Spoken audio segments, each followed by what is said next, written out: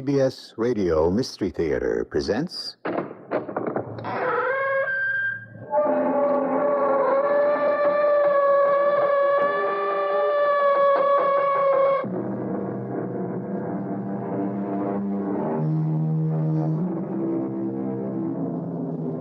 Come in.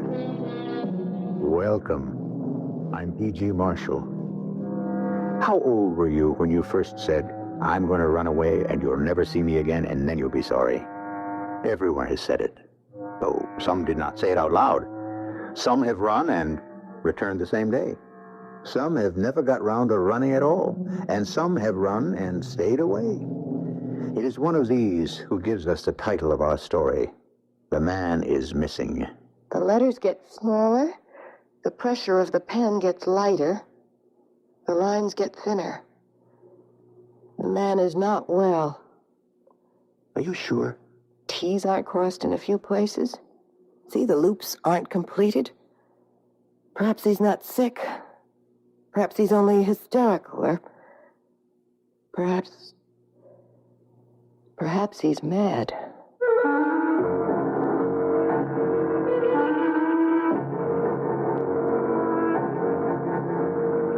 Our mystery drama, The Man is Missing, was written especially for the Mystery Theater by Elspeth Eric and stars Ann Williams and Larry Haynes.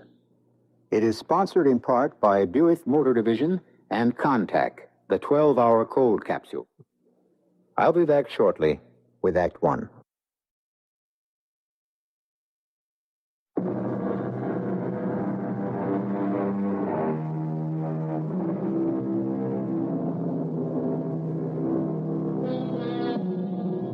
Within the huge New York City Police Department, there's a small coterie of men who wear no uniforms. They are the investigative detectives.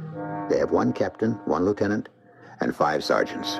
They receive about 100 calls every day. Out of 16,000 cases, they have solved better than 99%. They are known as the Missing Persons Squad. I looked up, and there she was, back again. I told her over and over, but there she was, same bright smile, same eager look, like she knew I could do something and she was just hanging around waiting for me to do it. My name's Wiley Caldwell, and I'm captain of the Missing Persons Squad. Good job. I like it. We know our stuff, if I do say so myself, as perhaps I shouldn't. Runaway kids, we handle a lot of those, and old people. The ones who get tired of feeling useless and unwanted and just wander off. We get a lot of those, too. However, there she was, back for the umpteenth time to ask me, for the umpteenth time, to find her husband. Captain Caldwell, may I talk to you? Mrs. McLaughlin. Why don't you call me Mia? We know each other pretty well by now. That we do. Well, so, call me Mia, please. Okay, Mia, but the answer's the same. We've checked the files, we've called the morgue. Lawrence McLaughlin. Either place. So he's not in jail, he's not in the hospital, he's not dead. What more do you want? But where is he? Out there somewhere. But can't you look for him? Is he under 18? Of course not. What do you... Is he over 65? He's 29. Uh-huh. Well then, even if we could locate him, we couldn't do anything about it. We couldn't bring him in. Why couldn't you? Because we would be violating his civil rights. You understand? Unless, of course, he's mental. Then we could take him. Is he? Is he mental? Office rocker, out of his mind. Nuts? Oh, no. All right, then we can't touch him. I know it's hard on you, but I must break the news to you. Husbands run off all the time. Has Lawrence ever done the vanishing act before? Certainly not. All right. Probably he'll never do it again. Provided, of course, he comes back. Now, you run along home and wait to hear from him, okay? I have heard from him. You have? He sent me some money. Well, then you're all set. But he doesn't say where he is.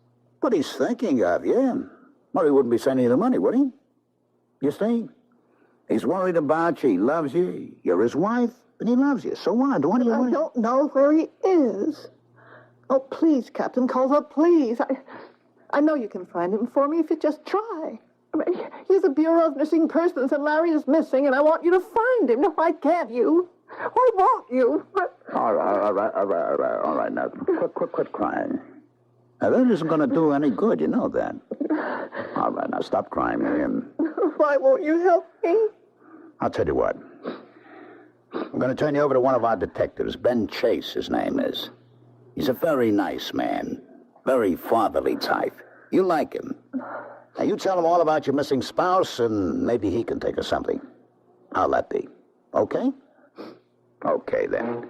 Come on. This way. He's right in here. Ben, I got a lady here I want you to meet. This is Mia McLaughlin. Mia, this is Detective Benjamin Chase. Take care of the little lady, Ben, huh?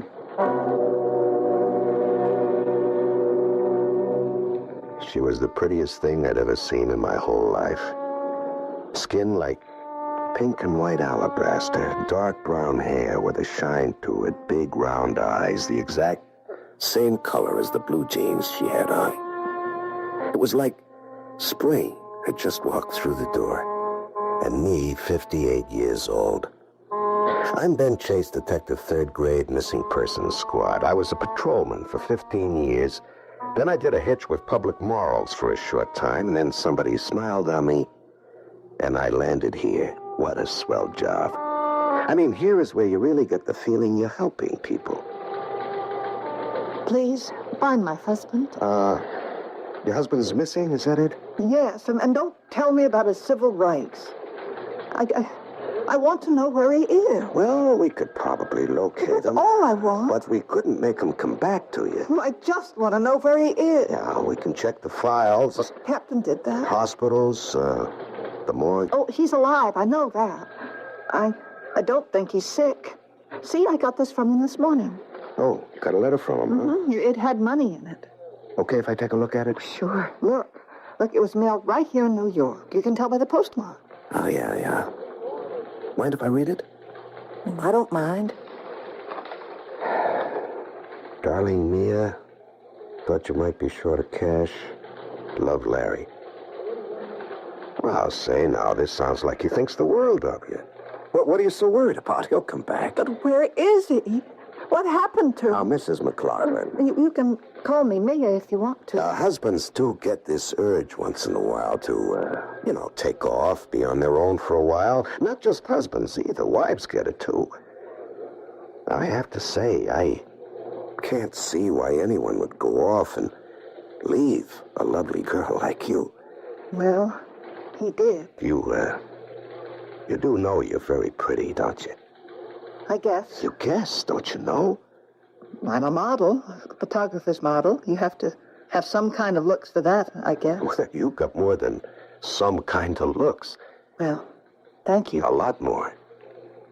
Look, can you help me find Larry? Well, I can try. I can't sleep. I can't eat. I can't go out on the job. I just think about him all the time. And what could have happened to him? Yeah. Well, I'd have to do it on my own, you understand? I mean, it wouldn't be an official police case. And it'll take a lot of legwork, a lot of time, too, and I don't have too much free time. I don't know if my wife will care for my taking on any outside work. Are you married? Oh, am I married? 25 years married is what I am. So I know about husbands getting the urge to take off. Did you ever do it? Oh, no, I never did. But that doesn't mean I never had the urge. No, I'm married to a wonderful woman. Irma is about the best wife anybody could imagine, but, well, I've had urges now and then. You're very nice to try to help me. Yeah. Listen, you mind if I take this envelope home with me? No, take it, if it'll help. Yeah, and, the note inside, can I take that too? Well, yes, but don't lose it. I want it back. Oh, no, you'll get it back, all right. I mean, it's all I got of his. All right, now don't cry, huh? We'll find them. That is, I'll find them. Well, I hope so. Yeah, now, I gotta run along home. Irma will be wondering what happened to me. And we don't want her to think that she's got a missing husband, now do we? I'm Irma Chase, 52 years old, married 25 years to Benjamin Chase. Detective third class, husband first class, all the way. We've never had children, but we never really needed children to bring us together. We were together from the start. Though there have been times, a few of them, when I felt that Ben's eye was roving and that he'd kind of like to roll with it. He doesn't know that I know about those times, and I wouldn't let him know that I know because he'd feel terrible if he thought he'd hurt me in any way at all. He's just that kind of man. And at 52, my waist is a good bit thicker than it was when I married him, and the hair has gray in it, and I almost have a double chin unless I remember to stand right. So when he came home that night... Irma? Yeah? I'm home. Well, you don't say. I'd never have guessed. All right, don't be fresh. Give me a kiss. Okay. Now, your beer's next to your chair, and there's some good cheese to go with it. Really sharp cheddar. You're a great girl. Well, of course I am. Get a little late tonight, aren't you? Yeah. What happened, a girl came into the office. See, that is Captain Caldwell. Brought her in, turned her over to me. Seems she's been bothering him for quite some time, missing husband. Oh, one of those. Yeah, he's been missing for some time. Anyway, Caldwell checked the files, the morgue. He didn't come up with anything, but Mia kept coming back. Mia? Yeah, that's her name, Mia McLaughlin. Anyway, I talked to her, and she showed me this note she got from him. It was mailed right here in the city, and there was money in it. You wrote a note? Yeah, sounded very concerned about her having some money. I'd like to see that note. Are you still hung up on that stuff? Okay. No, you can't blame me if I try to be part of your work. Or can you? Or do you, I should say. If you'd rather I'd butt out, just say the word. No, Irma. I'd like to remind you that Raphael Sherman... Oh, please, not again. Raphael Sherman was attached to the Krakow police force from the start of the century till 1900... Irma, please, you've got Raphael Sherman on the brain. Raphael Sherman started collecting envelopes when he was a little boy. Well, so did I, when I was a little girl. I never played with dolls. I just looked at handwritings on envelopes. Fascinating. All different. Some beautiful, some ugly, and everything in between. And like with Sherman, after a while, I started to find things that some handwritings had in common. And when I knew the people those handwritings belonged to, I found out that those people had certain things in common, too. Then, people with heart trouble write differently from people without heart trouble. Oh, Irma, honestly. But the psychological differences, that's where it gets really interesting. You can read a person's whole personality in his handwriting, his whole life then, everything that's happened to him. You really expect me to believe that? Well, Sherman could do it. He did it over and over, and he did it for the police. I don't say that I'm as good as Sherman, but I do know something about it. Okay. Take a look at this. Thank you. Well, see anything? This man is sick. What? Look, the letters get smaller. You see, the pressure of the pen gets lighter, the lines get thinner. No, wait. Maybe he's not sick. Maybe he's only hysterical. Or maybe he's mad.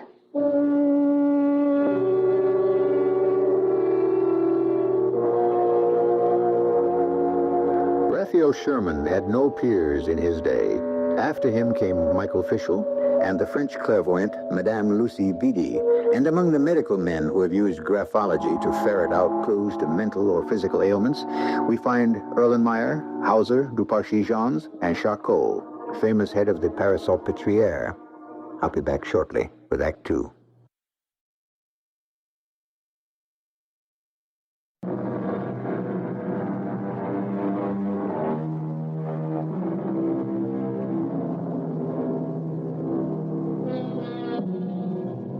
Captain Wiley Caldwell of the Missing Persons Squad has been bothered by repeated visits from Mia McLaughlin, begging him to locate her husband, who has disappeared. Wiley has turned the girl over to Ben Chase, detective third grade. Ben shows the note to his wife, Irma.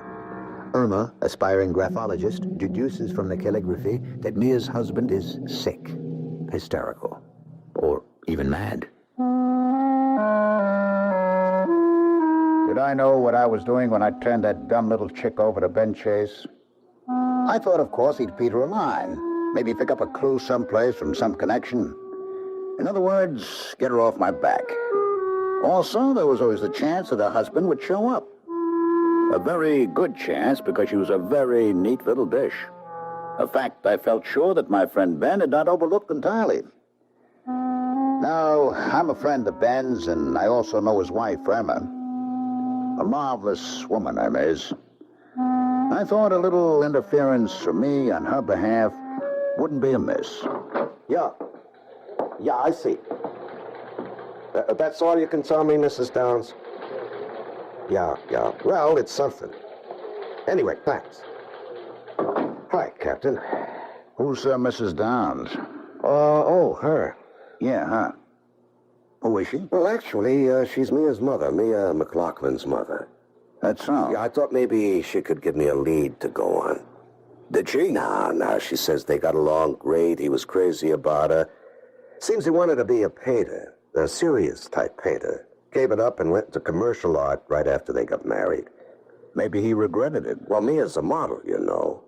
That's how they met. He was living in this artist colony upstate in the Catskills, Grading Falls. You've heard of it. Where all the artists starved together. Yeah. Anyway, Mia was a model up there for one summer. She posed for him for nothing.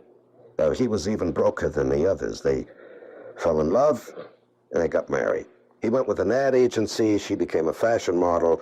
Everything was hunky-dory till he cut out. And her mother hasn't got the foggiest idea why. Have you? No, I can't say I have. Why anyone would want to leave a girl like Mia? Of course, Irma says, I don't put any stock in that. What does Emma say? Well, I don't know if you know this, Captain, but Irma's very into this graphology stuff. I didn't know that, no. Oh, yeah. She practically worships a guy named Raphael Schumann. He's an Austrian. He's dead now, but he was official handwriting expert for the Central Law Court of Vienna when he was alive.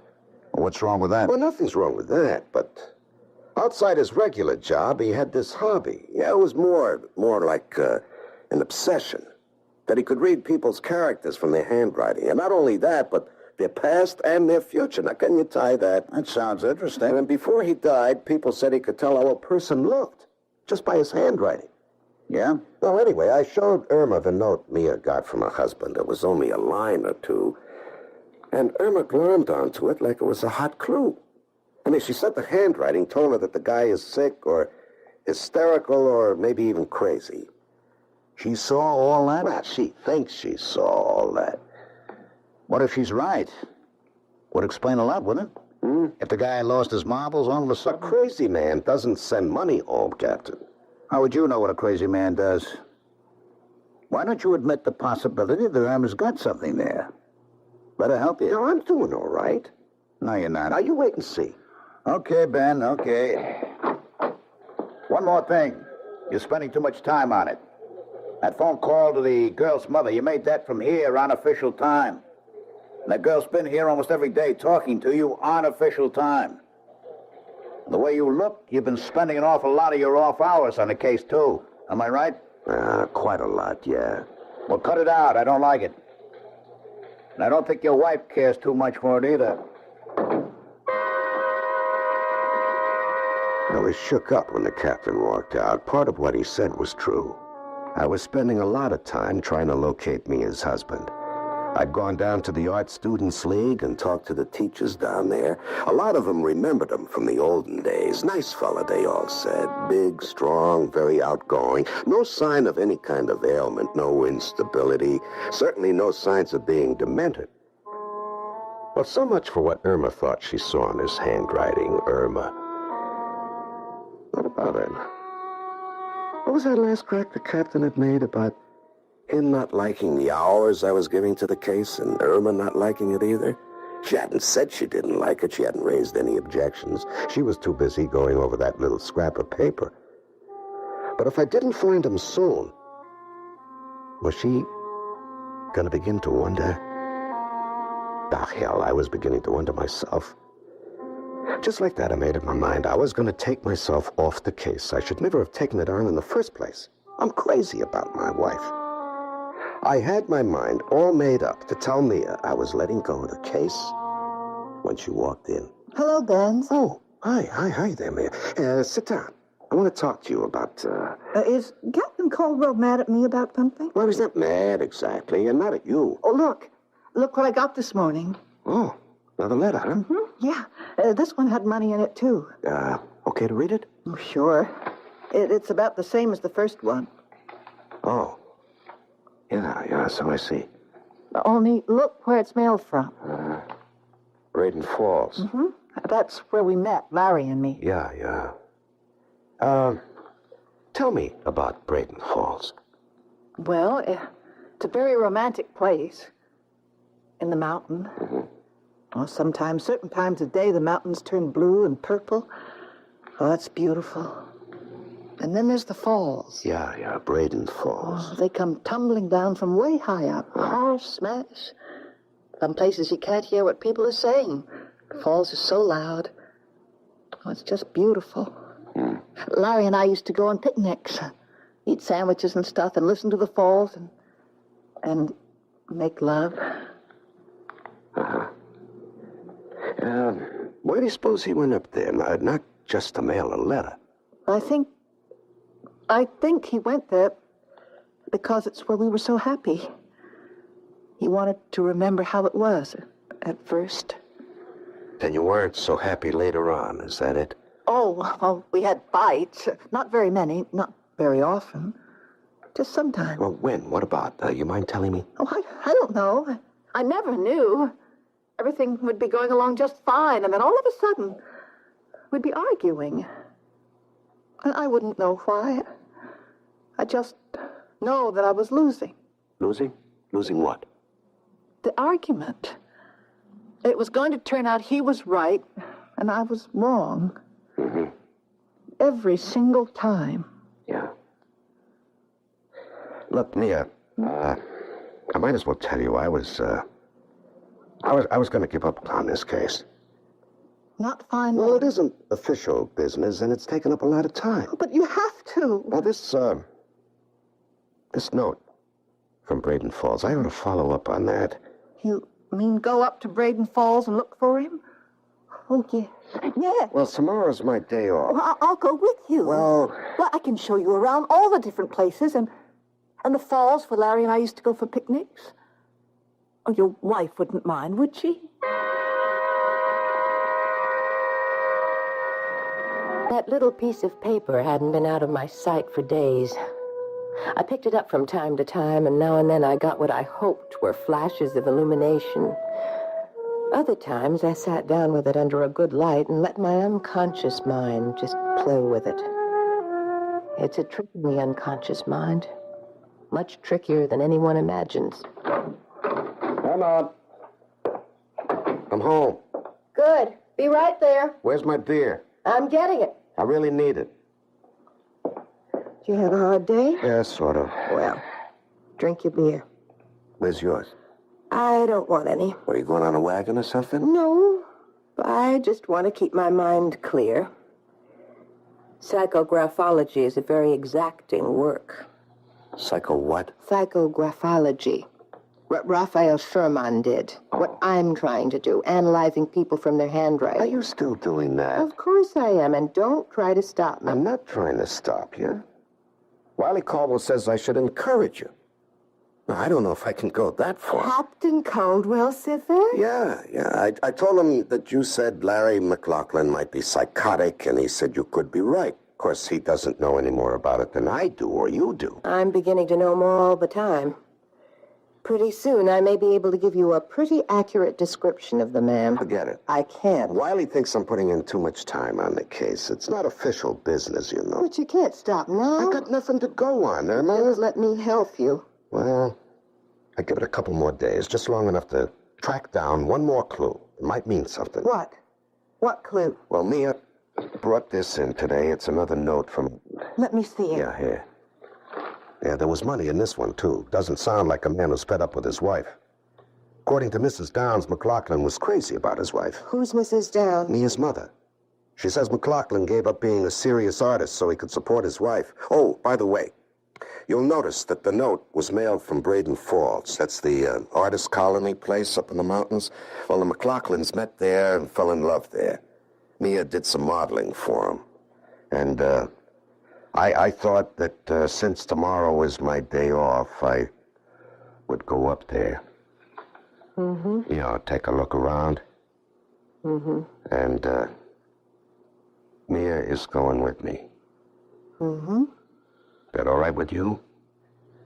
Yeah. Will you put that thing down, Irma? Put the letter down and listen to me. What are you so mad about? I tell you, I'm going off for the day with a young girl, a young, attractive girl, and you got no objection? My day off, my one day off, the day we go to the beach or the movies or do something special. I tell you, I'm going off to the mountains with a young girl, used to be a model, and you don't care? Ben, I was right. The person who wrote this letter has something wrong with his lungs. What are you talking about, for Pete's sake? Some kind of respiratory disease, trouble with his breathing. Now, look, here. Huh? Now, you see the little pauses in the writing? Pauses? I know they're hard to see. I can see them. But they were in the other note, too. But I wanted to be careful. I wanted to be sure. And here they are again. It's as if every so often he had to stop and lean on his pen. Take a little rest before he goes on.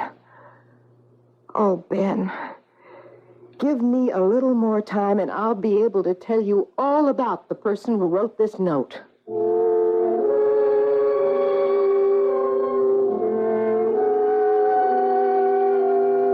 A violin in the hands of an average person will have an ordinary sound. The notes may all be correct, the stops all of the proper length, the speed and volume all as prescribed. But the same violin in the hands of an artist will take on the quality of real music. Such is the power and the sensitivity of the human hand. I'll be back shortly with Act 3.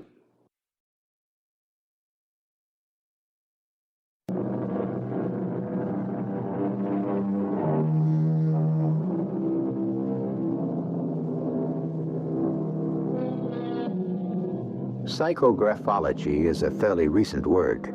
It describes the process by which character and personality can be deduced from the analysis of handwriting. Irma Chase has been attempting such an analysis from 2 notes written by the missing husband of Mia McLaughlin.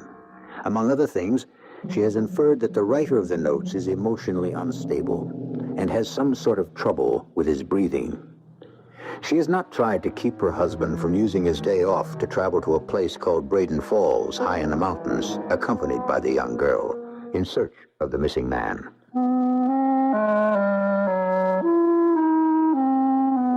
Maybe I shouldn't have butted in. I thought Ben Chase was a good man, a good cop with a fine record. As far as I knew, he was a good husband, too. I'd met Irma Chase a few times, been to their house, they'd been to mine. And all I can say is she seemed like a happy woman, very content with her life. Seems she had this interest in what she called psychographology, almost an obsession, according to Ben. But what was the harm in that? Actually, there might be a lot of good in it. Anyway, when Irma Chase called and said she wanted to come in and talk to me, I said, come ahead. How are you, Wiley? I'm fine. Sit down. What can I do for you? I don't exactly know. Maybe nothing. Is it about Ben? Well, yes, mostly. He went off this morning with that young girl, Mia something or other. McLaughlin? Yeah, McLaughlin. They went up to Braden Falls together. Irma, I don't think you got a thing to worry about. You don't? She's a very pretty young girl, but I know Ben. I don't think he's really interested in her. Been gone to Braden Falls because that's where the girl's husband wrote his last note. I know. I've seen the note. Matter of fact, I've got it with me. There's a chance the man might be in Braden Falls, and they've gone there to check it out. Ben will be back by tonight. Don't worry about that. Oh, I'm not worried about that. No, you're not? Well, then what do you... Wiley, you know I'm interested in graphology. Yeah, Ben said something I've been studying these 2 notes from Larry McLaughlin, and I've come up with a few things. Is it all right if I tell you about them? Of course, Sarah. I told you I got an open mind. Now, the first thing that started to emerge was that whoever wrote those notes is emotionally unbalanced, maybe psychotic. Ben told me about that. The second thing, which I got from the second note, is that the writer has trouble breathing. Now, I'm not going to go into how I deduced that. You wouldn't understand it anyway. Yeah, you're probably right there. Now, I've come up with something else. Well, come on, let's have it. Wiley, I could be wrong. But I've got a strong intuition that the person who wrote those two notes has criminal tendencies. You said... I said criminal tendencies. What direction do these criminal tendencies take, Emma? Can you tell? I don't like to say it because I'm afraid you're going to laugh at me. I won't laugh. Whoever wrote those notes is capable of murder. You could be wrong, Emma. I could be right. Yes? And if I'm right, Ben and that girl are up at Braden Falls tracking down a man who is capable of killing. And they don't know it. Braden Falls isn't even a whistle stop. It's not on a railroad at all. Mia and I arrived on the bus. We were the only ones getting off. The center of town has a filling station, a grocer, a butcher, a stationery store, and a nice green parlor. That's about all. But tucked away in the mountains are all kinds of houses, from log cabins to Quonset huts. We strolled around talking to the artists who lived in those houses. Nobody had seen or heard from Larry McLaughlin, though a lot of them remembered him pretty well. We planned to take the 4 o'clock bus back to the city when Nia got this idea of climbing one of the mountains up to where the falls had their origin. She said they were spectacular at that height. And we had nothing to do till the bus arrived, so... Beautiful, all right. Huh? The falls, beautiful. Boss, didn't I tell you? Hey, how much for it? Oh, not far. Do you want to rest? No, I'm fine. Well, let's sit down for a minute anyway. Okay.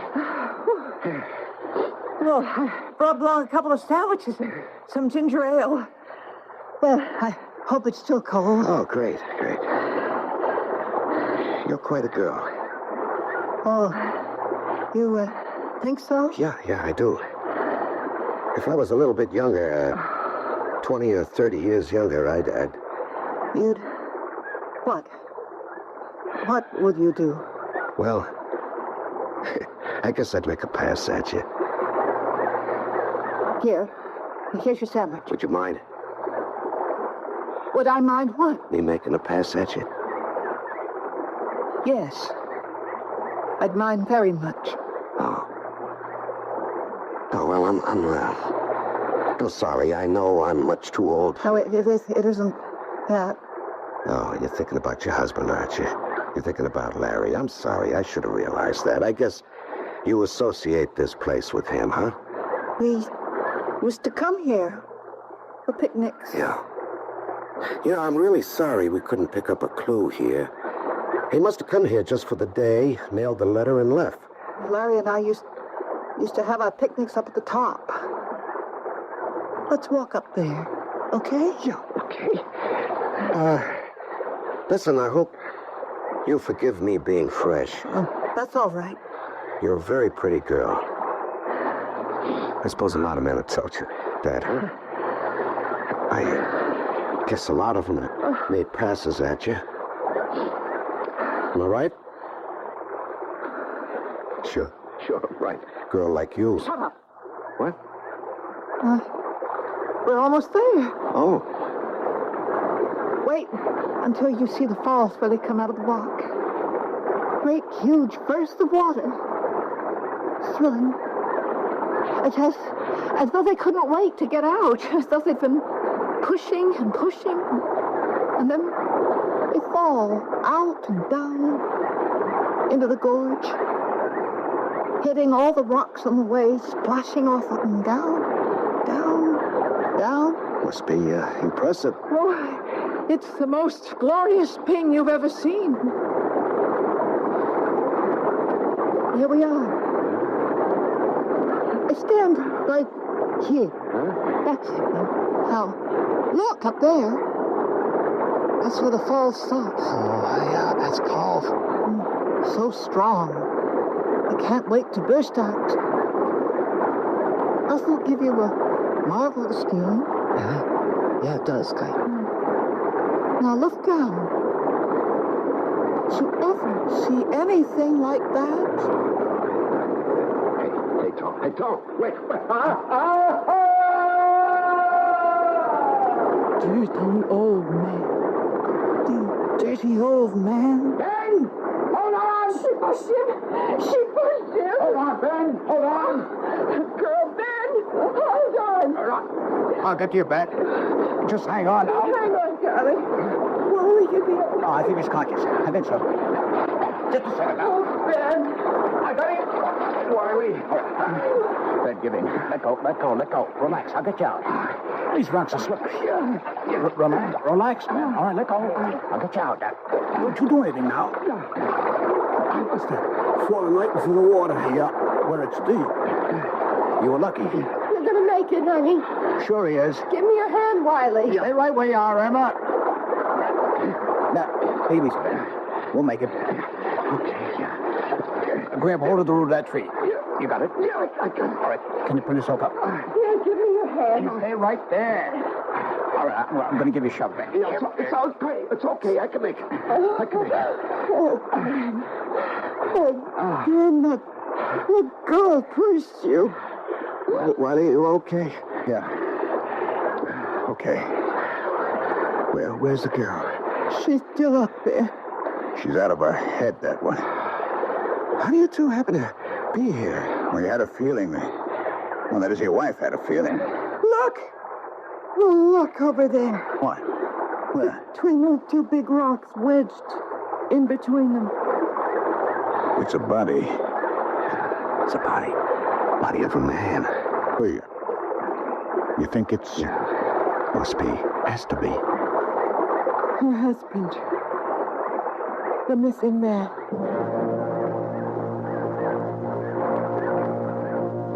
And it was, of course. Poor Larry McLaughlin's body caught between two jagged boulders, almost at our feet.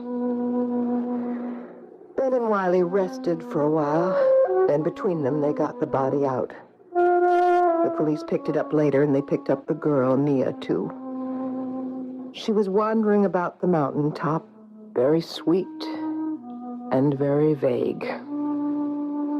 Ben had been cut badly by the rocks. The three of us met the next day in his hospital room. I should have known all along it was a woman's handwriting. Well, you were right on two other points. She's psychotic, and she's a murderess. Hey, you were right about the, respiratory trouble, too. You know, climbing up there, she's the one that had to stop and rest. They said at the sanitarium she doesn't remember anything about pushing her husband off the ledge. Or pushing you, Ben, either. Why? Why would she do it? Well, according to her handwriting, little Miss McLaughlin is a very frigid lady. You can really see that? I think so. She hated men like poison, especially men who were attracted to her. Like her husband. Like me? Well? Yeah. You know, I sort of, it wasn't anything, you know, when we were climbing up there, just before we got to the top. Nothing happened, you understand? Absolutely nothing, I swear, Emma.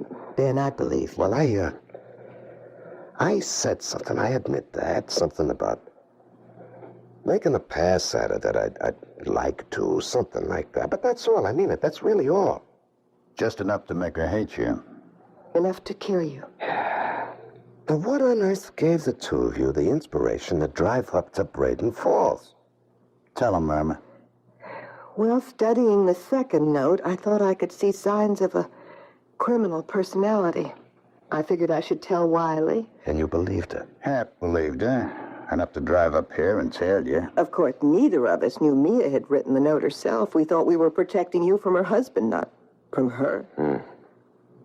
Would she ever be in shape to stand trial, Wiley? If she ever remembers what she's done. You think she might? Yes, she might. What makes you say that? Well, look at this. This is the second envelope. How she addressed this to herself. You see? Mia McLaughlin. Take a good look. So? Don't you notice anything? No. Wiley, you? Looks okay to me. Compare it with the first one. Look at the M in Mia. Now, you see how it starts at the left? Yeah, but they both do. No. The second one has a short stroke at the start that goes from right to left, then shifts and goes into the M. Now, she started to write something else and then changed. She started to write an E. E for Emma. Emma? Why Emma? Emma's her given name. I called her mother last night. You see, she was trying, without knowing she was trying, to get back to her real self. If she succeeds, the chances are she'll remember everything she did. And she'll go on trial for murder. This is a very nice place where I'm staying. I have my own room. And everyone is very kind. They ask a lot of questions, but they're very kind. Too kind, maybe. There's one, a man. I don't like the way he looks at me. I don't like it one bit. If he tries to get fresh... Oh, I didn't tell you. I'm Mia McLaughlin. Anyway, I think that's who I am.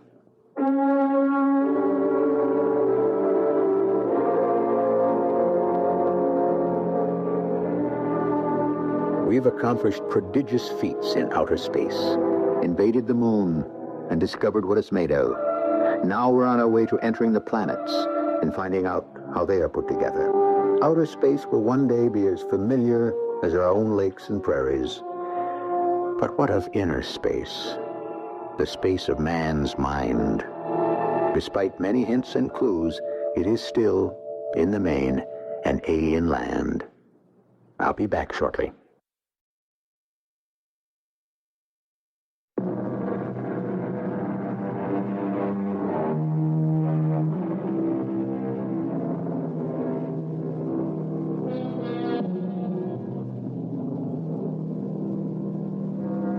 No one would be so foolish as to suggest that criminals, actual or potential, can be detected solely by the use of psychographology. But the way things are progressing these days, progressing backwards it sometimes seems, law enforcement needs all the help it can get. Our cast included Larry Haynes, Ann Williams, Ralph Bell, and Terry Keane. The entire production was under the direction of Hyman Brown. And now, a preview of our next tale. Prima donna, Imperial Opera of Warsaw, contralto, retired from the stage, living now in London. And now your Majesty, as I understand, became entangled with this young person, wrote her some compromising letters, and is now anxious to get these letters back. Precisely so. But how did you... Was there a secret marriage? Oh, of course not. Legal papers? Certificate? None. Well, then I fail to follow, your Majesty. If this person should produce her letters for blackmail or other purposes, how is she to prove their authenticity? There is writing. Forgery? My private notepaper. Stolen? My own seal. Imitated? My photograph. Bought? We were both in the picture. Oh, dear. That is very bad. Your Majesty has indeed committed an indiscretion. Radio Mystery Theater was sponsored in part by X-Lax. This is E.G. Marshall inviting you to return to our Mystery Theater for another adventure in the macabre. Until next time, pleasant dreams.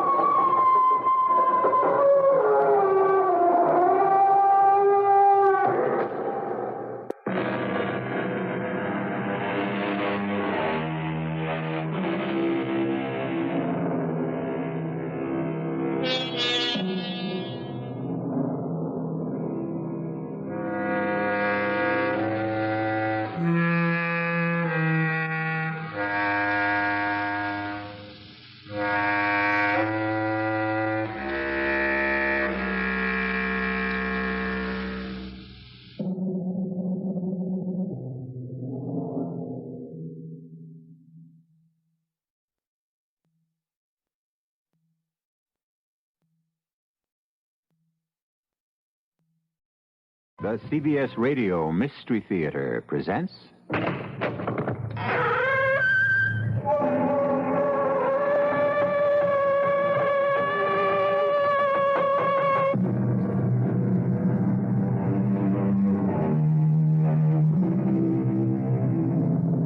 Come in. Welcome. I'm E.G. Marshall, keeper of this little lighthouse that casts its feeble flicker into the awesome darkness all about us. This time we are concerned with time itself. Time. Elusive time. Time is never the same in two distant places, never the same for different people. For some, time goes slowly. For others, time goes quickly. Some use time. Others pass it. And yet, isn't time the staff of life? Time is really all we have, because when time runs out... But I didn't kill him. You wanted to. Who says so? You were overheard. You said to him, "I'll kill you." There was... You know, sometimes you say things. Why'd you come here with him? Because it was part of my job. I was his secretary. Personnel office at the company has no record of your working there. He didn't tell anyone he hired me. Why? Well, he didn't get a chance to. You see, I sneaked into his office. He hired me and... Yes? And he suddenly discovered he had to come up here to the convention. And I went with him. If somebody were telling this story to you, would you believe it? No, but it's true.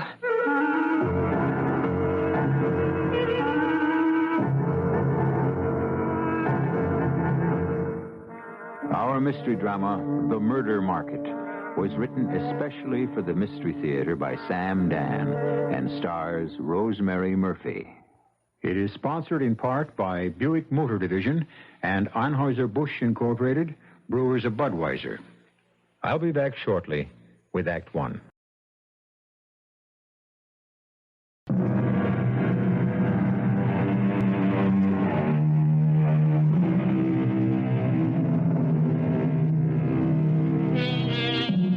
People have investments in stocks and in businesses and all sorts of enterprises. But these are investments involving money. The most important investment someone can make is the investment in another human being, because this is an investment in time. After all, lost money can always be regained, but lost time? Our heroine's name is Theodora Lewis. Significant might be the fact that no one has ever called her Thea or Teddy or Dora or Dory. It's always been Theodora or Miss Lewis. That's because she's such a sensible young lady. That's the word that broke the camel's back. Sensible. It's a word I've hated all my life. And what did it ever get me? Finally, I did something about it. Something wild and crazy. Yes, me, Theodora Lewis. I had no way of knowing it would be that kind of day. It certainly started prosaically enough, the way all my days did. Good morning, Mother. Morning, dear. Your breakfast is ready. I'm not hungry. Oh, be sensible, dear. A solid breakfast is the foundation for the entire day. Is Stanley coming to dinner tonight? No, he has to study. Oh, poor boy, he works so hard. But it'll be worth it, you'll see. Yes, Mother. In just a few years, he'll have his Ph.D. In another few years, I'll be 40. Darling, what the two of you are doing now is difficult. Don't worry, Mother. I'll wait for Stanley. I have to. There isn't anyone else around who wants me. Theodora, what a thing to say. You're in love with Stanley. Yes, Mother. I was only joking. Well, never do it again. Do what? Tell jokes. Why not? Men don't like it. All this women's lib to the contrary notwithstanding. Now, Mother... Femininity is a fragile essence that a woman must carefully preserve. I understand. And I've preserved mine for 36 years. Stanley worked in a bank. I had a job in an insurance office nearby. At noon, we'd meet in the park for lunch. Each of us brought a sandwich from home. Well, it was sensible. Stanley estimated that between us, we saved over $20 a week that way. Our savings went into our joint bank account. We already had enough for the down payment on a house. Well, at this rate, by the end of the year, we'll have enough for the furniture. Stanley. Yes, Theodora? On our itemized list, I notice a down payment fund, a furniture fund, a contingency fund. We'll have to have one. Suppose one of us gets sick. Shouldn't we also have a separate fund for a honeymoon? A honeymoon? Well, shouldn't we go on a trip? Oh.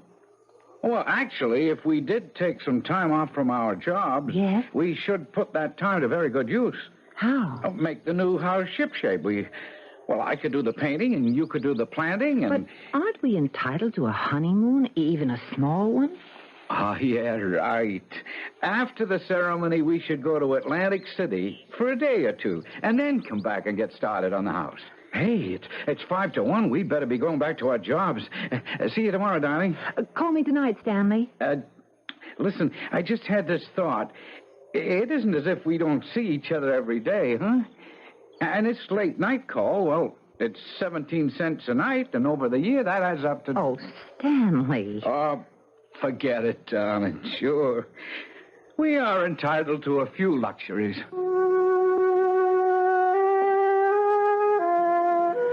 We said goodbye to each other, and I started back toward my office. A little boy who was chasing a big yellow and red ball ran into me. He was about 4 years old, but very well-mannered. He apologized with a shy smile. He had the bluest eyes I ever saw. I looked at the sky and noticed a perfect match. And looking at the sky and the bright sun and the green grass, I said to myself, why do I have to rush back to that stuffy office? In 15 years, I've never been as much as 15 minutes late. I would just enjoy this day for a little while. If they didn't like it, well, if they didn't like it... You do talk to yourself a lot, girl, and that's a fact.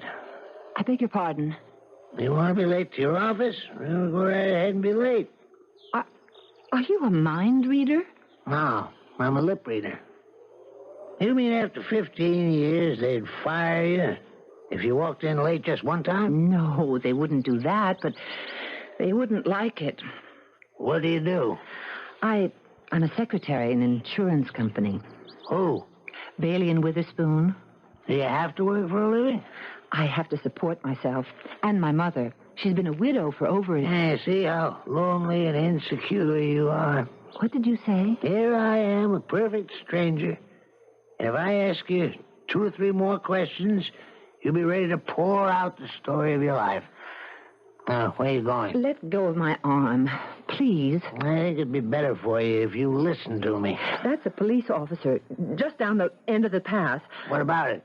What about it? I'm going to... You're going to do nothing, and you know it. You see, you're even too timid to call for help. You're afraid there might be publicity, something in the morning paper, an item in tonight's newscast. And somehow it might even be interpreted as your fault. After all, I'm a very dignified old gentleman. Oh, please, let go of my arm. Will you stay? I'll stay. All right. Let's get back to your job. You worked there 15 years. You must be pretty good. How would you know? Well, would they have kept you if you weren't? It so happens I am very good. The only reason I spoke to you in the first place is that you remind me of a girl I used to know. Oh, I see. What do you think you see?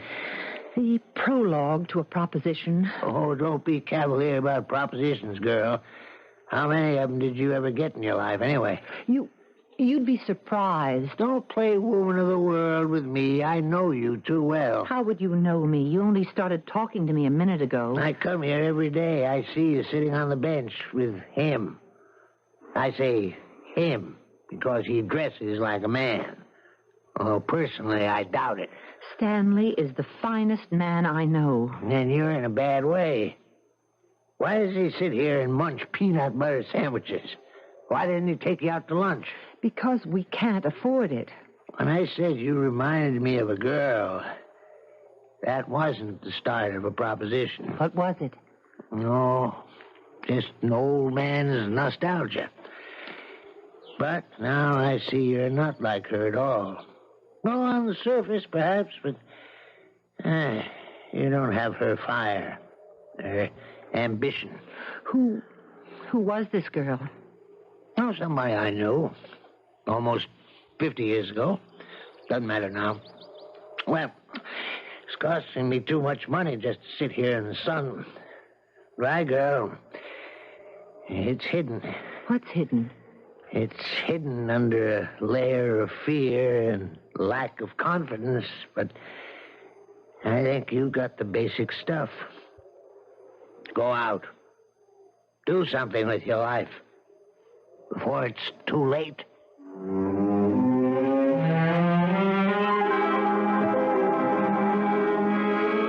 Darling, put the paper down. You'll be late to work. Theodora, I'm talking to you. Yes, yes, Mother. You know how annoyed they are at the office when you're not on time. Yes, Mother. What are you staring at? This picture. Look. Oh, that's J.P. Carson. I've heard of him. Everybody's heard of J.P. Carson. Got a finger in almost everything. It says he's acquired another company. So that man was J.P. Carson himself. Which man? The man I met.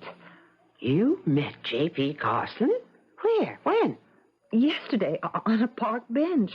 What would J.P. Carson be doing on a park bench? Better run along, dear. I wonder if he'd remember me. All the way downtown on the crowded bus, I kept trying not to think about it. I even refused to face what it was.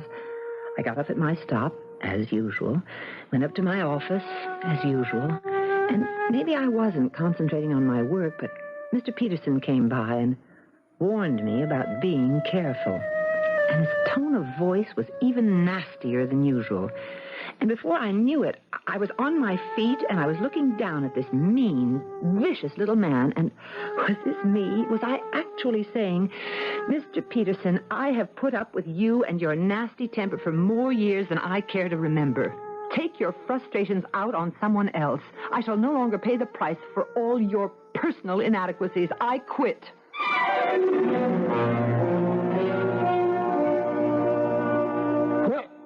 I'll be... You'll be what? How'd you get in here? I got off the elevator. The receptionist was busy, so I just sneaked by her. We must never tell her. It'll break her heart. Then I stopped a girl. I said I was new here. Where's the boss's office? And she told me. And? I want a job. You got a job? I quit. Well, after 15 years? Why did you want to work for me? Because you make me feel I'm somebody. I can learn from you, and I'm a good secretary.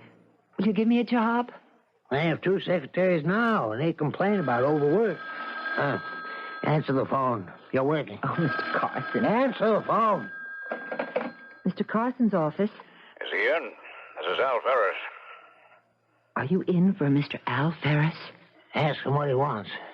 Mr. Carson would like to know what you want. You tell that bandit. You tell Mr. Carson that I'm going to kill him. He says he's going to kill you. You tell him he's not man enough. Mr. Carson says you're not...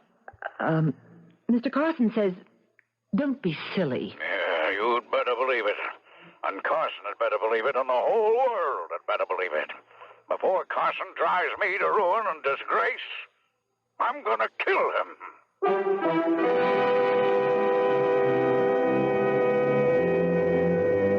How's the new job?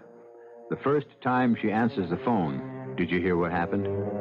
What kind of operator is this J.P. Carson, anyhow? Maybe Theodora will hope she was back in the insurance office when I return to you with Act 2 in just a few moments.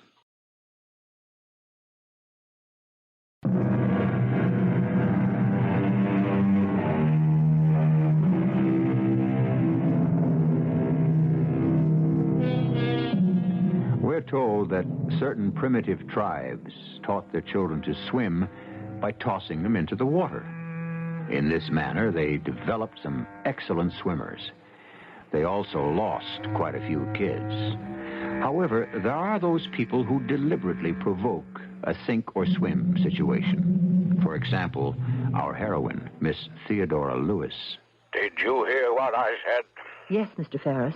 You tell Carson. You tell him I intend to kill him. Hand me that phone. Ferris? Listen, Carson. No, you listen. Don't force I'm me ready for to... you, Ferris. Instead of weeping bitter tears, you should be out raising the money. But, Mr. Carson... Oh, if I had $1 for every threat on my life, I'd have retired 20 years ago. What's your name? Theodora Lewis. Oh. I knew a girl named Theodora once. I met her in Shanghai, 1934, when I was with the Marines. She said she was a Russian princess. That's another story. Now, I have a business meeting at the Lake Forest Resort Hotel in New Hampshire. I have to straighten some people out. What time is it? 10 o'clock. Now, you'll have to rush. Take a cab home, pack enough things for 4 or 5 days, and be at the airport in time for a 12:30 takeoff. But, Mr. Carson... You'll see a sign that says private aviation. Ask for my plane. You mean you want me to go with you? Hey, you're my secretary, aren't you? But it's such short notice. When you work for me, you're on the alert 24 hours a day. But I'll have to meet my fiancé at noon. What, in the park? For lunch? I'm going to break that up as the last thing I ever do. Take a tennis racket and some swimsuits, and a dinner is always formal. I can borrow a dress. No, you can't. You buy something up there and put it on your expense account. I can't afford to have a secretary with a hand-me-down look. Well, don't just stand there. We don't have all day.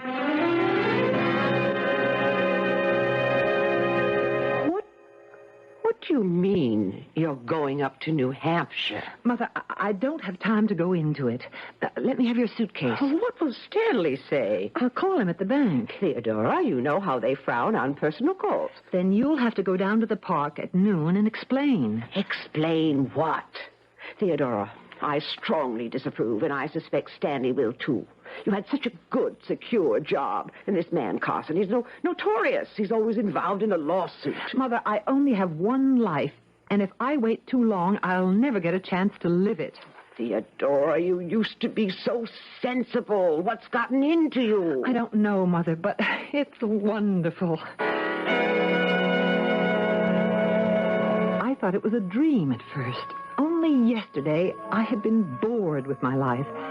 And today, I had an exciting, thrilling new job. Suddenly, I was staying at the kind of luxurious resort I had only seen in the movies. In my briefcase, you'll find a folder marked United Merchandising. You got it? Yes. Type up copies of all the papers in the folder. Do it in your room in the morning before breakfast, and then you can have the rest of the day off. I'll be in a meeting most of the time. Is there anything else? No, that's enough for one day and one night. Oh, that's a pretty dress. You do have good taste. Pity Stanley can't appreciate it. Mr. Carson, I'll thank you not to discuss my personal affairs. I like that shade of red. Matches your hair. Now, there's some very interesting unattached men you can meet up here. Mr. Carson, I happen to be engaged. Yeah, I know. To, what's his name? Stanley. Please. How could you even consider him? Mr. Carson, I must... Oh, be quiet. Why do you think I brought you here? Because I figured you could do yourself some good. Good? Come in. Carson, I have to talk to you. See me tomorrow, Ferris. Now, look, tomorrow's too late. I'll be frozen out. You should have thought of that before. J.P., let's make a deal. Don't make me laugh. You'll regret it. Please, close the door gently on your way out. Won't you give me a break? Were you out to give me a break? I don't have the money. You know how to raise it. All right. I warned you. Trouble with you, Al, is that you don't know how to lose. And the trouble with you, J.P., is you don't know how to win. That was the same Mr. Ferris who called you at the office? Oh, yes. Al Ferris. He looks desperate. They all do. All? They all get over it. See you at breakfast. Good night, Mr. Carson. Now, wait a minute. Check the folder and see if you have a paper marked options. Options? No, I don't see it. I must have forgotten to place them in the folder. Look through the briefcase. Yes, sir. Here it is. It says options. Good. Put it in the folder. And now, tell me what's wrong. Wrong? Yes. What's wrong? Nothing. You'll have to learn to lie better than that. Especially if you want to get along in this world. Well? Why do you carry a gun in your briefcase?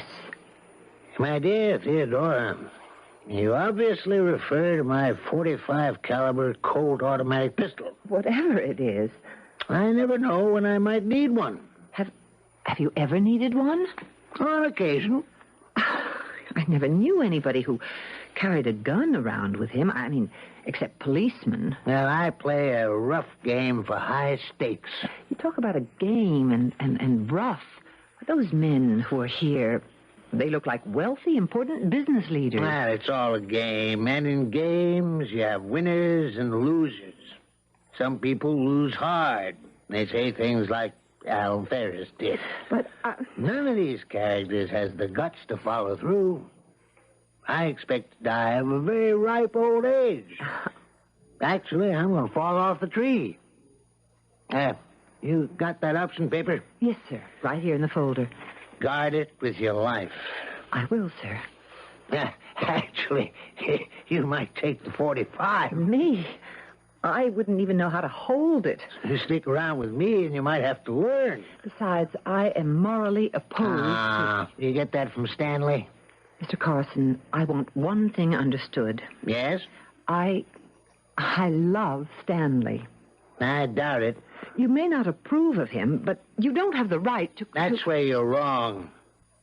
I can't have a secretary whose life is being ruined by some anemic imitation of a man. Stanley is kind and considerate and sincere. You're scraping the bottom of the barrel. I hate you. I inspire that emotion in people. All right, getting back to Stanley. Don't you say another word about Stanley. You make me so mad, I could kill you. All right, close the door gently. Oh, I beg your pardon. No, it was my fault. I should have watched where I was going. I was just sweeping the hall. Excuse me. It's all right. Hey, listen. You look like a nice lady. Can I give you a word of advice? About what? I'm an expert, because I also married a guy more than twice my age. Never fight with them. They can get a heart attack. Oh, we're not married. Oh, you're not married. Okay. Well, at least take the old buzzard for all he's got. Oh no. It's nothing like that.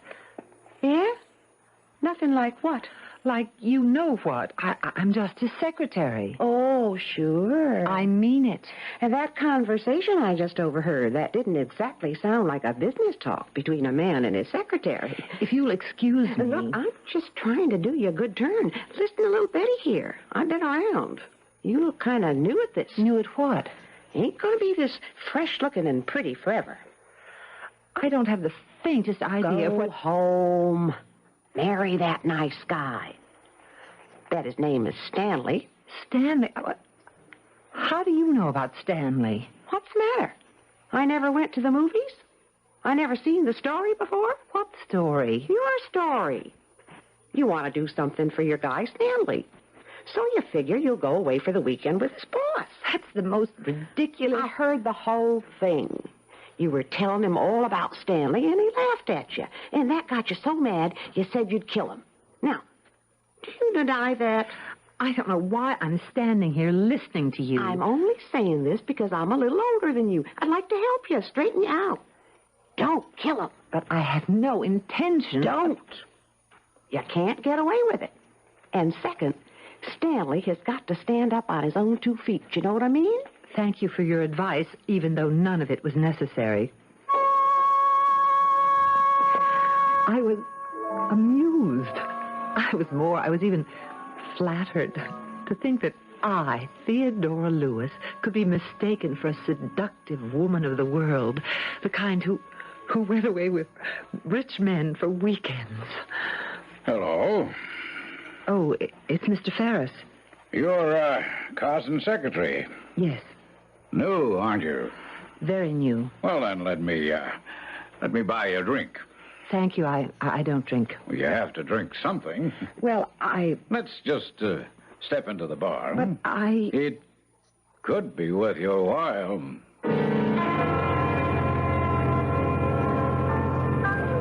What did you wish to talk about, Mr. Ferris? You're his secretary. We've established that. Well, you know all the papers he has with him up here. Where is this leading us, Mr. Ferris? I'd like to have a certain paper that's in his possession right now. Why don't you ask him for it? Oh, I know what his answer would be. Then you know what my answer must be. I'll give you $5,000 for it. Good night, Mr. Ferris. Miss Lewis, don't force me to do something desperate. You ever, in your entire life, I, who had never experienced even the slightest semblance of intrigue, was now just about immersed in it. And don't think I wasn't enjoying every single second of it. Well, I finally fell asleep. I had a very strange dream, although none of it was as startling as reality or the reality of the past 12 hours. It seemed my dream was interrupted by a loud explosion, and did I wake up? I don't know. But I became conscious of a loud, insistent knocking. And now I was wide awake. It was still dark outside, but I thought perhaps, well, it was Mr. Carson. Some important emergency. No rest for the weary on this job. I slipped into my robe. Just a minute. Oh. Miss Theodora Lewis? Yes. What are you staring at? Well, I guess I'm staring at you. May I come in? Why? Oh, my name is Frank Harmon. I'm the sheriff. The sheriff? Yes, the sheriff of this county. Well, come in, I suppose. Is something wrong? Oh, yes. There's been a murder. A murder? Who? Mr. Carson. Mr. Carson? No, it can't be true. He was found shot to death about an hour ago. Oh, that's terrible. Do you know who did it? Well, we have prime suspect. Who? You.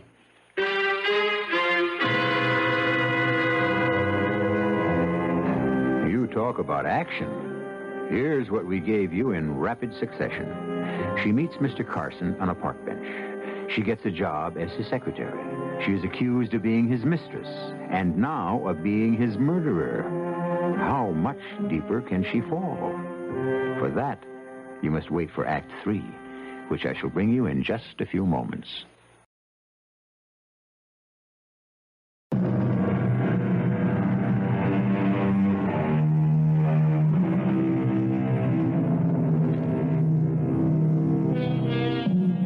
All of us walk close to the brink, and most of us are unaware of it.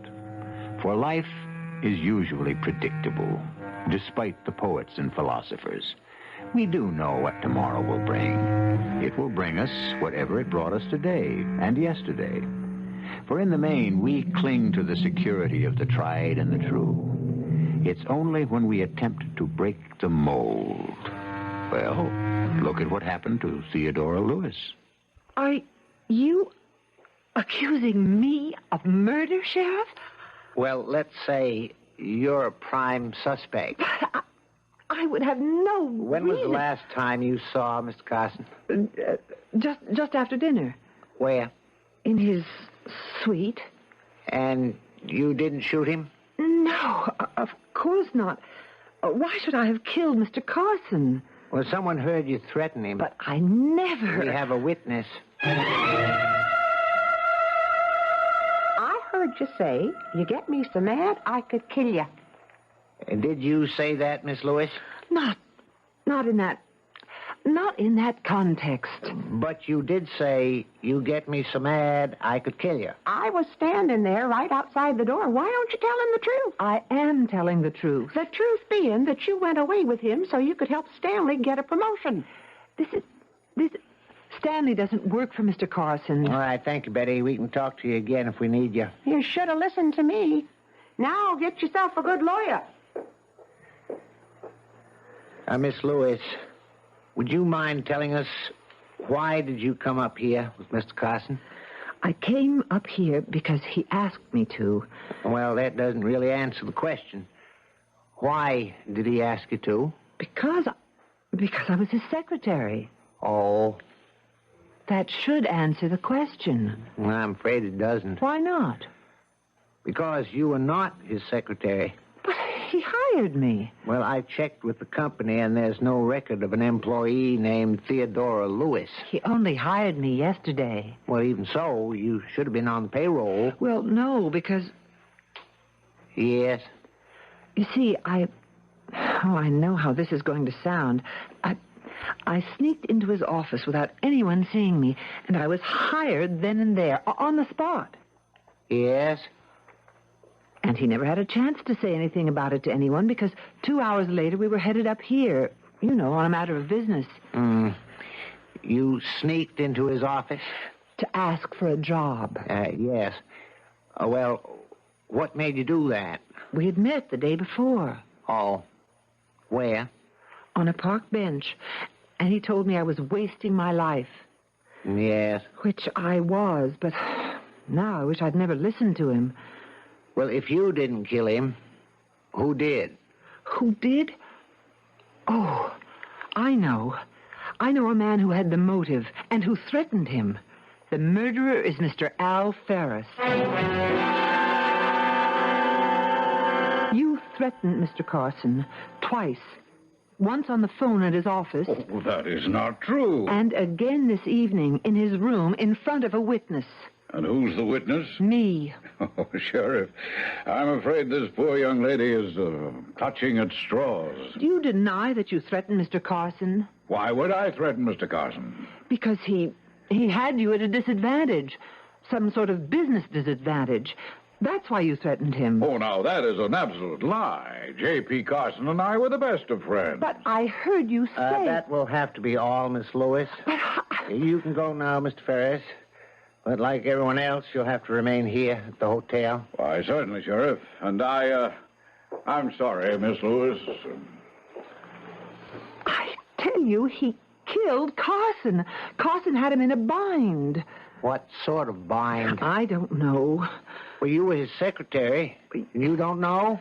I told you, I just started working for him. You just started and he took you up here? He wanted me to meet interesting men. Oh, really? Why? Because he disapproved of my fiancé. Stanley. I know Betty Halverson. She's a busybody and a gossip, but she doesn't lie. If she says she heard you threaten to kill Carson, she heard you. I was exasperated. I resented his attitude about Stanley, and so I just... Well, don't you ever get angry? Not often. You meet him on a park bench, and he becomes your fairy godfather. You go away with him for the weekend. He promised. You delivered. He reneged. Do you believe that? Do I believe it? No. Thank you, Sheriff. But I'm just about the only one who doesn't. To everyone else, it's open and shut. Why don't you believe it? Because I guess I'm not very good sheriff. I think you're a marvelous... No. If I were any good, would I be up here? Besides, I don't want you to be guilty. Oh, why? What am I to you? I wish I could say I had a strong clue or line of investigation, but truth is, I find you attractive, and Sheriff, what are you saying? What am I saying? I'm repeating what my old man said to me. Son, one day when you least expect it, you're going to run into a woman, and it can be under the craziest circumstances, but you're going to know then and there, straight out, that this is the woman. Sheriff, is everybody crazy? Probably. Sheriff, I'm engaged. That doesn't alter the case. Sheriff, am I going to be accused of this murder? Yes. But if you think I'm innocent... Now, you listen to me. A lot of people had motives. Not me. If everybody thinks we've already got the killer, then the real murderer might relax. That doesn't sound like a foolproof plan to me. That's the best one I can come up with. I got all these people confined to the hotel. I can only keep them a couple days where I can observe them. And once they scatter, I lose them forever. And you're going to announce that I'm the prime suspect? Let's have some lunch. I'm not hungry. Well, it's noontime. You got to be hungry. Please, I'm too upset. This is the sheriff. I'm Miss Lewis' room. What you got? Well, when in doubt, try 'em out. And send up the steak and the lobster. Yeah, for 2. With everything. I'm not used to big lunches. If you're going to live up here, you'll learn to appreciate them. Who says I'm going to... Now, listen, if I'm going to be considered the prime suspect, then it'll have to be in the papers. Yes, I guess so. And everybody will read it. Most likely. But... Yes? Maybe he won't read about it.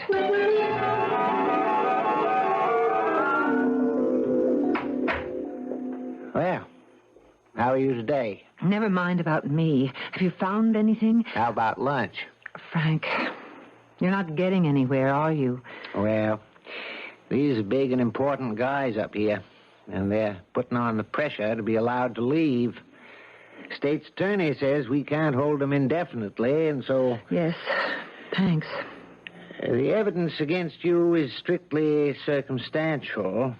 I mean... I understand. And even if they decide to go ahead, you have every chance of being acquitted. And for the rest of my life, people will suspect that I... Oh, excuse me. Yes? Who? Hold it. Stanley Prentice wants to see you. Stanley? He read about it. You want to see him? What must he be thinking? Is he in love with you? Yes. Well, then tell him the truth, and he won't think anything. You don't know Stanley. You know something? I think you don't know Stanley. Oh, Theodora, the reports in the paper, are they true? No. But everyone says... I don't care what everyone says. I'm innocent. But the papers say the police have a strong case against you. I want you to know I'm innocent. Well, I had to run up here and see you. I told them at the bank that I was sick. That was foolish. Everyone at your office knows we're engaged. They'll figure you came up here to... Well, we have to be sensible, Theodora. I need the job for the time being, and so... When Mr. Ditmars, the president, came over to my desk with the newspaper, he wanted to know if it was the same Theodora Lewis who was my fiancée, and... What did you tell him? Well, he's so straight-laced and conservative and all, I had to say it was another person by that name. Stanley. Oh, Theodora, I believe you privately. I think... You better go back to New York. Yes, I can't afford 2 days off in a row. But I came here to tell you I'm in back of you. I believe in you, dear. Thank you, Stanley. I believe in you, too. Goodbye, darling. I'll write to you every day.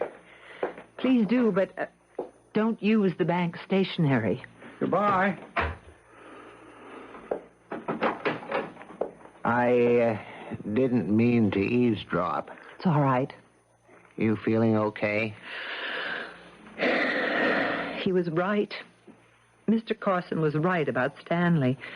And that's why I was so furious with him, because he was right. Isn't that ridiculous? Oh, excuse me, Ken. Yes? Hold it. It's J.P. Carson's lawyer. He's just flown up here. He's asking if you know about papers that are missing from Carson's briefcase. Yes. Tell him I've got... Hang up. Of course. That's it. The United Merchandising Options. I've got them right here. Carson wanted copies. Then why don't you give them to his lawyer? I will. As soon as Ferris is arrested for murder. Ferris? The room. Mr. Carson's room. Was it in disorder, as if someone were searching for something? Yes, it looked that way. Ferris killed him, ransacked the room for these papers. Well, how do you know? Ferris was caught short in the stock market. Here, his agreement entered into last year. He has to deliver 100,000 shares of United Merchandising to Carson at 25. That's because he thought the stock would go down. But today is delivery day, and the stock is selling for 60. Now you know why Ferris wanted to kill Carson. But these papers aren't enough to convict Ferris. Suppose we see how anxious he is to get them. I know why you killed Carson. I don't know what you're talking about. He had you in the ringer. You can't prove that. Why should I? If I turn the options over to his estate, you're still in trouble. If I gave them to you, you could burn them, couldn't you? Keep talking. Isn't it your turn to say something? All right, how much do you want? 250,000. It's too high. To save you $4 million? Poor Mr. Carson.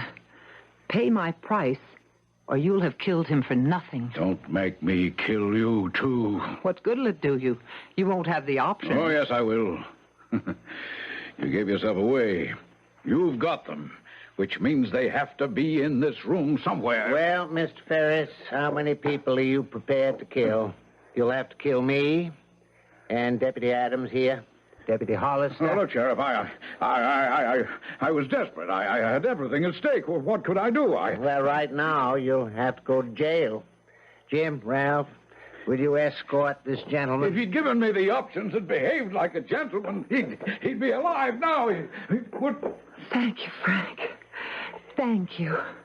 Do you realize this is the first murder case I ever solved? Well, it's really the first murder case we ever had. And you solved it. Thanks for believing in me. You were the only one who believed I was innocent. Up here, we get mostly poachers, speeders. Frank. Nothing serious. Frank. City folks get lost in the woods. Frank. What is it? Kiss me, please.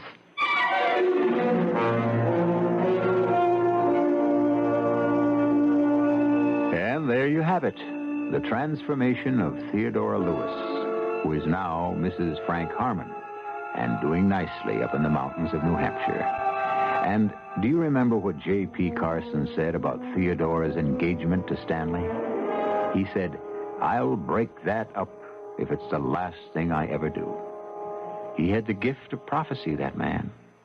But like all prophets, he could see other people's futures, but not his own. I'll be back in a few moments.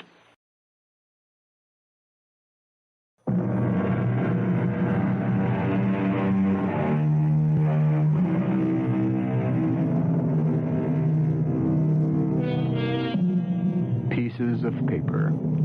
Fragile, perishable pieces of paper. This is what so much of life is all about. A piece of paper says you're wealthy. A piece of paper says you're a pauper. A piece of paper places you in a royal palace. A piece of paper puts you in a prison or a scaffold. Is your life just so many pieces of paper, too? We have pieces of paper on which we weave these fables 7 times a week. Our cast included Rosemary Murphy, Robert Dryden, Ann Petoniak, and Ian Martin. The entire production was under the direction of Hyman Brown. And now, a preview of our next tale. I am here tonight, Ebenezer, to warn you that you have yet a hope of escaping my fate. Oh, you were always a good friend, Sankey. You will be haunted by 3 spirits. That is the hope you mentioned? It is. I think I'd rather not. Without their visits, you have no hope but to shun the path I tread. Expect the first tomorrow, when the bell tolls 1. But couldn't I take them all at once and have it over? Expect the second on the next night at the same hour. The third, when the last stroke of 12 has ceased to vibrate on your mantle clock. Radio Mystery Theater was sponsored in part by Listerine lozenges. This is E.G. Marshall inviting you to return to our Mystery Theater for another adventure in the macabre. Until next time, pleasant dreams.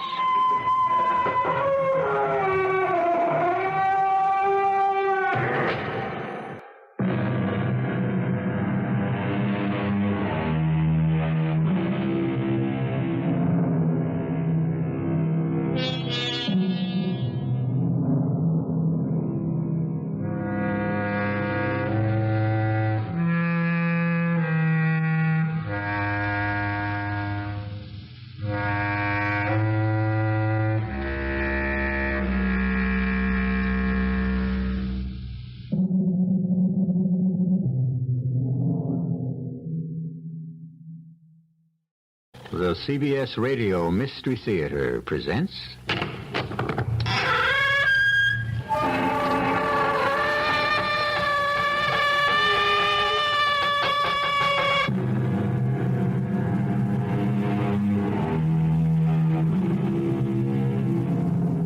Come in.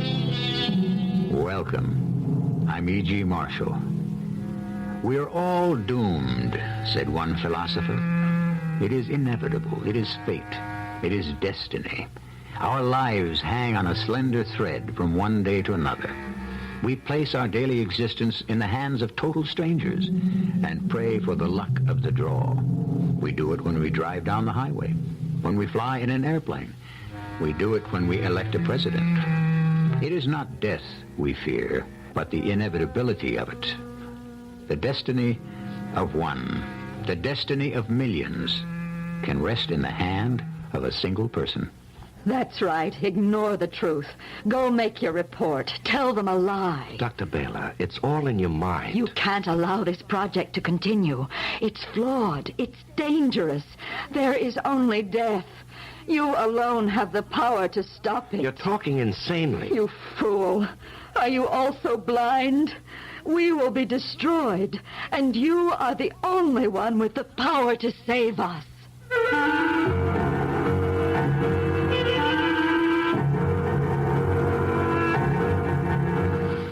Our mystery drama, Death on Project X, was written especially for the Mystery Theater by Victoria Dan and stars Larry Haynes. It is sponsored in part by X-Lax and True Value Hardware Stores. I'll be back shortly with Act One. If you've been taking notice of some of our 1977 Buicks, and if you've been thinking, wouldn't this summer be a great time to own one? It is. Announcing Buick's open door policy. An open invitation to come in and inspect, examine, and really discover why the 1977 Buicks are selling better than any other Buicks in history, and to discover that this is a great time to buy a new Buick. Your Buick dealer is open to reasonable offers. Buick's open door policy at your Buick dealer. Take your contact, take it now. Give your code to contact. Can your cold medicine fight the congestion, shrink the swollen membranes, help relieve the runny, sneezy, cloggy misery caused by every known cold virus? Are you sure? Contact can. Today's Contact does all that up to 12 hours, all day, all night, no matter what cold virus attacks. That's the one thing, Contact. Give your code to contact. Take only as directed. Remember the days of the old-fashioned ice cream parlor, superb sodas that tower like skyscrapers, sprawling splits that drive you bananas, sundaes topped with irresistible chocolate and cherries. But no matter how tip-top they seem, Northwest Federal Savings would like to remind you that great ice cream creations don't start at the top. They all begin at the bottom.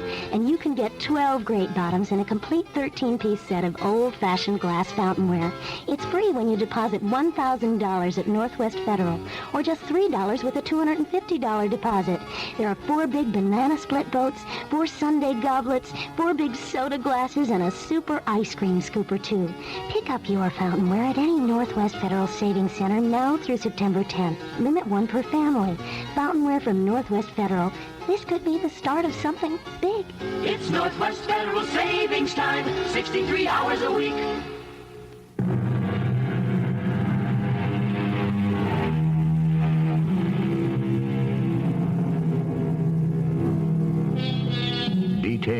Details. In the infinity of government bureaucracy, have you ever wondered about those workers whose job it is to look after the tiny pluses and minuses, the supposedly insignificant paperwork that maintains the order of our society? For them, the sum total of any of our lives is written on a slip of adding machine tape. This is in no way to demean those who pursue these rather thankless back-office careers. But even the dullest of jobs is never totally predictable. And obscurity can often end with a call to the front desk. You're probably wondering why I've sent for you, Jenkins. Jenkins is on sick leave, sir. I'm Hughes. What happened to Krebs? Transferred to another department, sir. Well, what about... Haggerty retired last month. Hughes, huh? Mm-hmm. How long have you been with Project Planning Office? 5 years. And, of course, you've served on the review board before? No, General. No? You worked for the planning office all this time and you've never gone on a field inspection? No, sir. Well, then how can you possibly be acting assistant director? Seniority, sir. What was your previous position? Until last week, I was supervisor of accounts and records. Accounts and records? No. You won't do. You won't do it all. Hello, Haskins. General GWYNN here. What do you mean sending me this Hughes fellow? He has no experience. What? Are you sure? He is. Huh? No. All right, I'll get back to you. This is incredible, Hughes, but according to the director, you're the only available staff member familiar with Project X. Yes, sir. The accounting section is acquainted with every detail of every project. Well, let's hear what you know, Hughes. Yes, sir. Project X, filed under Category 723, Miscellaneous Research, Secret Type D, Defense. Total expenditure to date, $1.87 billion. Location, 1/2 mile underground. Craig installation. Personnel, 89 men, 43 women. That's enough, Hughes. You certainly know the raw facts, but knowledge is no substitute for experience. No, sir. This department is overextended. Just find us an excuse and we'll drop Project X. Drop Project X, sir? Or Project W or V or whatever we find sufficient grounds for termination. General GWYNN, what would you call sufficient grounds? Bad morale for one and misuse of funds for another. Yes, I'm sure you could spot that particular one, Hughes. And of course, there's also the high risk quotient. Now, in other words, you have reasonable doubt that adequate safeguards exist to ensure a margin for error. Well, I'm supposed to be able to determine that, sir. I'm no scientist, sir. I'm an accountant. Hughes, I've got my hands full as it is. General, the responsibility. I mean, I've never... I know that, Hughes. And you know that. But so help me, don't you let them know it's your first assignment.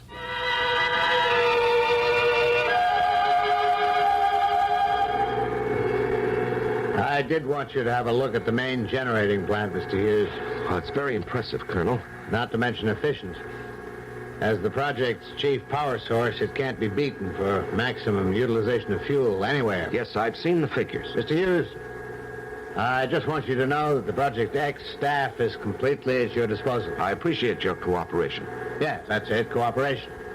The research we're doing here at X, it's at least important enough for a little common courtesy.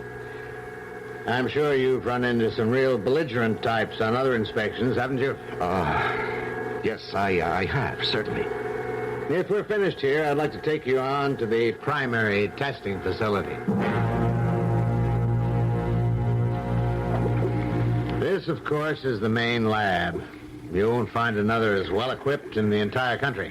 At a cost of nearly $67.2 million, I should think not. You certainly know your figures. Well, details have always intrigued me, Colonel. Facts, figures, these things are the black and white. They are the ultimate indicator of success or failure. You sound just like an accountant. Well, you might say I'm interested in seeing the financial outlay for this project is justified by its progress, Colonel. In other words, the boys at the planning office still want to know if they're getting their money's worth. Well, I assure you, Mr. Hughes, at Project X, you certainly are. By the way, I'd like you to join me for dinner, if you have no other plans. Thank you, Colonel. I'd be happy to. Memo to General E.F. GWYNN. My first day at Project X. Record most favorable.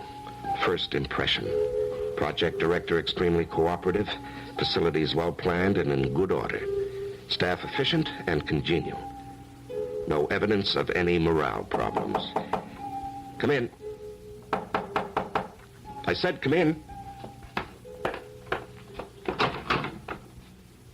Oh, that's strange. Nobody there. Wait a minute, what's this? That's a note. Who'd write me a note? Let's see. Beware, the end is near. Beware, the end is near. And what kind of a message is that? You say someone slipped the note under the door to your quarters? Yes, that's right, Colonel. Strange. Colonel, do you have any staff members here who might be a little unstable? Mr. Hughes, our people are carefully screened to avoid just that. Over 130 men and women engaged in top-secret defense research, constantly under stress, and there are never any difficulties? Well, of course, we're human. Occasionally, some of our people experience depression, fatigue, but it's normal. And you say there's no morale problem? Here? No, not at all. I'm sure even you noticed how well our people seem to work together. Do you have any conception of how crucial our research is? Do you think I'd risk it all on demoralized personnel? Well, Colonel, sir, I merely inquired. I wasn't insinuating. I told you we have nothing to hide. We're an open book. Then you won't mind if I paid a visit to your infirmary? Of course not. I'd like to meet your staff psychiatrist. Staff psychiatrist? Yes, I just think a brief talk would clarify things for me, Colonel. I'm sure there are no real problems, but I pride myself on being thorough.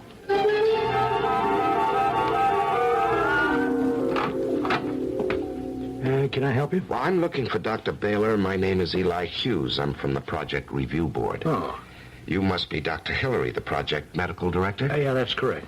You have an unusually high efficiency rating, Doctor. Yes, I do what I can. Well, I wanted to speak with Dr. Baylor concerning cases of fatigue. Fatigue? Well, according to the colonel, the only personnel problems here stem from sheer physical exhaustion. Well, I'm sorry, Mr. Hughes. You'll have to come back when Dr. Baylor's available. Well, maybe you could tell me, Dr. Hillary. Well, I'm afraid not. I am rather pressed for time. In other words, you don't wish to cooperate with an official government inspector. Mr. Hughes, don't try to pull rank on me. This is your first time out. That's not true, Doctor. It is written all over you. You don't even understand what we're all about here, now do you? Well, I most certainly do. You don't know anything. Adrian. Hello, Dr. Hillary. Who is the man? Adrian, I'd like you to meet Mr. Hughes. Hello. Can you swim? I beg your pardon? Swim. Can you swim in the water? In fact, I don't. But you must. We're going to be with the fishes, so we must know how. Isn't that so, Dr. Hillary? Yes, Adrian, that's true. Doctor, what is she talking about? I didn't mention the seahorses. We're going to be with the seahorses, too. The seahorses? Yes. We'll all be together. The fishes, the seahorses, and the people. That's a fact. Doctor, have you been practicing your underwater breathing like I told you to? Yes, I certainly have. That's good. That's very good. Doctor, could we step outside for a moment, please? Adrian, we have to go away now, but we'll be right back. Okay. Would you explain to me what that was all about? You mean Adrian? Well, that girl talks like an idiot. An idiot? Well, let me tell you something, Mr. Hughes. That girl happens to be Dr. Adrian Orman, the chemist.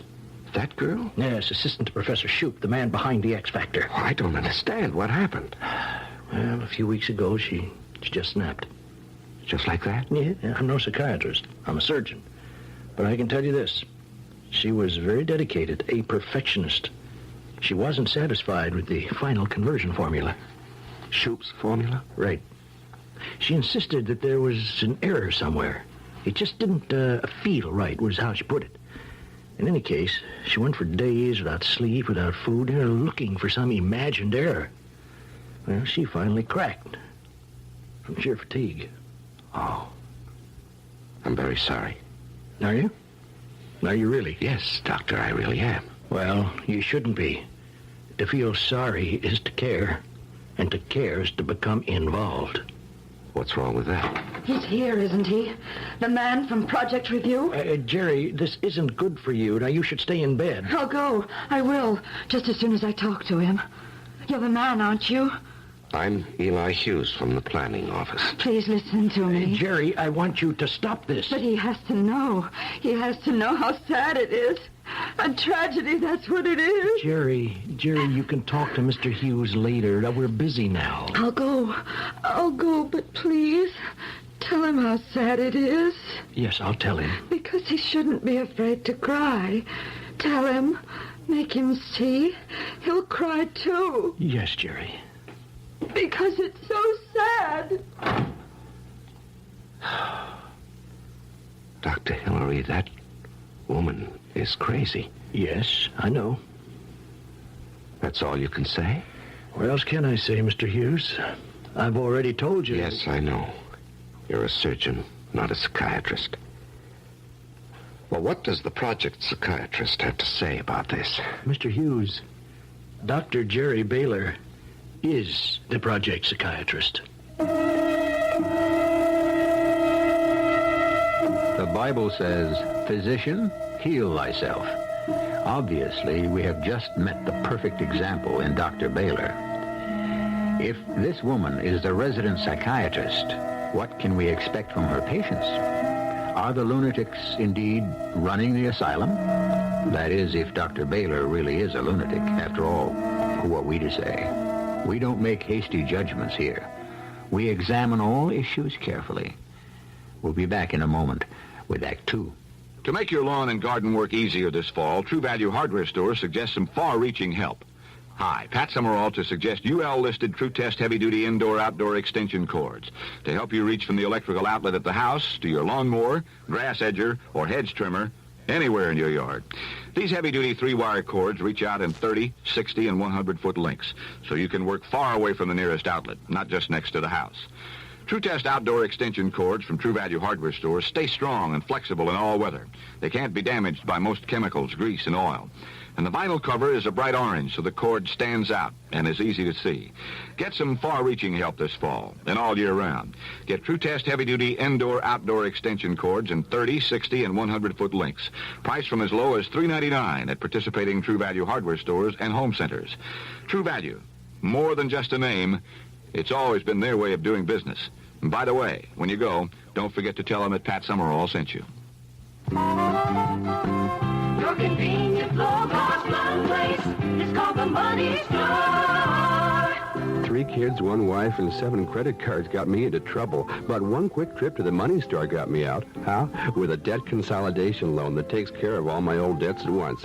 At interest rates lower than finance companies charge, and even lower than the carrying charges on my credit cards. The money store is terrific. It's cheaper than a finance company, easier than a bank. Your convenient low-cost loan place is called the Money Store. I needed a small car that economized on gas bills, but I also needed a new car loan that economized on monthly payments.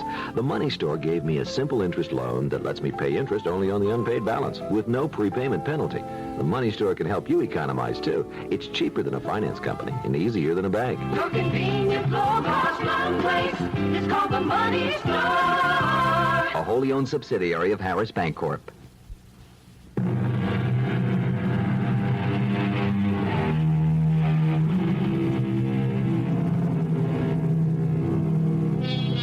For the last 5 years, Eli Hughes lived a carefully ordered life in an adding machine world where 2 + 2 always came out 4. Suddenly elevated to the rank of project investigator, he has been sent out on a seemingly routine check of a top-secret research center. And he must make a judgment based on only 2 things, experience and instinct. Lacking the first, we can only hope he has a little of the second.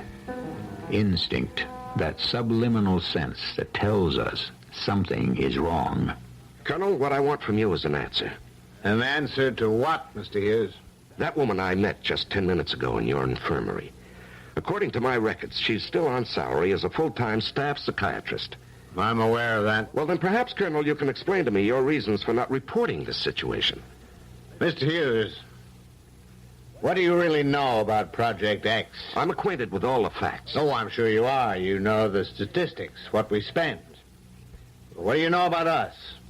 What are we doing here? You're doing research.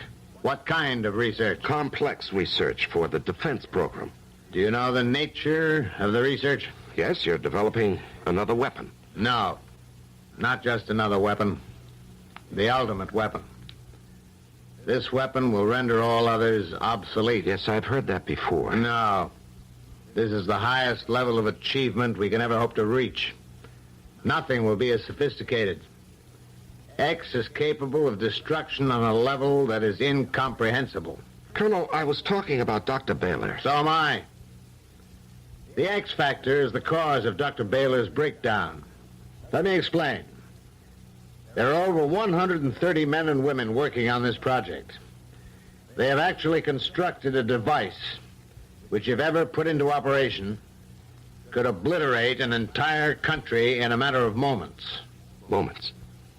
Well, I don't see what this has to do. Let me finish. Our people are working on the ultimate weapon. Can you imagine the moral and ethical implications? The guilt resulting from association with the most devastating weapon ever built by man? Dr. Baylor worked around the clock with some of our people. She listened. She cared. Unfortunately, she had no one to discuss her own doubts and guilt she had absorbed from others. The strain was too much. You mean she broke from the pressure? That's right. And so you understand yes, why... I'm sorry, Colonel. I had no idea, but still, this must be reported. The woman must be sent home. Why? Well, because this woman is a government employee drawing a $37,000 salary. That's your reason? Well, Colonel, isn't that reason enough? We're speaking of a broken woman, Mr. Hughes. Oh, yes, I understand that. Well, if you understand, then where's your compassion? How can you send this woman back into a world she no longer fits into? A record forever ruined. I can't help that. At least here, she does no real harm. That woman is harmless? Absolutely. She still has the delusion that she's helping her fellow workers. She feels useful. Would you take that away from her? Well, I'm not trying to. I mean, I have to follow regulations. So you'd send her away and strip every last vestige of dignity from the woman? Do you have any idea how overextended this project is? She no longer qualifies as a member of your staff. And how do you know what qualifies someone as a member of my staff? Now listen, Eli. Now let's forget the formalities for a while. I want you to erase from your mind the stereotype of cold-hearted military officers. I care about this project, and I care about these people. And I think what's good for one is good for the other. But I'm talking about efficiency. And I'm talking about humanity. Well, you can't have both, Who sir. says so? Maybe you've been behind your desk too long. Or maybe you've been on so many field inspections that we all begin to look alike to you. No. In fact... In fact, what? Nothing. You'll have to excuse me, Colonel. I have work to do. You're making your first mistake, Mr. Hughes. You are becoming personally involved with this project. I am not. If something is disturbing you, why not just put it in your report? Because I want to be fair about this. I know you've just been talking with the colonel. As a result, you've made your second mistake.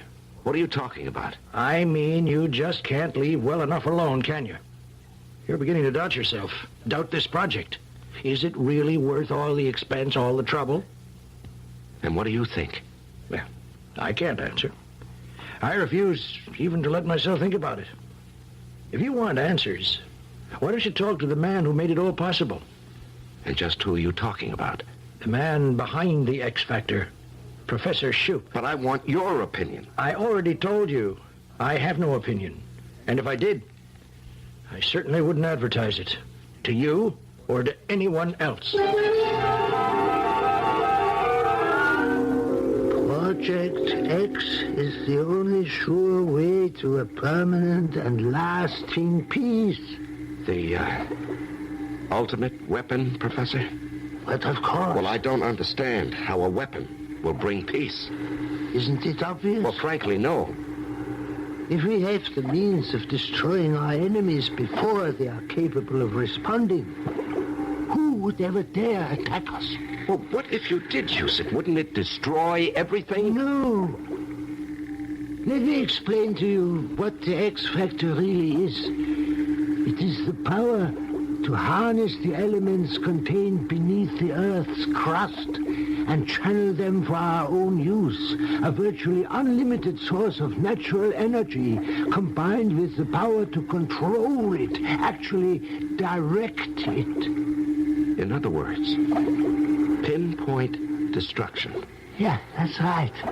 Oh, I had no idea. That is why it will bring us peace, because to contemplate war in the face of Project X is to be faced with obliteration without hope of escape. The choice will have to be that of trust and peace. Yes, I never thought of that. You must admit it all puts the matter quite in perspective, does it not? It certainly does, Professor.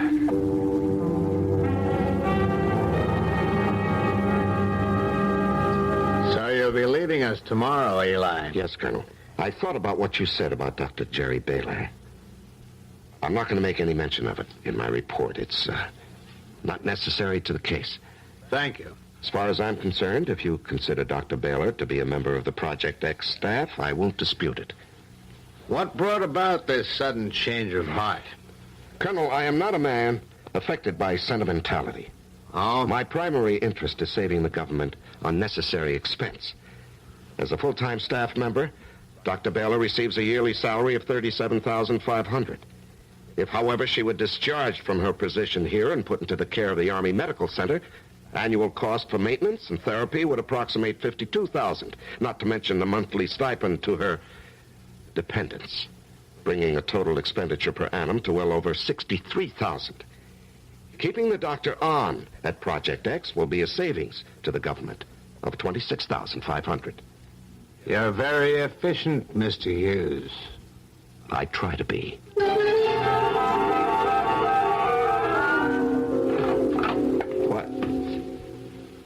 What are you doing in my room? They said you were leaving. Yes, that's right, Dr. Baylor. But you just arrived. Well, I've been here 3 days. That's not long enough. Don't you realize that? Doctor, I find that the time was sufficient. I know what you're going to tell them. How could you? You don't have to be a mind reader. Everything's fine here. That's what you'll tell them. Everything's ship-shape and okay, but you're wrong. Dr. Baylor, Jerry, I really have to be packing. That's right. Avoid me. No, I'm not trying to I avoid. understand. I know the kind of person you are. You've taken orders all your life, and now you're afraid to make trouble. No, that's not true. It's true, and you know it. But I upset everything. I'm the broken cog in the wheel. Well, just you listen to me, because I'm a psychiatrist. I know what I'm talking about. Yes, of course you do. Don't patronize me. Jerry, I understand your situation, really, I do. In fact, I think you're quite a remarkable woman to have endured what you have, but I have already filed a primary report, and it's time for me to leave. But you can't go. Not until you see the reality. The reality of Project X. You can't permit it to continue. I had doubts about the usefulness of this research myself, but then Dr. Shoup explained it to me, and it does make sense. Shoup? Shoop is out of his mind. He is out to destroy us all. How can you say that? He's a believer in peace. You're wrong. He wants to destroy us, and he will, unless you stop him. Jerry, believe me, what you're going through now is due to fatigue. You've been stretched to the limits of exhaustion. You fool. Are you blind? Destruction is near. Why won't you believe me? Jerry, don't you see? It all has to do with the fact that you absorb other people's guilts, the ethical and moral. No. I have beheld the future and have paid the price. The horror was too great for anyone to remain sane. But you, Eli, you can save us. But you won't. No, you're right. You're right, Eli. Don't permit yourself to care. Leave now before you begin to doubt. Don't let yourself care, or you'll be destroyed. Leave now, this minute, before it starts to eat away inside you. Jerry, what is it? Before it's too late. Before the caring destroys you. Jerry, what's wrong? I see under the facade you are sensitive like the others. You are vulnerable. Jerry, what's the matter? Before it kills you. Jerry. Answer me. Jerry. Well, how is she? Mr. Hughes. What happened, Doctor? Why did she faint? She didn't faint. She's dead. Dead? That's impossible. She's dead, Mr. Hughes. No, I don't believe that. Why, only a few minutes ago, she was standing right here talking to me. I know. Well, how could she die just like that? The truth, Mr. Hughes, is that Jerry Baylor is dead because she had no desire to go on living. That's a reason? It has to be. Because other than that, there is no reason under the sun why this woman should be dead.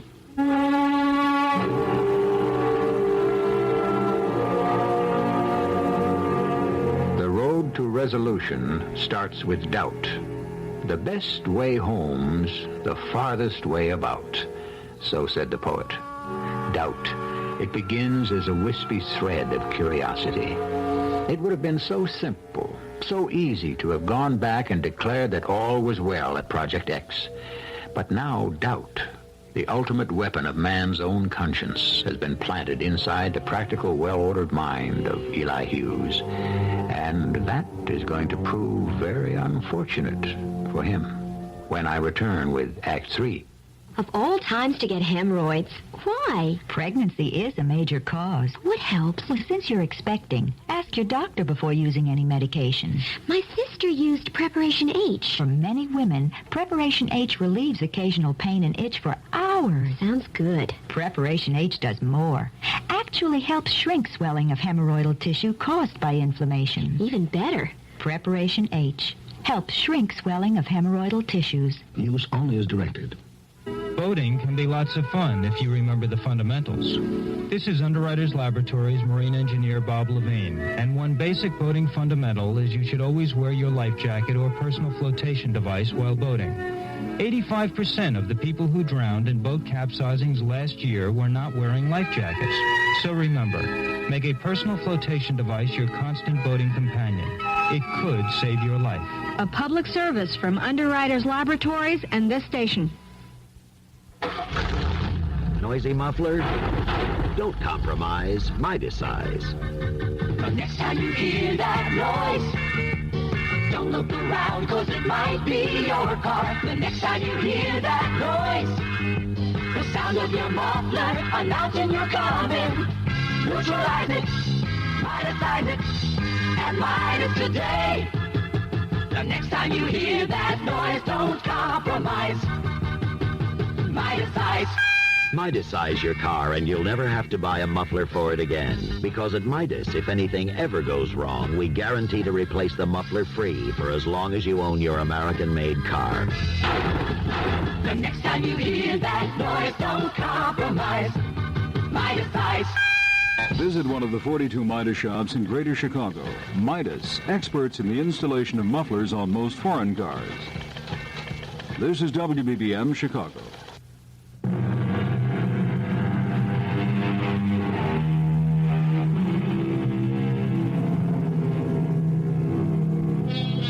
The will to live. There is no power on earth quite like it. And even doctors are at a loss to explain the most critical patients whose sheer tenacity brings them back from death's door. Conversely, many people believe that there exists also the will to die.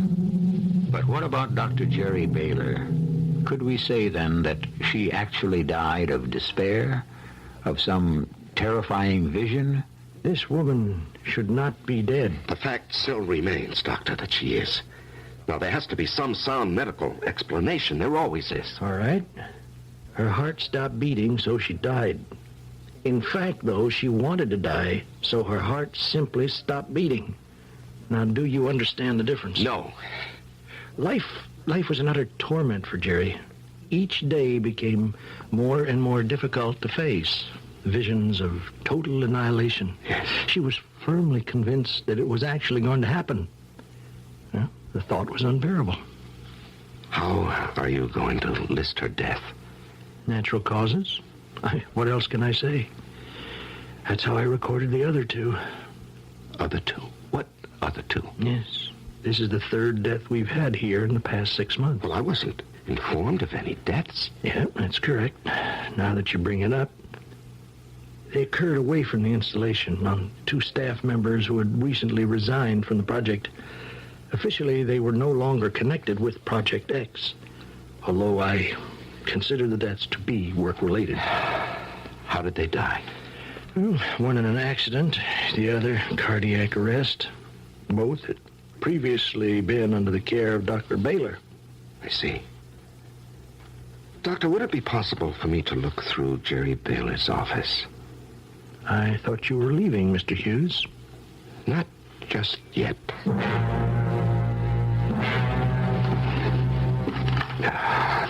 Nothing so far, nothing. Now, she had to keep some kind of records, I'm sure of it. But where... Wait a minute. One of these. Tapes. Maybe it's on tape.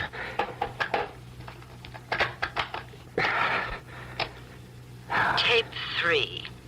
Received news today of Dr. Vanetti's death.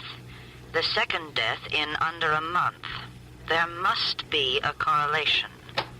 She did put it on tape. Well, maybe now I can get some answers. In conclusion, both of the deceased scientists had the following in common. They worked in the same lab. They both had previously expressed anxieties to me connected with the safety of Project X. Both admitted to an overwhelming sense of doom. Both had unusually high sensitivity ratings. Sensitivity ratings? Now, what can she mean by that? It's sort of an unofficial scientific term, Mr. Hughes. A sensitivity rating is a scale that Dr. Baylor used to classify the intuitive nature of her patients. Now, she believed that some people have a greater sensitivity to stimuli than others. Now, she was almost afraid to use the words extrasensory perception, but she believed that some people have a kind of antennae that enables them to detect danger present in any everyday situation. A kind of sixth sense, Doctor? If you go along with her theory, I guess you could call it that. Well, that would explain what happened to those 2 scientists, and even Dr. Baylor. Well, you can believe that. I don't. I just think that what happened to the 3 of them, like what's happening to Adrian inside that room there. Some people can't cope with stress. It's as simple as that. I don't know, Doctor. What about this girl, Adrian? You met her. She cracked after Jerry was no longer able to function as staff psychiatrist. Well, maybe there's a connection somehow. I'd like to talk to her again. Well, if you want, Mr. Hughes, but I really don't think it's going to give you any answers. Unless, that is, you already have one in mind. Hello, Adrian. Oh, hello. Do you remember me? You're Mr. Hughes. You can call me Eli. Okay. Eli, have you learned to swim yet? No, but I will. You better hurry up. You don't have forever, you know. Yes, Adrian, did you know a man named Dr. Vanetti? Who? Dr. Vanetti. He was a chemist like yourself. Both you and Dr. Vanetti came to work at X around the same time. Dr. Vanetti? Yes, he worked alongside you and Professor Shoup. Professor Shoup? Yes, that's right, Adrian. Now, maybe you can tell me about Dr. Vanetti. No, I don't want to. All right. I don't want to upset you. Do you see these figures, Professor Shoup? What are you talking about? Do you see our calculations, Shoup? You've made a mistake. Why won't you double-check your figures against ours?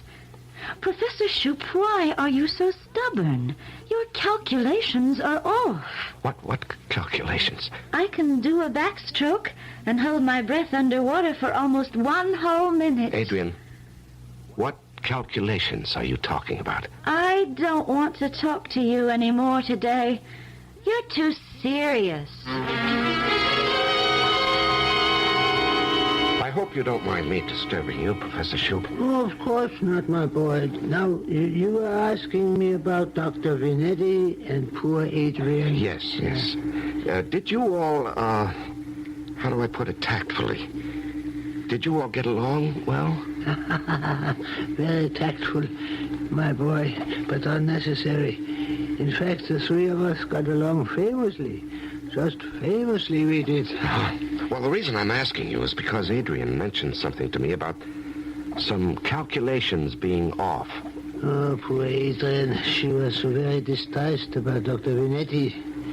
They were very close, I understand. In other words, there are no calculations. Well, certainly there are. The calculations on my conversion formula. We start testing next week, and I'm very excited. And so is the Colonel. I take it that Dr. Vanetti disagreed with you on some of your figures. He certainly did. But I set him straight quickly. Yes.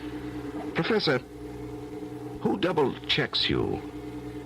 Everything is double-checked by the most qualified member of this staff. Me. You're joking, aren't you? Mr. Hughes, I double-check myself. Now, run along. I have got work to do.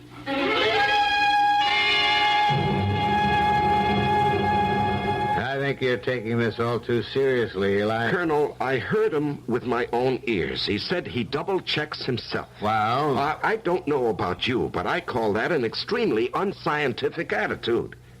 Now, I certainly intend to mention it in my report. I'm beginning to have my doubts about Professor Shoup. Oh, now, look, you have to understand, the professor is a genius, an absolute genius. Colonel, I find your attitude very unprofessional.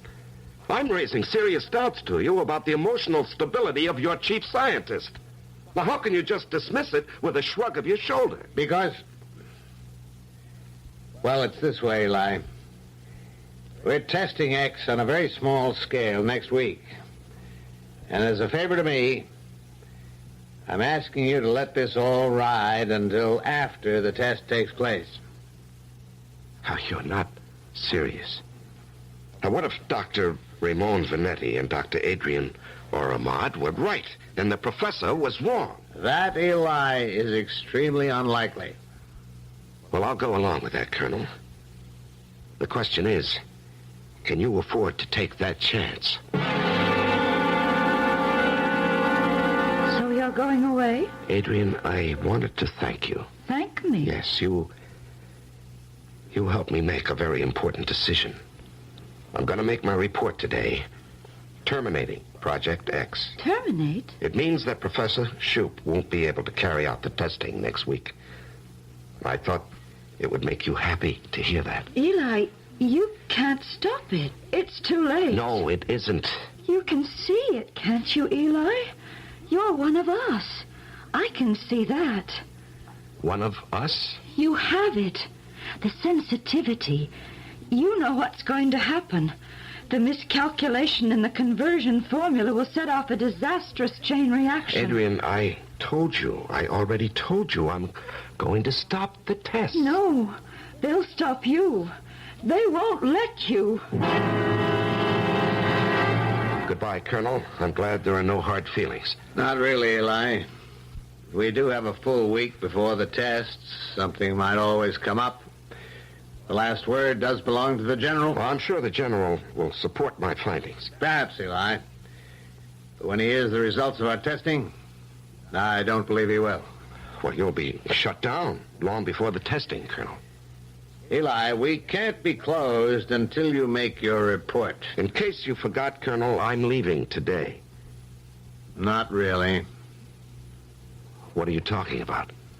You're a civilian. This is a classified operation. We have to debrief you, and that's going to take time. Well, I've got a level 3 security clearance. I'm just being technical, Eli. I have the option to detain any non-military personnel for a routine security check. How long will this check take? Exactly 1 week. 1 week? Well, that'll give the professor time to begin his tests. It will? Colonel, this is deliberate. It is. But you can't. I mean, you can't carry on those tests. If the calculations are even slightly off, there'll be a terrifying chain reaction. You're dealing with the forces of nature. We're talking about cataclysm. Unleashing the violence from beneath the Earth's crust, the elements raging uncontrollably. Eli, I think you've been taking this all a bit too seriously. You think I'm crazy, do you? Maybe I am. Maybe man wasn't meant to foresee his own destruction. But it will happen, Colonel, unless I stop it. Only I have the power to stop it, and I must, or else we perish. Civilization will perish. And I must go at once and make my report. Eli, you're not going anywhere. Not for a long, long time.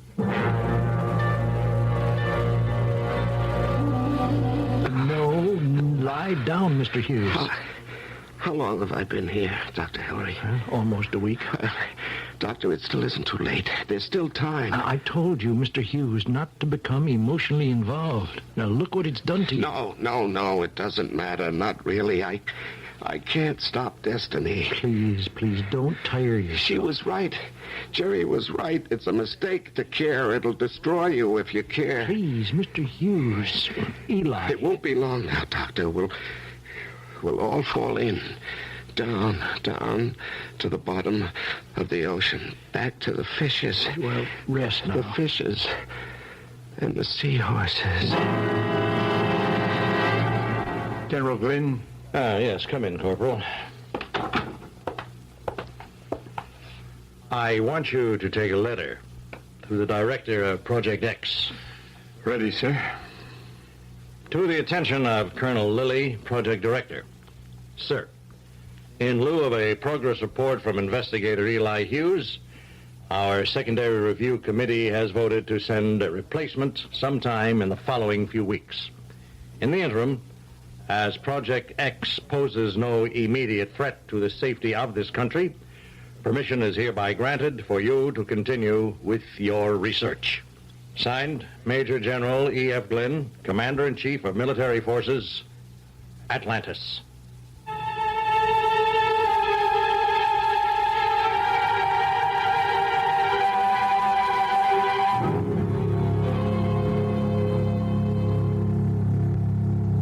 Atlantis? You mean we didn't tell you that this story was about Atlantis? Well, after all, we never exactly told you it wasn't. One thing is for sure, though. We don't have to tell you how this story ends. Undoubtedly, you have already heard the ending. Atlantis was destroyed. I'll be back in a moment.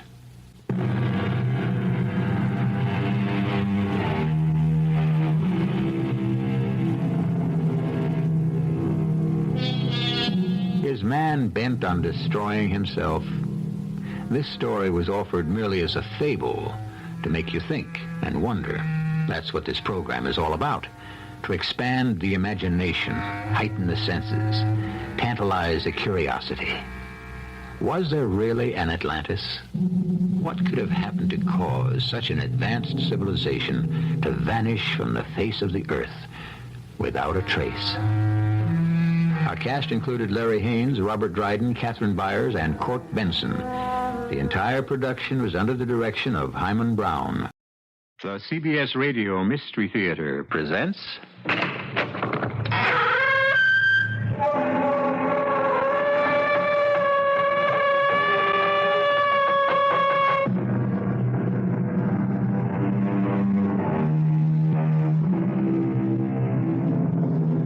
Come in.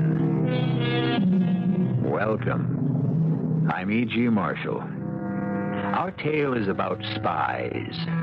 Don't be fooled by the disrepute into which the spy has fallen in the news and in our estimation. The spy has always been with us. Secretly or furtively, he seeks information with the intention of giving it to a hostile party. And for every spy, there is a counter-spy. What motivates them? Greed? That is true of an informer, but not of a spy. Usually it's love of country. Sometimes it's hatred of another. Mr. Ferris, we are in trouble. You are suspected. Well, so you said, but I don't see how. The coded telephone message, it was audited. That is why our plan to destroy the tanker off Galveston failed. 2 valuable men are dead, and the plan failed.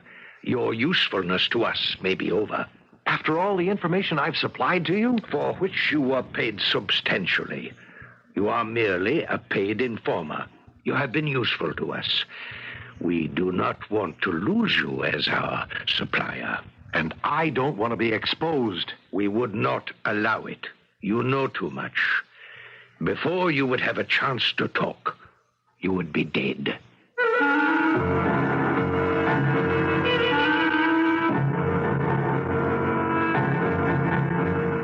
Our mystery drama, The Ferret, was written especially for the Mystery Theater by Roy Windsor and stars Elliott Reed.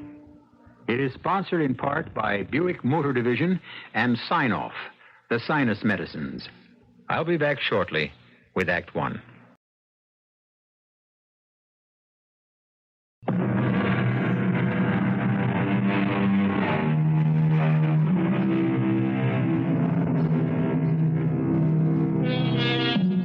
Even before history was recorded, kings and heads of clans, barbarian despots, and even the semi-civilized employed spies and paid them fortunes for secret information which might tip an advantage to them. Although we are adjured to treat our fellow men as we would treat a brother, life does not work out that way.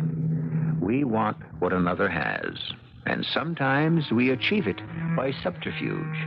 And the instrument of subterfuge is the spy. Cocktail, Monk? No, thanks. You go ahead, Amory. You deserve one after what happened in Galveston. Well, for once, we fixed their wagons. It is Ferris, right? No question about it. You intercepted the coded telephone call. I have no doubt that it was phoned in by Ferris. Yeah. He's the only person I know of at Energy Exploration who has contact with Warren. Well, it's hard to believe. A guy on a big security job selling out his own country. For what? Money. Well, when do we move in on him? We don't. Not yet. But I... No. I've had instructions from Washington. We've got Ferris whenever we want him. But we want the big fish behind him. The men paying him for the information. Warren? And many more. Mm-hmm. Well, there are ways of making Ferris talk. No good. Warren and the others would just scatter, and before they did, Ferris could be dead. They play rough. You know that. Yeah. What's the plan? Cat's paw. Mm-hmm. Who? Me. Washington's orders? My suggestion, but they bought it. All right, fill me in. I'm about to, Monk. My life will be in your hands.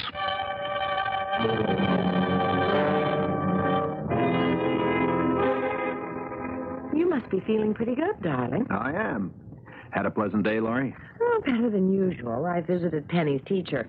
Our 12-year-old has been put into advanced studies. Well, that's good news. I didn't know she was an overachiever, except at tuning in the television set. Well, that pleased me, of course. But the reason I said you must be feeling good is the article in tonight's paper. Oh? I read a contract on the train, so I didn't buy a paper. What article? It's by some columnist, waving the flag about somebody's quick work in Galveston. Ah, the oil tanker. How can you be so complacent about it, Amory? I'm not. It was one of our small achievements. Small? We prevent a tanker from being blown up, and you call it a small achievement? It saved our country millions of gallons of oil. 2 of the men who planned the sabotage were killed. Yes, and there are more where they came from, Loris. But we're doing something about it. For a year, all I've heard from you is that one project after another at energy exploration is being hindered because the information is being leaked to enemies in other countries. You've been worried about it, and so has Clem Ferris. Oh, he's been concerned, all right. Well, I should think he would be. How can it happen? Everyone at the Bureau has been carefully screened. Isn't that where the leak is? How is that possible? If we knew, darling, we'd do something about it. There must be an informer there. Could be. Security is watching every one of us very carefully. Even you? Even me. Even though I'm just the lawyer who specializes in land deeds. Oh, it's got to be some scientist. Maybe some man in geodynamics. Their knowledge of sources of raw energy would be worth a lot to anyone who wants to cripple our energy program. Maybe there's a spy. If there's an informer, Loris, you can be almost certain there's a spy. Then isn't there also a counter-spy? I really wouldn't know, darling. Sometimes you can be so unsatisfactory. There you are, working at a sensitive bureau overrun with informers and spies and counter-spies. Oh, Loris, you read too many spy novels. You don't believe that kind of thing goes on? Oh, probably, in a very business-like way. Spying is a business, just as the law is a business. I don't want to disillusion you. But you laugh at me. Telephones are tapped. There is microfilm. And micro-recorders in tie bars and cufflinks and so on. Yes, I suppose so. But what's important are not those who play the cloak and dagger game. It's the country or the person behind them. We may have prevented one tanker from being blown up and 2 men were killed. They were only tools. It's those behind them we have to worry about. You know more about all this than you're telling me, Amory. I sense it. What is it? Who is it? I don't even dare to tell myself. What? I mean it, Loris. Speculation could be an invitation to a trip to the morgue. Good evening, Mr. Ferris. Evening. You would like something? A cocktail, perhaps? No, thanks. Let's get this over with, Warren. My nerves are a little ragged. Understandable. To some, life is precious. You do not want to lose yours. You might say that. It depends on the plan we have worked out. Perhaps it will succeed, but we are dealing with a very dangerous person, the Ferret, a counter-spy. We assume it is a man. The Ferret? Who the devil is the Ferret? We would give a great deal to know. It is a person without a shadow. You think perhaps this Ferret works for energy exploration? How else to explain the suspicions now directed at you? The intercepted coded telephone message. Yeah. Well, you said you had a plan. Does it involve me? Yes, critically. I pointed out that their counterintelligence wants more than just you. It wants to net those behind you, those I represent. So they wait. We cannot afford to wait. If we destroy the Ferret, the evidence against you is destroyed. All right. What do you want me to do? Look, it's quite simple. You are being followed, of course. Oh? Don't be naive. You come into New York by train each day, isn't that so? Yes, I board at Larchmont, an 8 o'clock train. Good. And tomorrow? Same routine. Also good. Now, when we leave this restaurant, you go to Grand Central, yes? Yes, I'll take the 6:45 home. And with you, you will take a package. All right. What's in it? A detail, and unimportant. Now, tomorrow morning, when you take the train from Larchmont, you will have the package with you. All right. And you will lose it. You will leave it on the rack overhead on the train. And that is all.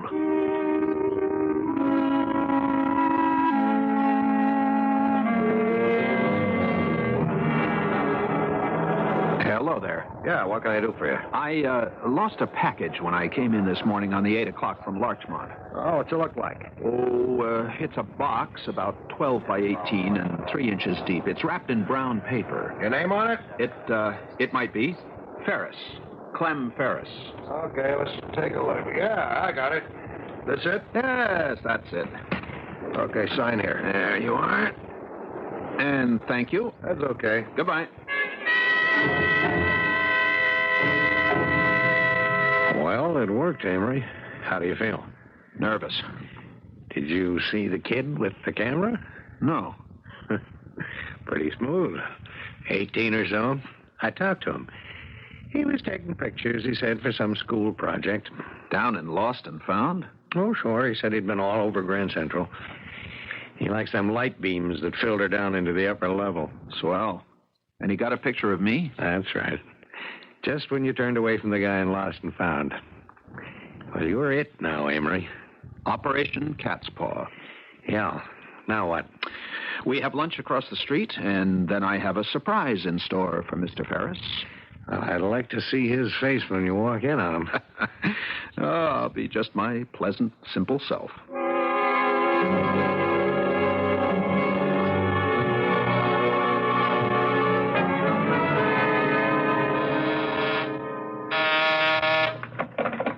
Yes, Linda. Amory Mills? Certainly, send him in. Hi, Clem. Look what I found. My package. Where did you get my package? Lost and Found, Grand Central. Oh, for heaven's sakes. How the devil did... Don't I deserve a thank you? Of course. I'm just mystified. How did you know I'd lost it? I left it on the train this morning, and I was going to pick it up tonight. I really don't understand. Oh, it's quite simple, Clem. A friend of mine, Ted Palmer, rides the same 8 o'clock you take into town from Larchmont. He's always the last off the train. He saw the package and turned it into Lost and Found. But how did you find out about it? I'm just curious. Well, Ted and I played squash and had lunch. He told me about picking up a lost package. I asked him more about it, and he suddenly remembered your name and that I work here with you. So I strolled over to Lost and Found, picked it up, and saved you a trip. I see. Well, that's something. Thanks, Amory. I appreciate it. Oh, that's all right. I've done my good deed for the day. Linda, try to reach Mr. Warren at his office. Leave a message. I must see him at 5:30 at Gino's on 53rd. Tell him it's important. His face dropped a foot, Monk. What about this Ted Palmer? Don't worry about Ted. I can trust him. I gave him the story we agreed on. Well, didn't he ask any questions? Sure. I told Ted to say he'd found a package left on the train. Then we played squash, and over lunch he remembered the name Ferris. Told me, and I picked up the package to save Ferris the bother. Uh-huh. Wasn't your friend curious? Certainly.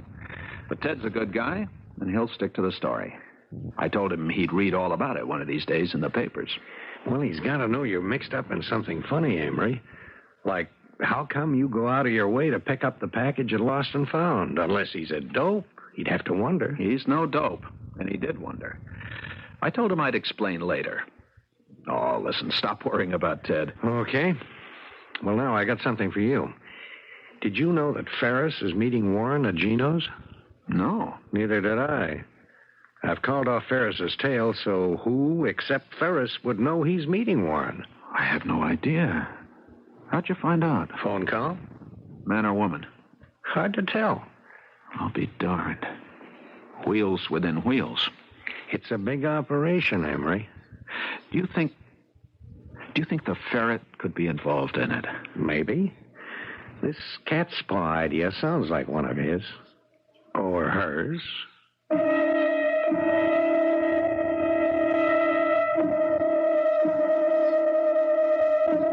In some ways, each of us leads a double life. We appear one way to those whom we report to, another way to those we trust and regard as harmless. We have two faces. Think about it. Why do we ever practice deception? For self-protection. If you're severely critical of your boss, chances are you'll be discharged. If you have reason to believe that your son-in-law is cruel to his wife, do you tell him so? Not often. Then, what about a spy? Consider his way of life as it continues to unfold when I return for Act 2.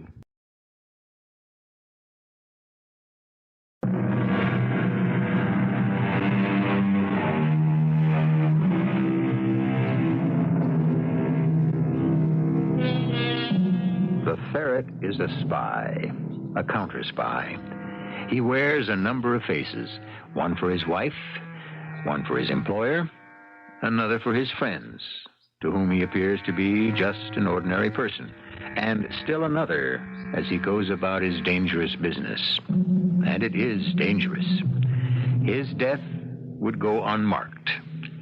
Even though we know who Amory Mills really is, we're about to discover what a counter-spy does. The stake is high. It's his life. You are impetuous, Mr. Ferris. You are suspected. We should not be seen together in a public restaurant. I had to see you. The package was picked up at Lost and Found and returned to me. Ah, the plan worked. Wait, you say it was returned to you? That I did not anticipate. We expected the package to be cleaned and examined, but returned to you? That's right. It's odd. We have a picture of the man who claimed it. Here, see this. Well, that's Amory Mills. He's a lawyer for us. What do you make of it? What did he say? A friend of his named Ted Palmer picked up the package. He turned it in. My name was on it. Palmer and Mills had lunch together. Palmer mentioned the package, and Mills picked it up to save me some trouble. That's the story. Yes, it could very well be a story. I don't like it. It sounded straight to me. I spoke to Palmer. He confirms what Mills told me. Either it is true, or your Amory Mills is the counter-spy in your company, the Ferret. Mills? Nonsense. He's just a simple, competent lawyer. Works on land deeds. He's open and good-hearted. I must judge for myself. Can we arrange that? I suppose so. Tonight I will accompany you home, if it is not too much of an inconvenience for Mrs. Ferris. Now, this is what we must arrange.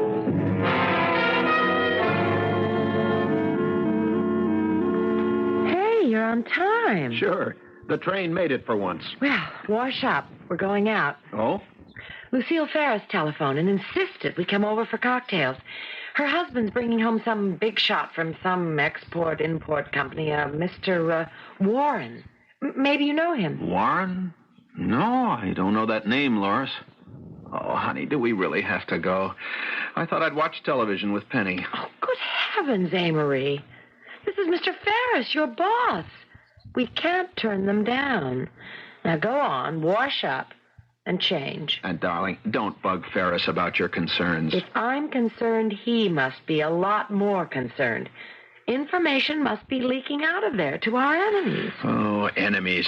Darling, the world isn't like that. The newspapers said that... Well, sure, there's spying going on, but there's counter-spying, too. I just can't believe there's a spy in every closet. Then you explain why, time after time, there's an attempt made to destroy a new offshore oil rig, or there's a mysterious explosion in a natural gas field, or a tanker sinks without explanation. Explain those, Amory. And you don't think there are enemies at work? And right in your company, which is a very sensitive one. Energy exploration is almost like a government agency. Someone in there is stealing confidential information. Mr. Ferris knows that. I want to ask him what he's doing about it. He won't tell you much. Why should he tip his hand? Well, maybe not. I just want to hear from him that something is being done about it. Just because you're complacent doesn't mean I am. Now, go on. Clean up. Who'd you say the guest was? The import-export big shot? Warren, Mr. Warren.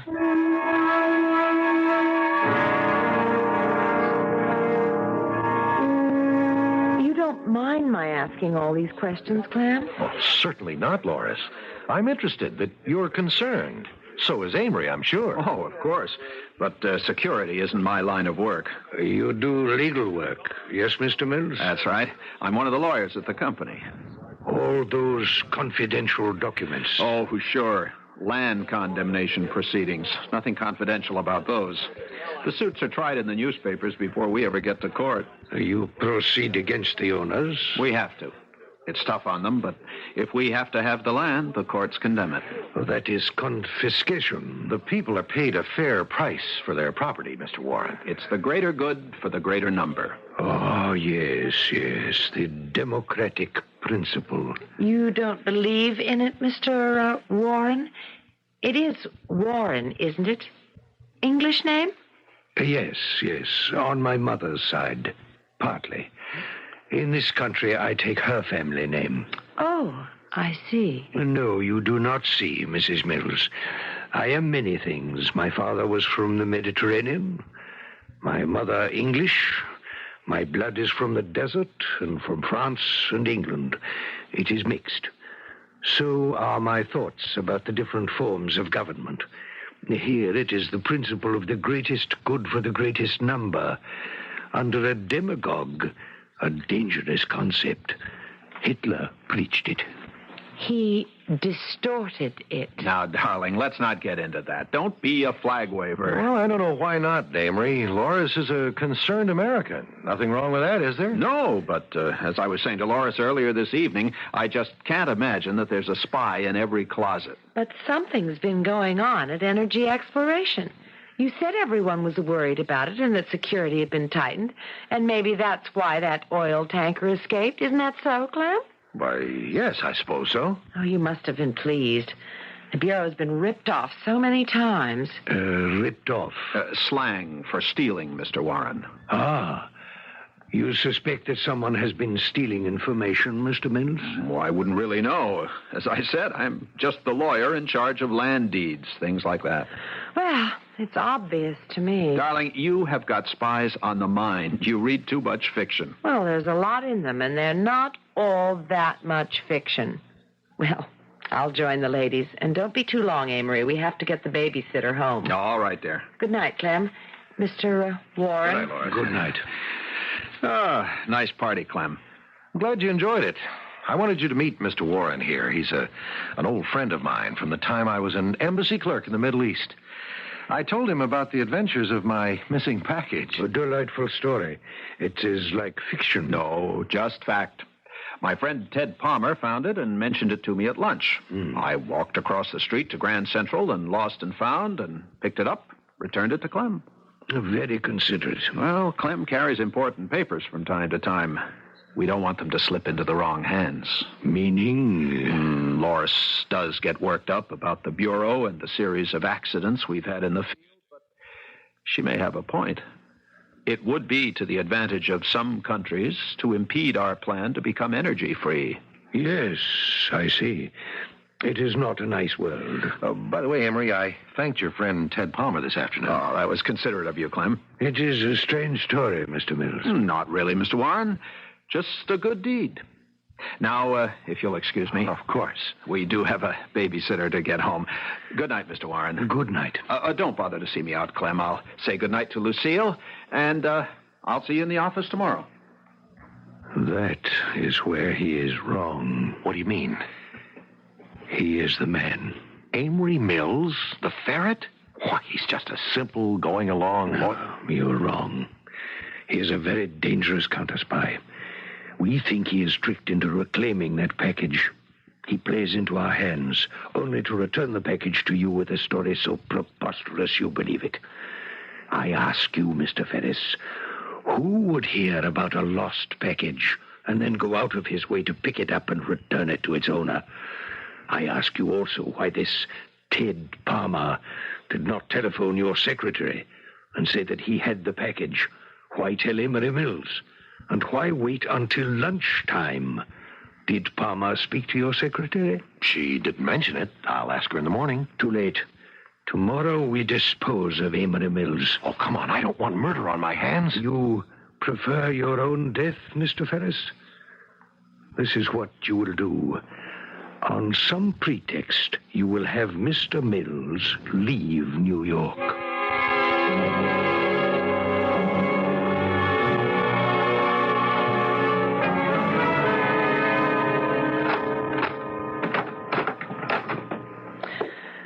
Now, wasn't that pleasant? Very nice. I'll keep the babysitter until we have some supper. Scrambled eggs and bacon, okay? Sure. I'm stuffed from all those hors d'oeuvres. Come on out in the kitchen and keep me company. Okay. I didn't like that Mr. Warren. I wonder what his real name is. Alibaba, the rug dealer. I don't know. He's a villain. You're funny. Go ahead, laugh. I have an intuition about people. Something's wrong with him. Oh, darling. That's just as dumb as saying persons with eyes close together are criminals. Okay. Anything I can do? Stir the eggs slowly. I'm going in to check in with the babysitter. Stir slowly. Slowly, she says. Mr. Warren is a villain. Oh, what a word. If we could bottle her energy, we wouldn't have a problem. Amory. Yes? You sound upset. What is it? Pam's been here since 4. I was out shopping until you came home from work. The telephone rang, and Pam answered. It was Lucille Ferris. She invited us to cocktails, right? Yes. Go on. Well, Pam just remembered something else. Just after I left, a man came in from the telephone company. He said he was there to repair the phone. I see. There's nothing wrong with the phone, Amory. Now there is. Well, what do you mean by that? You frighten me. I'll check the phones. They've been tampered with. Bugged. What? But why? I work in a high-security job, darling. Then there are spies at EEI. It looks like it. If I'm right, I won't remove the bugs, but remember this. No matter who telephones our number, say nothing significant. Talk nonsense. Pretend that we've been taken in. The phone tap goes somewhere. I want to find it. And don't, under any circumstances, open the door to a stranger.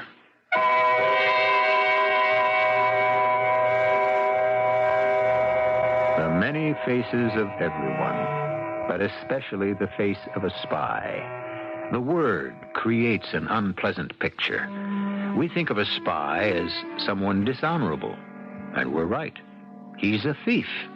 But the greater thieves are those who employ him. They do it to gain an advantage over others. So in the name of dishonor, the spy exists, never doubt it, and performs his furtive work, and who is to say who is the more dishonorable? The spy or those who avail themselves of his services? I will return shortly with Act 3.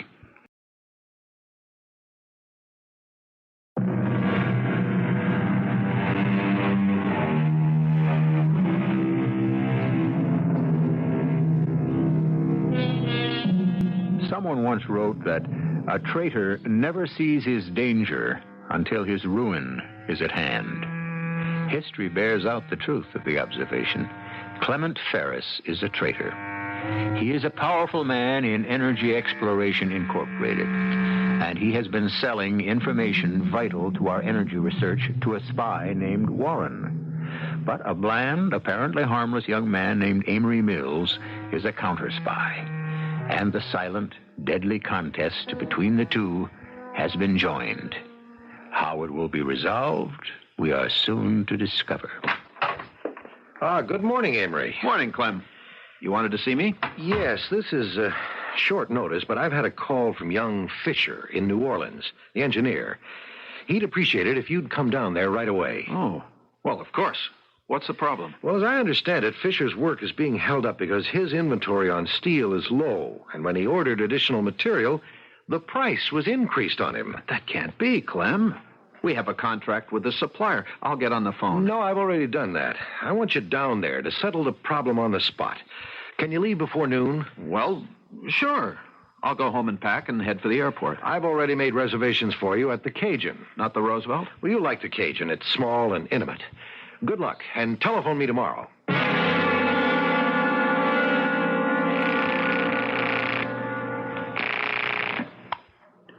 Operations lost and found? You've got the public payphone in Grand Central at the bottom of the stairs on the lower level.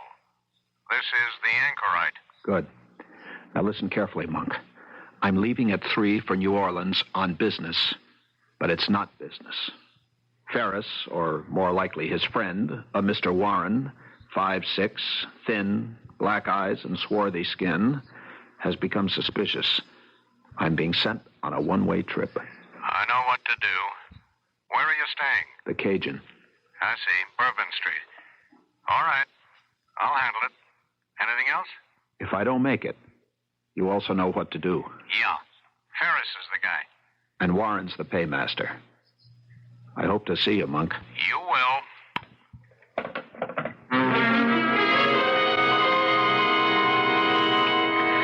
You know something, Amory? I've decided that either you're really absent-minded or that you're devious. Oh, come on. Devious. That means crooked. Me? You know me. I should. But sometimes I wonder. I mean, this trip, for instance. Well, darling, it came up all of a sudden. I told you that. We saw the Ferrises last night. Didn't Clem Ferris say something about it then? No. Why? Because I've never seen New Orleans.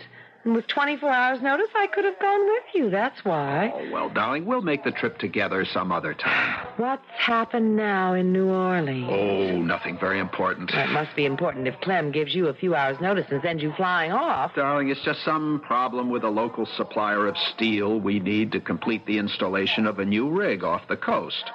Now, can I bring you something from New Orleans? Yes. You. Thanks, Laura. I don't know why, but well, I've got a very funny feeling about this trip of yours. Oh? I can't explain it. Just be careful. I will. And listen to me, darling. If you hear anything bad about me, ignore it. Will you do that? What? Are you superstitious, too? Not a bit. I'm just telling you. Don't worry about me. And don't worry about anything you might hear. Got that? Amory, you're holding something back. What is it? Look, darling, the work I'm in is sensitive. You know that. Even though I'm just a simple lawyer who shuffles papers all day long and draws deeds for condemning land, a lot of money is always involved, and so are a lot of interests. Guys can get hurt. You know that. I've told you that before. So be prepared not to believe anything you hear. I can take care of myself. Nothing's going to happen to me.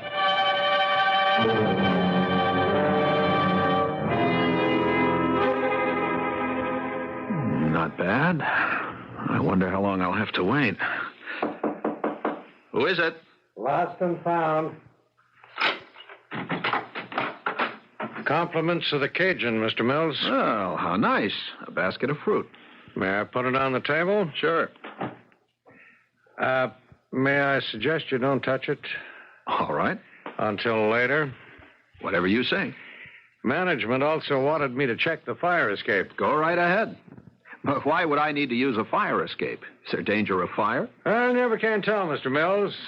Fire escape's useful if there's a fire or just for slipping away without being seen. I'm not going to try to skip out if that's what you're afraid of. At least, not willingly. That's the point. Excuse me.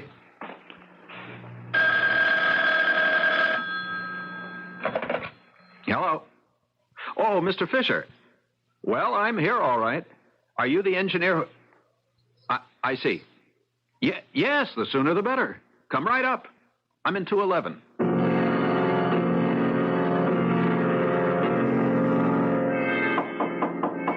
Who is it? Fisher. Why, Mr. Warren. Sit down, Mr. Mills. I must talk with you. But I was expecting Mark Fisher. He's the engineer who... Oh, we know Mr. Fisher. I know you're a friend of Mr. Ferris's, but I am mystified. Why are you in New Orleans? And why have you come to see me? Has Ferris sent you? You play the fool. I hope not, but I sure feel like one. Ferris sent me down to check on a problem Fisher's got, and I'm supposed to try to straighten it out, solve it. Are you involved? Who are you, really? Security for EEI? You delight me. Well, that's nice to hear. Sit down and tell me how. I will do that. Have you come with some special instructions for Mr. Ferris? You might say that. I really don't understand. Well, then I will explain. Would you like some refreshment? I can call down for room service. No. That would be fatal. Fatal? Hey, what's going on? It will be fatal anyway. But my way, it is so much neater. You have been caught, Mr. Mills. I have. What's the charge? You are not Amory Mills. You are counterintelligence. Are you all right, Mr. Warren? You sound crazy. It is you who are, as you say, crazy. You know who I am, and you know who you are. Of course. You're an import-export dealer and a friend of Mr. Ferris's. I'm Amory Mills, a lawyer who specializes in land deeds. Let's take it from there. I also represent foreign interests. Oh? You play-act this so well. No wonder, for so long, the Ferret has had this awesome reputation for counterintelligence, but no longer. You have been found out. You really are crazy. I'm going to have to ask you to leave, Mr. Warren. I don't think so. This is my security. You'd shoot me? Why the devil would you do that? What have I done? Oh, yes, I will not hesitate to shoot you. What you have done, Mr. Mills, is to interfere. Mr. Ferris does not like this. I do not like this. He loses money. The interests I represent lose even more. We fail to make haste in delaying your country's search for sources of energy. You pay Ferris for information and then sabotage our... Why, that's incredible. You are marvelous. The stage lost a great gift when it lost you, Mr. Mills. Come now. We will no longer talk like fools. I am a spy. Ferris is in my employ. You are a counter-spy. You work for your own country. You have been caught, Mr. Mills, and you will die. But not before you tell us everything you know. Who is us? Oh, there are several of us. You and I will leave here and go to another location. There we ask you questions. You make it sound unpleasant, Mr. Warren. It can be very unpleasant, I assure you. Our methods are very refined. You will talk, Mr. Mills. Rather than that, what if I resist? I have this gun with a silencer attachment. I shoot you. And carry me through the lobby of the hotel and out into Bourbon Street? We take you down the fire escape, Mr. Mills. The Cajun is not your modern hotel. That is why you are here. Mr. Ferris made the arrangements at my instruction. Clem Ferris. So you've been paying him off to supply you with information which you use to sabotage our energy program. It's hard for a simple guy like me to comprehend.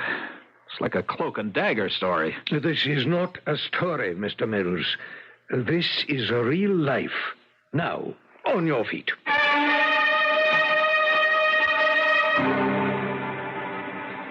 What? No, Clem. It's true, Loris. I don't know what else to tell you. His body was found in the river. The police identified him from the papers in his wallet. Whoever waylaid him beat him until he was horribly disfigured. Oh, Amory. Amory dead. But why? Loris, everyone in this company is a potential target for our enemies. Perhaps Amory had been snooping around. Oh, Clem, I don't know what else to say, Loris. I'll see to the arrangements. And don't worry about money. Amory was killed in the line of duty. You'll be well provided for. But without Amory, I don't want to live.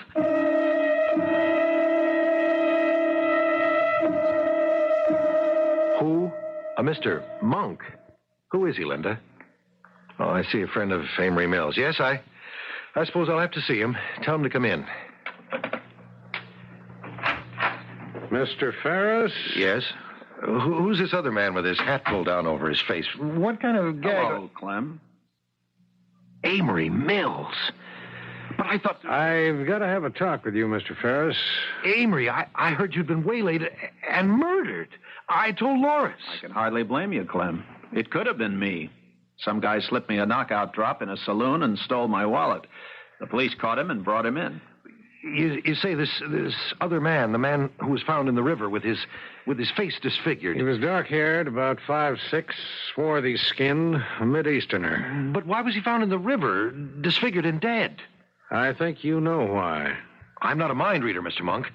And I'm not a school crossing guard, Mr. Ferris. Now get your hat and come with me. What? Unless you can prove otherwise, Mr. Ferris, you're a traitor to the United States, and you're under arrest.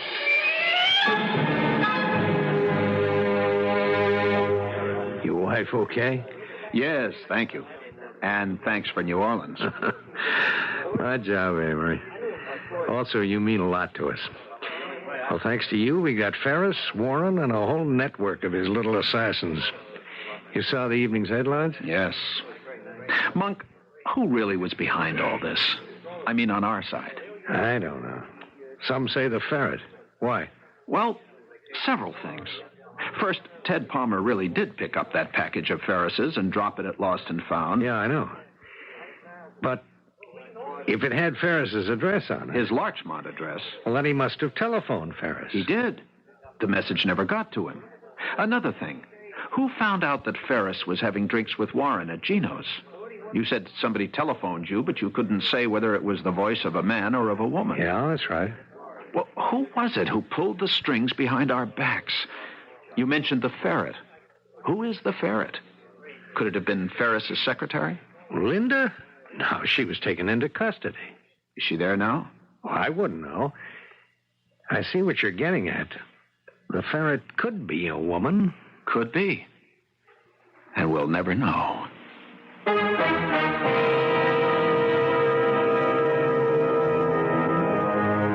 There's an old German proverb, if my aunt had wheels, she'd be an omnibus. And if each of us was honest, if each of us refused to reach for what others have and we do not, what a moral world it would be. Utopian? It is indeed. And that is why we have spies, and why those spied upon have their counter-spies. A final observation when I return shortly.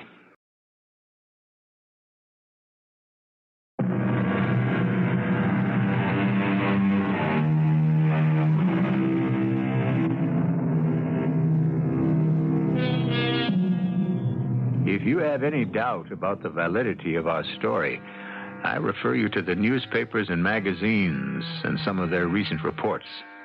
Can you doubt that there is a silent network throughout the world of men struggling against each other to obtain information and to invalidate it? It's rather a creepy idea, isn't it? Our cast included Elliot Reed, Patricia Elliott, Court Benson, and Robert Maxwell. The entire production was under the direction of Hyman Brown. And now, a preview of our next tale. It was a rough night, and I had to pay extra for oars. We were nigh on to Snake Island when a squall hit it suddenly, and we broached to, fighting the riptide. Well, that was when we lost him. He fell overboard. Oh, no, Sir Bills, it wasn't exactly like that. There was lightning, as you know, and coming around the point of the island, all of a sudden, like, there was what you might call a illusion. What kind of an illusion?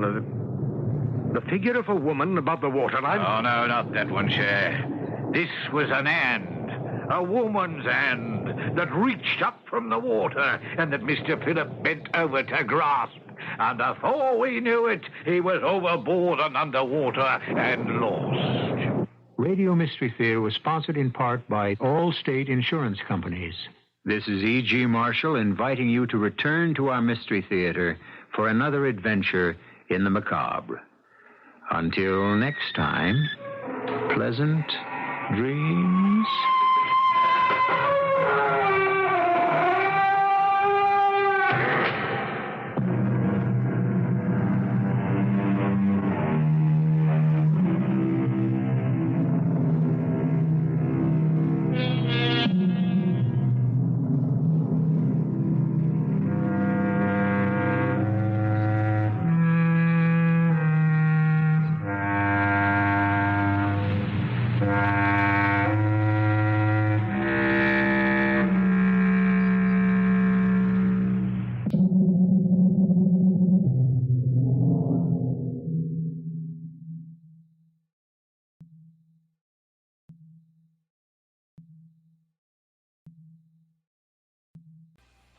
The CBS Radio Mystery Theater presents...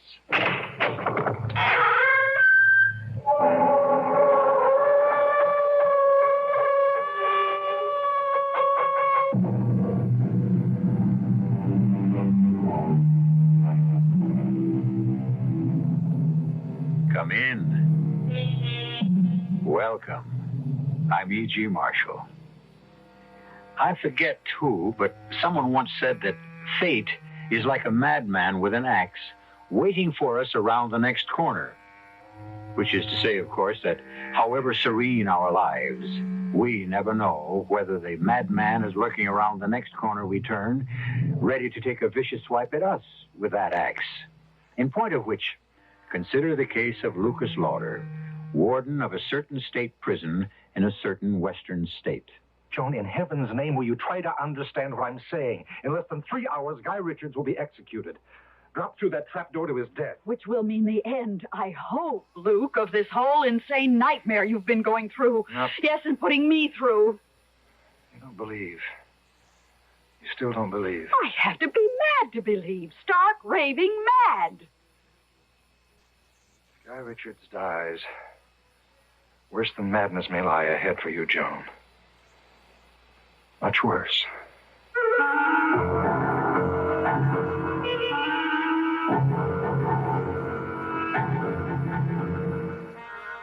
Our mystery drama, The Strange Case of Lucas Lauder, was written especially for the Mystery Theater by George Lothar and stars Robert Lansing. It is sponsored in part by Anheuser-Busch Incorporated, Brewers of Budweiser, and Buick Motor Division. I'll be back shortly with Act One.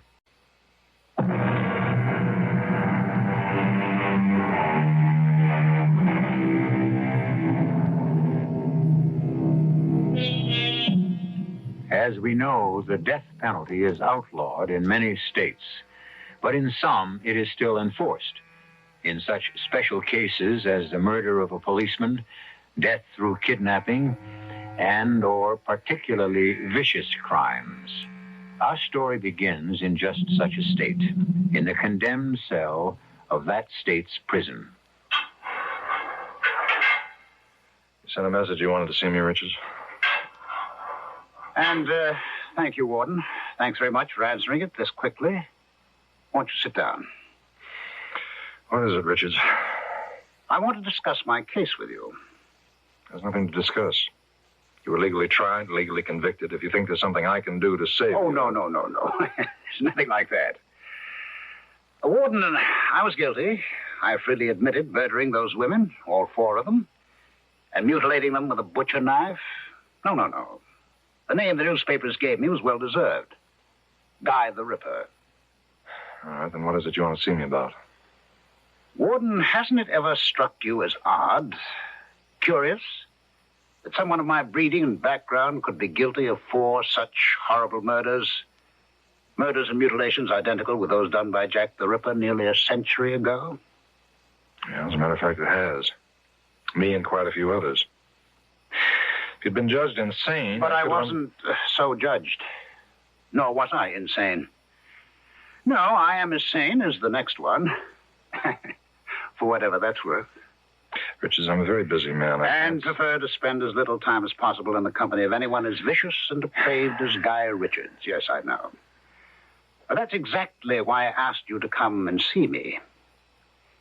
Warden, before very long, you're going to be spending all your time in my company. I don't blame you for looking puzzled. Let me explain. Yes, do explain. A little more than a year ago, Warden, I was a professor of parapsychology at the university. I was happily married, successful, and deeply involved in my work. And then suddenly, shockingly, for no apparent reason, I became, well, the embodiment, you might say, of a man who has been dead for many, many years. Jack the Ripper. It began, Warden, it all began one morning in my office at State University.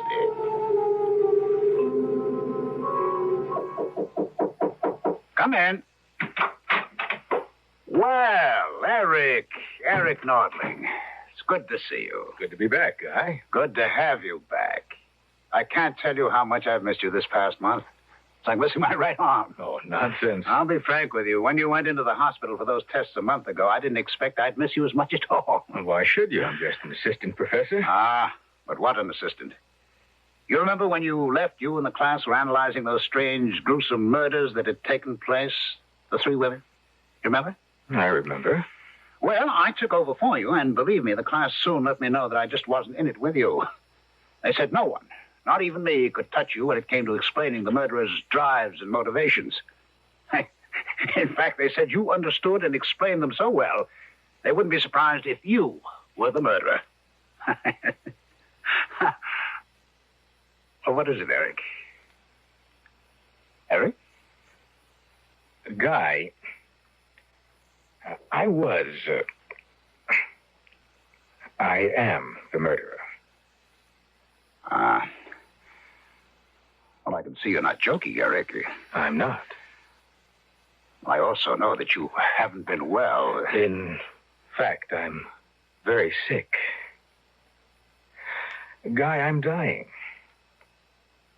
But none of that changes the simple truth that I murdered those women and mutilated them. Guy, I'm Jack the Ripper. No, I'm not crazy. As a professor of parapsychology, you do believe that people can be possessed by the spirits of the dead? I keep an open mind, or try to. Well, I can tell you that possession is a fact. For some time now, I have been possessed by the spirit of Jack the Ripper. Eric, if I didn't know you better, I'd say that you're really possessed of a dose of LSD. But since I... Guy, believe me. What I'm telling you is the truth. Believe me, because you're about to become Jack the Ripper. Eric, you're ill. I can tell from looking at you. You're serious. I am. I'm dying. I told you that. They've given me less than 2 months to live. Oh, Eric. It's terminal. In less than 2 months, I'll be dead. And the day I die, the instant I die, the Ripper's spirit will leave my body and enter yours. You don't believe me, do you? Of course not. Well, then I'll have to prove it. You've taken your penknife out of your pocket and you're opening the blade. Well, yes, to clean out my pipe. What's so unusual about that? Does your pipe need cleaning? Well, no, but... You acted on impulse. Sudden, inexplicable desire. Desire to hold a knife in your hand. Oh, now, of all the senseless... It isn't senseless. And if you think so, try to put the knife back in your pocket. Well, go ahead. Close the blade. Put the knife back in your pocket. I haven't done what I intended to do, clean out my pipe. Is that what you intended to do? Oh, in heaven's name, Guy, be honest with yourself, is it? No. Now, What do you intend to do with that knife? What do you want to do with it? I want to kill with it. To strike and slash. What is this? What? It's Jack the Ripper. Using your body. You needed proof, and I just gave it to you. I took possession of you for a few moments. But when Eric Nordling dies, I'll become Guy Richards till he dies. And after that... Oh, no, it's madness. You deny you felt an overwhelming urge to strike and slash? No, but there's got to be some explanation. There is. You can pick up your knife and put it away. Or clean your pipe, if you really want to. Well, Warden, those were Eric Nordling's words, almost his identical words, just before he told me what I'm about to tell you. Mm-hmm. That I'm about to become Jack the Ripper. The day, the instant I die. Yes. If there's anything further you want... Now, wait, don't go. Now, look, Richards, your time is short, and Yours is. And I want to do everything I can to make the next few days easy for you. But when it comes to listening to the kind of story you just told me, I haven't the time. You don't believe it either, hmm? Even I didn't. With all my knowledge of the occult, the psychic, I couldn't bring myself to believe in anything so impossible. Seemingly impossible. Nutty is the word. You think I've gone a little, what do they call it here, stir-crazy? No, you haven't been in long enough for that. I'm not calling it anything. I'm not thinking anything. Look, you wanted to get something off your chest, you got it off. I'll be going. No, please. Richards, I don't have time. Listen for just 1 minute more. At 6 a.m, 2 days from now, I'll be hanged for murders every bit as revolting as those of Jack the Ripper. Because I am Jack the Ripper. This body, you see, is the body of Guy Richards, once respected university professor. But the spirit that inhabits this body, well, I am, I assure you, Jack the Ripper. Now, let me assure you, as Eric Nordling assured Guy Richards, at the very instant the rope snaps my neck, on that instant, Warden, you will become Jack the Ripper. Now, if there's anything further I can do... And I'll prove it to you as I made Nordling prove it to Richards. Now, before you go to bed tonight, you will feel that same strong, overpowering urge, need to strike and slash with a knife. Before you go to bed tonight.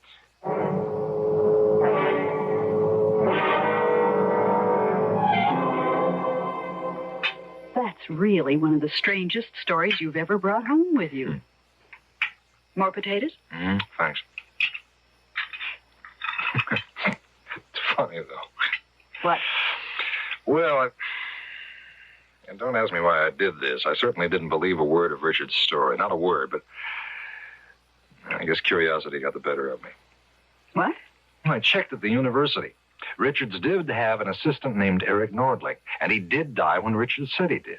Doesn't mean anything. And still, that part of Richard's story was true. Joni, what do you think?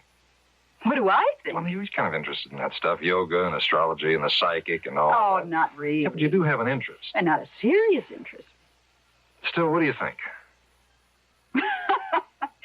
I think I'd like another piece of roast beef. That's what I think. Okay.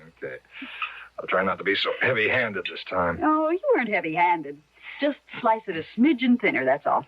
Just a smidgen. Smidgen it is, and easily done with a knife as razor sharp as this. Won't be done at all if you don't stop staring at that knife and cut me a slice.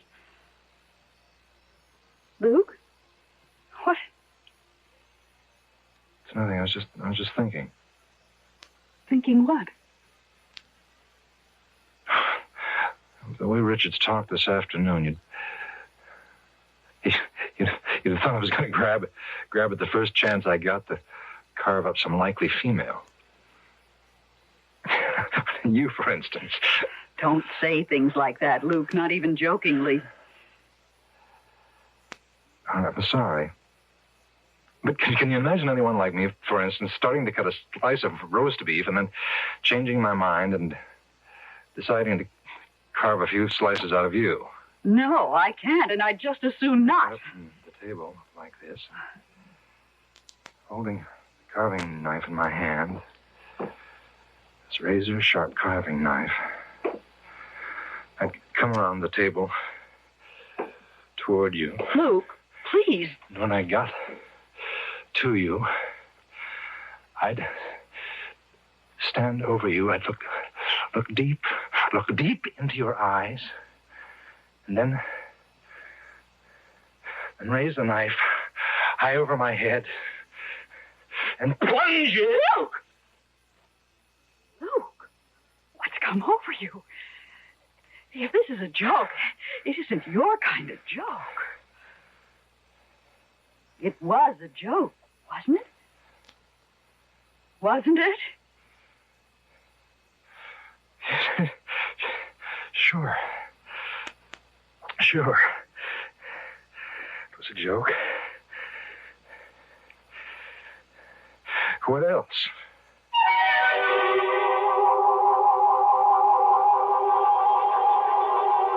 What else, indeed? What else could it be? It could be what Warden Lucas Lauder knows it was. No joke at all. That for a few moments in time, he was driven by an all but overwhelming urge to strike with that knife, slash with that knife, kill with that knife. I'll return in a moment for Act 2.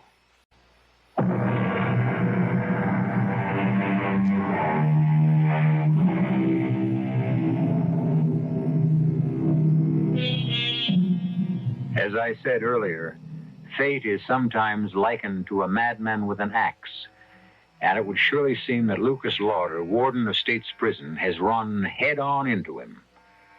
When Guy Richards told Lucas that he was really Jack the Ripper, that his body was possessed by the spirit of the Ripper, Lucas laughed. But his laugh turned to a worried frown when he came dangerously close to stabbing the wife he loves. Now in Lucas' office at State's Prison the following afternoon. No, Jerry. No. Look, I don't mean to be harsh, but I think Maxwell's privileges should be taken away for a while. Yes. A week at least. All right, goodbye. Yes, Miss Conley? They brought Guy Richards over, Warden. All right, tell them to bring him in. Yes, sir. Bring him in. All right, boys, you wait outside.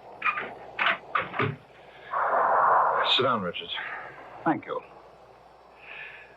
Richards, I want to talk to you about, among other things, I want to talk about your personal effects. Well, we've talked about that. I told you I don't give a damn what you do with them. Warden, you didn't have me brought here to talk about my property. You brought me here to talk about what happened to you last night. If you're going to start again on that nonsense about being Jack the Ripper... It isn't nonsense, and you know it. Now, you also know that when I go through the trap less than 48 hours from now, you'll become Jack the Ripper. You know it because I put you through a sort of trial run, you might say, last night. What did happen last night, Warden? I don't know what you're talking about.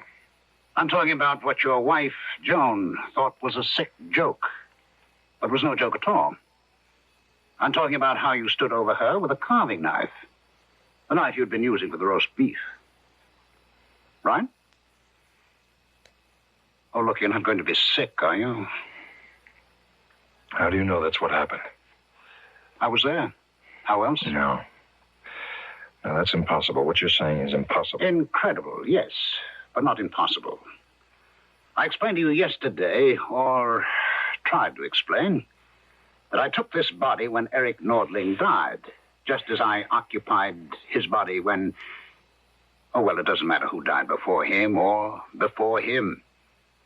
All that matters to you, or should matter to you, is that you're next on that list to, shall we say, play host to Jack the Ripper.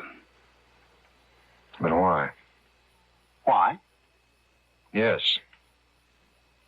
Look, you must have died... What am I saying? Jack the Ripper must have died many, many years ago. In 1907, to be exact. All right, then you've been dead. I mean, damn it, the Ripper has been dead nearly 70 years. But his spirit, my spirit, has lived on in others. That's what I'm getting at. Why? Because I cannot rest.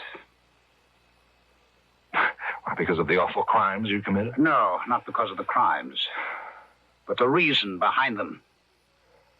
The evil in me that drove me to what I did. The hate. No, I don't understand. There is nothing to understand. It's quite simple. A spirit, a soul, is given an earthly body and forced to suffer through what you call life. Forced to go through this agony again and again and again until it is cleansed completely of evil, of hate. The evil in me was so great it will take, well, only the Lord knows how many lifetimes to wipe it away. Unless it meets a love as pure as the hate is evil. A soul as tender as the hate is brutal. A spirit as compassionate as the hate is ruthless. And that will never be. Never? No such love exists. No such soul, no such spirit. Not on this earth, that's for sure. You really believe what you're saying, don't you? You really believe that you are actually Jack the Ripper? Oh, for the love... I'm going to give you another taste of what it's going to be like to be Jack the Ripper. If you think for 1 minute that I don't care what you believe. Just do me a favor and send me back to my cell. Yes, Warden? Richards will go back to his cell now. Yes, sir.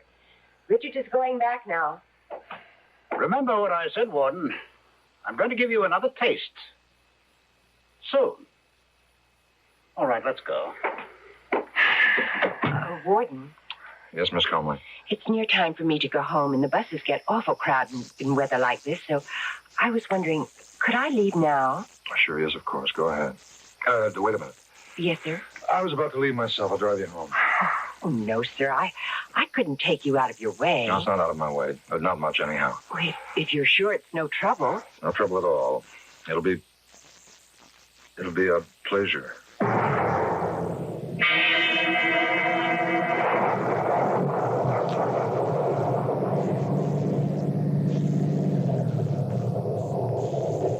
Warden. Awfully nice of you. I'll see to your door. Oh, no need for that. No, I insist. There have been a lot of muggings in this neighborhood. Some. So I want to be sure that you get to your apartment safe and sound.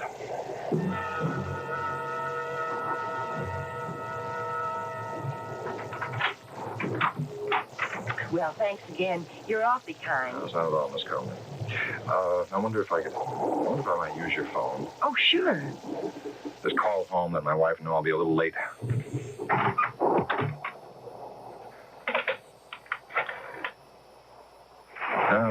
Second thought, there's no sense in calling. I won't be that late. Oh, only 5 or 10 minutes. Boy,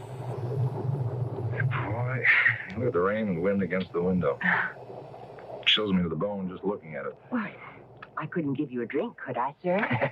No, Miss Conway, I wasn't hinting, you know. Oh, I didn't think you were, but, well, if you would like a drink. Oh, why not? I'd love one. I keep the liquor in the kitchen.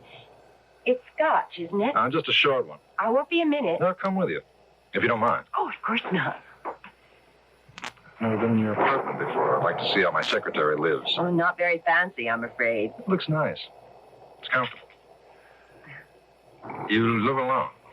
Yes, I tried living with someone else, but it just didn't work out. Here you are. Yeah, thanks. That's good scotch. Glad you like it. Where'd you get those knives? Knives? Yeah, the knife set on the wall. Oh, those are... I don't know. I've had them so long. Why? Oh, I like knives. Good ones, that is. Those look good. Do you mind if I... Well, no. Be my guest. It's beautiful. Beautiful. Feel that edge. You don't often see knives kept in this good condition. This sharp. It's no thanks to me. I just use them, never sharpen them. Razor. Sharp. Fit in the hand perfectly. Those are the most beautiful knives I've seen in over 70 years. Jane.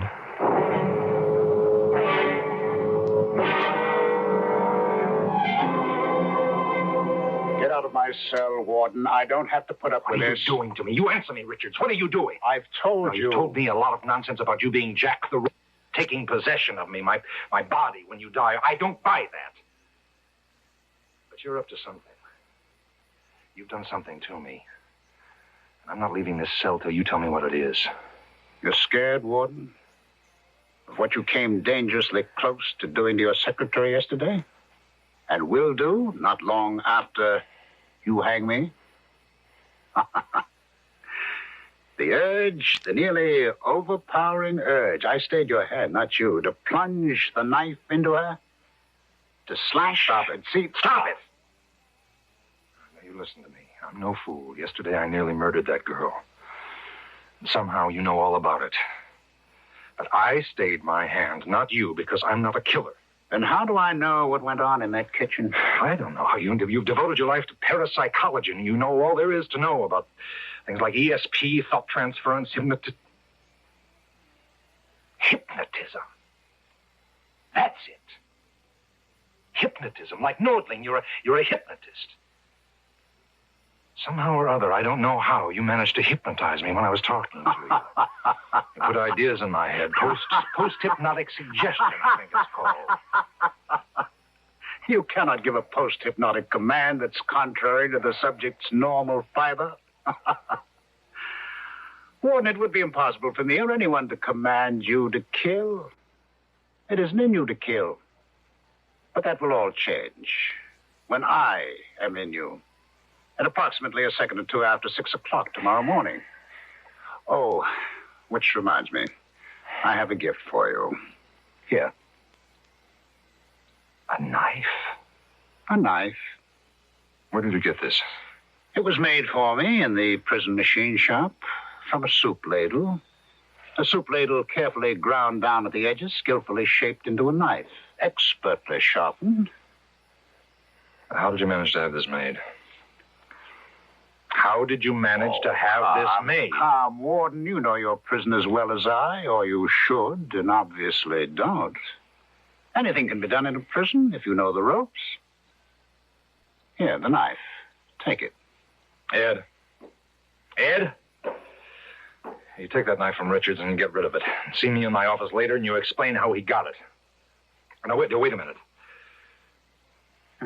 Here, give it to me. I'll get rid of it. Not until you've used it. Not till I, the Ripper, have used it. Again, and again, and again. Ed, I don't want to see this man again until his execution tomorrow morning at 6. If he has any last-minute requests, you handle them. If he has any questions, you answer them. If he wants to see me for any reasons, no. Tomorrow morning, Richards, I'll see you then, and not until then. 6 o'clock. On the scaffold, Richards.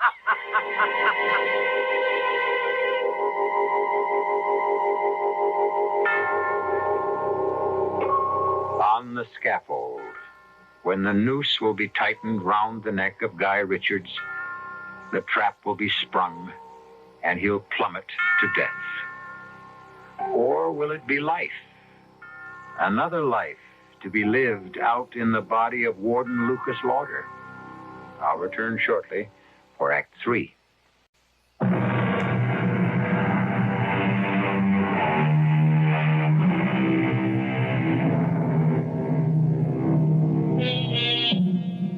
There's much talk these days about possession, the control of a human being by an evil spirit. Probably such talk has gone on since man can remember. Intense discussion, even violent debate, as to whether possession is a form of schizophrenia or a malignant spirit which has invaded an earthly body. For Lucas Lauder, warden of State's Prison, it isn't a subject for idle debate, but a frightening reality. In the bedroom of his home, a short distance from the prison itself.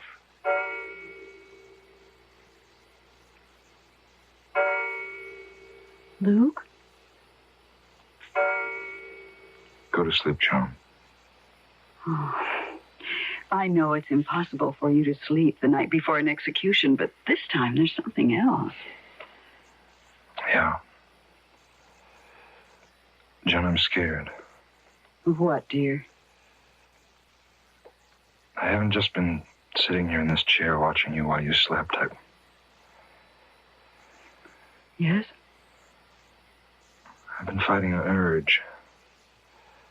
Powerful urge to kill you. Kill me? Yeah, with this. Where did you get that? Richards gave it to me. Ugly-looking knife, isn't it? Somehow he managed to get it made in the machine shop and have it smuggled to him. He gave it to me as a present. It's a strange kind of present. No, it's not a present to me, Joan. It's to himself. Oh, that nonsense. Nonsense? About him being the reincarnation of Jack the Ripper. Oh, he is. He is. I laughed, too, at first, but he is the Ripper. In possession of Guy Richards' body. And at 6 this morning, less than 3 hours from now, he'll be in possession of mine. Luke, darling, you can't be serious. You don't really believe that. After what's happened, I'd be a fool if I didn't. What has happened? I had to bring myself to talk about it. He told me he was going to take possession of me temporarily for a short time to prepare me for what's to come after he hangs. Well, you didn't take that seriously. No, not then, but within an hour, I nearly stabbed Miss Comley to death. Your secretary? I drove her home in that storm day before yesterday. I invited myself in. You? Pretended I wanted to use the phone to call you, but I had no intention of using that phone. I just wanted to get into her apartment to... To kill her? I didn't know it then. I didn't know why I tricked my way in, but... Well, then I sort of led her into offering me a drink, and I went with her into the kitchen where she keeps the liquor. While she was making the drink, I noticed a set of knives, kitchen knives, on the wall. I pretended to admire them, and I took one to examine it only. I wasn't examining it. I was thinking... Luke, my darling. Now, don't touch me. Don't touch me. Don't even come near me. It's dangerous. Dangerous? Luke, what are you saying? I can do to you right now. What I came close to doing to her. The urge was powerful then, but it's even more powerful now. It's almost as if the closer I get to Richard's hanging, the more the urge grows inside me. Luke. I don't have any control. Joan, no control anymore. This knife, I gave it to the guard to get rid of. No. I started to give it to him, and then I changed my mind. I was forced to change it by a power stronger than me, and so I kept it and brought it home. I've been sitting here for hours holding it in my hand, fighting off a terrible obsession to kill you with it. Oh, my poor darling, to think what you've been going through, and I never knew. How can you think of me when you're the one who's in danger? Well, because I don't believe I am in danger, not from you. I just told you. I don't care what you told me. I care about what I know, and I know you love me. Oh, yes, I love you, but He'll be dead in a few hours. Dead. And all this business about his spirit possessing you, I don't believe it. I came close, that close, to killing Miss Coleman. And killing me, you say, but you didn't. But next time. There won't be a next time, because once Guy Richard dies, his power over you will be ended. Oh, Luke, don't you see what's happened to you? Yes, I see. He's possessed me. Nonsense. I can give you, I don't know how many reasons why it is just plain nonsense.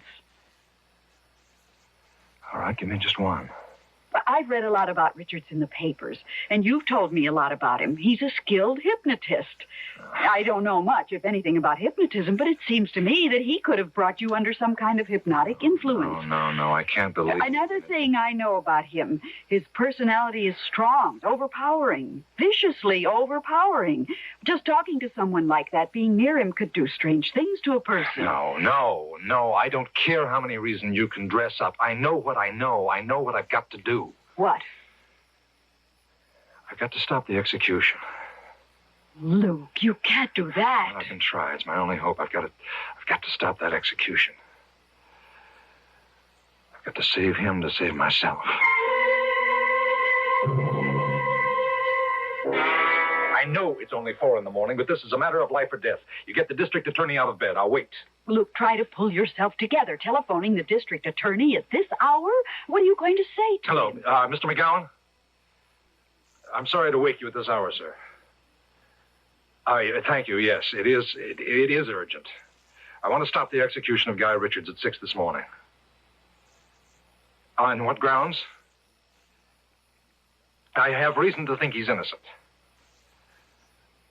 No, sir, there's no proof. No real proof, but... Look, McGowan, I want you to call the governor if necessary. McGowan, I beg you, right? Yes, I see.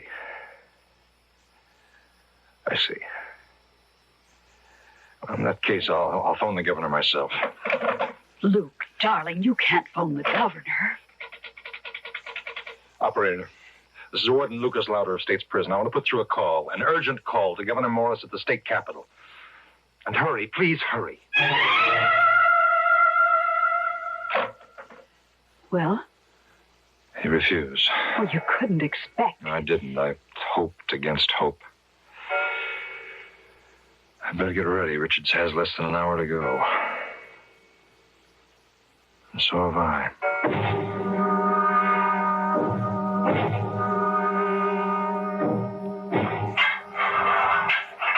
It's time, Richards. You're telling me. If you're ready. Question is, are you? Come on, let's go. You look tired, Warden. No sleep, eh? Well, don't worry about it. You'll sleep just fine tonight. The Ripper always sleeps well. Afterward.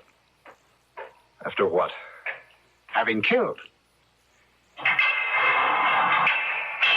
Well, I didn't know there'd be an audience to see the end of Guy Richards. The press. Straight ahead to the scaffold, Richards. You're sweating, Warden. Calm down. Make you feel any better, there's no pain to this. Over in an instant, you know. I've been through it once before.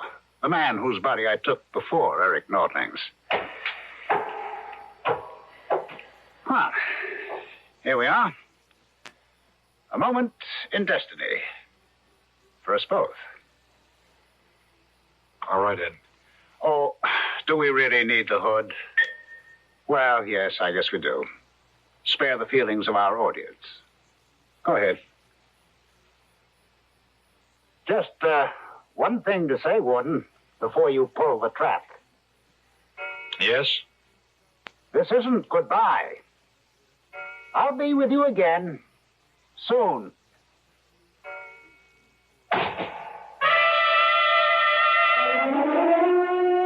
Agreements with Red China.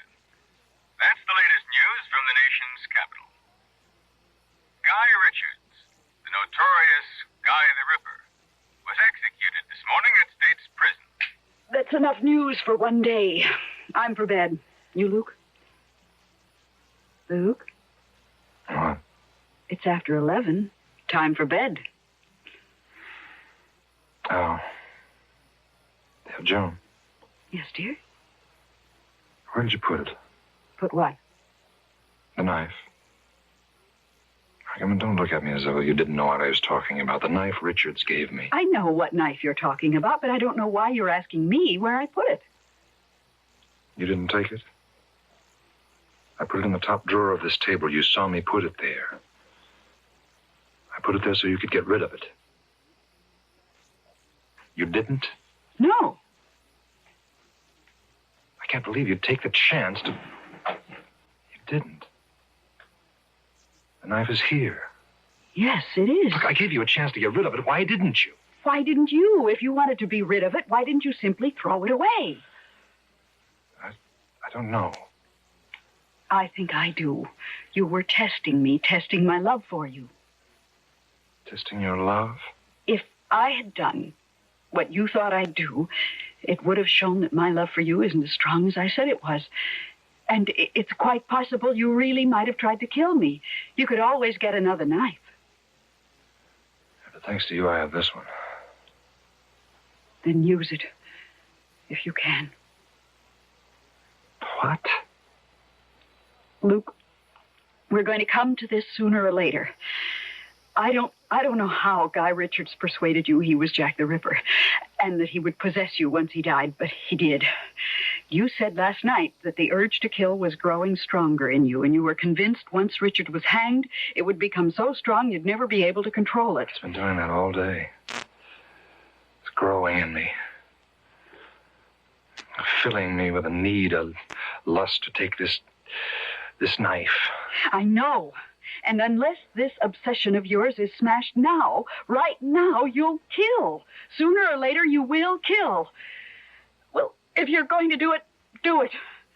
Do it. And get it over with. You're taunting me. You're taunting me because, like all women, you have contempt for me. I love you. You're lying. You don't love.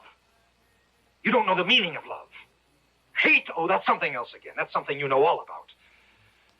I think I'm not on to you, all of you. Well, let me tell you something. I've spent months, years watching you and the likes of you. Luke, what? Playing your little tricks, luring men, and oh, don't think I didn't see you today, this very day in Leicester Square, flaunting your charm. Leicester Square? Leicester Square, Piccadilly, Fleet Street, wherever you could sell yourself. Luke, now snap out of it. Pull yourself together. Look about you. Take your last long look before you die. You see that gas light at the end of the alley? Well, you see it for the last time. Gas light? Listen. You hear the carriages of the coaches, the horses, for the last time. And then feel the point of this knife against your throat. Feel the cold steel against your skin before the Ripper plunges it deep into your dirty little neck. Plunges it now. I can't. I want to. I can't. Why? Why can't I? Because you're not Jack the Ripper. You're Lucas Lauder, my husband. The Ripper hated. You love. You love me every bit as much as I love you. God, I do. Dearest. He said, Richard said, the spirit of the Ripper would never be free, never find rest until it met a love as strong as his hate. Heaven knows, Joan, there can't be, there never has been a love as strong as yours. Maybe it's crazy, but I feel he has found that rest at last. Thanks to you.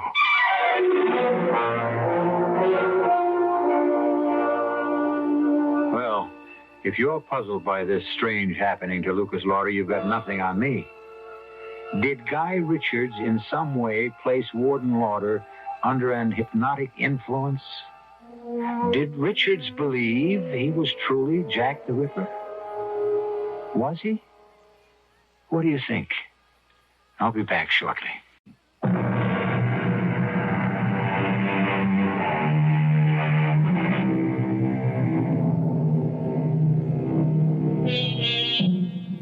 When I told this story to a friend of mine who's a psychic, a sensitive, she said that, of course, Guy Richards was the reincarnate Jack the Ripper. Another friend, a psychiatrist, said, nonsense, a clear case of a split personality. Which is right, I don't know. Maybe the truth lies somewhere in between. Wherever it lies, it makes a good story. I hope you enjoyed it. Our cast included Robert Lansing, Linka Peterson, Ralph Bell, Ira Lewis, and Patricia Pearden. The entire production was under the direction of Hyman Brown. And And now, a preview of our next tale. Your room is high above the ground on the far side of the estate. Room? This isn't a room. It's a cage. So it is, Mr. Schiller. What is this? Barred window, steel door? It's like a prison cell. It is a prison cell, Mr. Schiller. But why? Why am I here? To serve your sentence. I've judged your case and found you guilty. No. Well, it's all very well and good to say no, but here you are, aren't you? Here they all are, and here they'll stay until their brains rot and their bodies decay.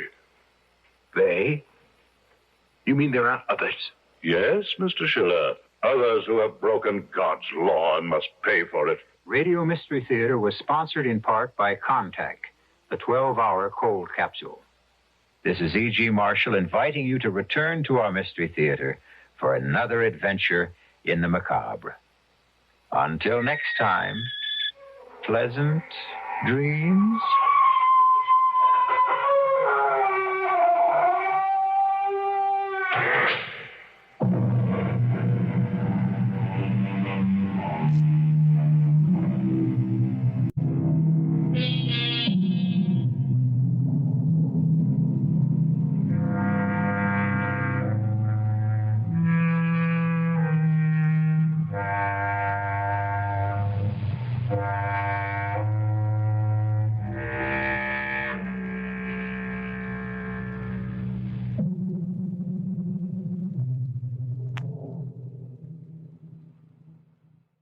The CBS Radio Mystery Theater presents...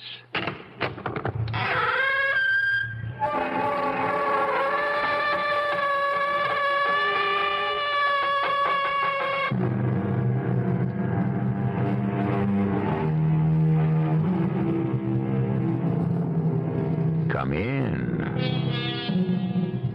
Welcome. I'm E.G. Marshall.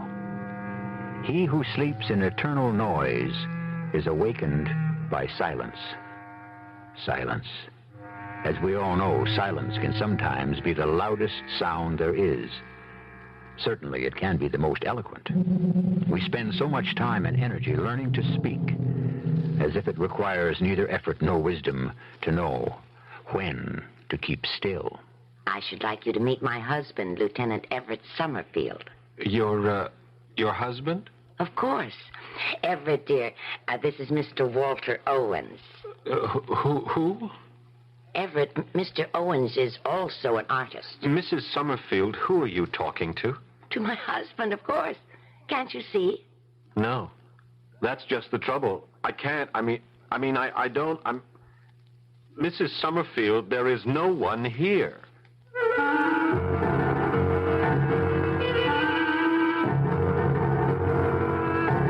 Our mystery drama, First Childhood, was written especially for the Mystery Theater by Sam Dan and stars Eileen Heckert. It is sponsored in part by ARM, Allergy Relief Medicine, and Buick Motor Division. I'll be back shortly with Act One.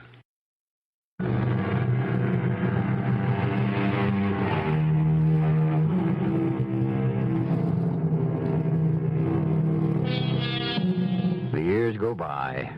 We're aware of the breath in our mouths, the feeling in our bones, our image in the glass. Yes, we stumble through a universe of illusion, constantly threatened by quicksands of uncertainty and doubt. Yet, our basic hold on sanity is our knowledge of ourselves. We may know nothing else, but each of us knows who he or she is. Or do we, really? It's too nice a day for all that. Join us at a beach on the northeastern coast. A private, secluded place on a day when the brilliant sunlight dances on the sparkling waves and the crisp air crackles in the lungs.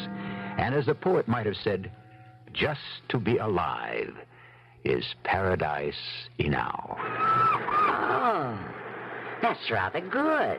What? Oh, I'm sorry. Did I startle you? No, I was busy concentrating on this canvas. I didn't hear anyone coming. That is rather a good painting. Oh, do you really think so? I wouldn't have said so if I didn't. That doesn't mean I like it.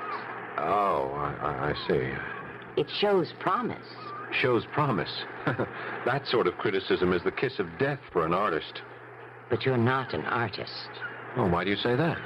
Well, you don't have enough paint on your clothes. No, you see, the idea is to get the paint on your canvas.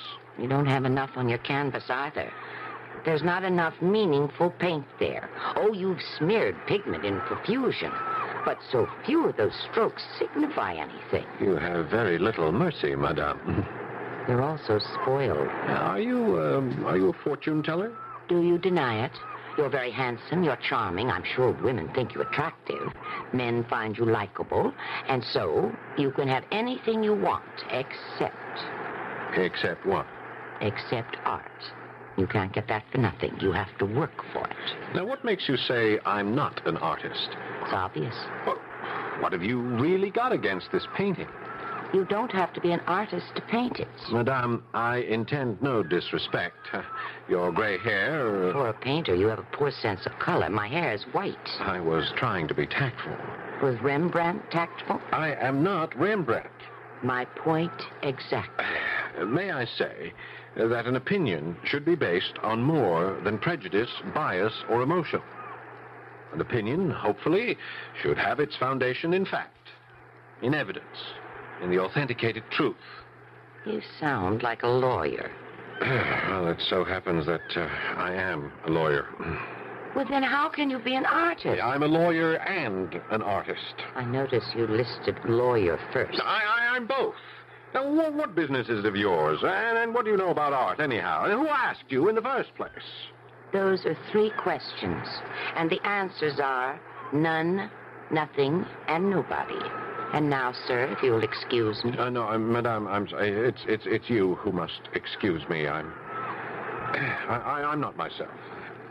I'm under a strain. I had no right to behave so boorishly. Please forgive me. While I may not be an artist, I can at least be a gentleman. You could also be an artist. You think so? Do you really think so? Oh, I see your problem. You want assurances. Well, I'd like to be sure that I could succeed. That's another one of those words. Sure. Yes, but suppose I devote a lifetime of hard work and I fail. The devotion is your success. Madame, you breathe rarefied air. My name is Regina Summerfield. How do you do? I am Walter Owens. Thank you. Thank you for talking to me, for spending so much of your time with a complete stranger. But you're not a complete stranger, or even an incomplete stranger. Oh, have we met? Yes, I think we have. No, I don't think so. I mean, I say this because I'm sure I would never have forgotten. You're how old? 30? Yeah. We met, I think, before you were born. Oh, before I was born? Yes, I'm sure of it. Well, is that so strange? Yes, frankly. Why? Where do you think you were before you were born? Where do I think I was before? Inside you, there's an essence. Now, something that makes you Walter Owens. Wouldn't you agree? Well, on the face of it, I suppose I would agree. Now, I have to be careful with you, don't I? You have a way with words. Oh, nonsense. I'm just a little old lady, and you're a brilliant lawyer. Yes, we were talking about where I was before I was born. This unique essence that happens to be me, I think. I didn't say unique essence. There's nothing singular about it. Many people can have the identical sort of essence. I know a man who seemed to have the same essence as you do when he was younger. Oh, then I remind you of someone. Oh, yes. Who? Would you care to dine with us this evening? Well, Please do. It'll be such a treat for Everett. My husband doesn't go out much. We can talk about art. You can see our place from here. You see the hill that rises up from the beach? That's the house on top. It's beautiful. Say you'll come. All right.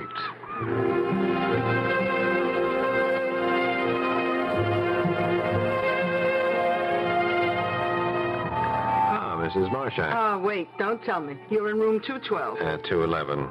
I'm close. Yes. And your name is Mr. Owens? No, Owens. Oh, Well, at least I was right about it beginning with an O. Yeah. Do I have any mail? No, sir. Ah, I see you got your paint set with you. A paint set? Isn't that what it's called? Yes, I suppose so. No mail, eh? Could I say something, Mr. Owens? Owens. Oh, yeah. Well, I remember when you checked in last night, you said you wouldn't be expecting any mail. Now you're hardly here one day, and already you're asking if you got any. Yes, the mail habit's a hard one to break. Now, this is a great place for painting pictures. Lots of artists come around. And you know what they paint mostly? Tell me. The Summerfield place. You can see it from everywhere on the beach. It's on top of the hill. Yes. Yes, it's a magnificent mansion. Oh, it's falling apart. 40, 50 years ago, before the war. I mean, the Second World War. Oh, that was a place to see. Well, it's still very imposing. Look close. It's falling apart. A pity you won't get to see the inside of it. She won't let hardly anybody in there. But I will get to see the inside. Yeah? Yes, I'm invited there to dinner. You're what? Yes, I met Mrs. Summerfield about an hour ago out at the beach. She spoke to you? Yes, we had quite a talk. Well, if that don't be... So I'm dining tonight with the Summerfields. The, Summerfields? Yes, Mrs. Summerfield and her husband. I believe his name is, Everett. Yeah, well, What's the matter, Mrs. Marcia? Look, what you have to understand is that there is no Mr. Everett Summerfield. No, Mr... What are you saying? I'm saying that there isn't any Mr. Everett Summerfield. There isn't? No, sir, there isn't. And she simply won't accept that. Uh-huh. Oh, what happened? Well, you see, Everett Summerfield was in the Navy. He was a lieutenant on board the USS Arizona, which was at Pearl Harbor. Mm-hmm. The ship was blown up on December 7th and sank to the bottom. And he was killed? Yeah, he was killed. But you see, they never did find his body. I see. Now, she pretends he's come back. She talks to him, just as if he's sitting there, and she cocks her head as if she's listening to him. I swear, it is scary. Yeah, it's quite a place, but she's not going to be able to keep it much longer. Well, why do you say that? Well, because she's got a relative, some niece or something, that's trying to get the place away from her. On what grounds? On what grounds? Well, the woman's a nut. I mean, I like her personally, but she is a prime candidate for the nut house. Look, you're going there tonight. You'll see for yourself. I mean, the curtains on the windows are rags. The upholstery's all worn out on the furniture. The place needs paint all over. But she thinks... You know what she thinks? What? She thinks the place is in shape for the President of the United States to be entertained in. What you're intimating is she's crazy. Intimating? It's a fact. Mr. Owens, it's a hard, cold, cruel fact.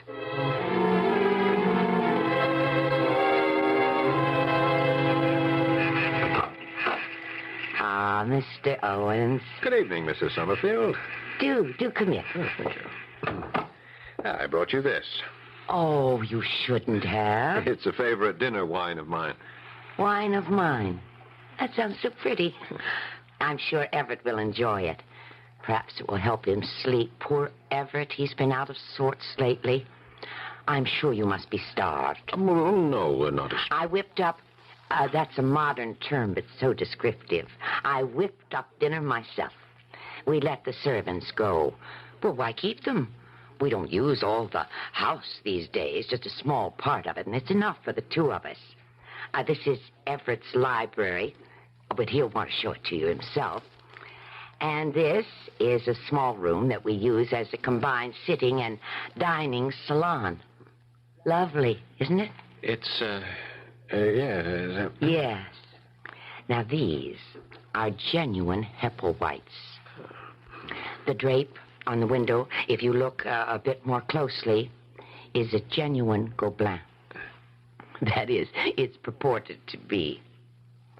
But this is Limoges china. I see. The tablecloth is a type of pure linen that doesn't seem to be made anymore. It was the exclusive secret of an old family in Ireland, which is now extinct, I understand. But you can see the fine weave, can't you? Oh, yes. Oh, yes, absolutely. And this cup is quite small, you see. Oh, so exquisite. It's a Cellini. Yes, beautiful. Please, forgive me. For what?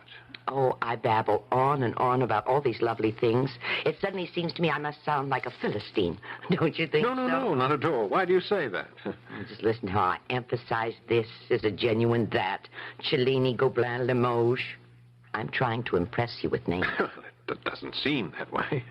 Oh, and how rare and expensive those things are. Well, it's true. They do happen to be. But I shouldn't brag about it. I can't help it. I was very poor. I never knew my mother. My father was the town drunk. Oh. Lovable man, but he had the sickness. He couldn't support himself, let alone me. And so I ate the bread of charity all during my childhood. It's a bitter, hard loaf.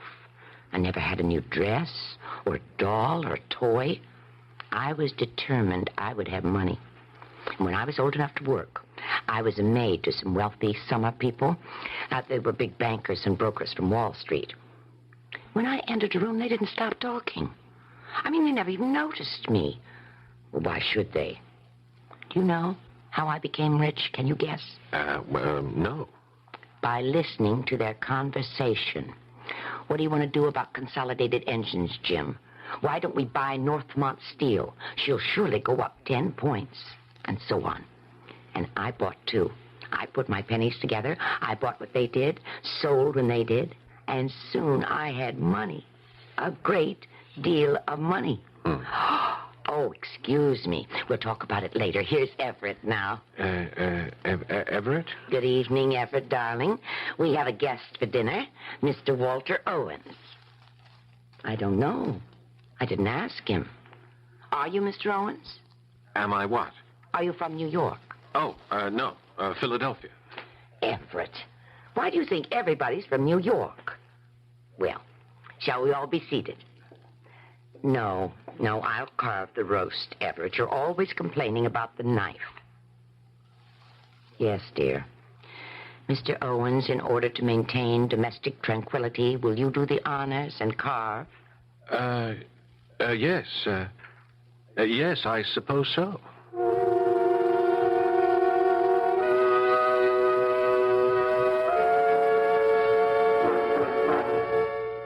Well, now, how many people are at that table? 2 or 3? And just who is Mrs. Summerfield? When we first met her, she seemed like a rather sharp, smart, with-it old lady. Everett is obviously supposed to be Lieutenant Everett Summerfield, who was killed many years ago at Pearl Harbor. What is he doing having dinner here tonight? Or is he? Things will either get clearer or cloudier when I return shortly with Act 2.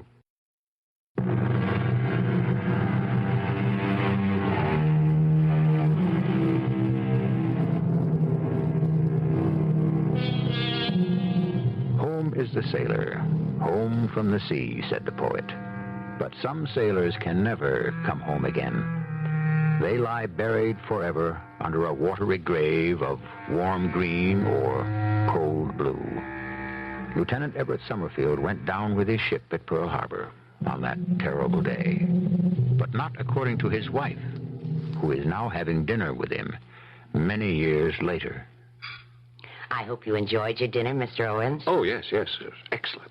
Some more coffee? No, thank you. This is fine. Just fine. Everett. Oh, my goodness. Look at him and listen to him. He's fast asleep. Honestly, Mr. Owens, that man can go off just anywhere. Or was it your wine? I just wish he wouldn't snore so loudly. Does it disturb you? Does what disturb me? Well, can't you hear that man snore? Oh, I don't mind. You're very kind. I was telling you how I became so rich by just listening to wealthy men talk. I was 19 years old, and I had almost $500,000. Can you believe it? Yes, I could believe it. I couldn't. But there it was in my account in my broker's office in New York. Meanwhile, I'd fallen in love. Can you guess with whom? Everett? Yes, Everett. Everett Summerfield. It was a miracle. Well, what do you mean? A miracle that he would fall in love with me. Well, why? Well, why shouldn't I fall in love with him? He was tall and handsome and rich. But for him to love me, mousy little Regina Melfin, a penniless orphan girl. Yes, but you were rich. Well, who knew that? No one, not yet. I was Miss Nobody who had nothing. And yet he fell in love with me. His parents were furious. And then they died. An automobile accident. And do you know what came out? Mr. Summerfield Sr. was broke. It was a disaster. But do you know what really bothered Everett? The thought that he might have to lose this house, this magnificent home. He always loved it. Well, you can see why. Oh, yes, I can. You can't imagine what happened when I said to him, "Darling, here's enough money to save the house." And we saved it. We were very happy until the war clouds began to threaten. Everett had a commission in the Naval Reserve. He volunteered for active duty. Was he at Pearl Harbor? Oh, yes. Wasn't there a report that he had gone down with his ship? Oh. You must have been listening to some of the town talk. Is that what you heard? Yes, I believe so. It was many years ago. I received a wire from the War Department. They said he was killed in action. But you know, I refused to believe it. You refused? But why? Because I knew it couldn't be true. He couldn't be dead. He just couldn't be. And so I was not going to believe it. I went to Hawaii to look for him. But if he was reported killed in action, where could you look? Under the sea? Well, there's no point in looking there. If he were there, he'd be dead, wouldn't he? No, I thought perhaps he'd been wounded, lost his identification, or he might have been suffering from amnesia. He could have been wandering around the island. I just knew I had to look. Or did you ask the War Department for assistance? According to the War Department, my Everett was dead. They wrote me a letter to that effect. Now ask me what I wrote back to them. Well, what did you write? I wrote, "If Everett Summerfield is dead, show me the body." They couldn't. And that's how I knew Everett must still be alive, and I was right. What makes you say that? Well, I was right, wasn't I? Here he is today. Uh-huh. But the truth is, I didn't find him. You didn't? No. In the end, he found me. I came home, I waited. I knew he'd return to the place he loved best, to the person he loved best. And he did. One day, one lovely summer's day, he walked into the house. "I'll never leave this place again," he said. "I'll never leave you again." And he hasn't. How nice. Are you perhaps wondering why I stopped to talk to you this morning? Why did you? I spoke to you about an essence that forms the core of each of us, remember? I remember. It reminded me of what was inside Everett before he went away to war. I didn't want to see you waste yours the way his was wasted. Everett wanted to be a painter, too. He was afraid he wasn't good enough, just as you are. Yes, it's something to be afraid of. Why? Why, because if it should turn out that one is not good enough, what has one done with one's life? Lived it. But I know I'm a good lawyer. Then why aren't you happy? I'm very happy. Well, I was very happy, as a matter of fact, until I met you this morning. Oh, I am sorry. Well, you see, every so often, I take some time off. I go somewhere and just paint furiously for a week or so. Well, I have to get it out of my system. Can you ever really get it out of your system? Well, it's getting late. Thank you for a fine dinner. Everett and I are glad you could come. There's no point in trying to wake him. He'll get up in his own time. I'll say good night for him. Yes, good night. And please come again. Soon.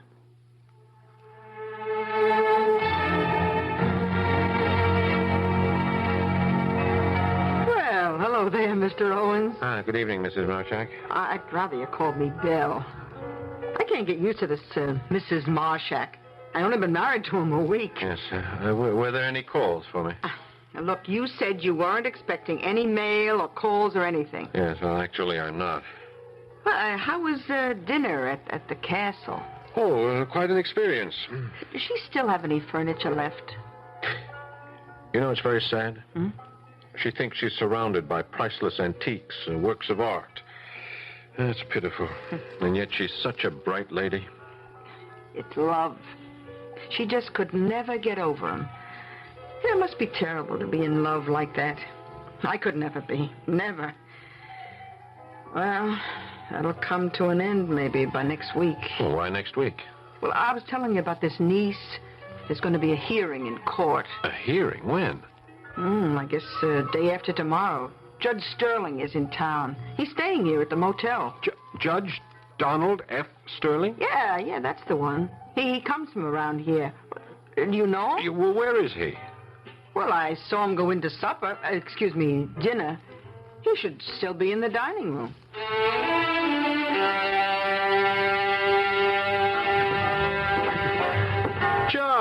Judge Sterling. Walter, had your dinner? Yes, sir. Yes, Well, sir. sit down, have some coffee. Thank you, Judge. What are you doing up here? Oh, just a little vacation. Here young ladies get all the breaks. I'm working.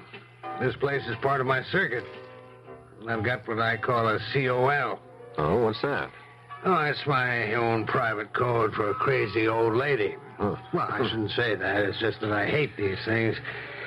You get some greedy, shifty-eyed relative who wants the old gal put away for her own good, naturally. Naturally. And the truth is, the old gal would be better off being taken care of, but it's a messy situation.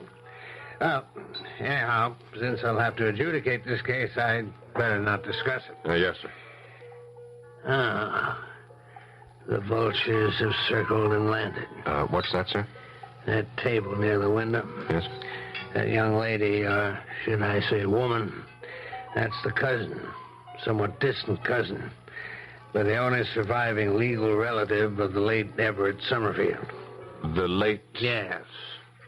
That's what this thing's all about. And her estimable attorney, Mr. Leroy Pillow. Unappetizing duo.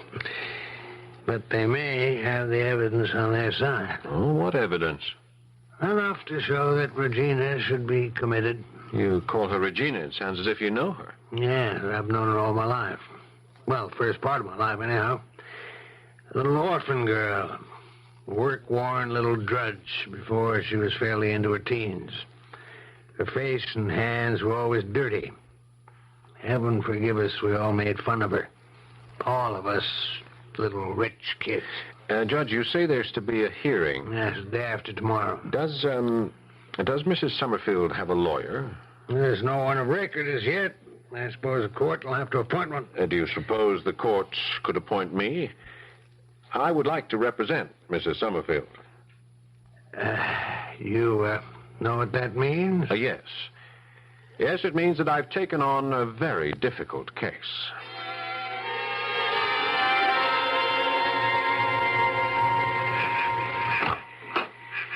Oh, Mr. Owen. Yes, I know it's late. May I come in? Of course. Thank you. Is something wrong, Mr. Owens? Mrs. Summerfield, did you know that the day after tomorrow you are being taken to court? Yes, I've been told to appear. Do you know why you've been told to appear? I suppose it's that Marston woman. Yes, well, that Marston woman, as you call her, is out to have you committed to a mental institution. On what grounds? On the grounds that your faculties are impaired. In other words, I'm crazy. Well, I was only trying to say it nicely. Mrs. Summerfield, please, let me explain. A pity you just missed Everett.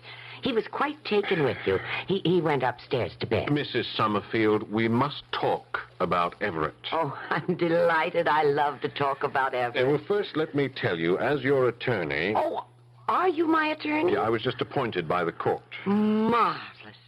Now I need have no further worries. Not that I ever had any. Judge Sterling, I've known him since we were both children. Judge Sterling is not so sure that he will be able to prevent that Marston woman from winning the case. Judge Sterling is an honorable man. He would never permit justice to be mocked in his courtroom. He may have no choice on the basis of the evidence. What evidence? Well, Yes, Mr. Owen. This insistence of yours that Everett is in the house. I mean, you see, that will be quite enough, Mr. Owens. I see I have misjudged you. Mrs. Summerfield... Are you telling me that Everett is not in the house? As your lawyer, I can... If that is your attitude, you can no longer be my lawyer. Please, Mrs. Summerfield... I must ask you to leave.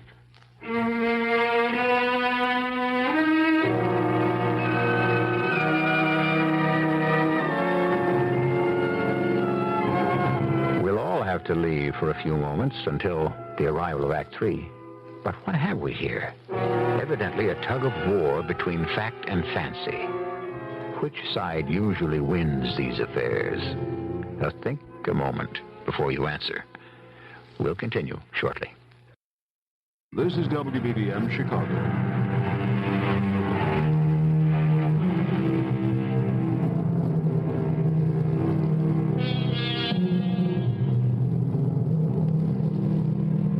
Cogito ergo sum, or I think, therefore I am, said the philosopher. Now, if you examine that, you see it's absolutely right. If you can think, it's proof you have to be. But that's only you. If you think for someone else, does that mean that they are also there? Once again, we discover that we should never get bogged down with philosophy when we're trying to tell a story. Onward. Mrs. Summerfield, I want to help you. How? I want you to be able to stay here, to live here. I mean, after all, this is your own home. And you know that Marston woman's attorney will charge that you are no longer competent. Let him. Now, I have seen these things in court. Have you? Older people can easily be victimized. Will my lawyer stand idly by and permit it? Your lawyer can only deal with facts. Oh, we're back to that. One fact your lawyer will find difficult, if not impossible to overcome, is that you talk to people who aren't here. Everett is here. Let me put it this way. You talk to people who cannot be seen.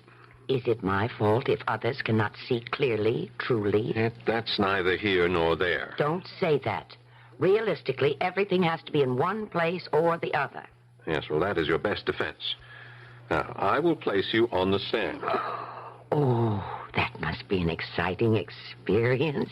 I've seen it on the stage and in the motion pictures. It's never happened to me. Yes, well, I will ask you the following question. I'll be under oath, won't I? Yes. Now, I will say, Mrs. Summerfield, do you actually believe your husband is still alive? And I will answer yes. You will answer no. How can I answer no? You just told me I was under oath. Because the answer is no, and the case will be dismissed. The answer must be yes, because Everett is alive. Our second best defense. I will ask the same question. Mrs. Summerfield, do you actually believe your husband is still alive? And I will answer yes. You will answer, I want him to be alive, and I try very hard to believe it. But I don't try hard to believe it. It happens to be true. The attorney for that Marston woman will ask you that question. What will you answer? Yes. That answer opens the asylum doors. It's the truth, Walter. I wish you believe it. Well, it's very hard to believe it. Of course. Now, you've just caught the exact sense of it. If it were easy to believe, well, there'd be no problem, would there? And that's the same with everything else. If it were easy to be an artist, anyone could do it. Mrs. Summerfield, please let us stay on the subject. This is the subject. Do you do what's in your heart, or do you do what's easy? It's easy for you to be a lawyer, but it's right for you to be a painter. Mrs. Summerfield, when I talk to you, sometimes I no longer know what I mean. Then there's hope for you. Probably. But is there hope for you?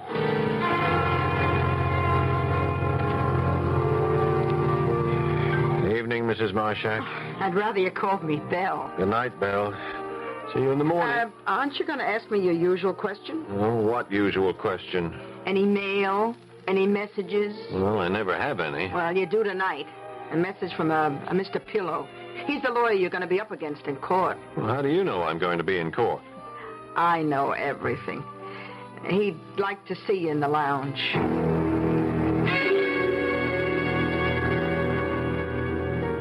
Walter Owens?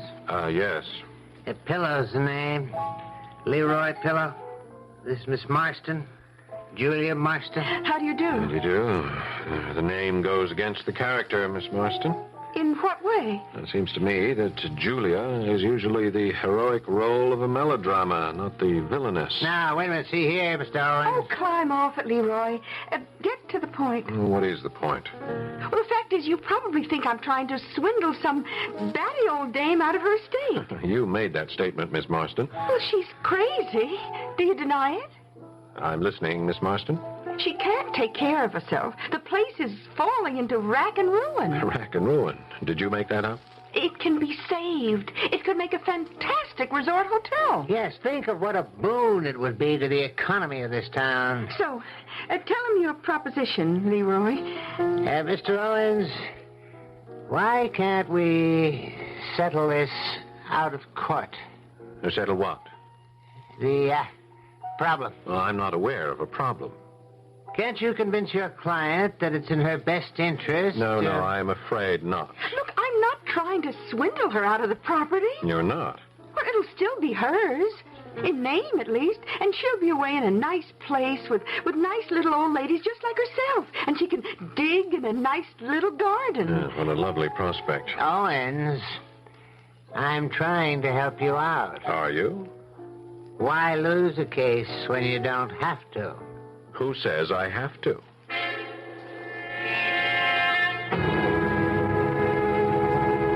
Your Honor, we have one of those unfortunate cases that occur far too often in our society. A human being reaches an age where she can no longer function fully. Objection, Your Honor. Mrs. Summerfield's ability to function is what is at issue here. Sustained. Counselor, you've been quite a while with your introduction. Now may we get on with it? How are we doing? Badly. Have faith. Yes, I might as well. I don't have anything else.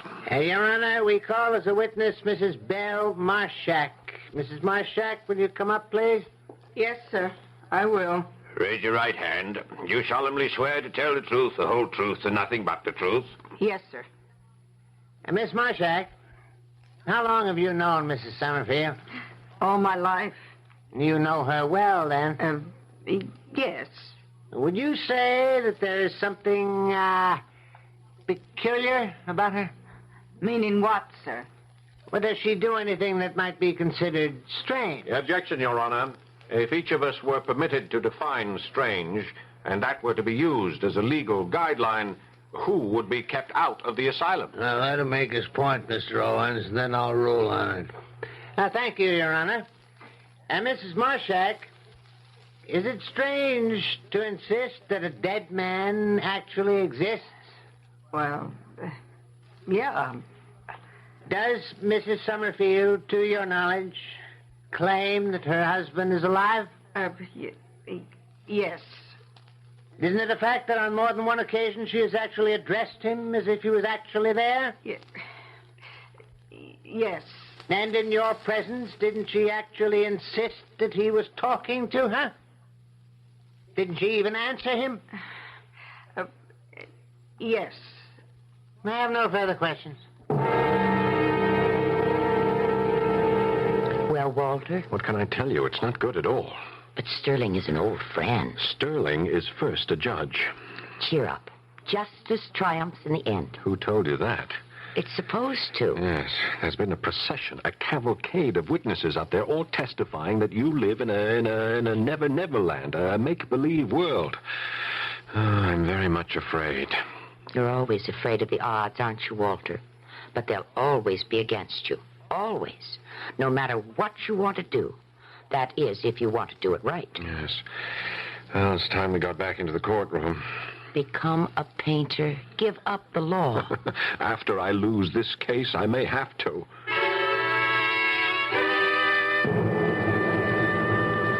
In essence, Miss Marston, why have you brought this action? Because I'm trying to salvage something. Mrs. Summerfield is no longer able to maintain the house. As everyone has testified, it's going to rack and ruin. I would like to set the place to rights. And have you discussed it with Mrs. Summerfield? Well, how can you talk to her? She lives in another world. Everybody knows that. She even thinks her husband is alive. Objection, Your Honor. To what, Mr. Owen? The issue of her husband's death is still before the court. Yes, but the court has as Exhibit A this document from the United States Navy that informs us Lieutenant Everett Summerfield died in action. Lieutenant Summerfield's body was never recovered, Your Honor. We can therefore never be sure that the Navy is correct. I see. Is this to be your line of argument? Well, it's one line of argument. Yes. Well, I'll weigh it with the rest. I'll continue with your testimony, Miss Marsden. But you go into that house and you're spooked. What other word can I use? Spooked. The joint is just falling apart. And you talk to her, and you know what? It's like talking to someone in their second childhood. That's the whole story. Regina Summerfield is in her second childhood. Your Honor, I object. Regina, you can't object. Why not? It's up to your attorney. Oh, him. He knows more about painting than he does about the law. Besides, anyone has a right to object when they hear a lie. What lie? This young lady has just told a lie. She said I was in my second childhood. That's not true. I'm in my first. Well, now, you... Who knows that better than you, Jeremy Sterling? Did I ever have a childhood? You can answer that question because you had one. We're both the same age, you and I. We were both raised in this town. And while you were having your childhood, what was I having? What, Jeremy? I was having floors to scrub, dishes to wash, clothes to launder. I had a little cot behind the stove in some rich lady's kitchen.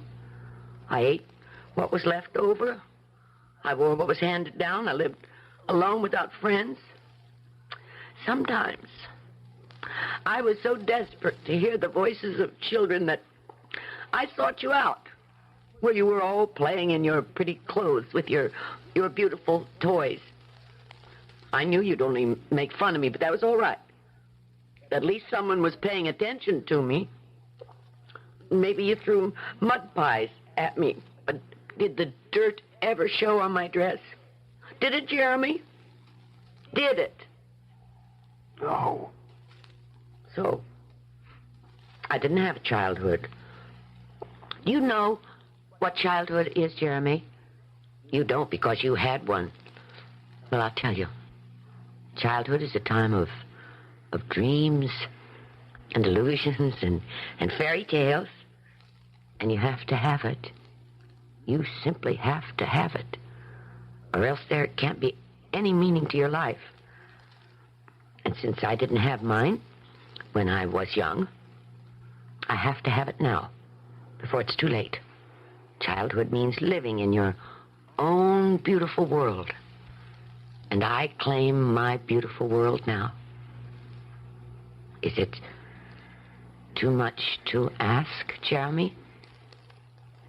The case is dismissed.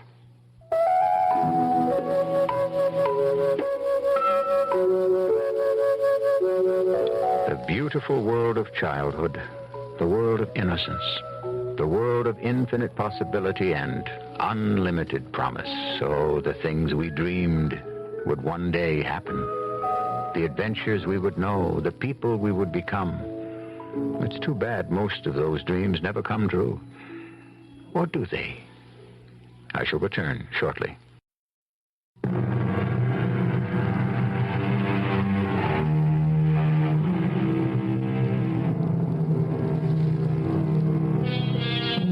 Childhood, childhood, sings a poet, wonderful girl and boy land. Once you leave its portals, you can never return again. Maybe that's not true either. Certainly so many of us strive to go back to the simplicity, the wonder of it. But the trouble is, childhood is so rare and so precious that usually they can only spare one to a customer. Our cast included Eileen Heckert, Paul Hecht, Bryna Rayburn, and Robert Dryden. The entire production was under the direction of Hyman Brown. And now, a preview of our next tale. Don't take another step, either one of you. You can put down your rifle, Captain. We mean no harm. What do you two want? I think you know. We want our brother's body. Let us take it. Quiet, Isabel. You say nothing. Well? We're here to get Paul's body. To take him off your land and give him a decent burial. And where would that be? Where he belongs. 6 feet under Carpenter soil, is that it? Yes, Captain. That's it. You are out of your mind, girl. What is that supposed to mean? Now just turn around, the two of you, and take yourselves straight back to where you come from. Oh, please, Captain Crane. We are not about to do that. We want our brother's body, and we are here to get it. Radio Mystery Theater was sponsored in part by Buick Motor Division and ARM, Allergy Relief Medicine. This is E.G. Marshall inviting you to return to our Mystery Theater for another adventure in the macabre. Until next time, pleasant dreams.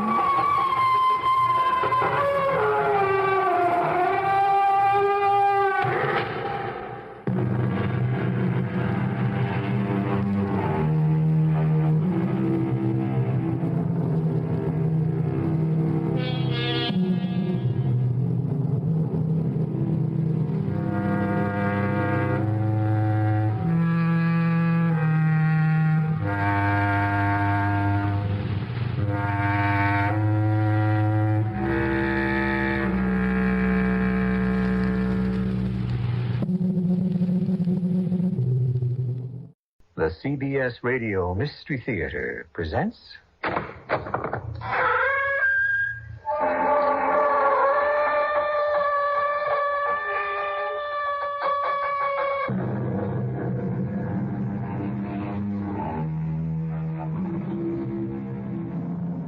Come in.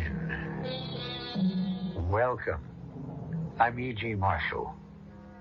It stretches from the North Pole in the Arctic, passing 1,000 miles west of the Hawaiian Islands, all the way to Antarctica and the South Pole.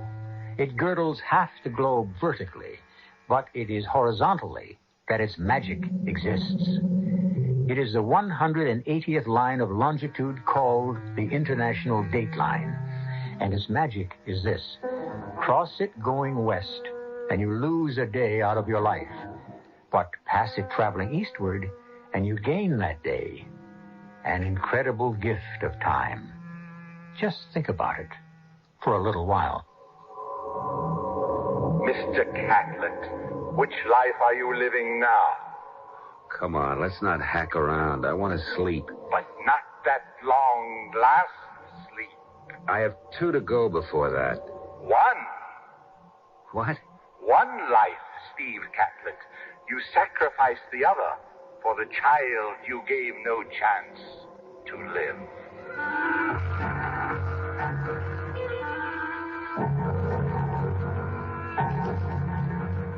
Our mystery drama, International Dateline, was written especially for the Mystery Theater by Ian Martin and stars Michael Tolan. It is sponsored in part by ARM, Allergy Relief Medicine, and Buick Motor Division. I'll be back shortly with Act 1.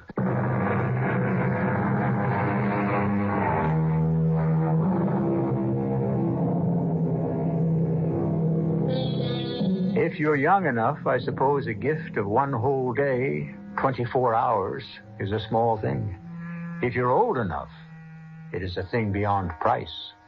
Even if you're just sort of middling, it is a donation from the gods that boggles the imagination to conceive what it might mean and how it might be used. This is how one man was able to use it. His name is Steve Catlett, but for many reasons, everyone knows him as Cat. This story begins 35 years ago in a world gone mad, where most people in the Western Hemisphere measured their life expectancy in days or hours as death rained from the sky. What's the good word, Alfie? Not so good, Captain. The waist gunners took one bad in the chest. Half the tail section's gone, a little bloater with it. Bombay doors won't close. What about the landing gear? Well, the jetty's fixed that on us all right. We'll never get it down. The bombs all got away? Oh, yes, we left our calling card. We're going to make it home. But give it the old college try. Yeah, she flies like lead. I can hardly keep her trimmed. We'll be over the channel in a couple of minutes. Before we get there, you, Walter Guinness, Morton, whoever's left, better hit the silk. And end up a ruddy POW? Not likely. Not while Hitler's still around. Well, it's either that or take a bath in the channel. I'll get you as near as old Blighty as I can. What happens to you? I ditch her. I think I can answer for the rest of the chaps, Captain. We'll take our chances with you. I wouldn't give you odds. I would. They don't call you Cat for nothing, do they? I could be stretching my luck this time. I'll tell you what, Yank. Since you boys took over the 8th Air Force, we British types have been running a little pool, see? We think that you always luck out. You have as many lives as your name. We figure you right now is 6 down and 3 to go. What's that? It's the port engine. I'll have to feather her. Alfie, get on back there and strip her. Roger. Get all the weight overboard you can. Armaments, ammunition, the works. Can do. And bring her in, Cat. We're all riding on your luck. All my life I've been lucky. Well, lucky enough to know that it doesn't hurt to give the little lady a helping hand as much as you can. Like when Professor Samuels caught me cheating in the college boards. It didn't hurt to know that he'd been fooling around with Linny Strom in the senior class. I would have gone on to college with a straight B average, too, if it hadn't been for the draft. I lucked out there, too, because I happen to know old Horace Poole on the draft board was also running a betting pool on the side. During my senior year, I shaved points for him on the basketball games. As playmaker, that was a cinch. So he steered me out of the infantry or Marines or any of the tough services and into the Air Force. I had it all figured to fly a desk for the duration. But that's one time my luck deserted me. Jet, Alfie on the pipe, do you read me? I read you. How you doing? We've got everything overboard we can pull loose. See any lighters? Well, we're still losing altitude. I want you to get rid of this radio and bail out. Where are we? Over the channel. Well, Captain, the crew wants to stick with you and try to make it across. Not a chance. We're sinking like a stone. I want you all overboard while there's enough altitude to open your chutes. We'd rather stick with you. Bail out. That's an order. Well, why don't you go with us? And leave an uncontrolled B-17 wandering around? My place is with the plane. Just wish I had your guts. God bless you, skipper. Over and out. We were wallowing unsteadily. I could almost feel each member of the crew as he jumped. But just as I'd hoped, that nearly 1,000 pounds of human cargo lightened the plane enough to give me a chance to make land. Just another case of giving Lady Luck a boost. I didn't envy the poor chumps I dumped, but my skin was more important than theirs. Now I could concentrate on getting it back in one piece. Wadding Shore Tower. Wadding Shore Tower, emergency. Emergency 1. This is little friend, Blue 1. Do you read me? Do you read me? Over. Acknowledge. Am feathering one engine. Tail section half gone. I am somewhere southeast of you. Altitude 5,000 and sinking fast. Can you get a fix on me? Impossible to see anything. Heavy overcast below. Losing altitude fast. How about if I hold the button down on radio and leave it open to... Hey, hold it a minute. Cloud break. Huh, yes, I'm over land. Holy Toledo, I'm right on top of you. Hold your hats and stand by.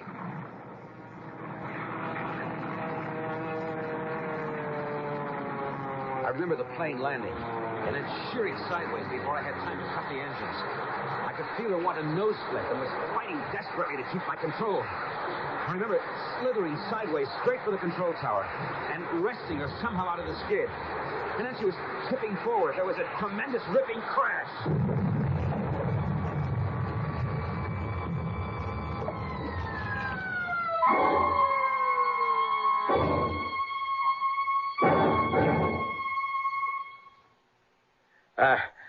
Excuse me, nurse. Yes? Flight Lieutenant Alfie Patterson. I've got a chit here from medic, says I can say hello to my pilot, Captain Steve Catlett. How do you now, Flight Lieutenant? Your buddy, Steve Catlett, isn't saying hello to anyone. What do you mean? He had a pretty stiff crash landing about 6 weeks ago, bringing in a B-17. He's been in a coma ever since. Oh, yes, I know. I was his co-pilot. Oh. If he hadn't made me and the rest bail out, we'd be lying where he is now. Could I say a word to him? You can try, Lieutenant. Oh, excuse me, Lieutenant. And I hope you can reach him. For a long time, I seemed to be circling around a deep, deep bowl that disappeared into complete darkness in the center of the earth. Round and down I went in a spiral in the dark until there was no light and no feeling, no smell, no taste, just nothingness, except for the voice. You ready to come to me, Steve Catlett? No, Why not?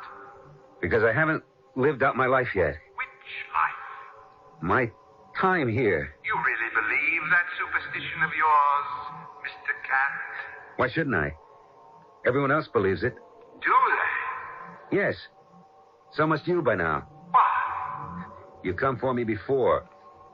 When I had the scarlet fever. Yes, I could have welcomed you then. When a girl tried to kick my hat off when I was 6 and she swung too high on the swing and the bolt fractured my skull. Yes, I was ready to welcome you then. When the boy fired the air rifle at me and just missed my eye. I should have insisted then. That was before. Before what? Before you changed. Before you began to stretch your luck. Before you finally committed yourself to my care. No. No, you don't own me. Not yet. You prefer to think so. Very well. I'll let you run your leash a little longer. If the conceit pleases you, you have 2 lives left to your name, Mr. Cat. Guard them carefully if you wish to stay away from me.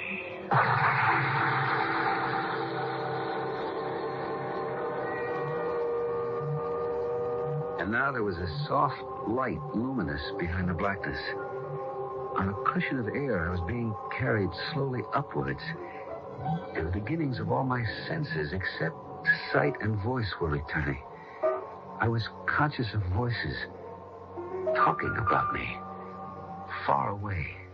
He's quite a guy, isn't he? Salt of the earth. They don't come any better. I know I won't see his like again. Oh, don't say that. Why not? Well, it sounds like an epitaph. Oh, Lord knows I didn't mean it that way. The last thing I'd want to see old Cat do is cash in his chips. Anyway, as me and the boys figured it, it ain't time yet. He still has 2 lives to go. What does that mean? Steve Catlett, he's like a cat, you know? Always manages to land on his feet. You know how pursuit pilots keep a score of all the Jerrys they've shot down? Yes. Well, with Cat here, counting childhood accidents and all the rest through the Blitz, we made a joke that up to this last one, he's used up 6 lives. This one here would be the 7th. So he still has 2 to go. You think he'll come out of it? Oh, I do. It ain't his number yet. Why?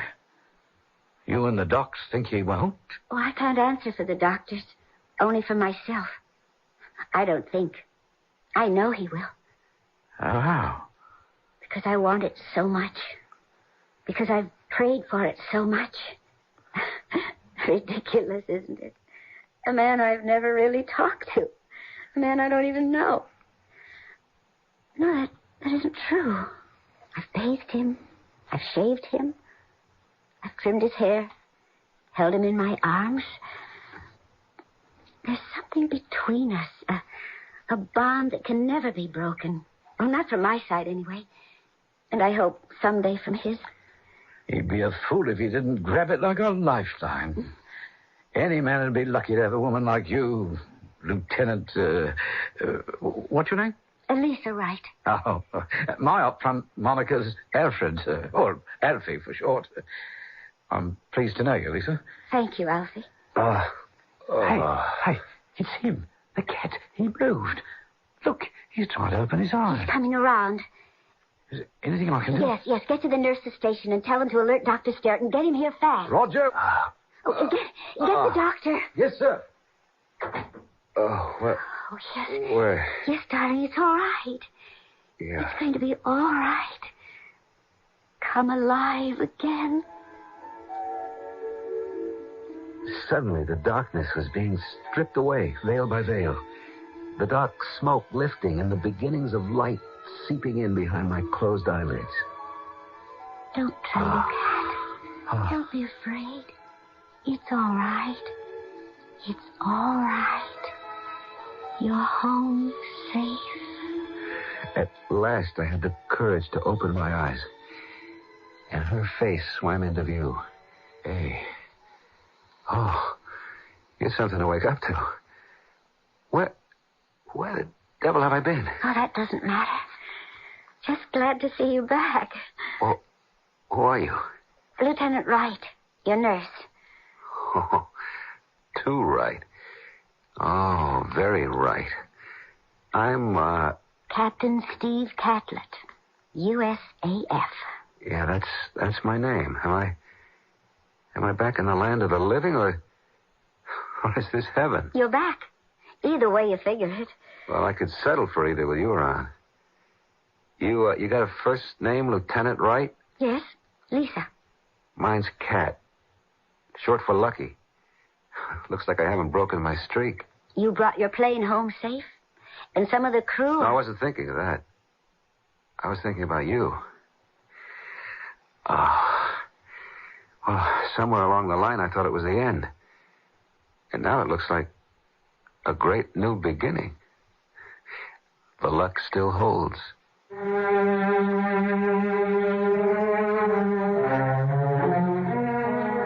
Of course, the essential thing about luck is that it's a one-way street. A pleasant and rewarding ride for the lucky, but there has to be the other side of it. The unlucky who come to the street from the wrong side and are never allowed to traverse it. What's ahead for Cat and Lisa? I'll tell you when I return shortly with Act Two.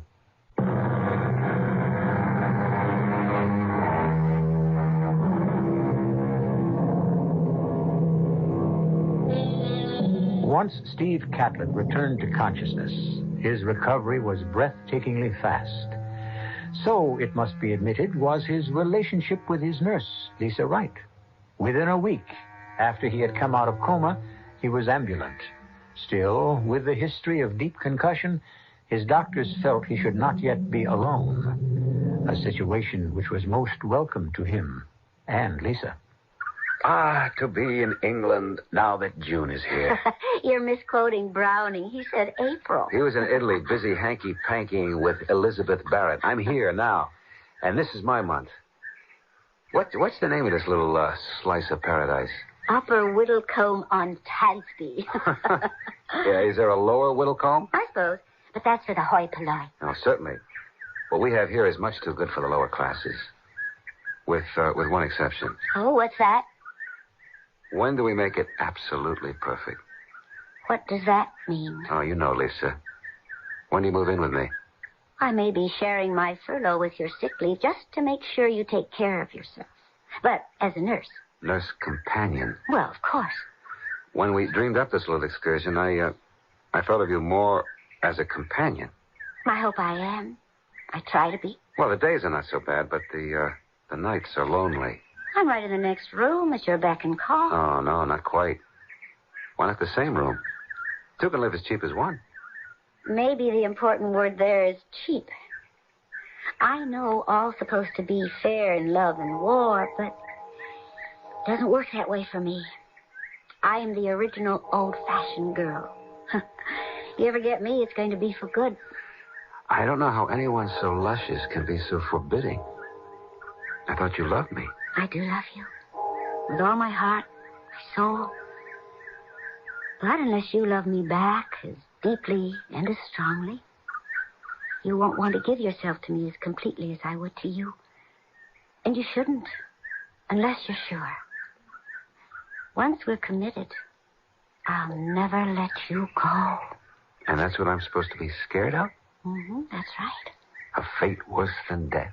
Oh, dear Lord. I hope it would never seem to be. It won't. Hey, come on, Lisa, laugh. It's a pretty bright occasion. I'm proposing. And for once, it's legal, moral, and binding. We'll be married as soon as the law allows. Cat, time, darling. But in the meantime... Oh, there doesn't have to be any meantime. I've already spoken with the vicar. He's been waiting for my call for the last 2 days. I had no notion for being married, but I sure had one big king-size yen for Lisa Wright. So what the heck, if it pleased her? With the war looking like it would last forever, nobody figured to live long enough so it would come back to haunt us. Did I know that 2 days later it would be D-Day? And for the first time, it began to look like there was an end to the tunnel somewheres. That meant I wanted no part of getting shot at again. So I wangled a desk job in London. Lisa's hospital was there, too, so we found a little flat and started to play at housekeeping. It was all right for a few months. And then I began to get the heebie-jeebies. Hey, Lisa, baby. What do you say? You want to go pub trotting? Oh, have a heart, Cat. I just came off a 4-day shift. So it'll do you good to cut up a little. Cat, What? I don't feel very much like cutting up. Oh, what's the matter? Well, couldn't I just be tired? Well, sure. Oh, you hate to be cooped up, don't you? No, I just thought it might be fun to cut up a few capers. Let me beg off, huh? It isn't just for myself. Wait, well, you're not sick or anything. Oh, I'm not sick. But I sure am anything. What do you mean? You want to give me your hand? Oh, sure, but what do you... Quiet, man. This is a new experience for you. Come on, put it on my tummy. That's not so new. This is something else. Well, what do you feel? Nice. Putting on a little weight, maybe, but, Surprise? You gotta be kidding. How's that for kicks? You've got to be kidding. You mean that... The age-old question. The same old answer. How are you going to like being a father? Oh, I made all the right noises. I hope Lisa didn't guess. But, I mean, this wasn't my bag at all. I was really locked in now. The anchor stuck fast. And as the war started to open up and horizons got brighter, I began to search around in my mind for the easiest way out from under. And that's when I met Stan Newcomb. Hey, this is really a jumping joint. Man, you got to know it. Hey, listen, boy, I got a couple of super gals lined up. You want to cut out? You're talking to a married man. What do you figure me for?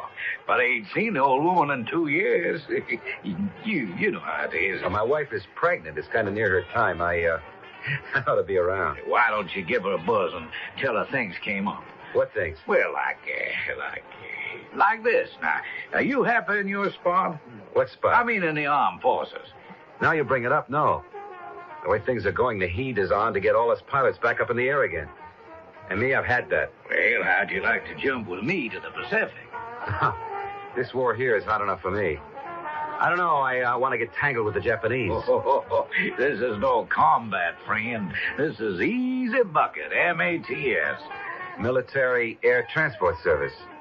What's the poop? Well, you're based in Manila, Clark Field. You fly out transport from Manila to Guam, or Honolulu, maybe the States. A milk run. Best way I can think of to run out points and get separated. Hey, I like what you're saying, pal. Can you help me get posted there? Could be. We could talk about it later. But how about the girls I got on the line? How about them?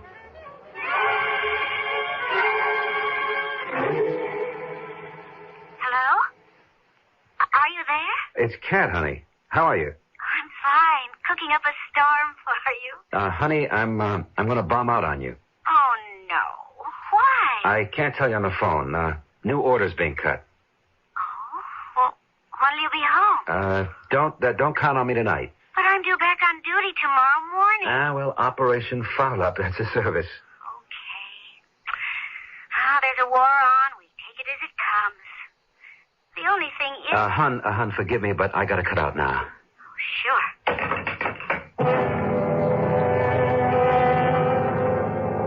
Okay, maybe it was just the wrong time. Could I know that?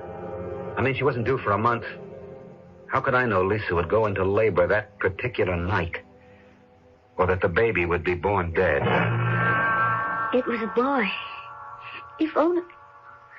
Darling, where were you? The Army says, jump. What are you going to do? What turned up so suddenly that was so important? Well, we can talk about that when you're feeling better. There's only one thing that can make me feel better, Cat. What? I want to get out of here and go home so we can start another one to take its place. That really tore it for me. The last thing I ever wanted in my life was to be tied down. A wife was bad enough, but a kid.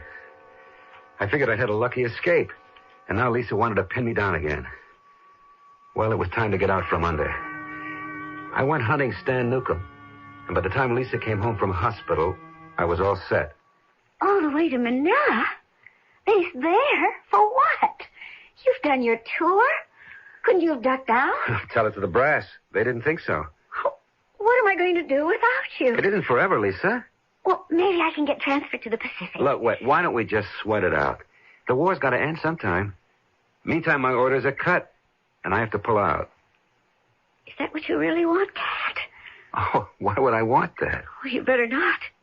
I warned you. You bought me for the duration, and that doesn't mean the war. It means all the way. I'll be waiting, Cat. However long it is, I'll be waiting.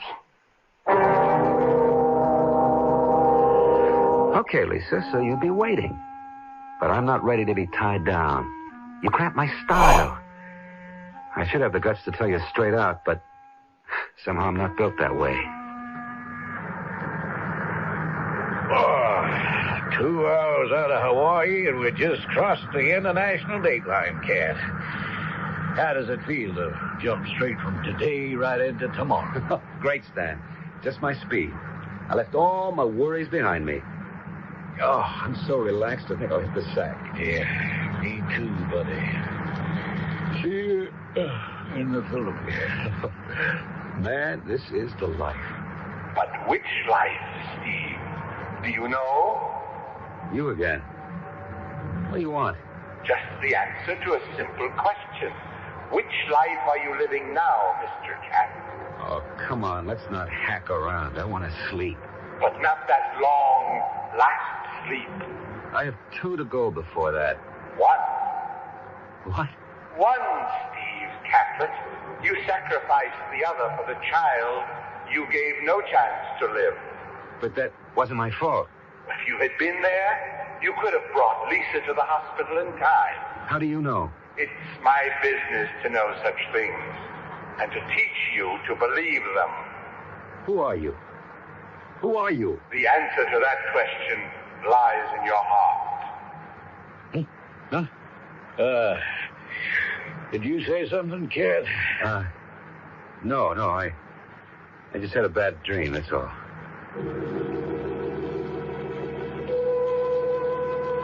A bad dream? Possibly. A man with as few ethics as Steve Catlett could well be prone to them. But what is the voice that speaks to him? His better self? Conscience? Remorse? Does it come from beyond him or from his inner soul? And can it help him spend his last life in a better fashion than his others? I shall return shortly with Act 3.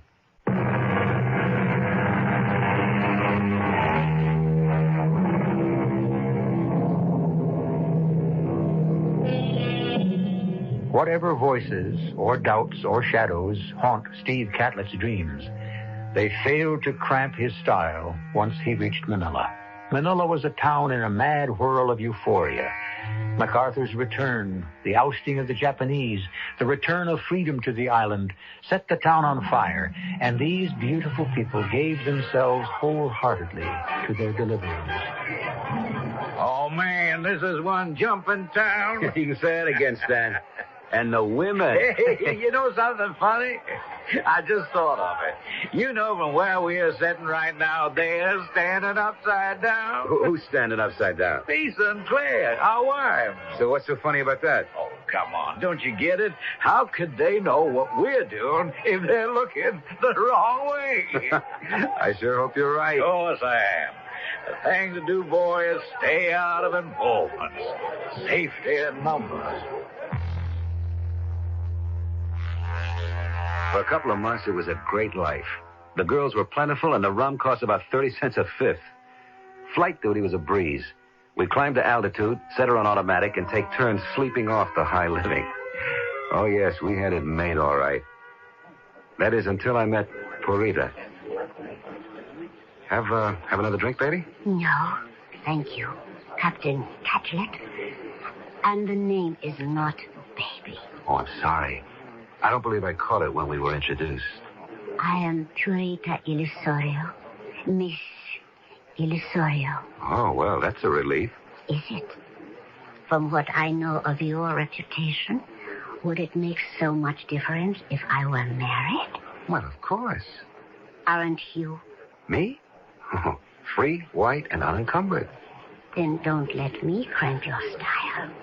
Look, why don't we take a walk outside and find out what you meant by that remark? I could use some air. But that doesn't mean my explanation will bring you much pleasure. I'll take my chances. Purita, or Puring, which was her nickname, was a knockout. She glowed with some inner fire. Her skin was light burnished copper. Her eyes brown liquid shot with flecks of gold. And she moved as sleekly and gracefully as a cat. One thing she had in common with Lisa, she was untouchable unless... So I mumbled the right words and made the promises, pleading delay only until I could get the permission of my commanding officer to marry. Which, of course, I never intended to do. But the deception worked. And Puring and I took up housekeeping without benefit of clergy in her apartment in Ermita, downtown Manila. This run is getting to be Dullsville. How's about a few minutes of light chit-chatting? Oh, what's to talk about? Well, like, for example, there's a new dame in town, White Russian, and has she got a sister? Hey, come on, Stan. You know I don't make that kind of scene anymore. Too occupied with Purita, huh? Well, yeah, if you have to know. That's a pretty cozy little setup you have there, pal. Just a word to the wise. I'd think twice about getting too cozy with a little Illusorio dame. She comes of quite a Filipino family with a lot of clout. You asking for trouble. Did I ask you for any advice? Now button up and let me get some sleep. Pleasant dreams, I hope. It's a bad habit. I don't dream. But that statement was to come back to haunt me. Because a few weeks later, on a long haul to Honolulu, I was rocked to discover my wife was not as far away as I thought she was. Even before I landed, ground control had told me that Lisa was in the islands and waiting for me at the Kamalama Hotel. Darling, we're back together again. It's great, Lisa, super, but how in the world... I couldn't be away from you any longer, so I came running. But how did you manage to wangle... Hey, you're in cities. You mean that... Darling, the war's almost at an end. My enlistment was up. I grabbed at the chance to get out. But your career... Career? Oh, you think I wanted to be a nurse? That was my conscience working. Now I'm concentrating on something nearer to home. Us. I don't quite follow. As soon as I can get clearance, I'm coming to Manila so we can start being man and wife again. That really jolted me. I was going to have to do something about Puring, and fast. All the way back on our return to Manila, I was trying to figure it out. No, wait a minute. Hey, Cat, wake up, man, wake up. I thought you didn't dream. Hey, what happened? You were talking in your sleep. What did I say? Hey, nothing your Uncle Stan don't know. So your wife is moving back in on you, huh? And you had yourself set up so pretty on each side of the international decline. It's the two worlds. Looks like now you're going to have to settle for one. Yeah. But which? Well, that shouldn't be too hard. Purita's from another culture, another background. And anyway, she can't support you in the same kind of style as a Lisa Wright. What does that mean? Don't you know who Lisa is? Her family, I mean? There's been a war on, remember? I never had a chance to meet them. Lisa never said much about him. I guess she figured she didn't have to. Not about George Llewellyn Wright. You ever heard the name? Well, I know her father's name is George, and that... Hey, wait a minute. You mean the steel man? Wright Tools, the aircraft factory? Yep, that's Papa. A billionaire at least once. Okay, kid. Now, can you make up your mind which way you're gonna jump? There wasn't any doubt which way, but how. And then my old luck came back. They dropped the bomb. Japan surrendered aboard the USS Missouri, and suddenly discharges were a dime a dozen. It was easy to persuade Lisa to forget Manila, since I'd be home. The only problem was Poring, who kept making more and more noises about marriage. Still, it looked as if I might get away with it. Till one evening at dinner time. I was scheduled out on a run that night at midnight when she dropped our own private bomb. Hi, Poring, honey. Oh, I'm glad you got home. I just got orders to pull out again tonight. You are not going anywhere tonight. Hey, baby. These are orders. In the Army, you got to obey orders. Liar. Cheat. You poison tongue. Hey, what's gotten into you? You have taken me, shamed me, and used me. And I was fool enough to listen to your promises. Puring, I love you. Soon we will marry. As soon as the commanding officer gives permission. That's Air Force regulation. You got to wait for that. How could he give you permission when you know, he knows, that you are already married? You have a wife. You cannot marry me. You liar. If I can't have you, no one can. I kill myself for how you have shamed me. But first, I kill you. Hey, Poring, put I the kill bullet you. down. I kill you. You nothing. Here, I'll take that knife. I got your heart Now, out. watch it. Give it to me. No. Now, let's get rid of it. Then I kill you with my hands. Have a heart. I have no heart anymore. And you will not leave. I will scream the town down before you do. You're crazy. Because you made me so. For God's sakes, be quiet. I'll never be quiet. Not as long as... Shut up. Never.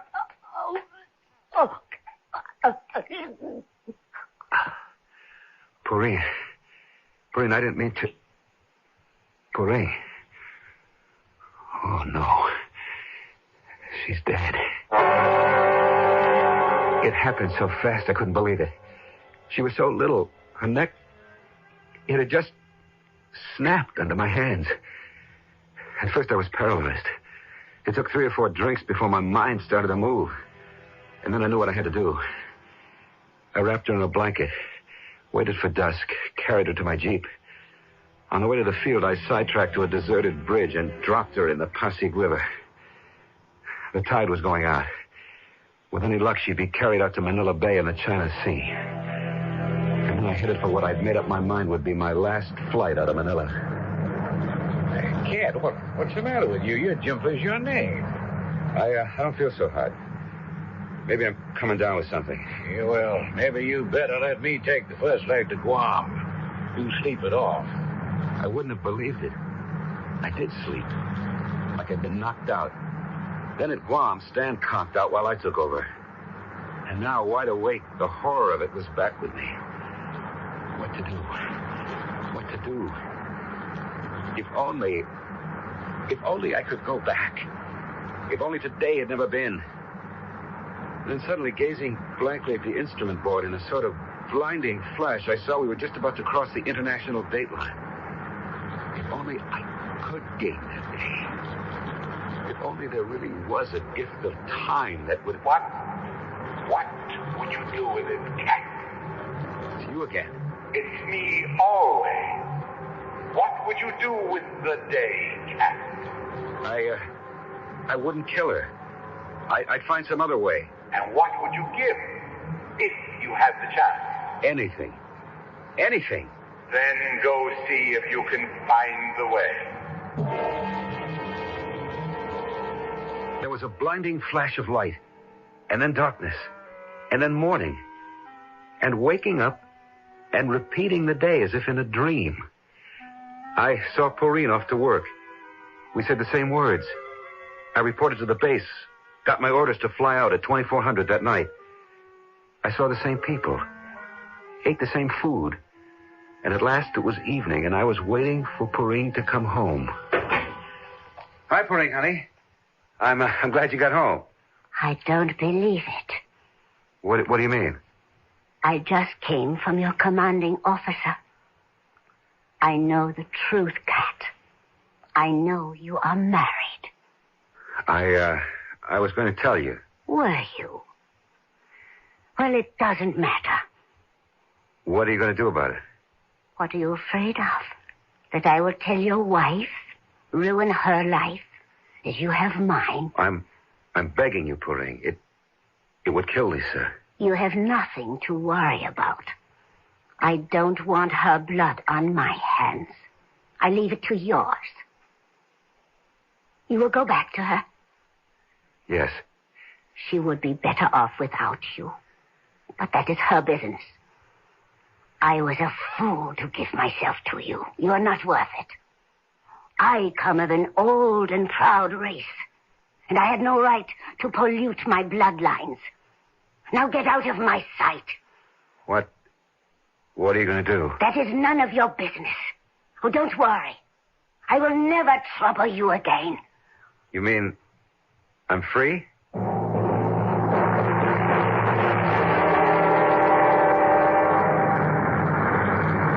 And now, once again, I'm sitting at the controls of the plane, crossing the international dateline, and listening to the voice. So we are back where we were. Yes, but I fixed it. Seemed to me the girl fixed it. Well, what's the difference? She's gone. I'm free. You are free from her, but not from me. I'm grounding you for good, Mr. Pilot. At last. But you can't. Why not? I still have one life left. Oh, you did have one life left. But when you went back, you made an exchange, or rather, took someone else's instead. Porine? Porine. But I didn't kill her. No, she killed herself. Jumped from a bridge over the Pasig River to float out on the tide to Manila Bay and the China Sea. But that wasn't my fault. Of course it was your fault. Come along. Don't waste any time anymore. But Lisa needs me. The girl who just died answers that. Your wife is 1,000,000 times better off without someone like you. No, you can't. You can't have it your way for once and for all. So cross the international dateline and move into tomorrow, Cat. Too bad, isn't it, that that's the end. There aren't any more tomorrows for you anymore.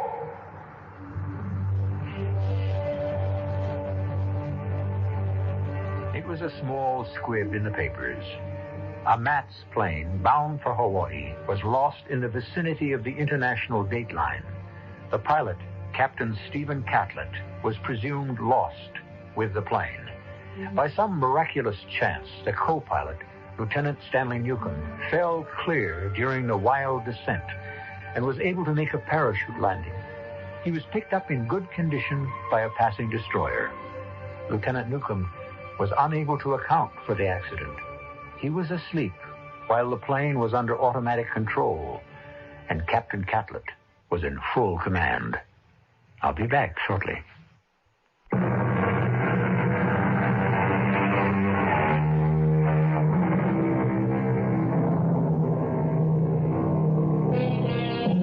I don't imagine any of us could have any pity for a man as self-serving as Steve Catlett, or spare many regrets that he was prodigal enough to waste 9 lives. But I do wonder how many of us would like to cross that international dateline and get the gift of a day to mend things we may have done, which we wish we never had. Perhaps we'll never cross it. Or perhaps if we do, and we are not offered a second chance, we can comfort ourselves that our sins must have been pretty small. Our cast included Michael Tolan, E.V. Juster, and Ian Martin. The entire production was under the direction of Hyman Brown. Radio Mystery Theater was sponsored in part by Buick Motor Division and ARM, Allergy Relief Medicine. Mrs. E.G. Marshall inviting you to return to our Mystery Theater for another adventure in the macabre. Until next time, pleasant dreams.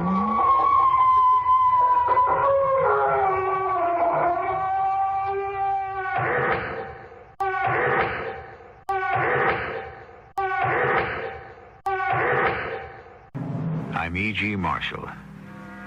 So often we take the course of our daily lives for granted. So many of us live in a routine world, knowing pretty much one day what we'll be doing the next. And this isn't bad, mind you. But every now and then, something stops us short. Witnessing a dramatic auto accident, seeing a building collapse in flames. Well, our story isn't about such disasters, but Doug Watson, our hero, is in for what we might call the shock of his life.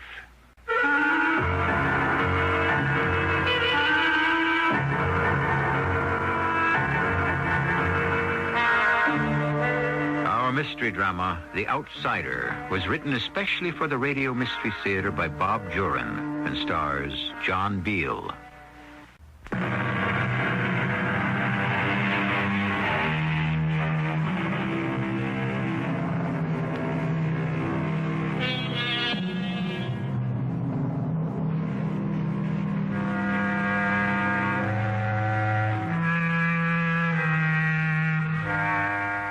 Reality is a curious thing.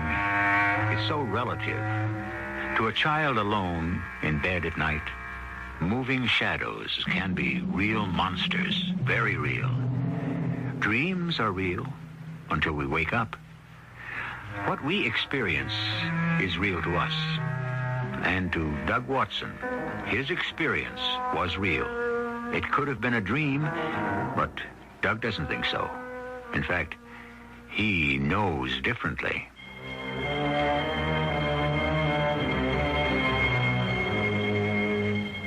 I sit here with this curious stone in my hand, unbelieving.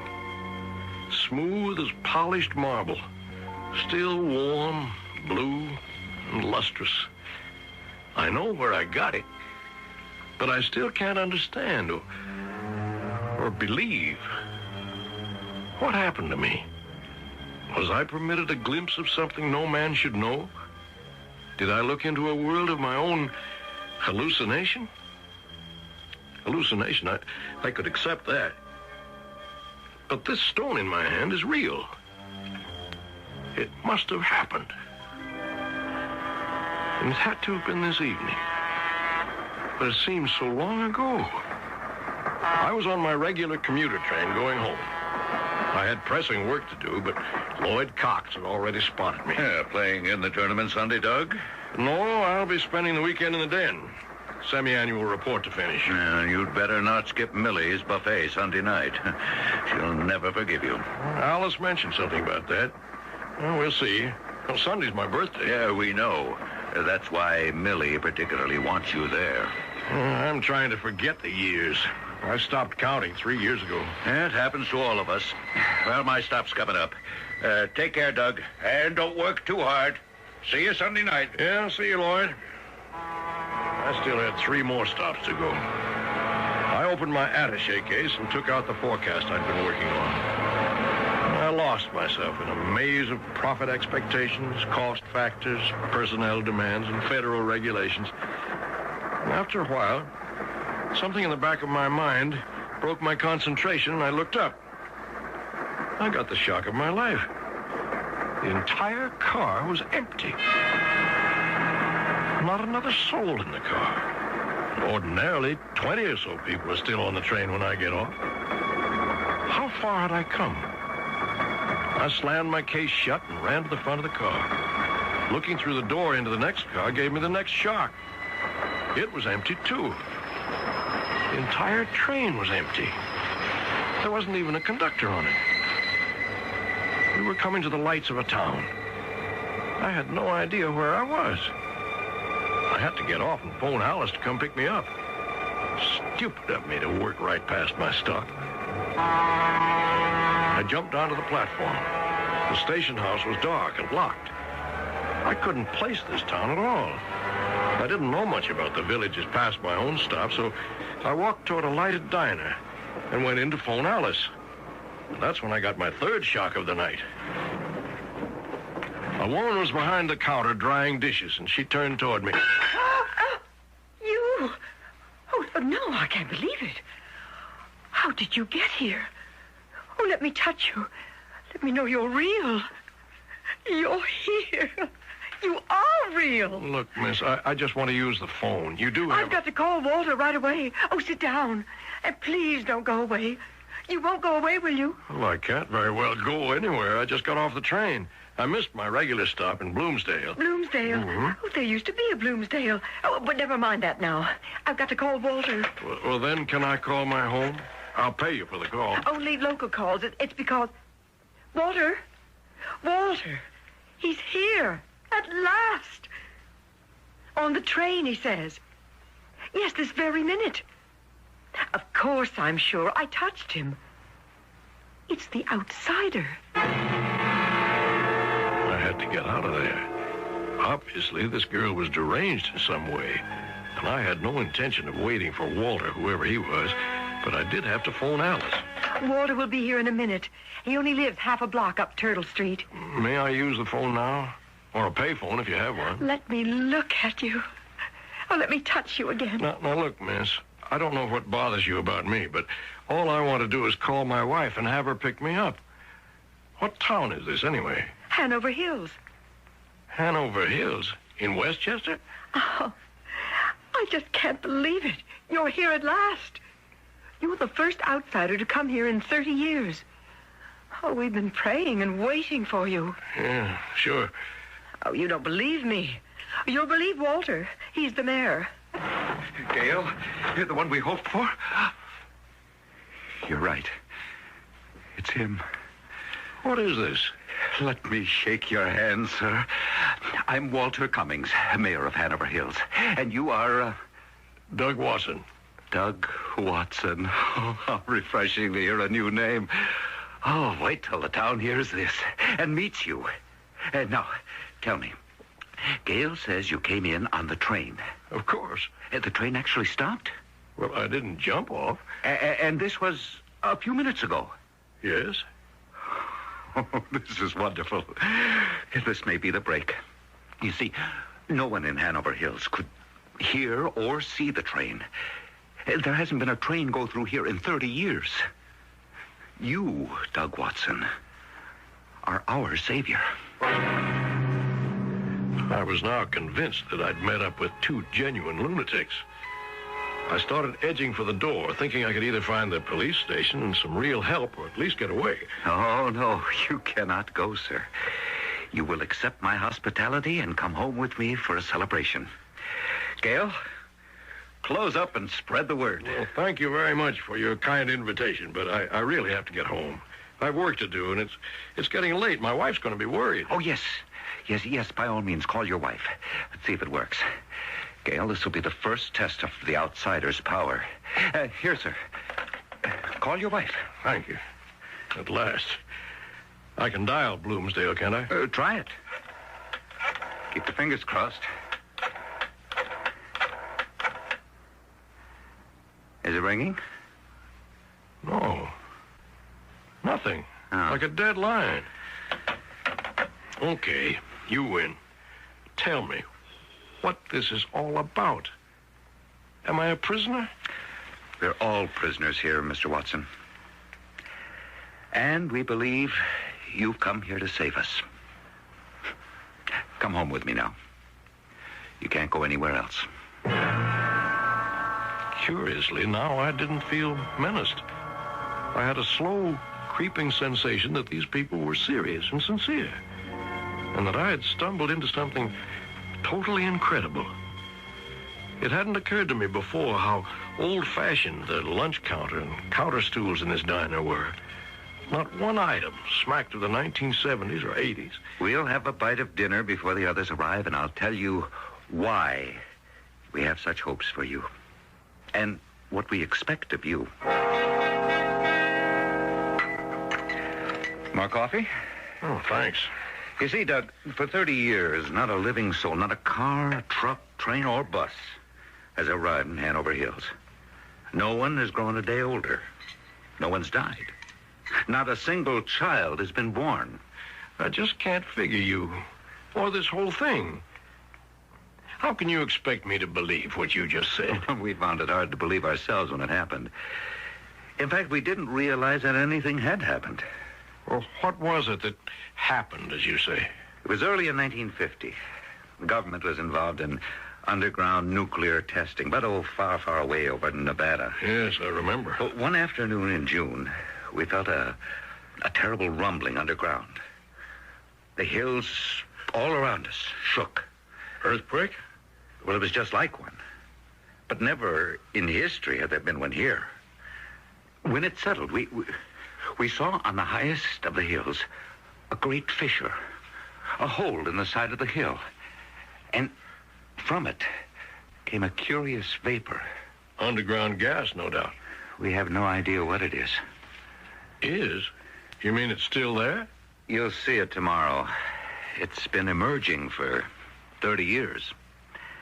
And you'll see more things tomorrow that I think will surprise you. Things we've grown accustomed to. Well, you say that I'm the first outsider to come here, but why can't you leave? Can't you simply walk down the road a piece? I hear the word has spread. They're gathering outside. Who? The townspeople. The street's full, Walter, and more coming. Yeah. You'll have to meet them, Doug. I know. I'm the savior. I think they're all getting heated up over nothing. Russ. Oh, this is my husband, Mr. Watson. Russ Harrison. Nice to meet you. Yeah. Russ, be civil. Here, follow me, please. They won't hurt you. Why, you're our hero. I've never been a celebrity before. Please? Please, quiet, everyone. Quiet down. Now, I know you've come to see the outsider, and, well, here he is, in the flesh. Real. His name is Douglas Watson. His arrival may mean we're returning to the world.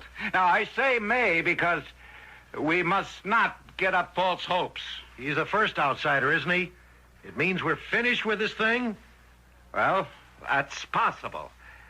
And we all want to believe it. But we'll just have to see what happens. How about a word from you, Mr. Watson? Yes, speak to them, please. I don't know what to tell any of you. I don't understand this any more than you do. Maybe a lot less. I got off a train, and here I am. Your mayor here, Walter, was explaining something to me earlier, but I don't know the whole story. Well, that's about all I can say. All right, friends. You can go home now. Mr. Watson and I have some work to do, but as soon as we see positive results, you'll all know it. You'll see it and feel it. Is there anything Russ and I can do, Walter? No. Why don't you run along, too? Mr. Watson, you'll stay here with me tonight. I have plenty of bedrooms. Good night, Walter. Mr. Watson. We'll see you tomorrow. Good night. Good night. You know, I was going to ask you, why can't you just leave? There are roads in and out of town, aren't there? Yes. Well, hasn't anyone tried to go to the next town? Call people up on the phone? Of course. And what happened? You'll find out tomorrow, Doug. Tomorrow, when it's daylight, I'll take you around Hanover Hills. But what about my wife? She'll be frantic if I don't even call. Yes, that's unfortunate, but I'm afraid you can't call her. Our phone makes local calls only. We've never been able to dial a number outside the town. Nor have we ever had a call come in. You saw what happened when you tried to call from the diner. Well, I'll have to go along with it, I guess. But be encouraged, as we all are. You'll undoubtedly be back with your wife again, as soon as we rejoin the outside world. When will that be? We don't know. As soon as you help us to do so.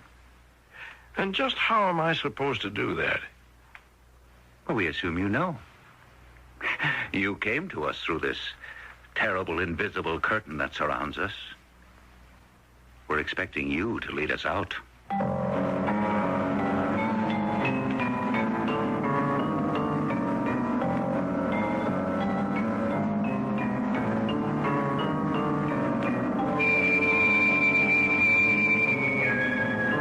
Doug Watson seems to have become the unwitting Pied Piper of Hanover Hills, a village caught in a strange and incredible time warp into which he stumbled.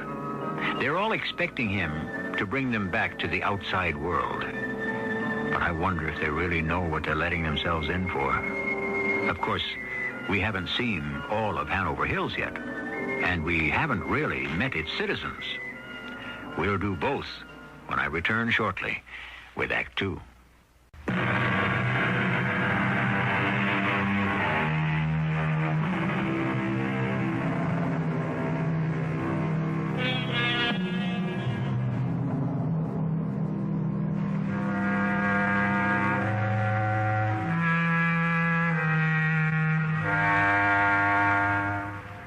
It's time now to return to Hanover Hills, that curious town that claims to have lived in suspended animation for 30 years. I'd say Doug Watson has a tall order in front of him if he expects to unlock the secret of the mysterious force that gripped the town. But the human spirit will rise when challenged and meet the unavoidable obligation. After all, Doug has no choice. Oh, good morning. Trust you slept well? Yeah. Much to my surprise, with all this on my mind. It's a beautiful day. Perfect for showing you Hanover Hills. Well, I'll have to admit I am curious. I just wish you wouldn't expect too much of me. I haven't the slightest idea what to do. We'll have breakfast at Russ and Gail's diner. Then we'll be on our rounds.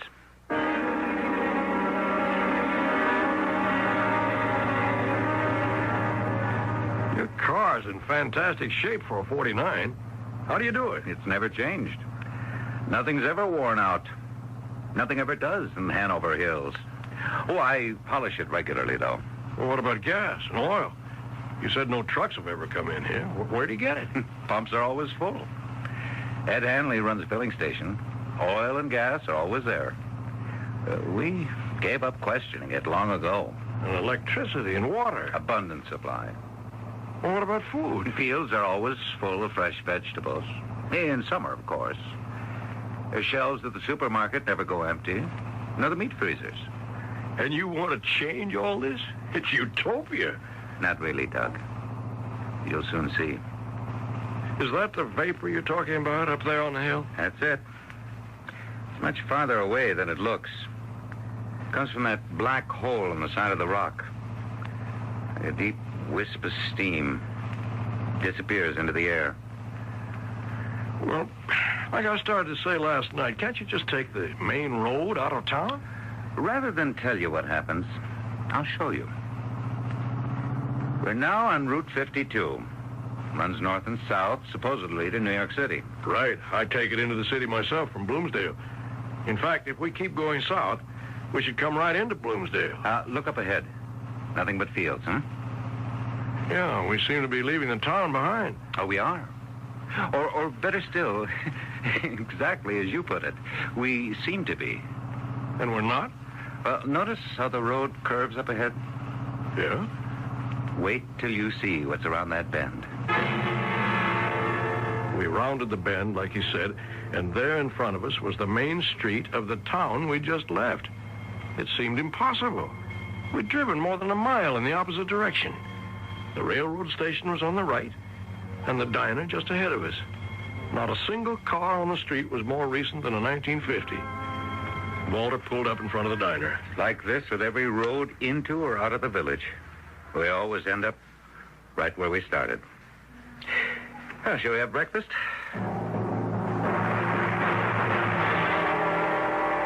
Oh, you're still here.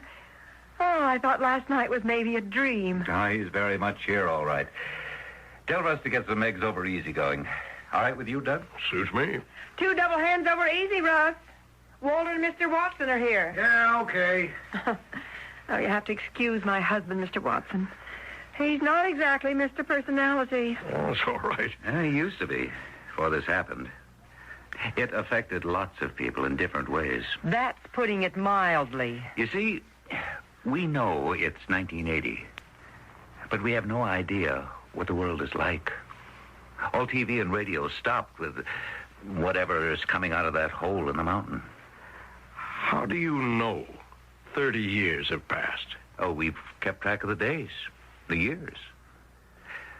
Birthdays are the hardest in most people. They know they're a year older, but don't look it or feel it. And that's hard? Listen, I know 100 people who'd give their left arm to be in that position. Yeah, it sounds great, don't it? You got any idea how boring that is? You got any idea? Oh, of course you don't. Russ, please. Get up every morning and see the same woman looking the same year after year, driving the same car, seeing the same noisy brats, never growing up, just being the same noisy brats that, well, you want to choke them. Only it don't do no good because you can't shut them up. They ain't never going to grow up, and they ain't never going to die. Let him. I know what you're thinking, Mr. Outsider. Ain't it grand? I was 40 when this thing hit, and if anyone had told me then I was going to live like this forever, I'd have said, whoopee. But I'm so sick of this diner, this town, I could die. But the funny part is, I can't even do that. I'll be out back. I'm so sorry, Mr. Watson. No, I'm glad he sounded off. He's right. I wouldn't have looked at it that way. Russ isn't the only one. We would all like very much for time to resume for us again, to change, to grow. And you think I'm the only one who can make that possible? Your coming has given us the ray of hope. Now, after breakfast, I want to show you the fissure and the vapor. It has a very curious property, and I'm anxious to see how it reacts to you and you to it. There it is, up ahead. What is this strange property you mentioned? I want you to see for yourself. We'll have to go on foot from here. We're going up there? Yeah, just wait and see. From this closer perspective, you can see how large that fissure really is. Yeah. The vapor is much more profuse than it appears from the village. Notice that the slope of the hill is a gentle one. Base is about 200 yards away. Nothing at all obstructs our view of the fissure high up there as we approach the bottom of the hill. That's right. Just a few seconds. Notice what happens. Well? Well? You don't seem surprised. At what? Don't you see that the fissure and the vapor have completely disappeared from view? Although there's nothing between us and it. We have never been able to approach any closer. They're both still there.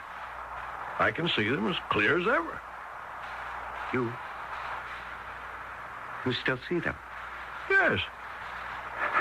Let's get closer. Quickly. You mean you can't see the vapor or the fissure? Not at all. We're almost at the very foot of the hill now. Can you still? Are you pulling my leg, telling me you can't see that hole up there and the steam coming out of it? I can even hear it. Would I pull your leg about this after everything else that you've seen? We have tried since the crack first appeared to investigate it from every angle. We can never come close. The fact that you still see it must mean that you're not affected by it. You can approach it. You can learn its secrets. Well, I'm not going up there for an atomic steam bath or whatever that thing is. Oh, but you must. That's the source of our incredible existence. Now, you're the first outsider. You're immune to our condition. You are the only one who can approach and perhaps put an end to it. You're asking me to go into what looks like a live volcano? There's a sort of a pulsating blue light inside there. There is? We've never seen it from the village. Well, this is as far as I go. I'm sorry. You're right, Doug. I must try to understand how you feel. Let's go back to the car. I see it now. We've all been too anxious. You haven't even been here 24 hours, and we're expecting miracles from you. He was right.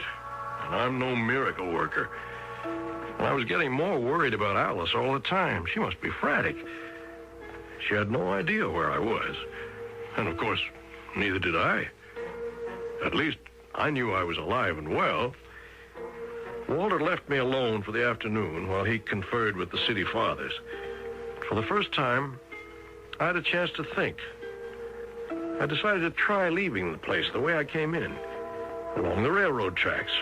It was worth a chance. I took my attaché case and started back down the tracks in the direction last night's train had come. They stretched as far as I could see. Mr. Watson, you mind if I join you? Oh, hello? No, of course not. Well, out for a stroll. I'm going to see how far I can go along the tracks. I should come to Bloomsdale. I've had enough of this nightmare. Well, we won't be run down by any trains, that's for sure. Do you mind if I take your arm? Oh. It's so nice to touch someone different. You are going to lead us out, aren't you? Look, up ahead. Huh? The train station. It's got to be the next town down the line. Do you think so? Look, at the sign on the station house. Hanover Hills? It can't be. It is. We've never left the tracks. We've never changed direction. Hanover Hills was behind us. Why are you so surprised? I don't know. I should have expected it. Let's get back. I want to talk with Walter. If you really think I can find something to help you up on that hill, I'm willing to try. We do, Doug. The fissure's our only answer. And even then, who knows? You may enter that fissure, walk through a tunnel, and find yourself back in Bloomsdale, was it? Yes. You may leave us all behind. Well, that won't help you. True. But help is not coming from any other quarter either. Well, I guess you're right. A few precautions do occur to me. I think we should have a knapsack for food and water and some protective clothing. We? Of course, I'll go with you. Well, how can you? Well, even though the fissure is not visible to me, I can still accompany you. Oh, I'm ready. We'll go tomorrow. Well, why wait? It's mid-afternoon now. I think we should start early in the morning. And we have to get our things together. Tomorrow we'll drive to the foot of the hill and see what we shall see. In the early evening, just before twilight, I walked alone along the road that led toward the hillside, where the vapor rose silently into the sky. The late sun tinted it with orange and red. It looked like a silk scarf gently waving in the evening summer breeze. And I thought of this morning, the hissing sound it made, the pulsating blue lights inside the fissure. And I wondered just what I was getting into. But I had no choice. There was no one but me to approach this phenomenon. And tomorrow, I would do so.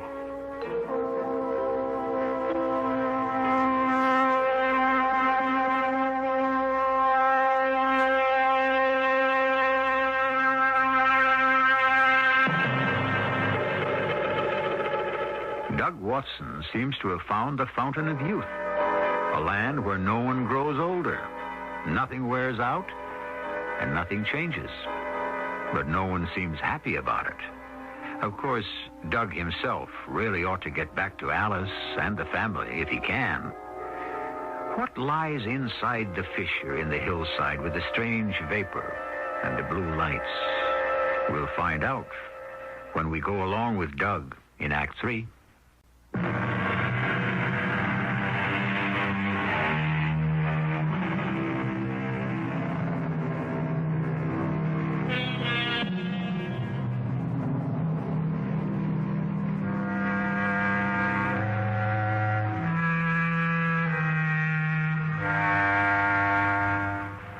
Has dawned bright and pleasant in Hanover Hills. A wisp of vapor rises from the hole in the hillside in a straight, unwavering line in the still air. And on the highway leading, you should pardon the expression, out of Hanover Hills, Doug Watson is riding with Mayor Walter Cummings on their way to explore the strange phenomenon that has kept the village a virtual prisoner. Doug, you can't imagine my feelings at this time. We're on the threshold of an answer. You hope. I know that something will change when you explore that fissure. Well, I don't know what I'm going to do when I get there. You will know. All we can do is try. Come on. I want to get this thing over with. Doug, whatever happens, if you find a way out and leave us behind, or if tampering with that vapor only increases our condition, I want you to know how much we appreciate your help and your courage. Oh, forget it. Courage is the last thing I've got. I just want to get out of here. Well, this is the vanishing point where I'll stop seeing it. But I'll try to stay with you as long as I can. Well, let's go with it. It's up there, big as day. I can still see it and hear it. I can't. Well, what do you see, then? Nothing but the hillside. Exactly as it was before this happened. Now, keep describing it for me. We're starting up the hill now. I'm right behind you. I can see the blue lights now. They're much brighter as we get closer. The opening is larger than it looks from down below. It's weird. It doesn't seem threatening. It's almost inviting. It's a shame you can't see it, Walter. Is there any heat from the vapor? No. The lights pulsate with a definite rhythm. Well, how close are you? A few yards from the entrance. Looks like a cave. Big enough to stand up in. I'm going in. No turning back now. Walter? Walter? I turned, and Walter was gone. The hill behind me was deserted. And before me, the entrance to this fantastic opening in the hillside. I stepped inside the entrance, and it was like a disco. Hypnotizing, fantastic, fascinating. The walls and ceiling flashed with the pulsating blue and white light. The vapor swirled and danced inside the cave until it swept out the front of the fissure. I felt nothing. No heat, no choking sensation. Nothing but a force urging me deeper into the recess. And then I saw it on the ground, resting in a shallow hole. A small blue stone, like polished marble. And from this jewel surged the light and vapor. This was the source of Hanover Hill's predicament. But where had it come from? The earth obviously upheaved it during the quake Walter had described. Hypnotized, I was drawn closer. The force was irresistible. I was completely in its spell. I knelt beside the hole and reached forward slowly. My fingers closed around the cool blue marble. I knelt alone in darkness, stillness. In an instant, the lights and the vapor had stopped.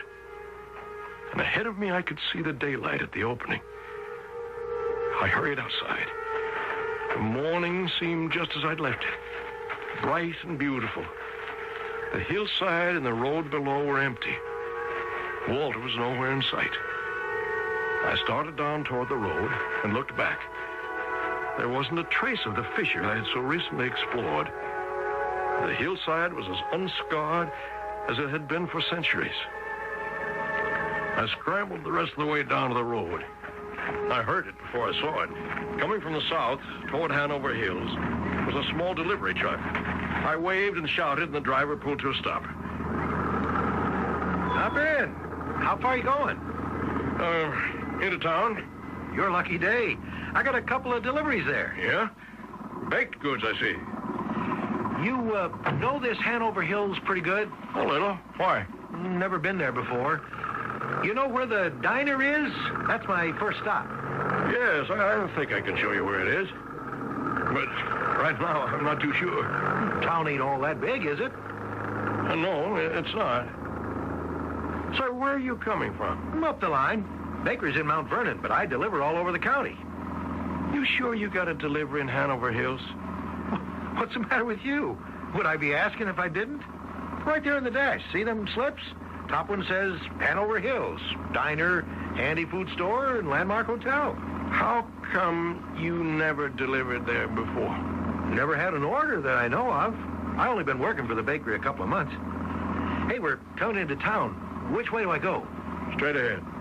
I'll tell you where to turn. It's right across from the railroad station. Holy Moses. You sure there's anyone living in this place? He had a point. The place was the most run-down looking town I'd ever seen. The nice row of houses that only yesterday were so clean and neat were in complete disrepair. Paint peelings, vines all over. The street was cracked and broken. The gas station was deserted. The roof sagged and the glass on those old-fashioned pumps was broken. We parked in front of the diner, and I held my breath as we got out of the truck. First-rate bakery. Anybody here? Hello? Anybody here? Yes? I'll take it. Oh, thanks, ma'am. Just sign here. Say, how do I get to the handy food store? Just 2 blocks down the main street. You can't miss it. It's half gray and half fresh painted white. Oh, okay. Thanks, ma'am. See you again on the next order. So long, buddy. Good luck. Doug! Why, I didn't see you standing there. You came back. We were wondering. Gail? Oh, what's happened? You've aged so. What happened to the village? Well, we caught up with 30 years. You did it, Doug. You did it. Ah, Doug, you're back safe. I saw you get off of the truck. Walter, you're all taking so offhand. Don't you know what's happened to you? Well, of course. Just what we hoped for. And wait till you see this town a year from now. Old Martin Briggs has a run on paint and lumber and nails like he never had before. We've got a town to fix up. Thanks to you, Doug. Thanks to you, we got a reason to get up in the morning. Oh, and we were so hoping we'd see you again, too. We thought perhaps you'd gone on through. We owe you a lot, Doug. I'm glad you got back. I've still got your briefcase for you. I kept it safe. But it was only this morning, wasn't it? Less than an hour ago. Doug, we've been dying to know. What did you find up there? Only then did I realize that I still held the smooth blue stone in my hand. I opened my fingers, and it lay in my palm cool and lustrous. I picked this up inside the cave, and everything stopped. And for us, everything moved forward. How long are you staying, Doug? I can put you up again tonight. I want to get home as fast as I can. Well, trains are running now. You can get the southbound 607 into the city. It stops at Bloomsdale. And that's what I'll do. Oh, brother, will I ever. Yeah, here she comes, Doug. And remember, we're just up the line. Come see us again. Oh, please do. Dinner's always on the house. We've been through something together. There's a bond between us now, Doug. You and Hanover Hills. I know I told you yesterday, I think it was yesterday, how much I liked you all. And I'll still be saying it 10 years from now. So long, friends. So long.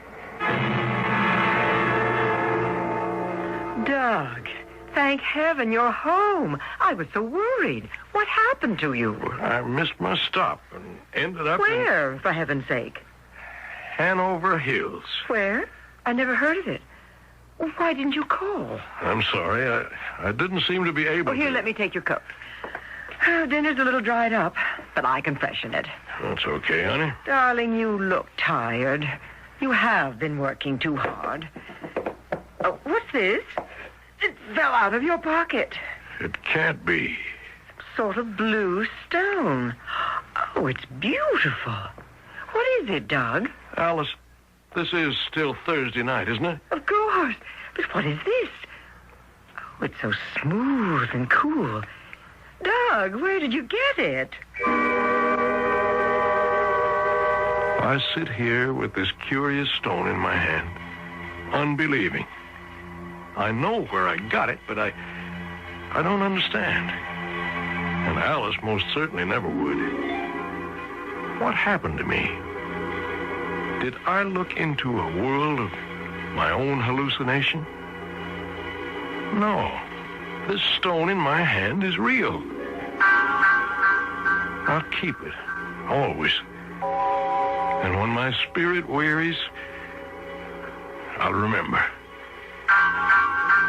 I'll remember, and I'll love life more.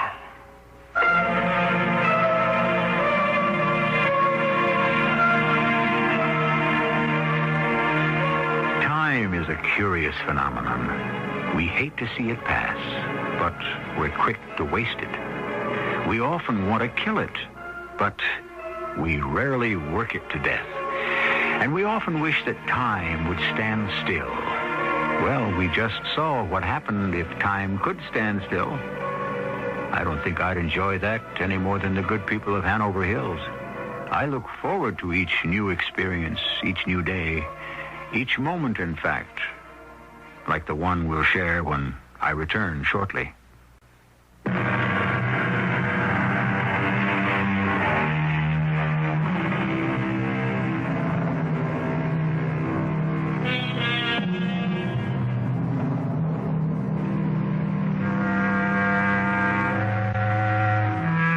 I hope tomorrow brings something new and exciting into your life.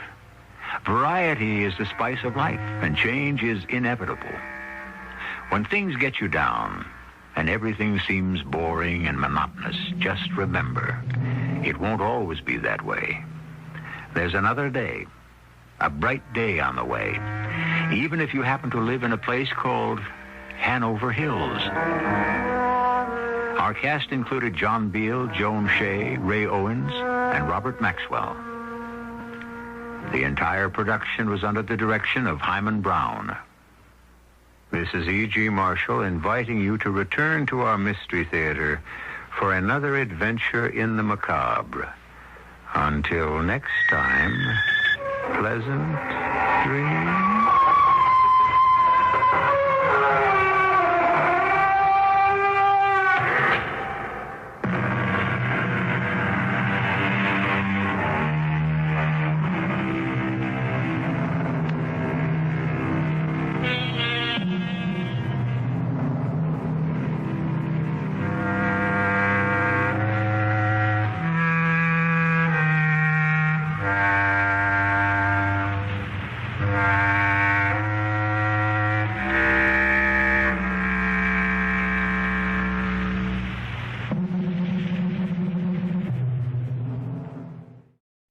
The CBS Radio Mystery Theater presents...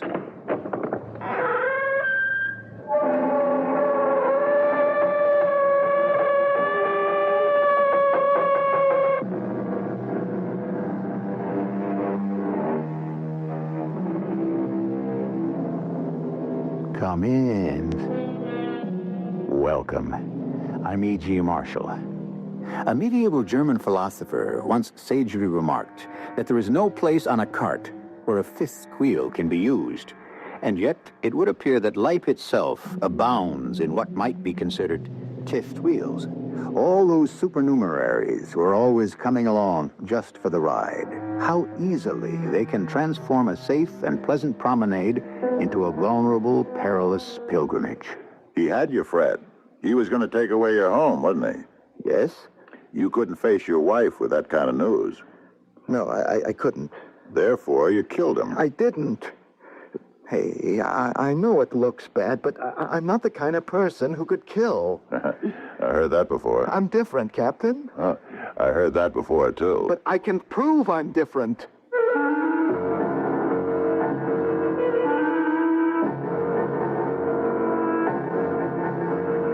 Our mystery drama, Natural Sugar, was written especially for the Mystery Theater by Sam Dan and stars Fred Gwynn.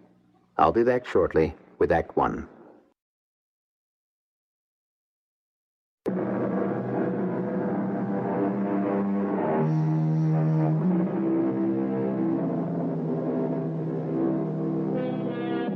For 3 years, the theater has been packed. The play could probably run forever. It's a pretty good mystery story. But it happens to star Emmett and Louise Brundage. And it doesn't matter what they do. They could even, as the saying goes, read the telephone directory to standing room only. We are watching their play approach its climax. They are alone on stage. He sits with his back to her in an easy chair facing the window. She is at the table pouring a cup of tea. And of course you want your own special sugar, my dearest. He nods his head. She picks up a paper sugar packet. There's a gasp from the audience. They know it contains poison. Breathless, they watch her tear it open and pour the contents into his cup. Here you are, my darling. He needs that cup of tea. He drinks with appreciation. Suddenly he stops. There's a look of terror on his face. He tries to speak. He cannot. The cup and saucer drop from his trembling hands.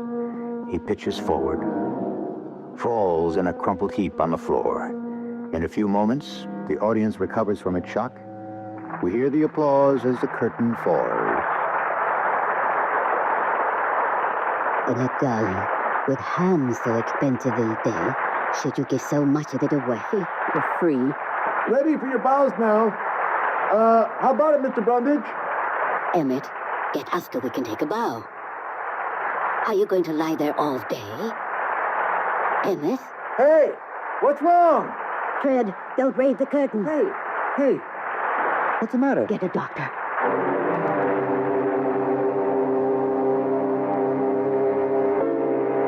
Don't touch anything on that table. Oh, well, who are you?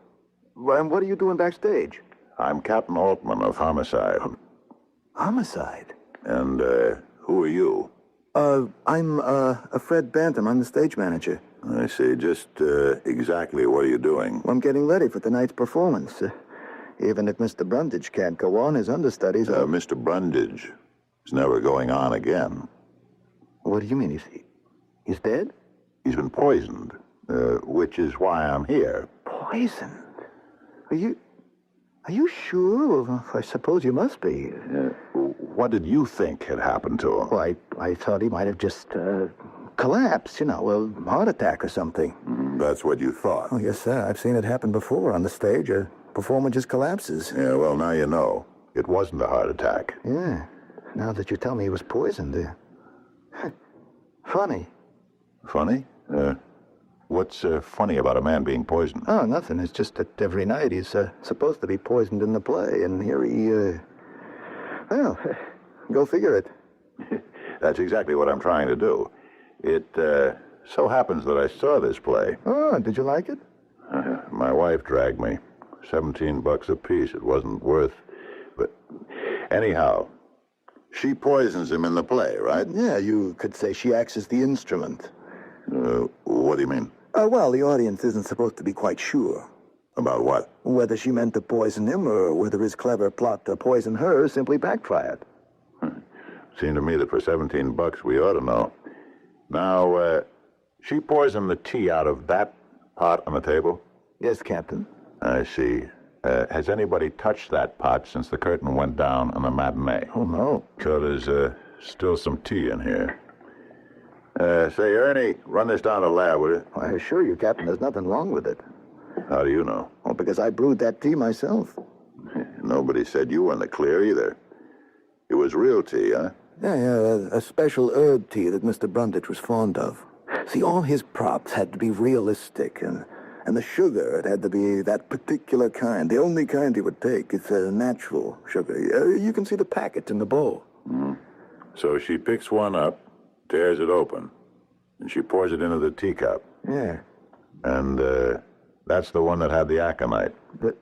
The what, Captain? It's a type of strychnine. Does the work like the bite of a cobra. Now, what happened to the, To the what, sir? Here we are. The empty packet. Yeah. Hey, Ernie, you want to come back here a minute? There's, still some grains of sugar, plus whatever else in this little package here. Now, will you have the lab go through it also? Okay, Fred. So, you brewed the tea? Yeah, I'd heat it up and give it to Arlette to bring on stage. Wait a minute. She plays the maid, right? Yeah, Arlette Jackson.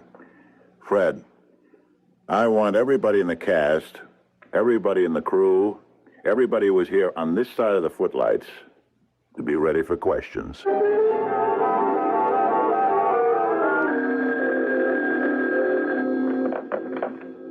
Captain Altman? Yeah? Okay, thanks. That was the lab. The teapot's clean, but the sugar packet was loaded. So now, Fred, how did they get there? I don't know, Captain. Who bought those packets? I did. See, we played 8 performances a week, and Mr. Brundage would use 1 for each performance. Now, they come 24 to the box, so I'd make sure at least every 2 weeks to... Oh, where did you buy them? At the Aquarius. Where? Oh, that's a health food place. That's all Mr. Brundage would ever eat, health foods. So I'd open the box and place the packets into this little bowl on the table. I just have to remember to keep the bowl full. I see. So, how did the aconite get into one of the packets? I don't know. Is everybody here? Yes, sir. Oh, except for Louise Brundage. She's home. The doctor has her under sedation. Send in this, what's her name? This, Arlette Jackson. Yes, sir. Isn't it just dreadful, Captain? What do you know about it, Miss Jackson? Oh, nothing. I was watching from the wings, and I saw him drink the tea, and he fell down dead. It's awful. And you say it was murder? Yes, I do. Oh, that makes it even worse. Did you have any idea of who might have killed him? We all saw who killed him. Louise Brundage. What I meant was, you have any idea who would want to kill him? Oh, she would. Mrs. Brundage, why? Why don't you ask her? Thank you, Miss Jackson. Oh, is that all?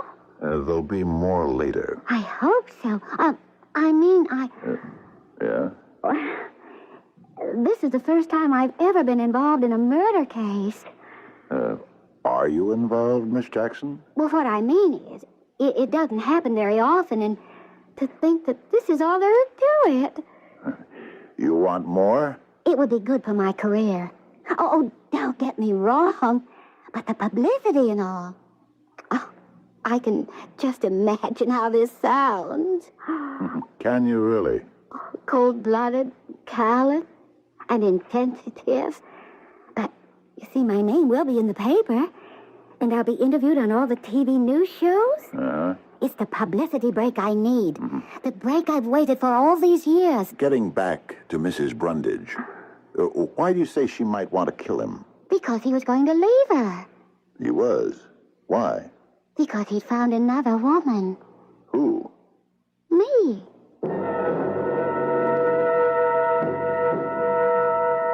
I'm sorry I have to talk with you at this time, Mrs. Brundage.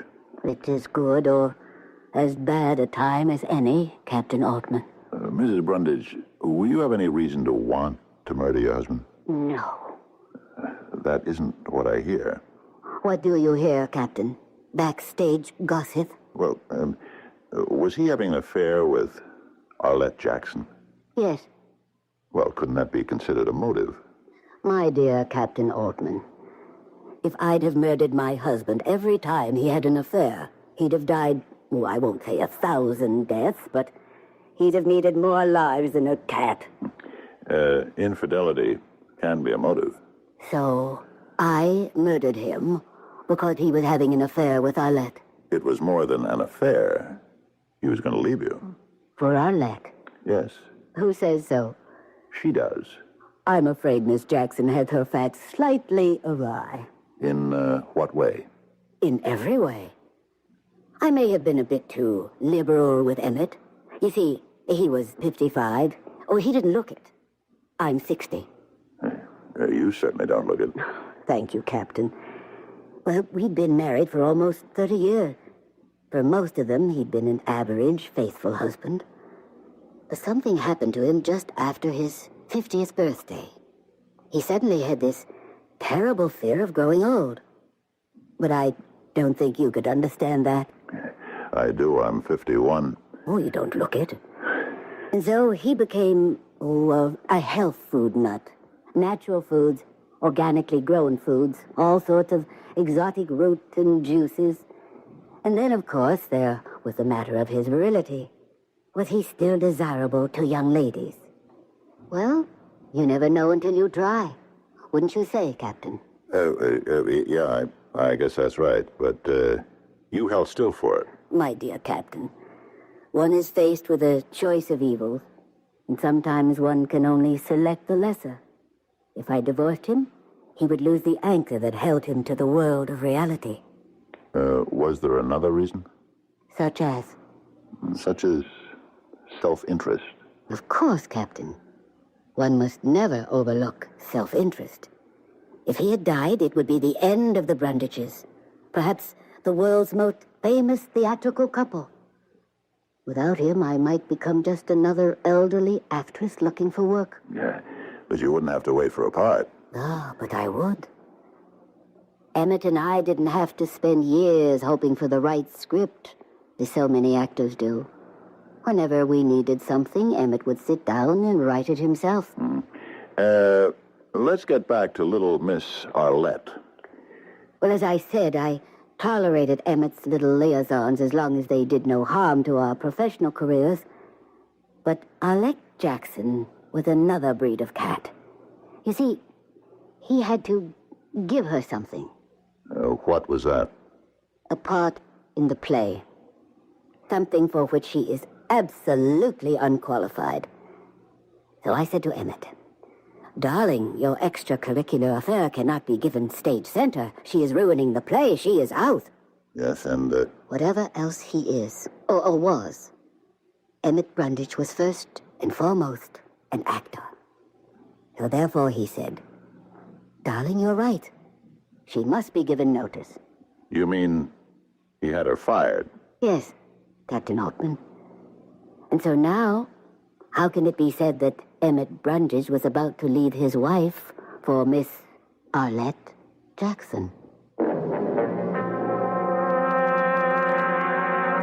I don't know. I need a little more to go on. What do we know so far? We know we have a man who has what appears to be quite a formidable wife. He has quite an appetite for extramarital affairs. These would appear to be mutually exclusive, as indeed they were. Now, what we must do in Act 2 is try to discover who did the excluding.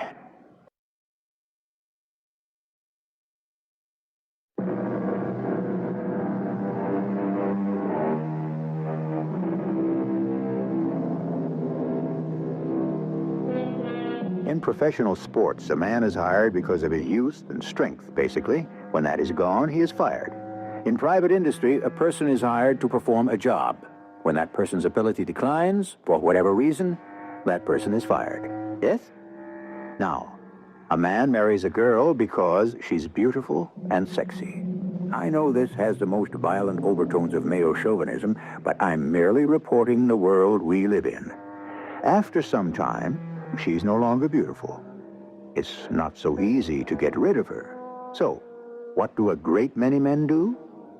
They start looking for greener pastures. Fred. Yes, Captain. Is it true that Arlette Jackson was going to be fired? Yes, but we were sitting on it till we could get a replacement. Why? I guess it was pretty common knowledge she and Emmett Brundage were having a thing. I see, and Mrs. Brundage didn't like it? Well, it was partially that. What was the rest of it? Well, he was getting tired of her. I see. If it hadn't been for the relationship she was having with Emmett Brundage, would she have gotten the part? Are you kidding? Maybe she's got the legs to be a showgirl in Vegas, but she doesn't belong on a Broadway stage. So, we have a three-character play on the stage. Mr. Brundage, his wife, and the maid. It's one set, a library. Yeah, everything happens right here. Yes, sir. You never change anything on the set, right? It just remains in position. Here's the table. It has the bowl with the sugar packets. It's here all the time, right? Yes, sir. Yes, sir. Everything you need for the play is also here all the time. The only thing that gets brought on is the teapot and the tray with the cups and saucers. That's right. But the poison, it doesn't come from the teapot. It's in one of the packets on the table. And Mrs. Brundage is the one who pours it into the cup. Now, how does Arlette manage to get her to use the right packet? Are you saying that Arlette murdered Mr. Brundage? I'm saying we should discuss it further.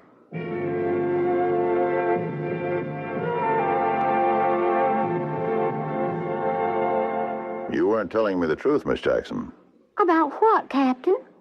First of all, you implied that Louise Brundage poisoned her husband because he was going to throw her over for you. It's true.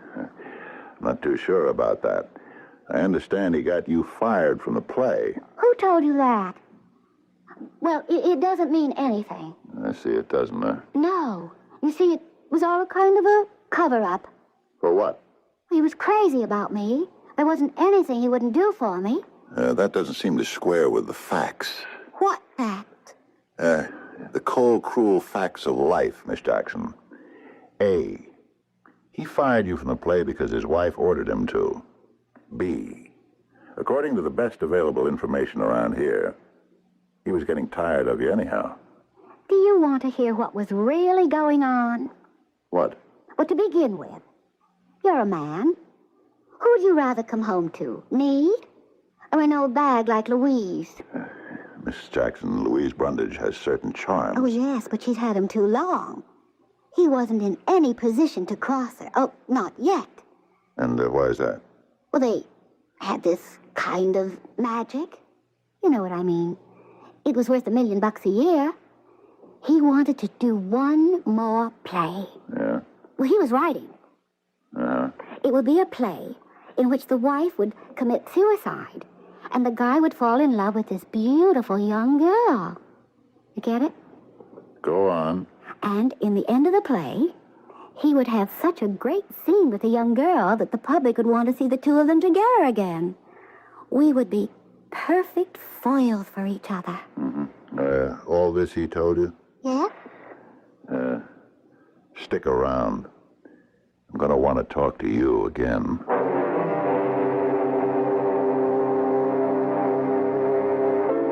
Mrs. Brundage, was your husband working on another play? What do you mean, Captain? Was he? Well, he was always putting down ideas, but as far as a definite new play, no. If he were working on another play, would you know about it? Well, I think so. As a matter of fact, I would have to. How could I be unaware of it? So he was not, to the best of your knowledge, working on a play in which a man kills his wife because he wants to marry a young girl? No, I can say he was not. Mrs. Brundage, it's been established that your husband died because of the sugar packet that you emptied into the teacup. Yes, you've told me. Well, certainly there are enough witnesses to what happened. You reached into that small silver bowl, took a packet, opened it, poured it, and that did the job. My question, was there anything about that particular packet that would make you pick it up? No. What were you conscious of when you selected it?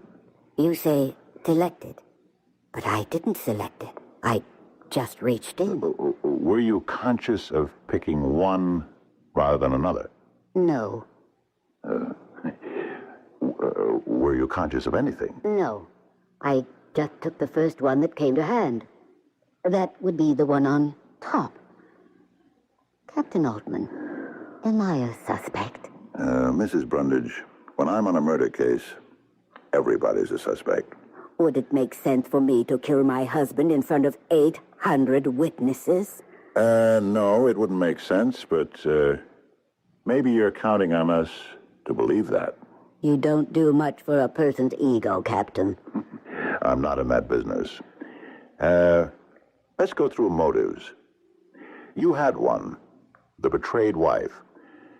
Arlette Jackson had one. The spurned girlfriend. What other motives do we have? Oh, there were a great many people who disliked Emmett. Yes? Mostly because he was successful.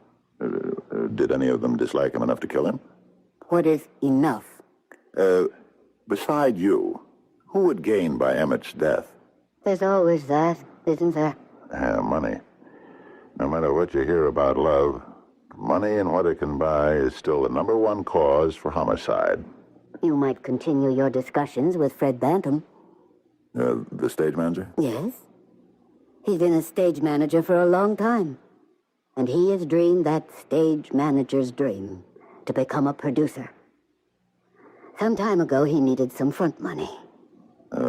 What's that? Money to get started on a production, to option a play and get various things in motion. Mm-hmm. He needed about, $10,000. He asked Emmett to invest, but Emmett said no. He'd lend him the money. 10,000, huh? At a pretty good rate of interest. Emmett was quite shrewd about his dollars. Lately, I understand Fred's been having trouble keeping up with his payments. I know. I see. Thank you.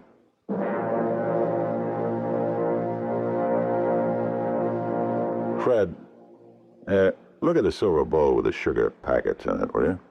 What about it, Captain? Now, you generally keep it pretty full, right? Yeah, we can't take a chance on running short. Uh-huh. Somebody had to prepare a packet. The one here that we had analyzed at the lab, grains of the poison were still in it. What he or she did was to carefully slit the packet open, slip in some of the poison, and then glue it together again. If you look closely, you can see where it was done. Now, if Louise Brundage did it... are you accusing her? I said if. She'd have known which packet it was. But if Arlette is guilty, how would Arlette get her to pick up the right one? Are you accusing Arlette? Or, how would you get Mrs. Brundage to pick up the right one? Hey, are you accusing me? Not much of a problem. You or Arlette would place the poison packet on top of the others, the very top one. That's the one she'd automatically pick. Now, if accidentally her fingers might brush it aside this performance, then the next one. Sooner or later, it would happen. Now look, you just accused me. You're the stage manager. And you also had access to the bowl. What, you're going to go that route? There's the carpenter, the electrician, the stagehands, all kinds of people move around backstage. I'm talking about people who had motive. Well, I didn't have a motive. You didn't owe him $10,000 plus interest? Well, sure, but that's no motive. It could be if you don't have the money to pay him back. I was... All right. I was having some problems. Mm-hmm. I bought a copy of this show business paper. There's an article in it. It says you dropped a bundle of money on a little project for Broadway. Well, that isn't true. You're saying the article is false? It's an exaggeration. It wasn't a bundle. But it was money. Well, sure, it was money. And did Emmett Brundage read this? He heard about it. And was he angry? Yeah, you could say he was. I would assume his point was, if you could raise money for a project, you could have raised money to pay him back. That's right. Did he get tough about it? He was going to get tough. How tough? We own this piece of property up on the lake, my wife and I. It's worth maybe $10,000, $12,000. But it's the one thing my wife would never part with. She's got this dream of building a cottage there when I retire. Mm-hmm. And he could make you sell it. Yeah, he could. I'd put it up as collateral. And you just couldn't face your wife with that kind of news? No, I couldn't. So, you killed him? No, I didn't. Come on, Fred. I know it looks bad, but I didn't kill him. I'm not the kind of guy who could kill anybody. I've heard that before. Yeah, I know you have, but I'm different. Captain, I can prove I'm different.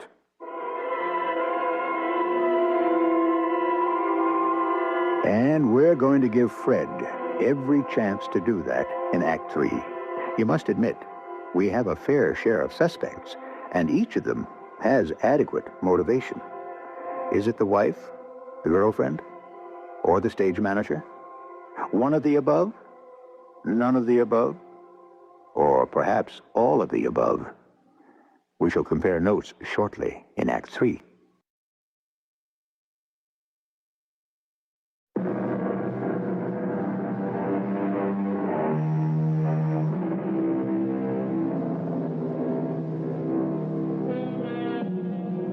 There is a certain debt that cancels all others. It may be a debt of honor or a debt of money. It may be a debt of love or a debt of hate. But given the time and the place and the temper, it becomes the debt that must be paid in blood. Only life itself can satisfy the claim. It happens because the debtor forgets that a man or a woman can be pushed just so far and no further. I couldn't kill anybody, Captain. I swear to you, I'm not a killer. Sure. You gotta believe me. It's a fact. Look at me. What am I? You're a stage manager. That's right. And it proves my point. I can tell you more about the theater than anyone around.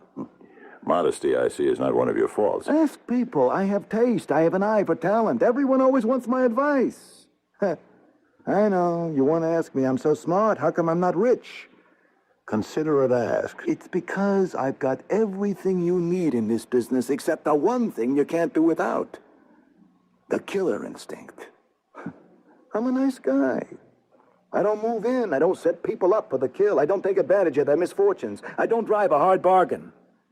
How could I have killed Emmett Brundage? How? Because the worm eventually has to turn. Somewhere along the way, Brundage takes a stand. And if that real estate means what it did to your wife, you'd have to kill for it. No. I've seen guys like you. The little woman's been picking up the tab for all those busted dreams of yours all these years. She's been doing without. She's been living on hopes. You just couldn't face her with what you'd done. That's right. I couldn't. You had to kill him. There was no other way. Oh, yes. Yes, there was. What? What's making that bulge on your hip underneath your coat? That's your revolver, isn't it? I bought one, Captain. I was trying to work up enough nerve to kill myself. And then this thing happened. Yeah. So what? You're still not off the hook.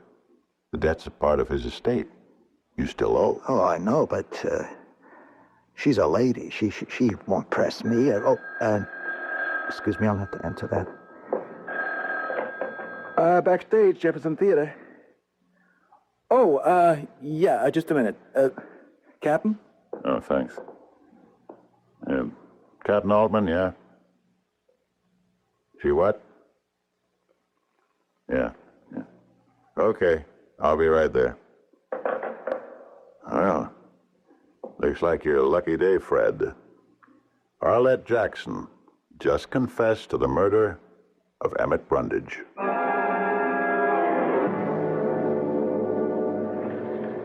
The sergeant tells me you want to make a statement, Miss Jackson. Yes, I do, Captain. Why did you kill Emmett Brundage? You know why? I do. Well, you even told me. Because he used me. How did you kill him? You know how. With the poison sugar packet in the bowl. But you're not the one who had to pick it up and open it and pour it into his tea. That's right. So how could you make sure Mrs. Brundage picked up the right one? Any of them could have been the right one. Just how is that? I got hold of enough of that stuff to make up about half a dozen packets. Just before the show began, I emptied the bowl of the real sugar packets and put the poison ones in. So, whichever she picked. I see. After the show, I was able to sneak the poison ones out and put the other ones back. But weren't you afraid you might be arrested later? No. I thought she'd be blamed. You know, the jealous wife angle. Just why do you want to confess? Why? Because I'm guilty, that's why. I thought I could get away with it. But I've got a conscience. It would bother me too much. All right, Miss Jackson. Ernie, get a typist in here, will you?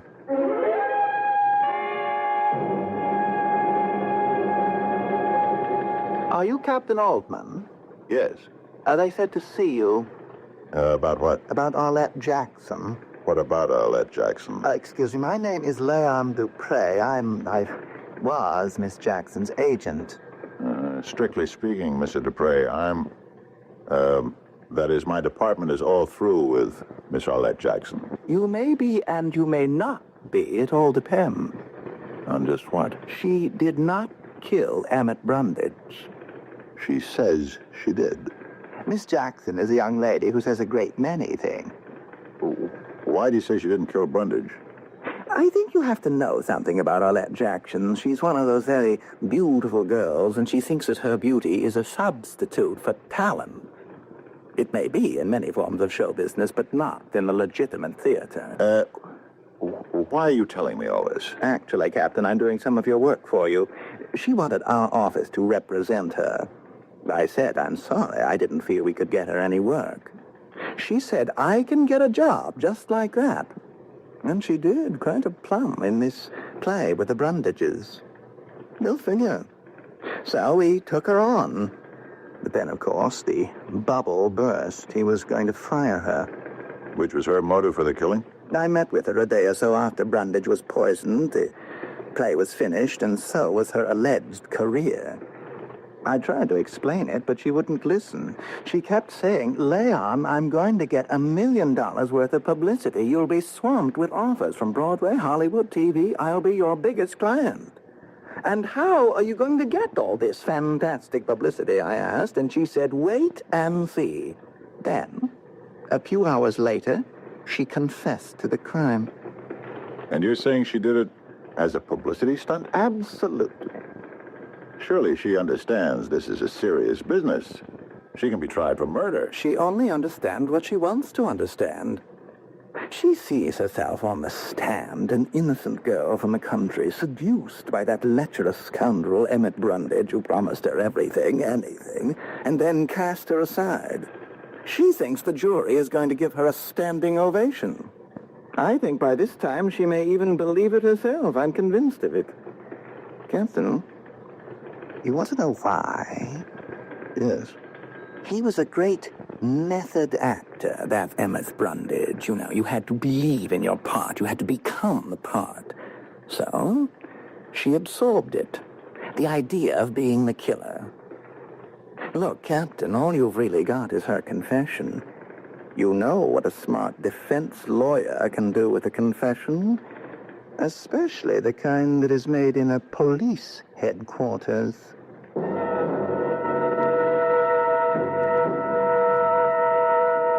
And so, Rex, if you think I'll put up with your insufferable patronizing, just for the hope, the remote possibility that you'll favor me with a smile, an occasional kiss, permit me to tell you in no uncertain terms that the answer is yes.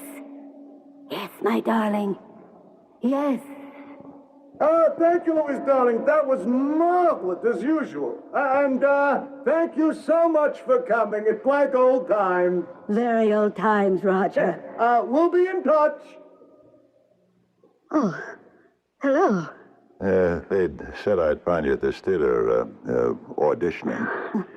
We better move back to the stage door. Oh, I haven't had to do this in 30 years. How about a cup of coffee? I noticed a place next door. Oh, thank you. I can use one.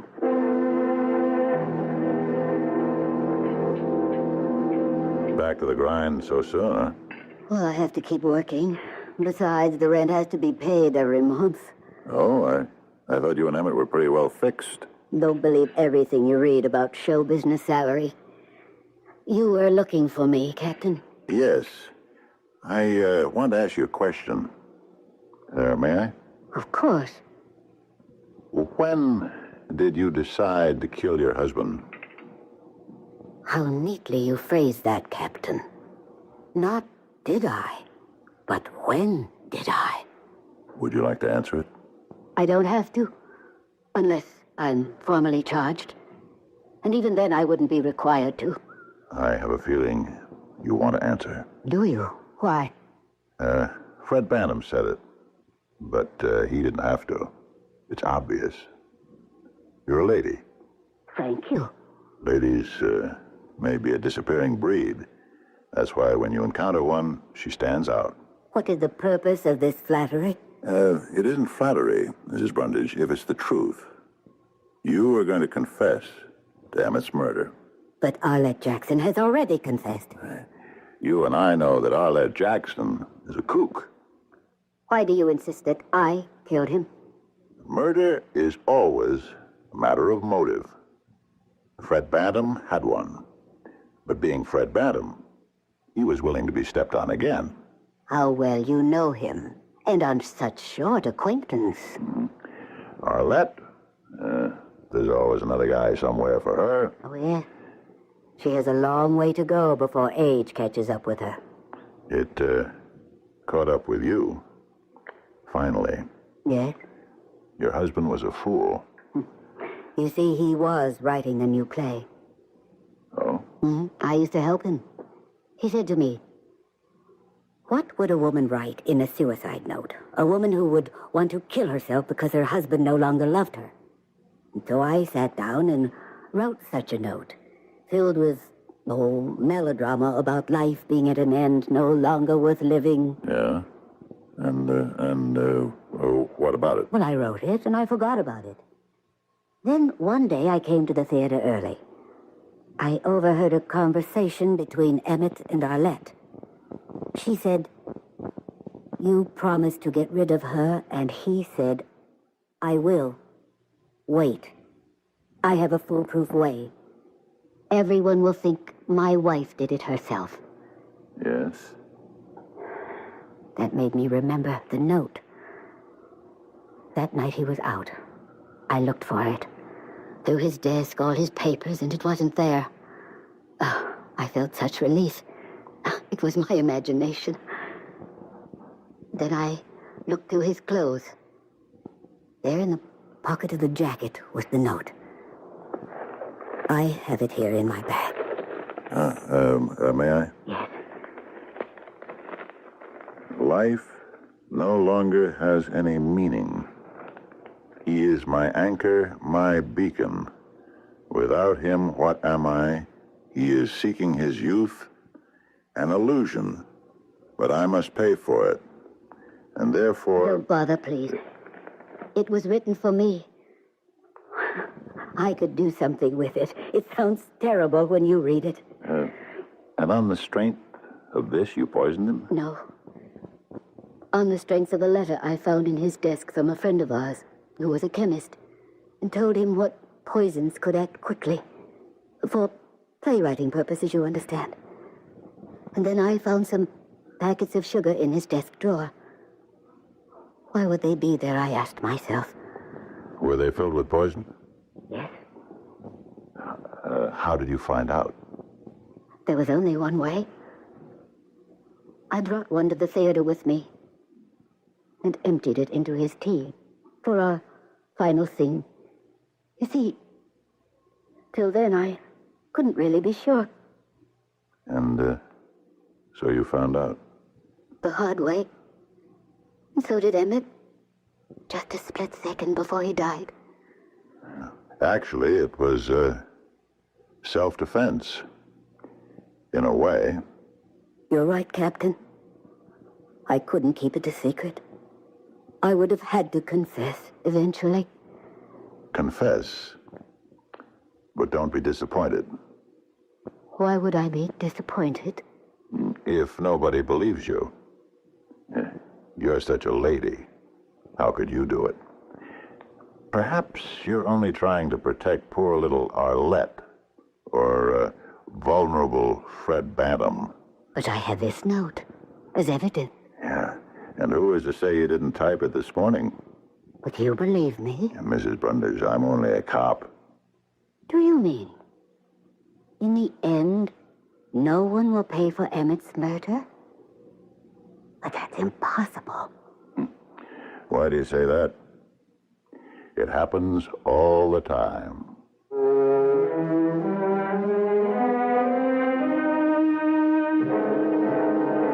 It does happen often enough. We have all sorts of unsolved crimes for which no one ever seems to pay a price. And one way or another, they find their way back into the rear of the files, where they gather dust until someone needs to space. Then they are put somewhere else, where eventually they are lost or destroyed, and life goes on. I shall return shortly.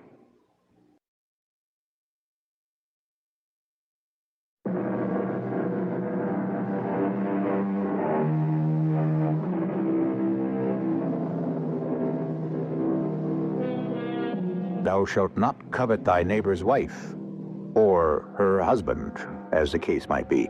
But what is there in some men and women that somehow can never be satisfied? It's a question that's fascinated writers throughout the centuries. If you took away all the works that dealt with adultery, the library shelves would be half empty. There would be almost no theater, and your movie and TV screens would hardly ever be lit.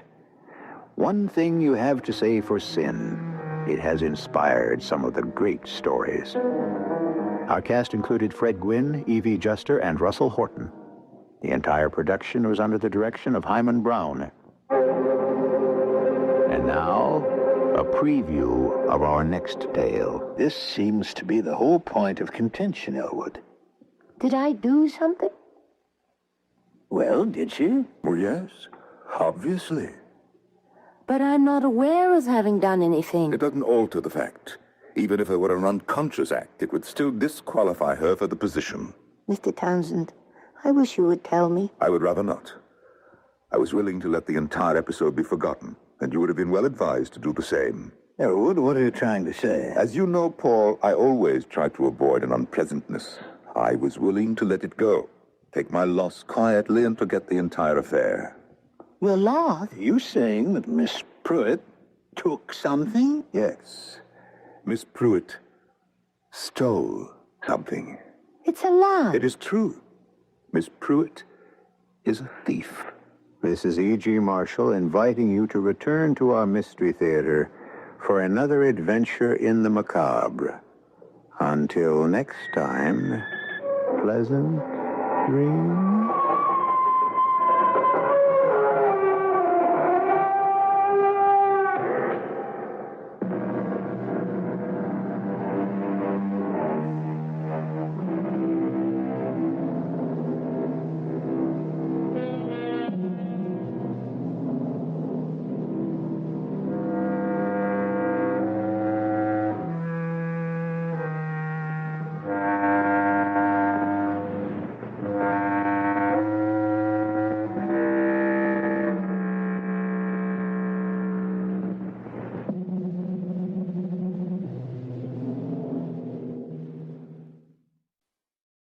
The CBS Radio Mystery Theater presents...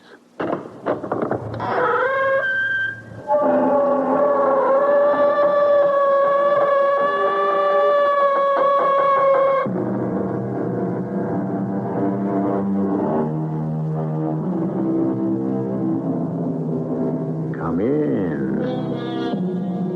Welcome. I'm E.G. Marshall.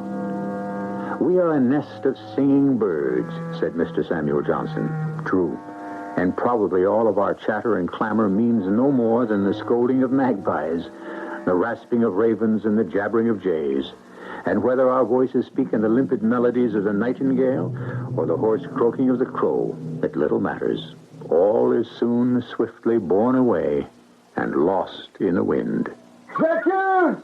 I accuse you, Aeneas Carlyle, of murder! Don't start the car, Rodriguez. I want to listen to this agitator. You, Mr. Carlyle, are a murderer! And you, my friend, belong in an asylum.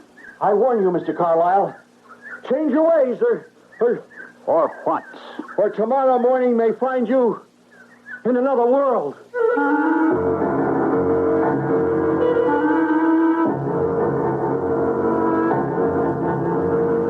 Our mystery drama, Neatness Counts, was written especially for the Mystery Theater by Sam Dan and stars Joan Shea and Ralph Bell.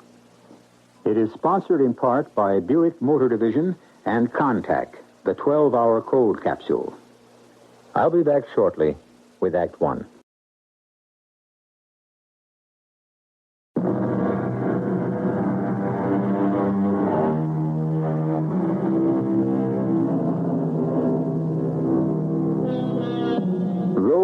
are merely rich seem to have fallen by the wayside. Today, only the fabulously rich can maintain magnificent mansions, staffed, it would appear, by an unlimited number of domestics. Yes, there are quite a few people with money. But how many live as if this were still the Gilded Age, when the men who gouged and hacked out their fortunes really enjoyed their wealth and considered themselves an elite and didn't feel ashamed of their riches? One such we're about to meet, and his name is Aeneas Carlyle. And what an unreconstructed old sinner he is. You wish to see me this morning, sir? Yes, Mrs. Paulson. Now, what is that confounded noise outside? Oh, that, sir. I didn't wish to disturb you. Well, woman, what is it? My name is not woman. I know what your name is. What's that noise? Well, it seems someone is picketing the house. Picketing? Picketing about what? I believe it's the Colby's petrels. What the deuce are the Colby's petrels? They're birds, Mr. Carlyle. What have I got to do with them? Well, it seems, sir, that you are killing them. Am I? Yes, sir. It seems you are destroying their grounds. Their grounds? Yes, sir. Their mating and nesting grounds. All this is news to me. Well, you see, Mr. Carlyle, up in Stewart's Island... What about Stewart's Island? Well, sir, you own it. Yes, I know I own it. You are conducting tests there. I think it's a chemical reduction process, and there are fumes. Fumes? Fumes? What kind of fumes? Noxious fumes. I've been there. You can't smell a thing. I know that. Human beings can't smell the fumes, but it seems they poison the birds. The birds? The Colby's petrels. Biologically, somehow, the fumes and the accompanying vapor, which settles down on the habitat, I believe they call it. Get to the point. Well, somehow it causes sterility. That is, among the Colby's petrels. And that's why that idiot out there is all excited? I believe so. Open that window. Yes, sir. Aeneas Carlyle's accused. I accuse you of murder. Murder of one of the Lord's innocent creatures. Cruel and dishonest murder of destroyer. That will be enough. Close that window. Yes, Mr. Carlyle. Poison over there. Mr. Carlyle, the Colby's petrel is an endangered species. Meaning what? Meaning nothing. Now, what did I want to see you about? Oh, yes. I don't like the flower beds around the sides of the house. Oh, sir, it's difficult to what? To maintain flowers in the city. It is? Yes, sir. What with the soot and the grime, the dust-laden atmosphere. Those flowers have no life, no color. They're a sorry excuse for blossoms. I want you to fire Judson. Fire Judson? He's the gardener. It's his fault. But he's an old man, sir. Which probably accounts for it. He's no longer fit to do a day's work. But, sir, Judson grew old in your service. He's been paid for it. He's only been getting... He's been getting what he's worth. Had he been able to earn more elsewhere, he'd have gone there. You're letting him go, sir? Well, does that mean you intend to pension him off? Why on earth should I do that? Well, he's worked here for almost 50 years, starting in your father's time. Was an agreement ever made that he would receive a pension? No, but it was understood. Understood by whom? Well, the man has very little money. He should have developed the habit of thrift. In his family, sir, there have been some very long and expensive illness. He sent 3 children through college. Let him go live with one of them. Well, I'm sure he's too proud. Why are we having this discussion, Mrs. Paulson? Because you just asked me to fire Judson. Yes, and on that subject, why has it become necessary for me to ask? Why? Yes, why? You're housekeeper here. You're in charge of all the help. When you see that someone's work is no longer up to snuff, it's your duty to terminate his or her employment, is it not? Well? And therefore, had you been performing your own job satisfactorily, you would have fired Judson long ago. Are you saying you're dissatisfied with my work? Let me tell you something, woman. I'm never satisfied. Don't call me woman. Damn it, I'll thank you not to interrupt. And I'll thank you, sir, not to use profanity in my presence. I'll talk any way I please, and if you don't like it, you can quit. Very well. I quit. It is proper to give 2 weeks' notice. This is the 10th day of the month. I shall leave your employ on the 24th. Is there anything else, Mr. Carlyle? No, I must leave for the office. Is Rodriguez out front with the car? Yes, sir. That'll be all.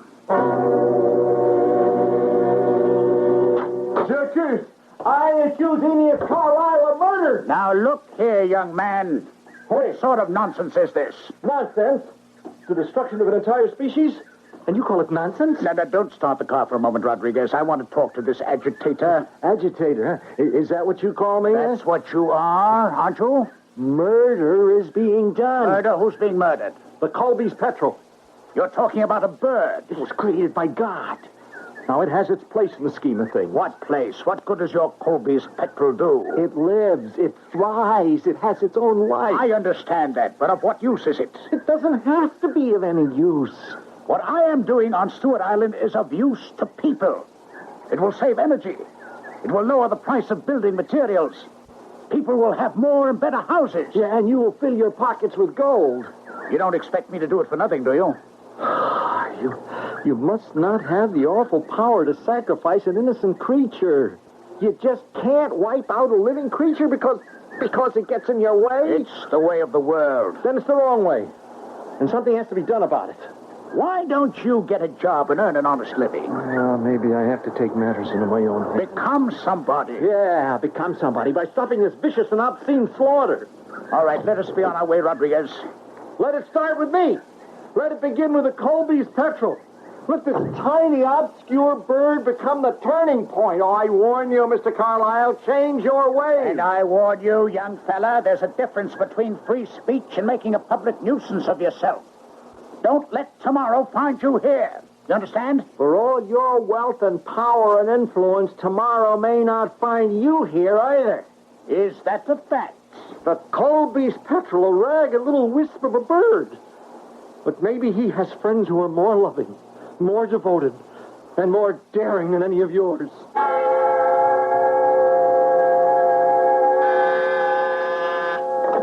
Yes? No, it's Mr. Bowers. Mr. John Jacob Bowers, eh? He doesn't need an appointment. Send him in. Well, the early bird gets the worm. Where were you, Mr. John Jacob Bowers, the day the teacher taught that in school? Playing hooky? A pity. Well, J.J., come in. Have a chair. Hello, Aeneas. Cigar? You know I don't smoke. That's right, you don't. A drink? I don't drink either. You have absolutely no vices. What do you do with all your time, anyhow? I try to enjoy life, Aeneas. Why do you have to try? I do it without any effort whatsoever. Ah, you don't enjoy life at all. Is that a fact? Yes, you have no appreciation of art, literature, music. I enjoy making money. That's the difference between us. Well, I'll tell you another difference between us. I'm not in your office with my hat in my hand. I haven't come here to beg. What have you come here for? To see if we could have a reasonable discussion. Have you ever found me unreasonable? You drive a hard bargain. It takes two to make a bargain. If one party doesn't like it, why doesn't he go elsewhere? Aeneas, your options fall due on the 30th. Yes, I have that noted on my calendar. Bowers to deliver 10,000 shares of Amalgamated at 40. I know. So what is the problem? You know full well what the problem is. Amalgamated selling at 90. And you have to go out and buy 10,000 shares of it. That stock had no business going up. Ah, but it did. Because it has been manipulated, exploited. Now, the value isn't there, and you know it. That stock is going to plummet down through the floor. If it does that before the 30th, you'll do very well indeed, J.J. But it won't. I know it won't. How was I to know that you and the whole syndicate would go in there and inflate the price? That's the way of the world, my friend. Your world, maybe. Nobody asked you to come and play in it. What are you complaining about, J.J.? You gambled and lost. But the game was fixed. What's your complaint? You'll have to buy your 10,000 at 90 and deliver it at 40. You only stand to lose $500,000. What's that to a man in your position? You don't know my position very well. Oh, now, don't plead poverty. I simply can't raise that much money all at once. Do you want to ruin me? I can. I have a right to. But I don't want to. Still, you're going to do it. The option. I could tear it up right now. But you won't. I might. You know that painting of yours? I will never sell it. I want it. Why do you want it? I like it. Let me have it, and you're out from under. But it isn't worth $500,000. I know, but I like it. It's valuable. It's a Duquesne, but it'll never be worth $500,000. I like it. I swore I would never let it go. Then I shall expect you to deliver 10,000 shares of Amalgamated on the 30th. Incidentally, buy some now. It's going up even more. My wife will never speak to me again if I sell that portrait. You are not selling it. You're giving it away. Why? Why are you doing this? I am a rich man. I can afford to indulge my whims, my fancies. What's the point in having money if you can't enjoy it? Has it ever occurred to you that your enjoyment is based on someone else's misery? Oh, yes, quite often. Shall we draw up the papers? I will release you from your obligation, and you shall present me with Aurora by Duquesne. Well? You win. We both win. You've learned a lesson on how not to sell short.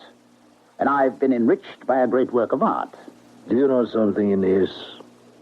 One day, somebody is going to put a stop to you. Really? You know something, my friend? That doesn't bother me one bit.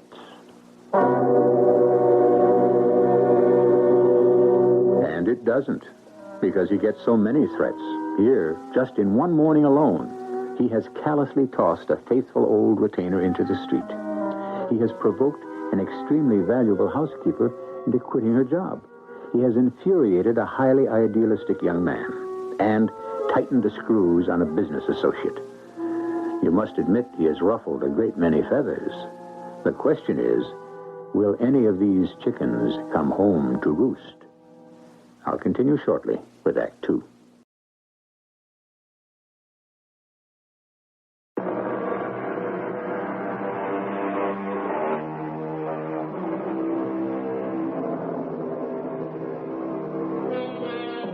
There are those people who have the gift, or is it truly a gift, to live for themselves alone, to place themselves in the center of the universe, to respond to no one's needs but theirs, to constantly sing a song that has but one note, me, to be oblivious to and unconscious of anyone else's hope or want unless it can serve their own purpose.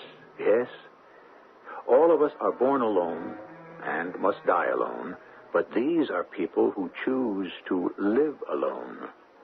Do you have your market list, Joanna? Well, it's here somewhere. Now, really, Joanna, you must learn to be more efficient. Why? Look at you, Harriet. Could any human being be more efficient than you? And where did it get you? I have to go over your bills. Oh, you're a fool. To quit your job over an old reprobate like Judson the gardener. That isn't the point. Well, what are you going to do now? Get another job. How many jobs like this do you think are left in the world? Oh, come on, why don't you talk with Mr. Carlyle? He needs you. He doesn't need anybody. Oh, look, he don't want to go through the time and trouble to break in a new housekeeper and all, so why don't I could talk to him, but I won't. You won't? Why not? You could get your job back. I don't want it. I don't get it. Tell me why. Well, it's intensely personal, Joanna, and completely private. Oh, yeah? I've known Mr. Carlyle for 20 years. Hey, has it been that long? Oh, sure. We came here the same week. I knew he was a man who drove a hard bargain. I knew he was strict and demanding. But until this morning, I never knew he was cruel. And the one thing I cannot live with is cruelty. I can't accept that in a man. So what's the man's personality to you? After all, you're his housekeeper. You're not his wife. Oh, I see. I see it all now. What do you see? You're in love with him. Oh, that's ridiculous. Oh, sure, it's ridiculous. It's crazy. But it's true. It is true, isn't it? Oh, you poor kid. I am not a kid.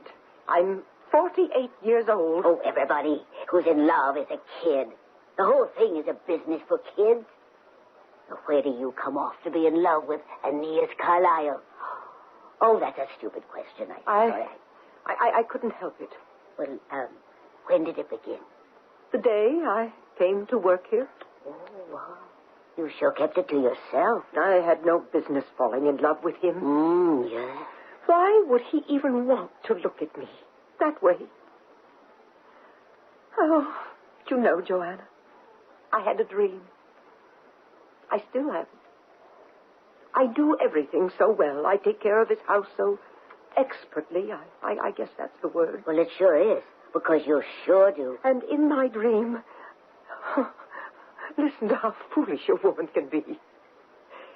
I suddenly, one day when we're talking about anything, some routine housekeeping matter, do you follow me? I might even be ahead of you.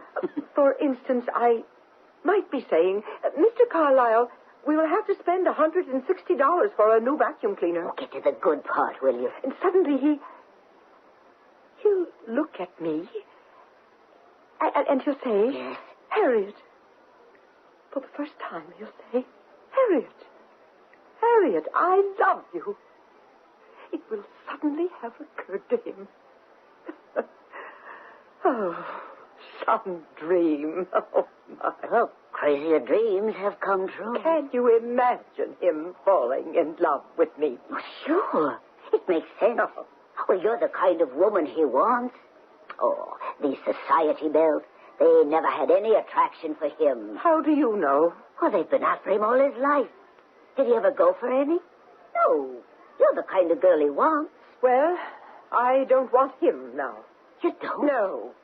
Not when I realize he has this streak of cruelty. Well, I heard that fight you had with him. Do you know why you yelled at each other like that? What are you trying to say? Well, it was the way you make love. Oh, you're crazy. Well, you're always having those arguments. He calls you woman. Why? Because he's arrogant, insensitive. No. Because it gets a rise out of you. You're both so frustrated. You don't know what you're talking about. Oh, he just can't admit he's in love with you. And you don't have the courage to tell him you're in love with him. This morning it just got out of control, that's all. Now look, Harry, look, tonight you talk to him. Let him talk to me. He can't. Oh, yes, he's a man without fear when it comes to ruling the world, maybe. But so many guys like him, they're just so scared of women. I can't believe that. Well, you believe it. Now, you talk to him tonight. You'll see I'm right. Oh, he'll be so happy. He'll just take you in his arms. No. It's crazy. Crazy.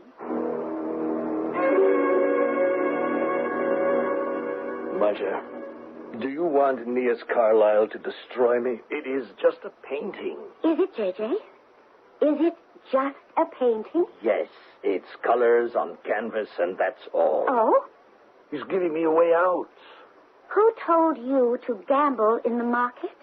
Nobody. I was wrong, but that doesn't solve our problem. Your problem, J.J.? If I have to liquidate now, I'll lose a fortune. I will not give up the painting. Please, Marcia. Is it possible you don't understand? I understand more than you think. Aeneas Carlyle hates you. Hates you for the same reason his father hated your father. Because your family always looked down on his as vulgar, common, new rich. That was 50 years ago. Now, do you think something like that still bothers a man like Aeneas Carlyle? Something like that is the only thing that can bother a man like Aeneas Carlyle. That painting is a family heirloom. Would you rather we went broke? Yes. Do you know what you're saying? I'm making a choice. If you have to deliver the stock, we'll go broke. If you deliver the painting, you'll destroy our marriage. I say give him the stock. Marcia, darling. You can't call me Marcia, darling, if you give away the painting. You are being unreasonable. That is how you will destroy our marriage. We will no longer see the world the same way, appreciate the same things, agree on what's important. Marcia, I don't know what there is to discuss.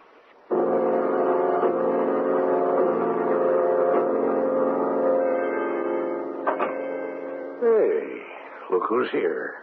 Hello, Papa. So, did you get a job? Well, What a question. A job.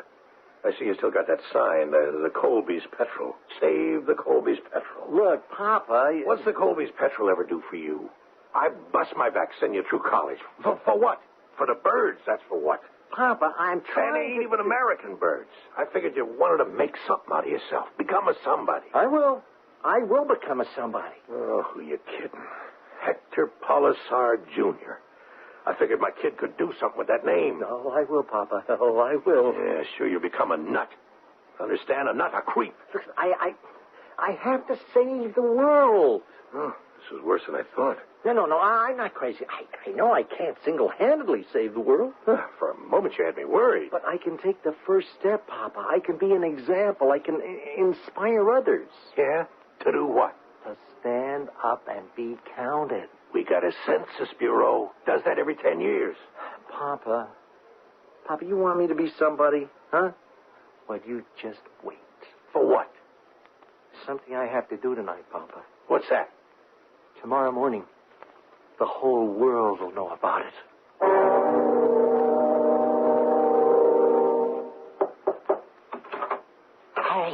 Harriet, can I come in? Is something wrong, Joanna? Well, I just brought Mr. Carlyle a cup of tea. At this hour? He rang the kitchen. Dottie had already gone to bed, so I went myself. Harriet, he's sitting there, and he's cleaning his revolver. Do you know why? Well, maybe it's dirty. Oh, this is no time for jokes.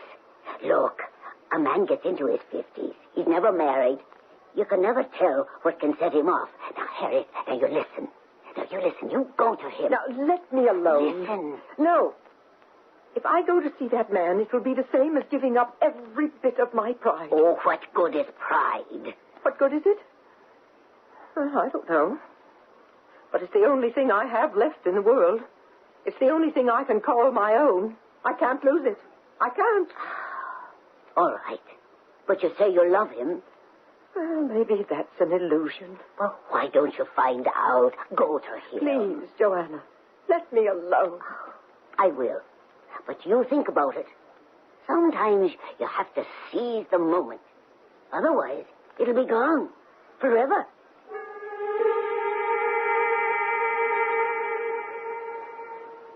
Mr. Carlyle? Yes? I know it's late, but I saw the light from underneath the door of your study, and Well, what is it, Mrs. Paulson? I wondered if I might speak with you. We're speaking? This morning. Yes. This morning, a great deal was said in the heat of anger. Indeed. Well, You were wondering if we could reconsider the matter. Well, The answer, Mrs. Paulson, is no, under no conditions or any circumstances. Is that what you wish to talk about? If so, the discussion is over. Is it? No, I don't think so. Look at me. I come crawling in here on my hands and knees. I discard every ounce of pride and self-respect. No one forced you to. Do you know why? No, and I don't believe I would be interested. What a fool I was. For 20 years, I've been in love with you. Is that a fact? And I permitted myself to dream that you were in love with me. That was remarkably stupid on your part. Is that all you can say to me? No. I can say good night, Mrs. Paulson. I've stripped myself bare. I've cried out to you in pain and in torment. Mrs. Paulson, if I were interested in listening to melodrama, which I'm not, I would go into the theater. I am not asking you to do anything. All right. I was a fool. I realize I can't work here anymore. But isn't there one kind word you can give me? Isn't there even an ounce of pity in you? Does nothing reach you? Does nothing touch your heart? Nothing within your power. Oh, but you're wrong. There is. Right here. Put that revolver down. Now I can touch your heart. Put it down. You're a fool. Don't move. It won't help you. You moron. Look what you made me do. A tear could help you. You idiots. You made me turn over this vase. A tear.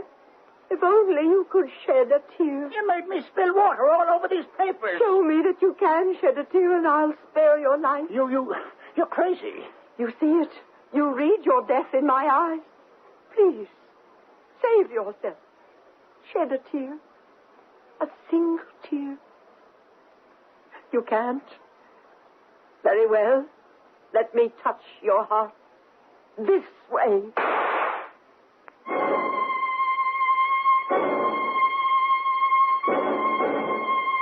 He who shows a woman scorn may wish he never had been born. And who will argue with the poet on that one? A sympathetic character Mr. Aeneas Carlyle may not have been. Lovable, he certainly never was. But did he really deserve the end fate had ordained for him? Well, this is a judgment that I leave for others to make. All I can do is return here shortly with Act 3, at which time justice either will or will not triumph.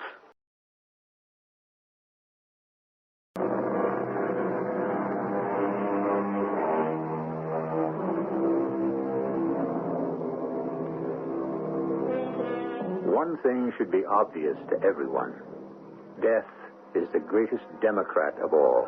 That is, Democrat with a small d. Death has absolutely no prejudices, nor does he or she play any favorites, even with the Aeneas Carlyles. Yes, Aeneas Carlyle has held the world, as they say, in fear and trembling, and yet, when his time came, death took him by the hand, just like everyone else.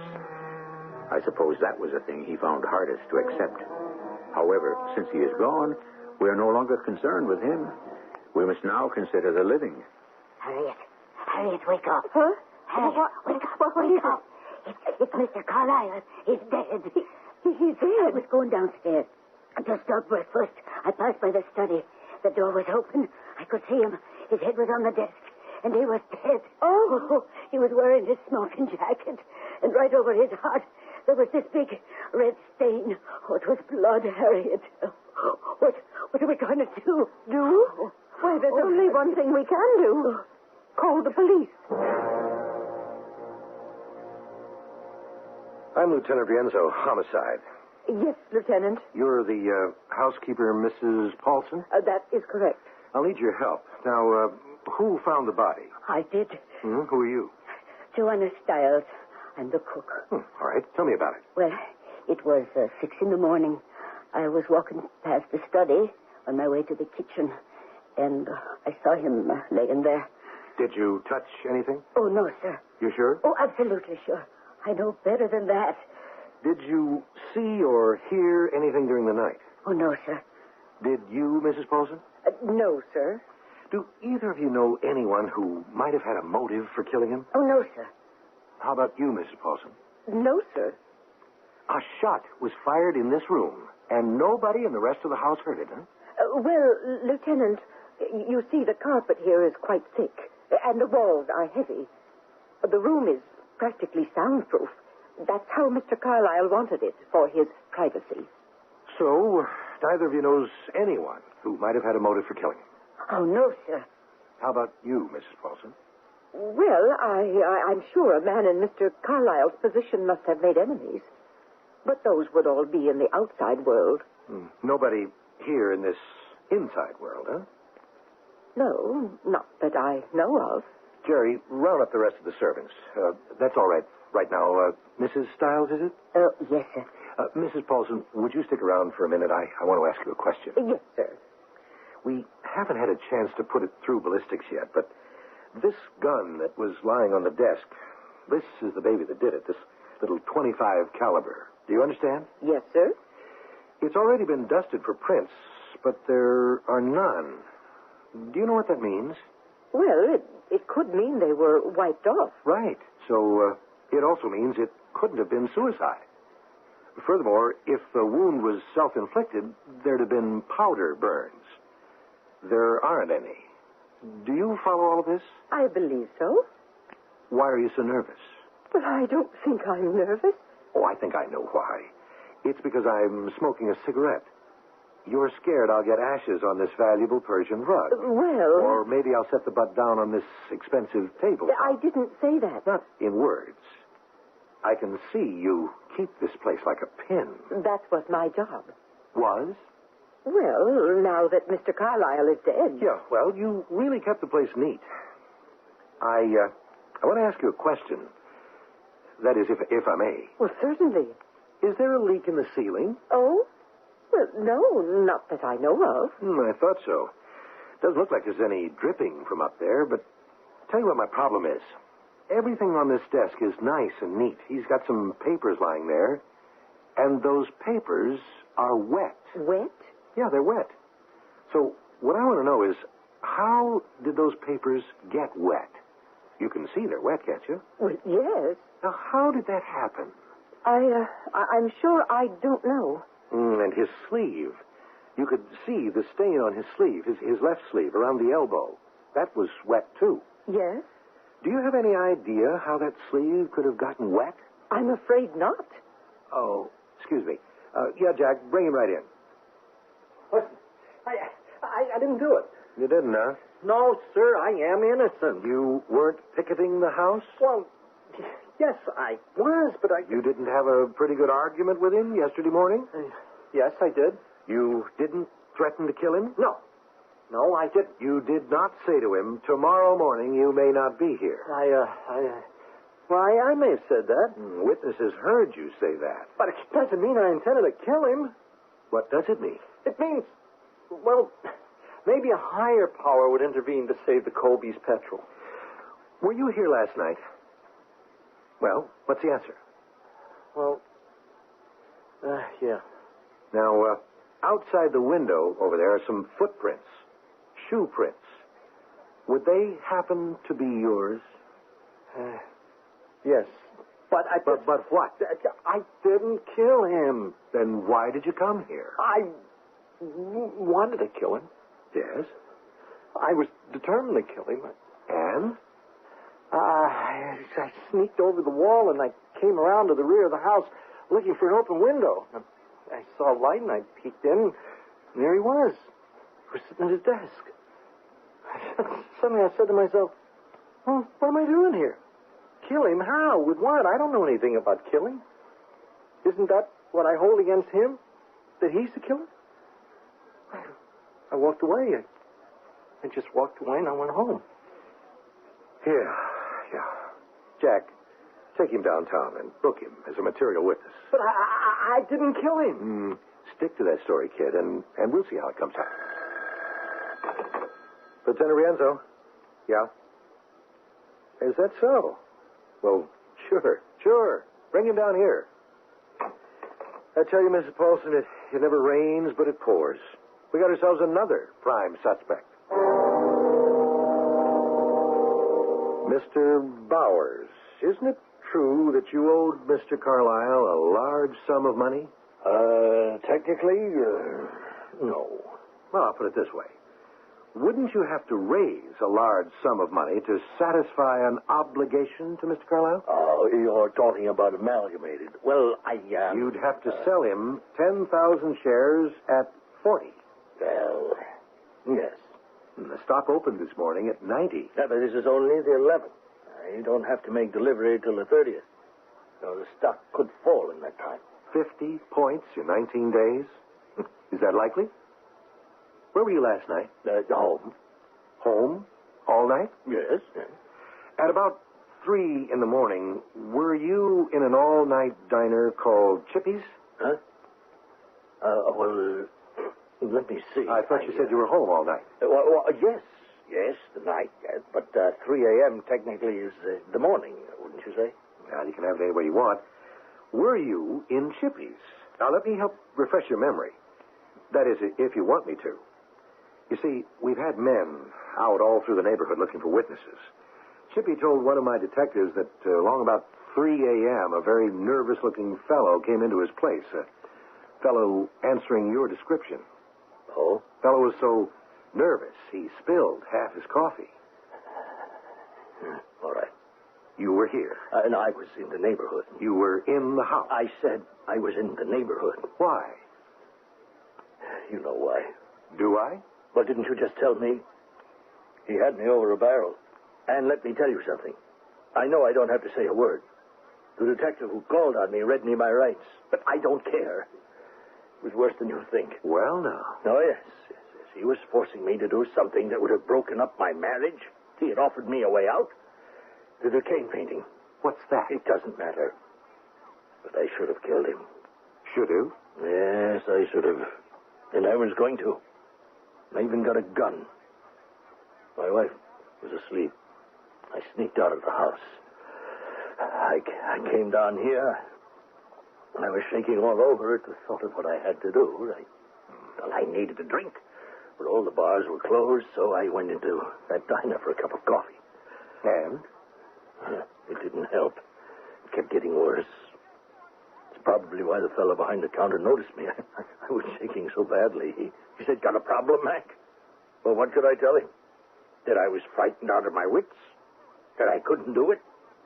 That I just couldn't commit murder? So I went back home.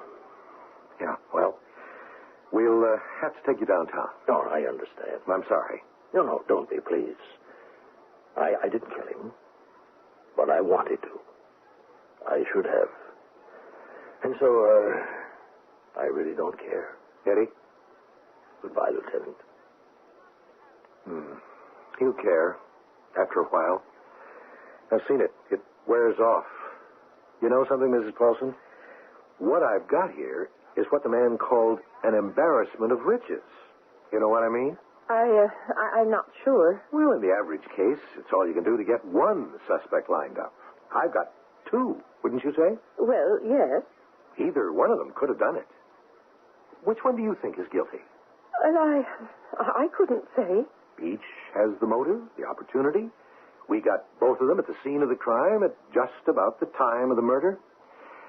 I think they'll go for the kid. Mr. Pulsar? Yeah, it's not right. It isn't fair, but, well, that's how it goes. You know what I'm talking about? No. He's a scruffy, wild-eyed kid.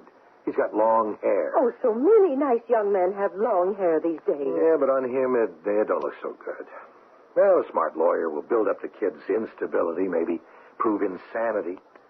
Well, one way or another, the kid won't get hit too badly. But it is a shame. He shouldn't get hit at all. You know why? No.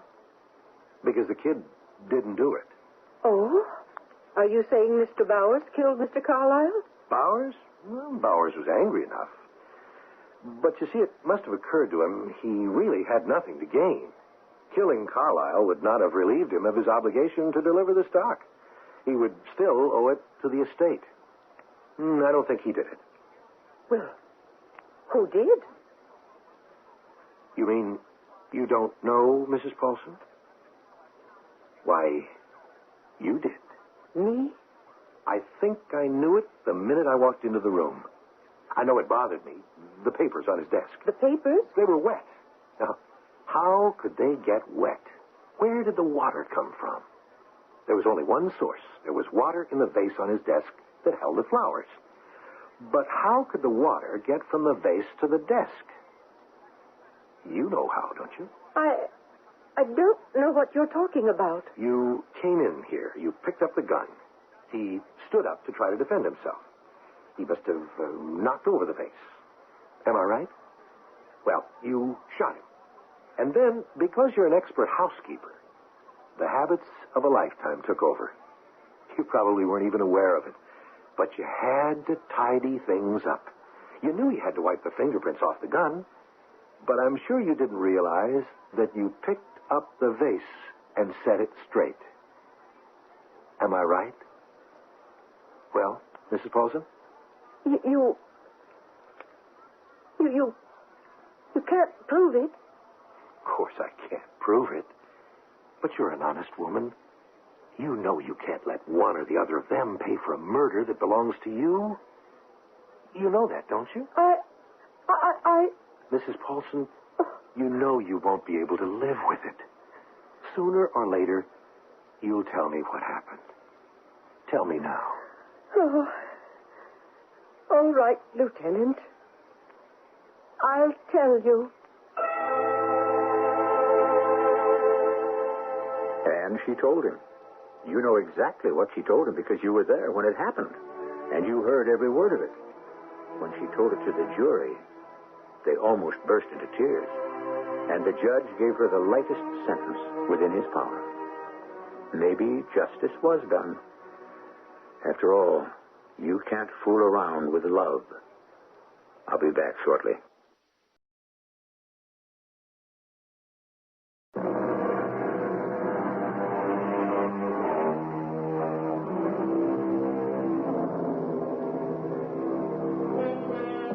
Who killed Aeneas Carlyle? Hector Polisard wanted to. John Jacob Bowers would have liked to. Harriet Paulson actually picked up a gun and fired the fatal shot. But do you know who triggered the whole business? Joanna Stiles, the cook. You see, Harriet Paulson lived with a fantasy, and it was enough for her. But Joanna urged her to try to make that fantasy come true. Let this be a lesson to all of us. Let sleeping dogs lie, or never awaken a dreamer. Our cast included Joan Shea, Ralph Bell, Evie Juster, Earl Hammond, and Robert Maxwell. The entire production was under the direction of Hyman Brown. And now, a preview of our next tale. Please, have a look around before we go in, Matthew. Just be a second or two. Hey, where on earth do these birds come from? Keep away from me, you crazy creatures. What's the matter, Matthew? They're birds, hundreds of them with beaks like small knives. Birds? Actually dive bombing right at me as if they didn't want me in there. Hey, can I put my eyes out? Oh, I don't hear any of them anymore. Gone as suddenly as they came. Oh. What kind of birds, Matthew? Well, they look like those small birds on some of our Mayan artifacts. Must we go in there? Well, I don't see why not. Because the idea of hundreds of birds in a cave this far underground bothers me. I don't understand it. And why would they want to attack you? Well, there's only one way we'll ever find an explanation. Now, are you coming with me, or am I going in there alone?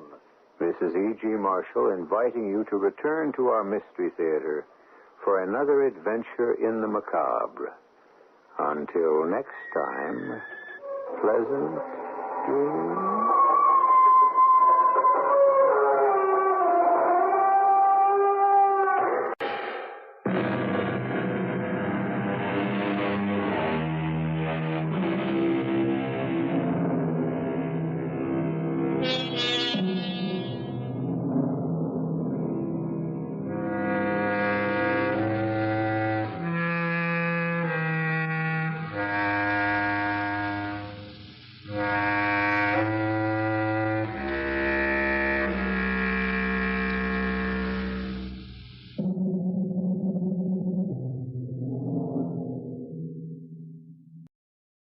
The CBS Radio Mystery Theater presents...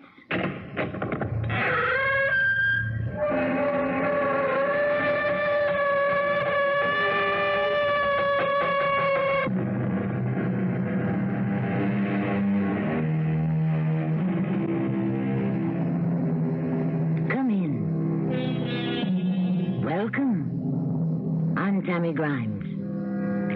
I wish there was another way of saying what I'm about to say, but I can't think of it right now. What I want to say is I just love the mysteriousness of the Mystery Theater. Things one can't really explain, like things that go bump in the night. Know what I mean? All right. Some people prefer murder and mayhem, but I like to be scared, which is what today's story does to me, and I hope will do to you. Jarvis, do you hear something? A cry of some kind. There it is again. Do you hear that? Yes, Colonel, I can feel it. Who's there? Who is it? The Colonel, something cold is creeping over me, sir. It's into my hair, and now it's gone down to my feet, sir. I can't move. I can't move.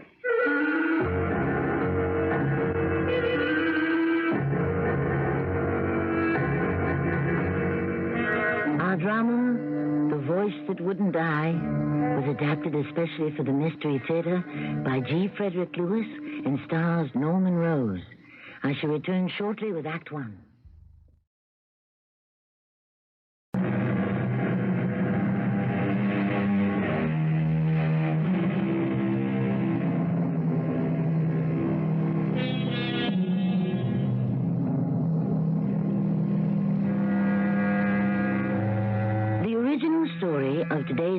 mystery theater adaptation was printed in Blackwood's magazine 101 years ago.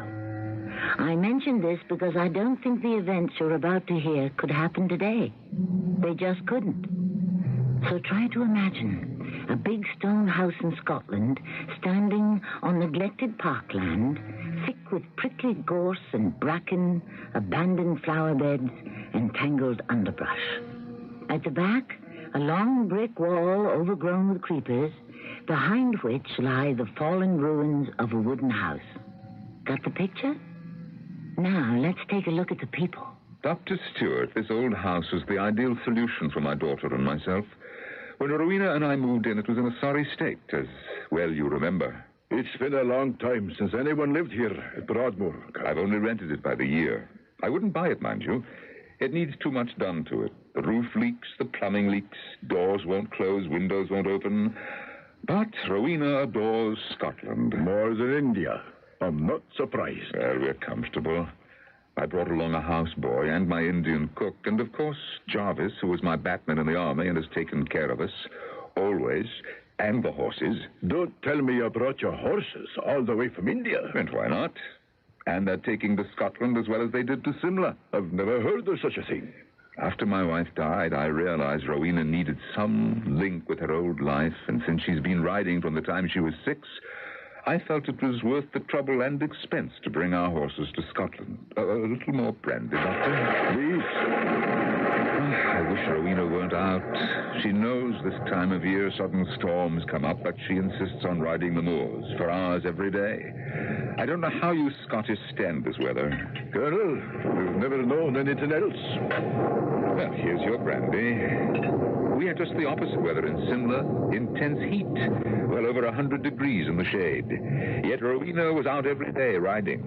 But now that I've retired from the service, I want her to get a good education. Riding isn't everything, you know. Edinburgh is a stone's throw.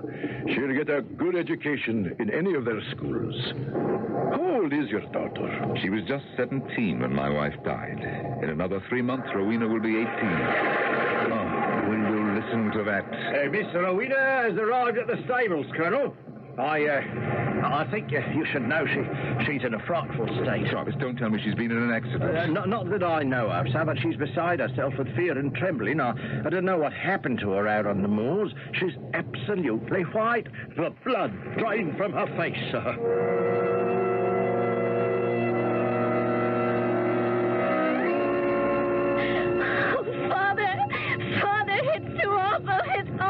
Oh, come, child, you're shaking all over. I was riding a hurricane, and it started to rain. And instead of taking the usual path, I cut through the back between the brick wall and those old ruins, the dower house. Doctor, she's fainted. I have some medication in my bag. Can you carry her up to her room? Of course, yes. I'll just fetch my bag and follow you upstairs. The first room on the right. Rowena. Oh, good Lord, same thing has happened to your mother.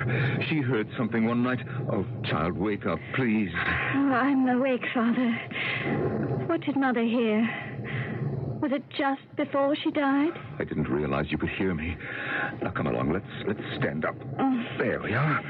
No, I want to know, Father. And I want you to go upstairs. You've had enough excitement for one day. We have plenty of time to talk about your mother. You never told me why she died, Father. Rowena, I never really knew. They said it was a disease peculiar to India. But it did seem to begin after she'd had some kind of shock. But she never lived to tell me what it was. Is your daughter bed? Oh, I thought you were going to take her upstairs. Oh, I can go up alone. No, there it is again. I can hear it. No, go away, please.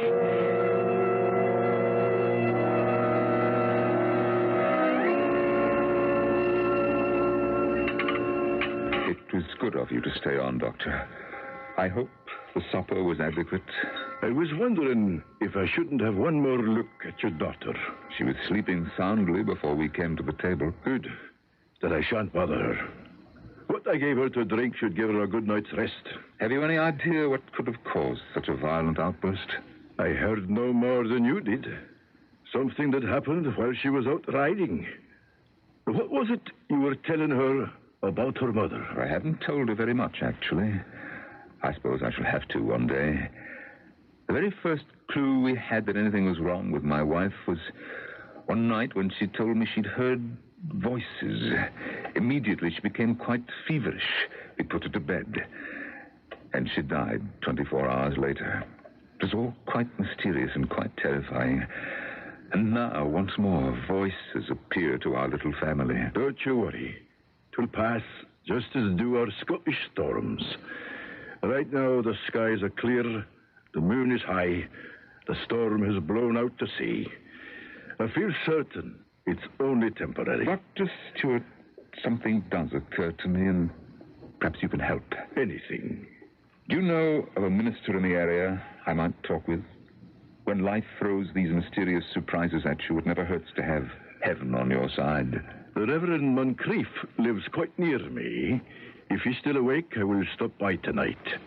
He is quite old, but I'll try to persuade him to pay you a visit and perhaps speak to your daughter. He's a most reassuring individual. Thank you. I would say at this moment, both Rowena and I need all the comfort and spiritual help we can get.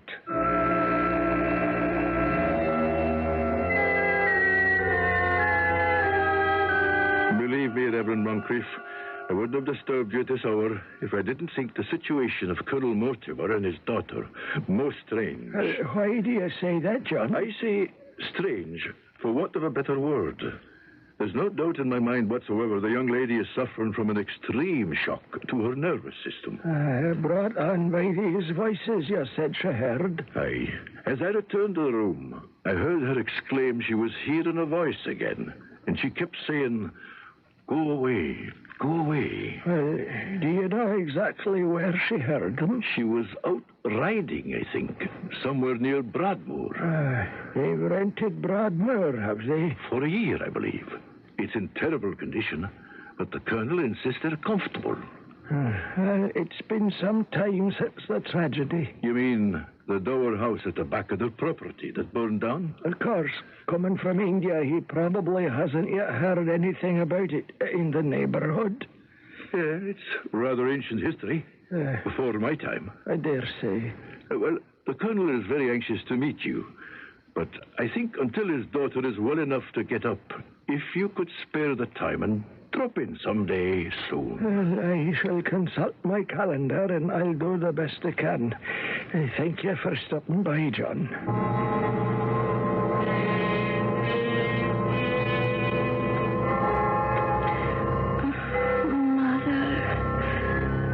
Mother, let me in. Please. Mother, let me in. Rowena, what is it? Oh, Mother, please. Oh, Rowena, child, wake up. You're having a nightmare. What is it? Father, is that you? Of course, it's me. Are you all right? I don't know. You were crying out in your sleep. I could hear you down the hall in my room. I was? Yes. Don't you remember? What was I saying? Something about your mother. Oh, can you remember exactly? Father, I'm asking you to please tell me. It's important. I don't remember exactly. I think it was, "Let me in." Yes, that was it. I said, "Mother, let me in." Yes, that's what it was. Oh, then it's true. It's all true. What is true, child? Oh, it doesn't matter, Father. Rowena, you mustn't keep thinking about your mother. No, I wasn't. I know. Somehow she's still alive in your mind. What they call the unconscious. You must accept the fact that she is dead. I do. I know that. You were dreaming about her, weren't you? No, I wasn't. I don't know what I was dreaming. It's all right if you don't wish to tell me. There's nothing to tell. I mean, nothing I could tell you that I haven't already. Thank you for coming into my room to see if I was all right. I think I'll be able to get back to sleep now. Rowena? Yes? My darling little girl, I do love you so. You're all I've got. Yes, Father. Good night.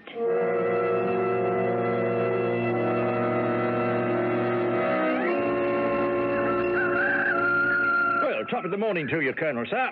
You're up early, sir. Good morning, Jarvis. I didn't sleep that well. Well, sorry to hear that, sir. Jarvis, I've come by the stables to have a look at my daughter's horse, Hurricane. Well, I'm glad you have, Colonel, sir. Tell the truth. After yesterday, I don't think he'll be much good for riding. What happened? Lamed? Let me see. This way, Colonel, sir. I've had to move him from his usual stall to the one at the end. You did? Yes, sir. When Miss Rowena brought him in that storm, remember, sir? He kicked up such a row, I thought he'd start a stable ride. I did. There he is, Hurricane. Look at him. My Lord.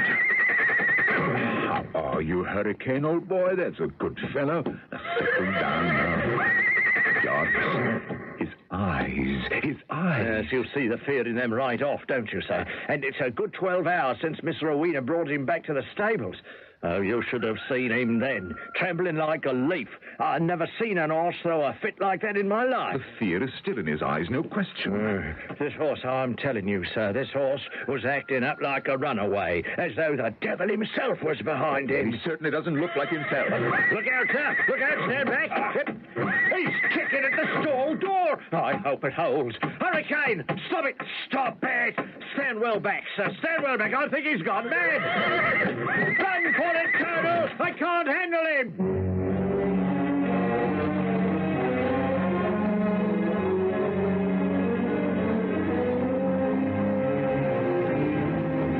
Sometimes it happens. A horse will lose its domesticated sense and revert to the original wild animal, feral and untamed. Fear can control almost any living creature, and something has most definitely frightened both horse and rider, Rowena. But what? We should learn more when I return shortly with Act 2.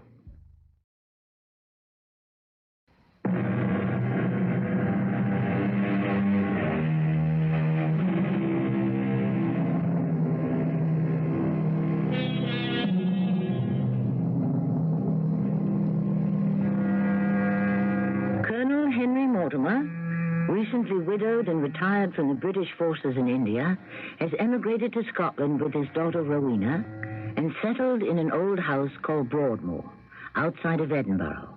Last night, Rowena returned from a ride having heard voices, which so frightened her that the local doctor had to attend to her.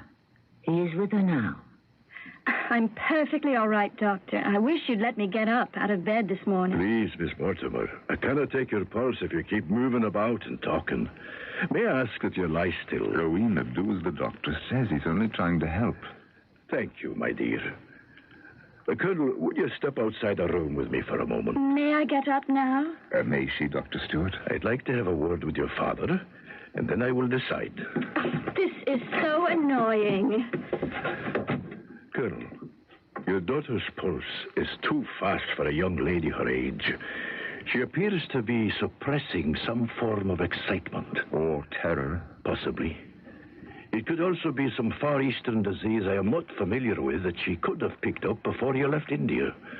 The girl is too pale and has a temperature. I recommend she remain quietly until this subsides. For how long? Certainly another 48 hours. I understand, of course, and thank you again. I'll drop in to see her again tomorrow. Dr. Stewart, is there anything in particular Rowena should or should not eat? Anything she has a mind to, or an appetite for, I would say. Oh, what is the verdict, Father? Will I live or die? Now, Rowena, don't mock Dr. Stewart. Oh, he's examined me everywhere but where the trouble lies. Oh? And where is that? Inside my head. He told me that you'd better remain quiet for a day or two. Father, before you and the doctor came in this morning, I heard Hurricane cry out in the stable. I know that horse. I've ridden him at home in Simla and here on the moors. But hearing that cry of his, he's suffering. I know what you're going to say. Yes, Hurricane is still nervy from your ride last night. But Jarvis has him back in his stall now, and calm down. That's not what I was going to say at all. I was going to say, now will you believe me that what scared me to death was some kind of a disembodied voice? Just one voice, not more? Just one. It seemed to surround me, and And then it was also as if it came from under the ground. I see. Can you remember where? Right outside that wrecked old house. The Dower house. Not possibly in your imagination. Oh, and hurricanes. That's my point.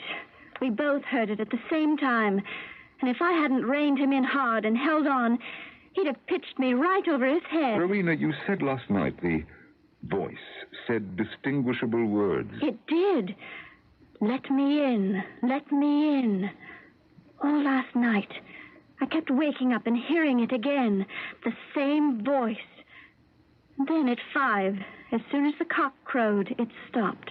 I never heard a thing, Rowena, and I'm 2 doors down from you. Oh, Father, are you saying it didn't happen because you didn't hear it?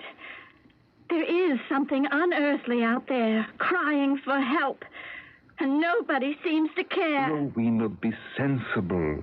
The rain was coming down. There was thunder and lightning, enough to frighten any horse and rider. And above all this din, you heard a voice? How can you say whether it was natural or unnatural? I don't want to talk about it anymore. It's tiring for me to keep on and on about it. Father, would you draw the curtains again so I can sleep? I can't tell you the worst part, so what's the use? Rowena, don't shut me out. I told you before what the voice said, but you chose not to repeat it. Let me in, let me in. Yes, don't you see what it means? That voice has something to do with Mother, my mother. Something to do with the sudden way she died. Rowena, how can you say that? There is no connection whatsoever. Oh, isn't there? A voice cries out, and I hear it. I keep hearing it all through the night. It was intended for me to hear it, begging Mother to be let in. It's the voice of my own soul, Father. Don't you see? No, child, I do not. Oh, I didn't want my mother to die. My heart didn't. My soul didn't.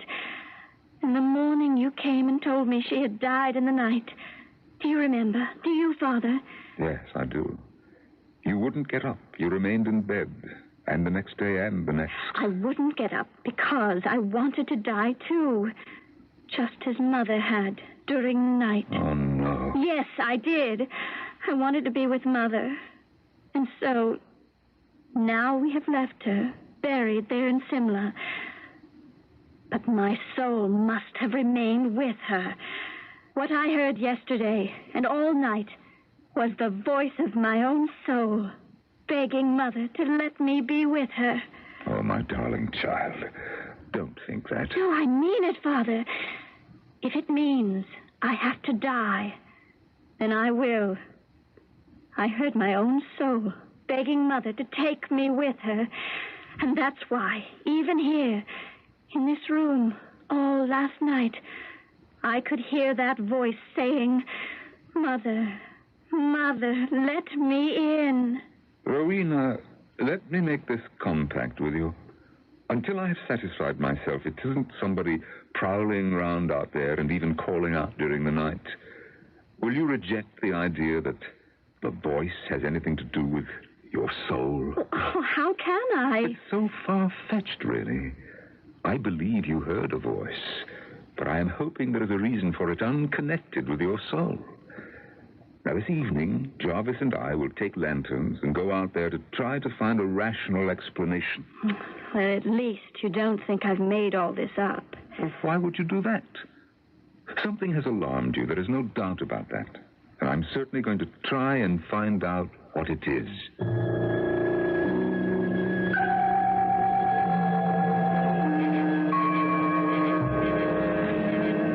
To go single file along here, Jarvis. The path is too narrow. Would you like me to turn up the wick in your lantern, sir? Make it brighter? No, it's fine the way it is. I can see quite well with it.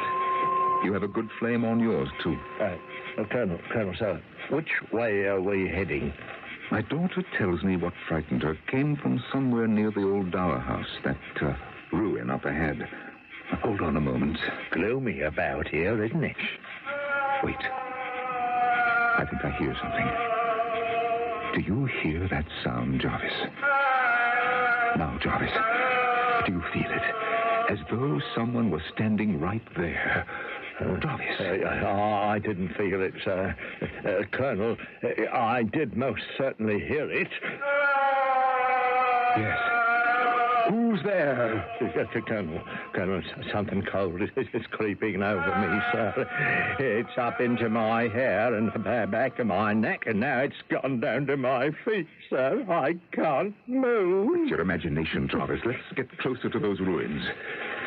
I suddenly realize who could be playing these games with us, Jarvis. Poachers. Huh? Poachers, yes. Yes, they could, sir. Trying to make off with some of our deer or fowl or anything. After all, no one's been living at Broadmoor for quite some time. They could have spotted Rowena heading for home, and she got too close to them, and they pretended this ghost voice. Oh, yes, that's certainly a possibility. Yes.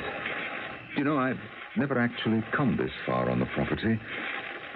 Wait, there's a brick wall along here somewhere, isn't there? Yes, Colonel, sir, separating Broadmoor from the Dower House. If you don't mind, I'd rather not set foot in that old place. Well, why not? It could be the very place the poachers hide out. Oh, no, not likely, sir. There's no roof. There's a few walls. I'm told the front door's still standing. It was all wood, and there was a big fire there years ago. The place was practically burned down. There seems to be... Oh, yes, there is. There's an opening in the wall. I'm holding my lantern as high as I can. Now, there's the house. I can see the ruins from here. Can you? But supposing they are in there, sir. I'm going in. Now, Jarvis, follow me.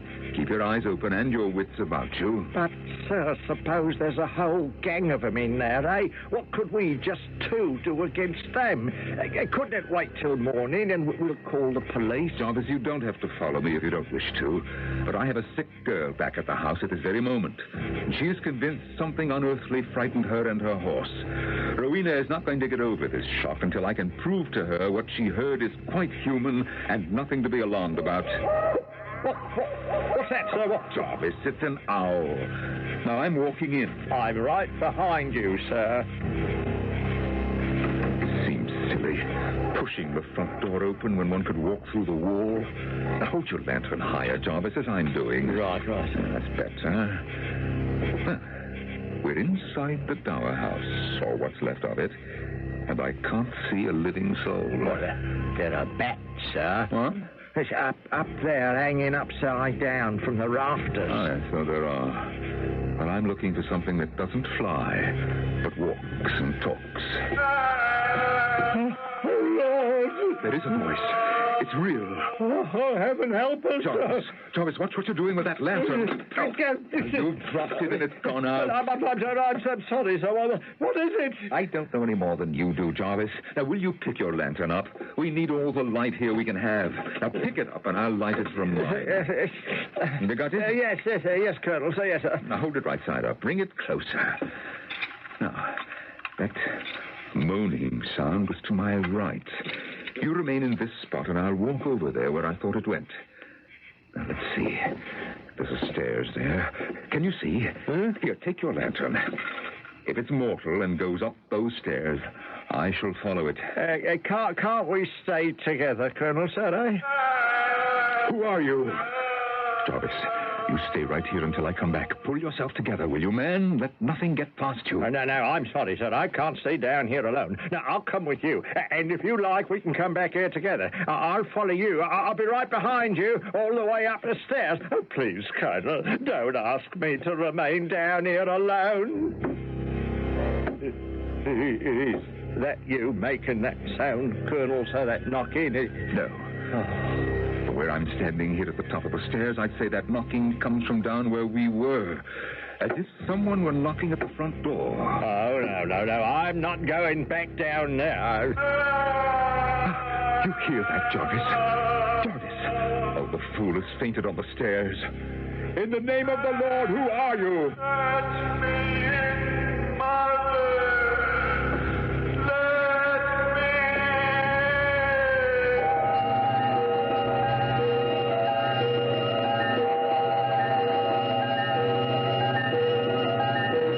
There can be no doubt now but that the voice speaks for what can only be an unseen and suffering spirit. The Colonel has had enough investigating for one night. I can't blame him, so have I. He brings Jarvis too, and manages to get the both of them back to the house. And shortly, I promise you, I'll be getting back to you with Act 3.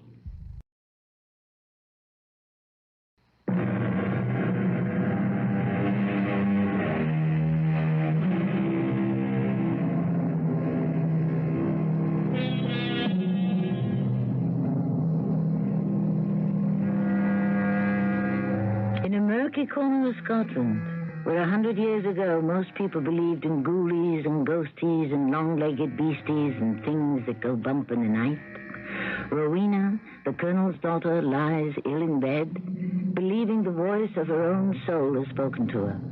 Her father, the Colonel, has also heard that voice. It is morning, and Dr. Stewart arrives to check on his patient. You're telling me, Colonel, you and your man heard the voice. The whole affair is unbelievable. Your patient is still asleep, so I haven't had the chance to tell her that indeed I also heard the voice. You? Colonel, you've got an epidemic in your house. This will never do, you know, and so far as I can make out, you're in on it too. Yes, I am, Doctor. Yesterday you had some doubts about Rowena. There is nothing to doubt. I heard the same voice she did that frightened her, saying the same things. It's all true. I never thought the young lady off her head. She has a cerebral excitement, a fever. I don't know what you've got. I have only 15 more minutes, so I shall have to go up and see your daughter.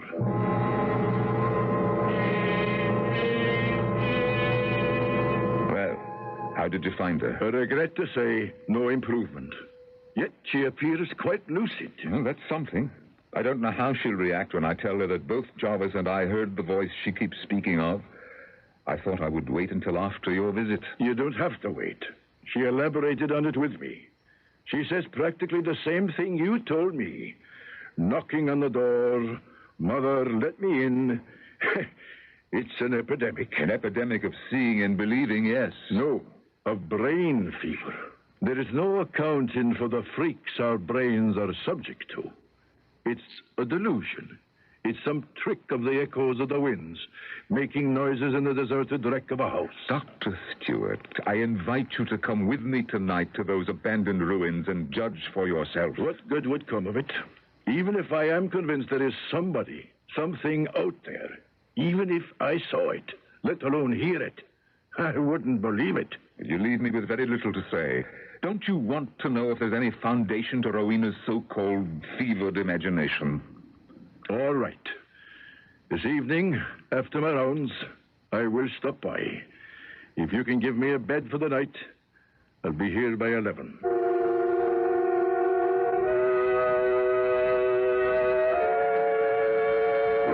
Rowena, I came up to tell you last night I heard that poor voice crying out its suffering. Oh, Father. And so did Jarvis, so clearly that he fainted. Oh, no. And tonight I've persuaded Dr. Stewart himself to walk through the only standing door of the Dower House wreckage. Oh, how did you persuade him?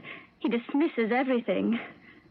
Why do I believe it's my own soul crying out to join Mother? Because you loved her, child. Until I can prove to you who the voice is and why it suffers, you'll go on believing it. Rowena, I assure you, it is not your soul. It can't be. Then why is it haunting us? Why do I hear it over and over at night? It is not haunting us. We have invaded its home. We are haunting it. Now, I've asked Dr. Stewart to try to persuade the local reverend to come here. Oh, yes, a priest or a minister could help. My thinking exactly. Perhaps a man of the cloth can exorcise this spirit, and we'll be rid of it.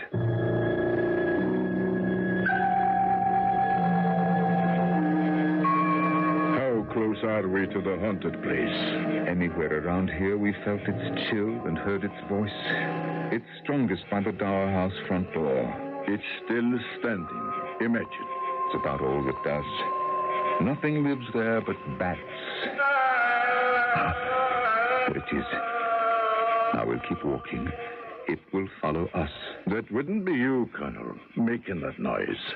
Having a little fun with me. Dr. Stewart, I swear to you I'm doing nothing to create that sound. There will be more and worse. You'll see. Yes, of course. Why didn't I think of that before? It's some poor animal caught in a trap. Now, why don't we have a look in the bushes? Doctor, we go through this wall, right here, to the old dower house. You won't confuse the voice with an animal there. And we open the front door and walk in. Not a very pleasant place. Walk with me to the center of this room, will you? Now, as nearly as I can reconstruct it, Doctor, while you and I were in the main house waiting for Rowena's return, the storm broke, remember? And in trying to get home as quickly as possible, she rode her horse past that front door. And the sound she heard came from right here. I'm patiently waiting to hear it. How long do you suppose we will have to wait? I don't know. I gather you're not interested in what you've already heard. Yes, I heard some sounds, but I'm not prepared to agree they were supernatural. You think that moaning is the voice of the wind? I'm waiting for it to say words. So it will. It does. If you want my opinion, nothing is going to happen. When there is a skeptical person present, tables don't rise, trumpets don't blow, pictures don't float, etc., etc. The apparatus of ghostly apparitions seems to fail when the doubting Thomas joins the group. Now, I have attended seances, spirit readings, whenever I am present. Nothing happens. I don't know why it's taking so long. Jarvis and I had hardly crossed the floor when we heard it. I'll wait. I said I'd give it a fair chance. This makes me look like a credulous fool, I guess. Huh. It seems as if tonight there isn't going to be any... Any manifestation? That's what the mediums call it. No manifestations in the presence of an unbeliever. It's almost midnight. Let's give it another few minutes. Of course, of course. Take as many minutes as you care to, Colonel Mortimer. Your attitude isn't very pleasant. If my daughter wasn't doing so poorly, I don't think I'd take much more from you, Doctor. Do you hear that? It's coming towards us. I can't see a blessed thing. But do you hear it? Admit it, Doctor. You hear it. Let me in, Mother. Let me in. There you are. Satisfied. No question about it now, is there? Does it go on for long? I can't tell you. After a while of pleading with its mother, it goes away, crying and moaning.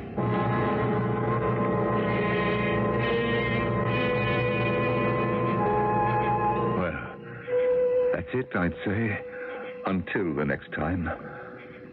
Well, Doctor, now what do you think? I cannot tell you what I think. Let us start back to the house. So you have no opinion?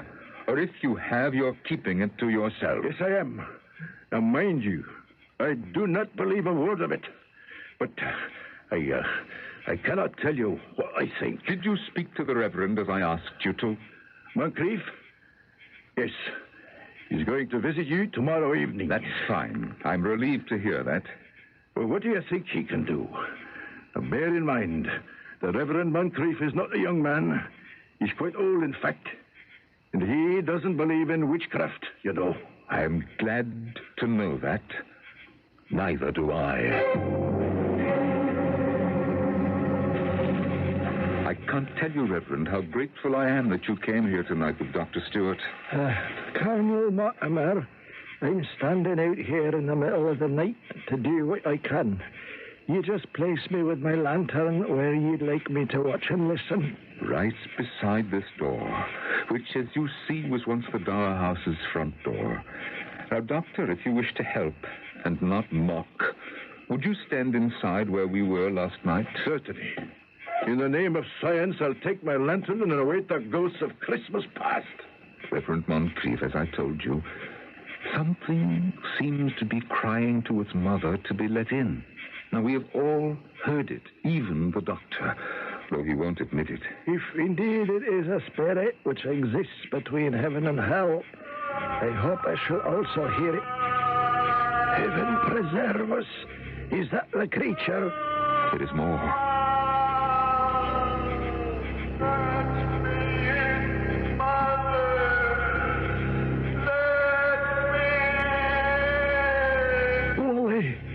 Willie, is that you?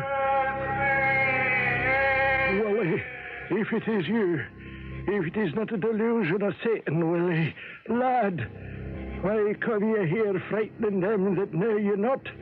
Why come you not to me? Is it right to come here, Willie?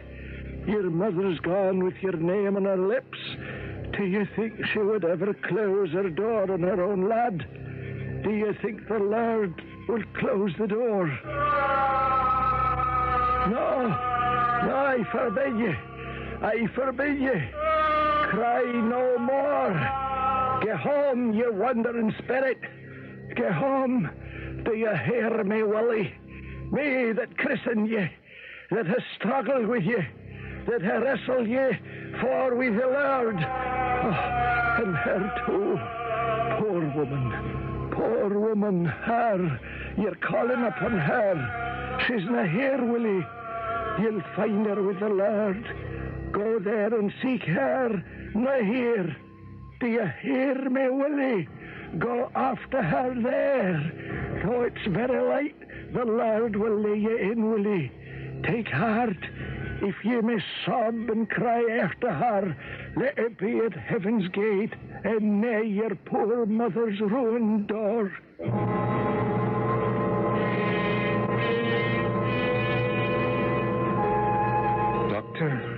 Dr. Stewart, we can leave the house now. There's nothing here to see anymore. Let's join the Reverend. You know, I could hear him calling out, but it was also strange. I did not know what to make of it. Oh, careful there. It's a foot from this floor to the ground. It's all over, Doctor. The past has returned to the past. Where is the Reverend? Over there, on his knees, praying. Reverend, do you believe the voice was a soul in purgatory? John, an old man like me is sometimes not very sure of what he believes. There is only one thing I'm certain of, and that is the loving kindness of the Lord. But how did you know who it was? How should I not recognize a person I know better, far better than I know you, John? Let us go now, and I'll tell you both who Willie was, and pray that at this moment he's found eternal peace. Rowena, you have no idea how good it does my heart to see you so flushed with health this morning. Oh, I don't know why, but suddenly, overnight, all my fears have gone. Last night, the Reverend Moncrief recognized the voice as that of a young man who'd been a prodigal son 50 or so years ago. His mother had been the housekeeper in the dower house and had suddenly died. The young man, Willie, came home the day after and threw himself against the door, begging to be let in. There was no one home but his dead mother. The family was away. The boy died at the door. It was there the Reverend found him and administered the last rites. Last night, he dispossessed the boy from earth. So it's all over. All in the past. Yes. Now, you and I must do something positive about the present. We will, Father. But I wish I could have been with you last night, when that unhappy, suffering voice that spoke to me so clearly finally found peace. Oh, I wish I had been there.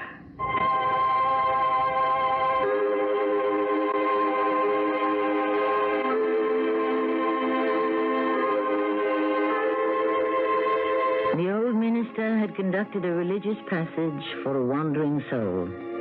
I can just see him raising his arms in the Scotch manner at the end of a Sunday service, giving benediction to the silent earth, the dark woods, and the ruins of yesterday. Upon that blessing, the Colonel and his daughter Will have found a new life. I shall return shortly.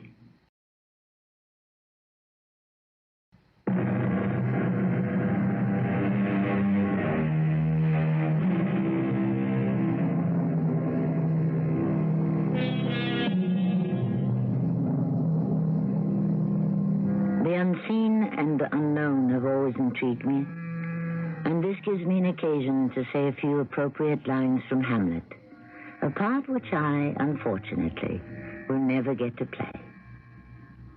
Be thou a spirit of heath or goblin damned, bring with thee airs from heaven or blasts from hell, be thy intents wicked or charitable, thou comest in such a questionable shape that I will speak to thee. That William Shakespeare. He said everything before we even thought of it. Our cast included Norman Rose, Bernard Grant, Earl Hammond, and Maya Dillon. The entire production was under the direction of Hyman Brown. And now a preview of our next tale. Suddenly, your husband recovered. My brother in Teploff didn't know what to do. That was Friday, so Peter recovered. He got out of bed, put on some clothes, and at 2 o'clock sat down to dinner. And then he complained of pains in the stomach. What did the murderers use? Rat poison? It's very easy to buy. The poison did not kill him, so we had to take matters into our own hands. Hands? But now he is quite dead. You swear, Gregory? How he died is between my brother and me. We both know. We shall never say. May I be the first then to say to you, long live Catherine II, Empress of all the Russias. Radio Mystery Theater was sponsored in part by White Westinghouse Appliance Company. This is Tammy Grimes, inviting you to return to our Mystery Theater for another adventure in the macabre. Until next time, pleasant dreams.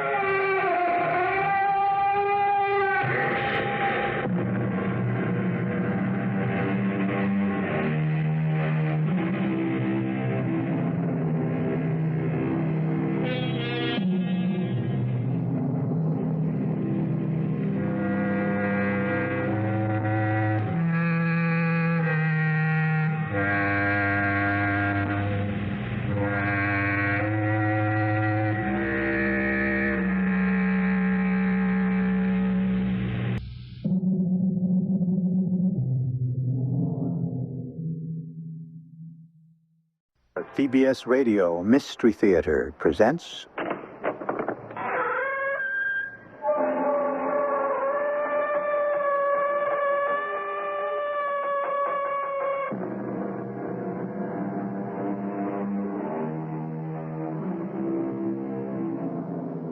Come in. Welcome. I'm E.G. Marshall.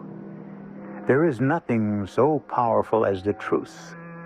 And very often, nothing so strange. The truth. There are those who pursue it, and those who seek to escape it. Those who accept it, and those who deny it. Those who preserve it, and those who distort it. But whether we are at war with it, or at peace with it, blissfully unconscious or uneasily aware of it, the truth is always a central fact of our lives. Give him back the money. But it's my money. Don't touch it. But I want it. Legit, Gussie. Don't you understand, Bones? He wants something from you. What could he want from me? He could want your soul. My soul? Why? What would he do with it? Don't ask me. Ask him. He's the devil.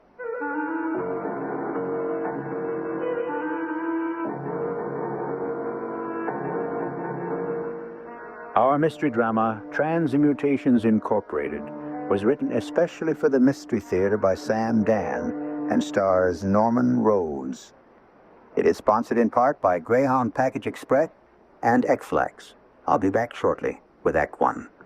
Once upon a time, there was a couple who needed a car. Honey, we need a car. My shoes have had it. They wanted a sensible car because they were sensible people. We're sensible people. We save string. We buy bars. We brush regularly. We hang up our clothes. But they also wanted a car that was fun because they liked a good time. Anybody for a quick game of fish? Oh, cold glass of milk and you're on. Well, knowing how hard it is to find a car that is both sensible and fun, they went straight to their Buick dealer, whom they knew to be a most reliable source for such cars. Say, you wouldn't have... Courtney would. At which point, the dealer introduced them to the Buick Skylark. When the V6 engine, the compact size, and the ample room were pointed out, they were amazed at how much sense the Skylark made. Isn't that amazing? I am bowled over. And when the famous Buick ride, comfort, and road manners came to their attention, they were quick to see how much fun a Skylark could be. Gee, that looks like fun. Oh, you're not just whistling. They were so overjoyed with their Skylark, they stopped the car, ran up to the first person they saw, hugged him, and kissed him. I'm gonna hug him. I'm gonna kiss him. Which might not make much sense, but it certainly was fun.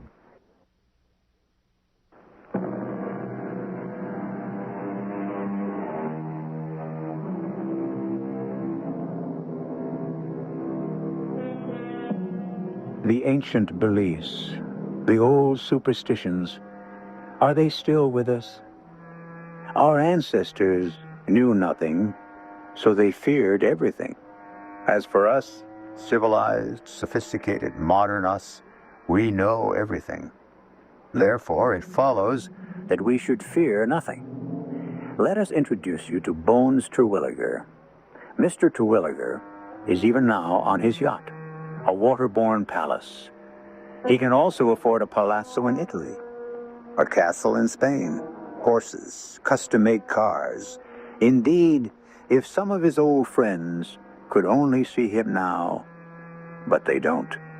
As Mrs. Bones Terwilliger, the former Augusta Schultz, puts it, Stuyvesant no longer mingles with the riffraff, thank you. Stuyvesant. Well, what are you gonna do? Makes her happy to call me that. After all, if it wasn't for her, I wouldn't have had none of this. You see, Gussie, I can't even call her Gussie anymore. It's Augusta now. Well, she went back to her hometown because her uncle died and left it as diner. I kept writing her to come back to New York, and she kept writing me to come to this place, Rogersville. So finally, I drove down there.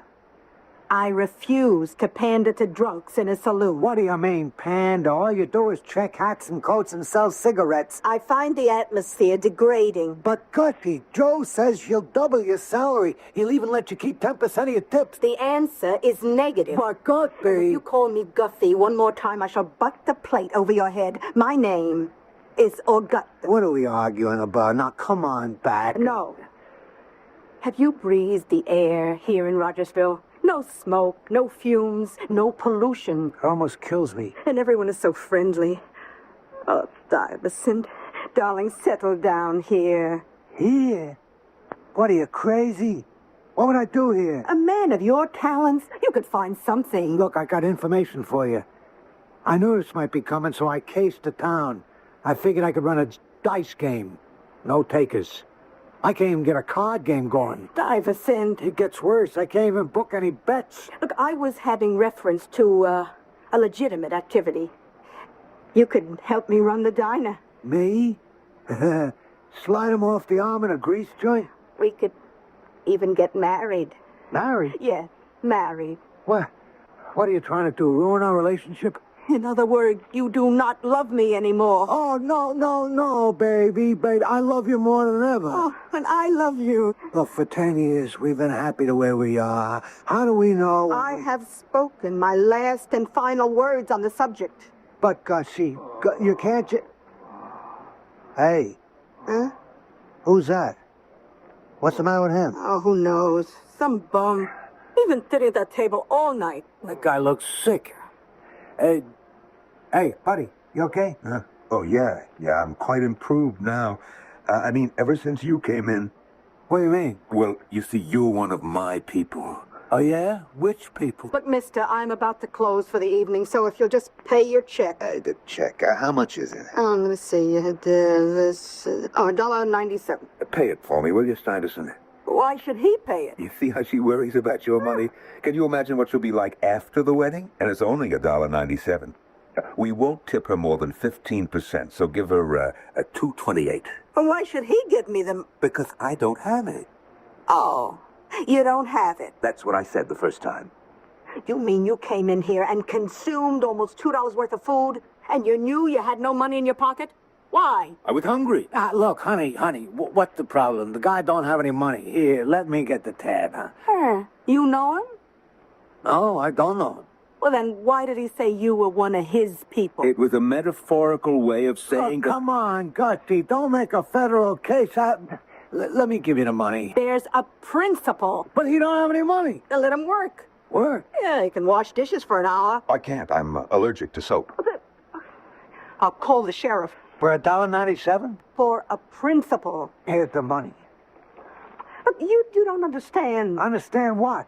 The work ethic. If you pay his check, I never want to see you again. Okay, Gussie. And don't call me Gussie. And if you don't let me pay that check, I never want to see you again. Oh, you insist? I insist. Goodbye. Privacy.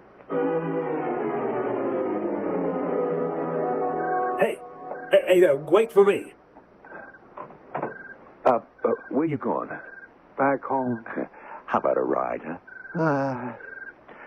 All right, get in. Don't worry about her. Yeah? She doesn't mean it. You don't know Gussie? I know her better than you do. What are you talking about? You see, I know everybody better than you do. I even know you better than you do, Bones. How you know my name is Bones? I told you. I know you. What's your name? Apple. Apple what? Just Apple.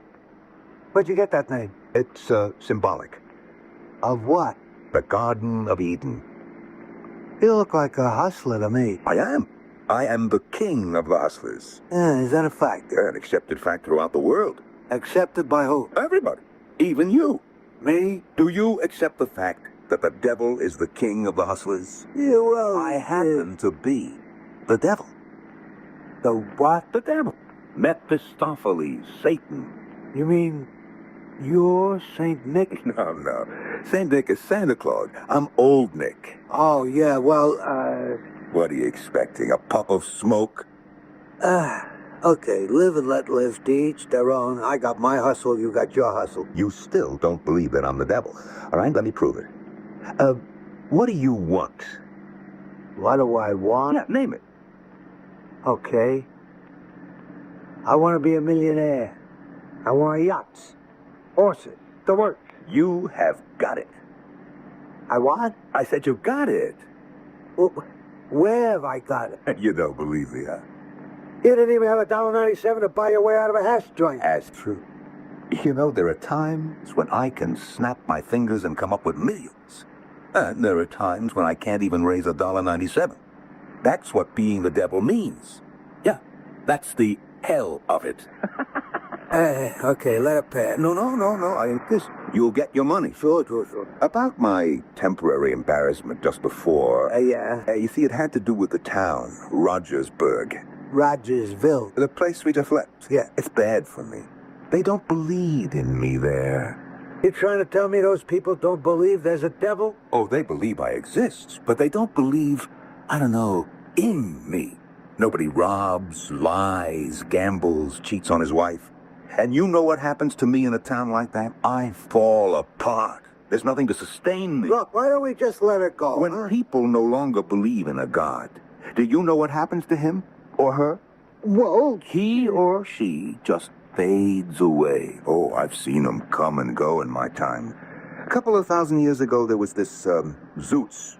I tell you, it was it. And Juno and Apollo. And up north, they had this Odin.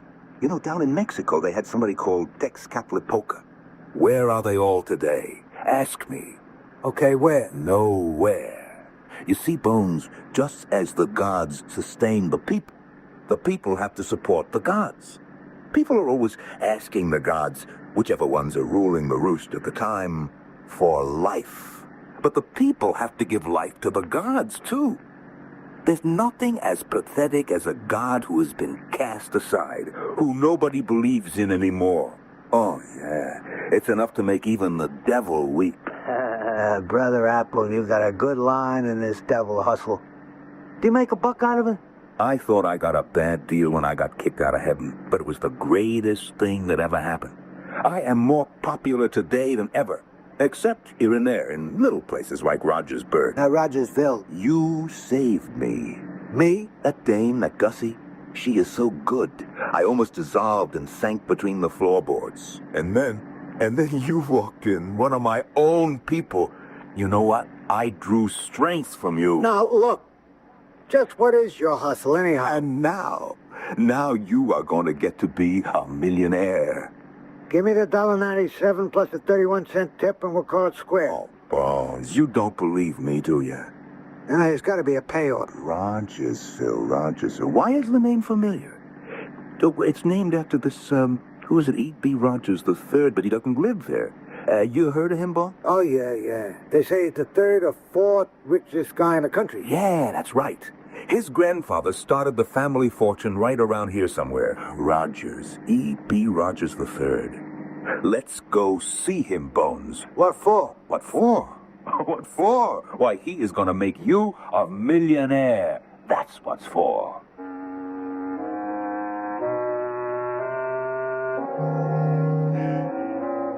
Well, the man says it with a straight face. And you must admit, he's got a most convincing tone in his voice. Supreme confidence in his manner.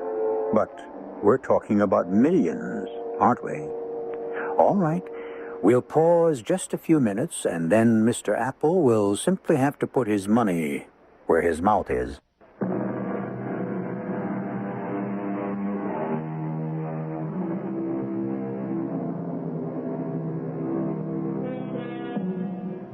Speak the truth and shame the devil?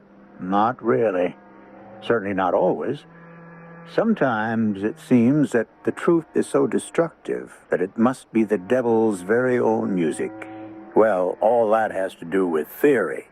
The basic fact is that when you've got a tiger or a devil by the tail, you'd better not let go. Mr. Bones Terwilliger isn't quite sure what he's got. Well, we finally hit New York City late the next morning. This Apple character and all that talk about him being the devil is beginning to make me nervous. I think I better dump him fast. So I say to him, where can I let you off? The Ritz Plaza. The Ritz Plaza? I used to stay at the Imperial, but I understand that the Ritz Plaza is the luxury hotel this year. Yeah, but you didn't even have $1.97 to pay for your meal. I'll engage a suite there, and you will be my guest. Look, I mean, what are you Aren't you interested in watching me make you a millionaire? About that, you don't have to. I mean, forget it. Oh, no, I couldn't. But I don't really want to be a millionaire. But you do. I don't want to hold you to a promise you might have made when you weren't really thinking. Now, the difference between me and the other gods is that I always know what I'm doing. You see, they're concerned with being good. That's complicated. I'm involved with evil. That's simple. Now, I promised to make you a millionaire, and I'm going to do it. Yeah, but There's a principle involved, and it's bigger than both of us. Turn right and head east for Madison Avenue. What, this time of day, the traffic will never Don't worry about the traffic. It was originally my creation. Disregard it. Just turn right. Yeah, but it's all... Don't worry about it. The street was choked with traffic.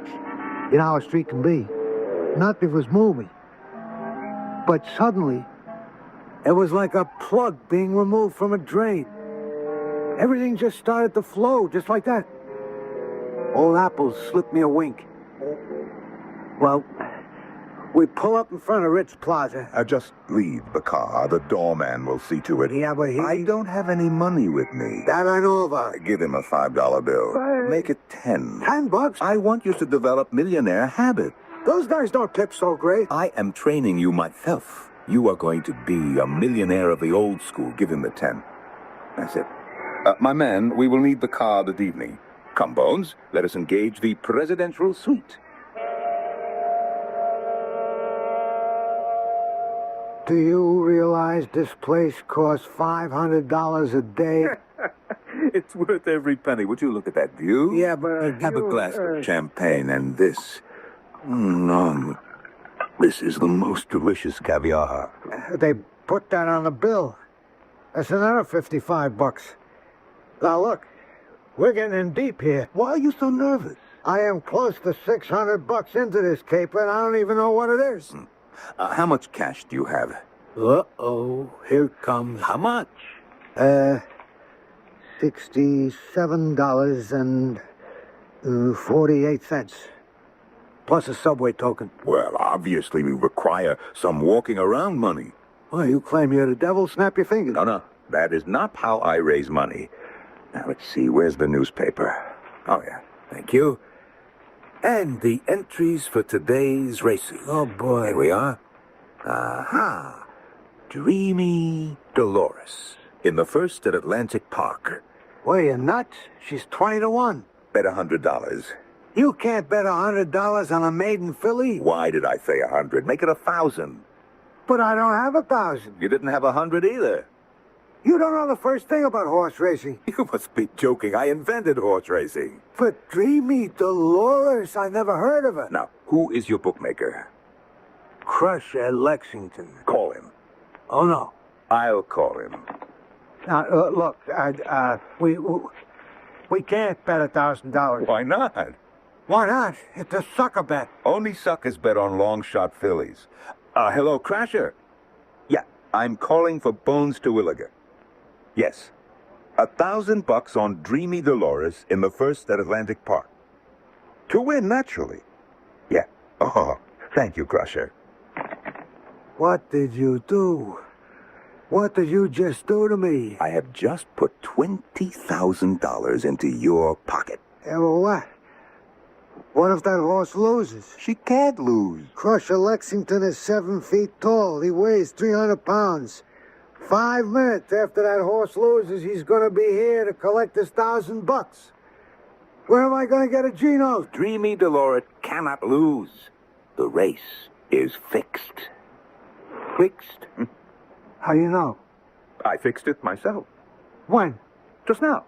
Do you realize that in 1 minute they're off at Atlantic Park for the first race, and I don't have $1,000 to pay off if I lose? You know, you are the most negative person I ever met. No.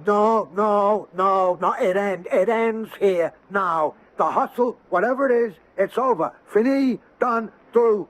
First I call up Crusher Lexington and call off that bet. It's too late. Turn on the radio. They're at the gate. No. This is the first break at Atlantic, and they're off. Ooh, I'm going. And it's Mary Mary, first followed by Pretty Polly and Lazy Lily, Silly Sally and Happy Helen. Where's Dreamy Dolores? At the turn, it's still Mary Mary and Pretty Polly. Where's Dreamy Dolores? Don't worry. Who's making a great move up from the rear to challenge the leaders? Dreamy Dolores? Giddy Gertrude, she's now taking the lead. You said it was Frick. It's Bix. And coming into the stretch, they're neck and neck, nose to nose. Giddy Gertrude and Pretty Polly, less than 50 yards to go. It's Giddy Gertrude, now it's Pretty Polly. Gertrude, Polly. Ooh, I'm dead. I should let you watch this. Relax, Bones. Relax and enjoy it. Please save me. Let her win, please. Oh, she'll win. What did you do to me? I'm dead. I'm gone. I'll give anything. That is what I was waiting for. You have got a deal. Down to the wire, it's Polly. No, it's Gertrude. And the winner is Dreamy Dolores. Dreamy Dolores? Where did she come from? I told you. It was 6. She won. Dreamy Dolores won. What do you say now, huh? What do I say? What do you expect me to say? That was the biggest fluke, the all-time craziest piece of luck that ever happened. That's what I mean. That's what the gods have to contend with. You prayed for Dreamy Dolores to win, and when your prayer was answered, are you grateful? Do you give credit where credit is due? I pray? You said, please save me, let her win. I said that? You know you said it. It was just a manner of speaking. But thank God she came home. No, don't thank God, thank me. God does not answer the prayers of horse players. I do. You'll never know what I had to go through, and on such short notice. The machinations, the permutations, the combinations. That's why I invented the computer. But I didn't have one handy, so I had to do it all in my head. Oh, well. Okay, now let me tell you something. It was a fix, and you were in on it. But the owner of that horse should never use that jock again. He cut it too close. So tell me, What's your cut? My cut? How much dough do you want? Not a penny. What do you mean? I am not in this for the money. Well, then, why did you pass me this tip? I didn't just pass you a tip. I fixed the race. Okay. Have it your way, but why? What did you get out of it? I got you. Me? Didn't you yell, I'll give anything? I'll let you know what anything is at the proper time and in the right place. Okay. You say you're the devil. Yeah, and by now, you should believe it. Yeah, it's crazy, but I go along with a gag.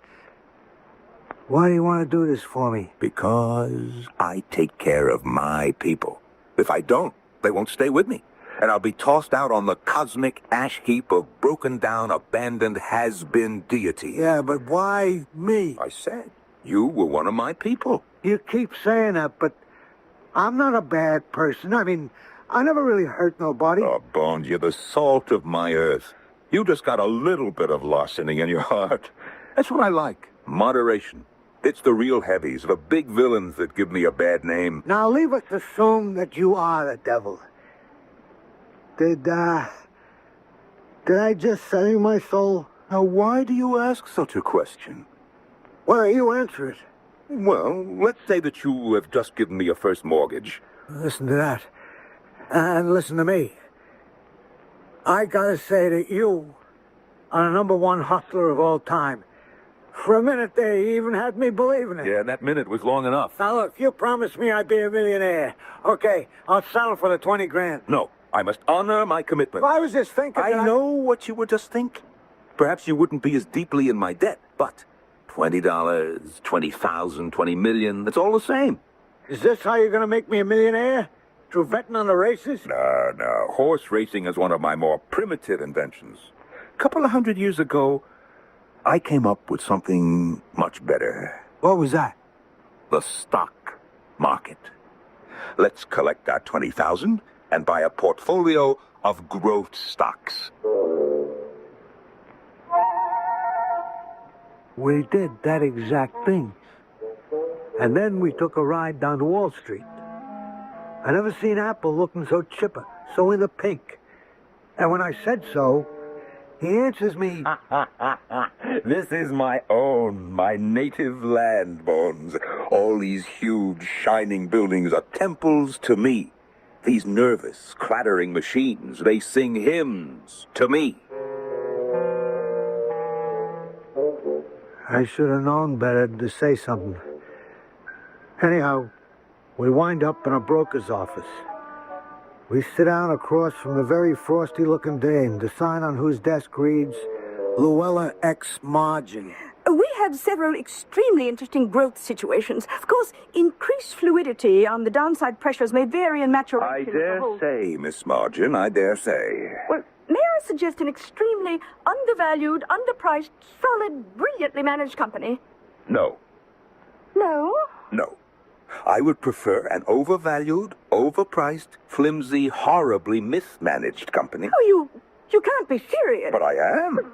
No one has ever asked me to... You see, Miss Margin, you try to find companies that are sleepers. I want one that's fast asleep. You appreciate the considerable difference, I assume? Oh, yes, but I... What do you have that sells for a penny a share? Well, I may have something for a dime. A penny, my dear Miss Margin. But there's a situation that you can have for a nickel. A penny, or I shall take my business elsewhere. Well, this company, it's on the verge of bankruptcy. Its president and board of directors are all under indictment. Yes, that sounds splendid. At $20,000 at a penny, that would bring us 2 million shares. Yes, but, sir, that would be like throwing your money to the devil. Oh, yes, that's true, Miss Margin.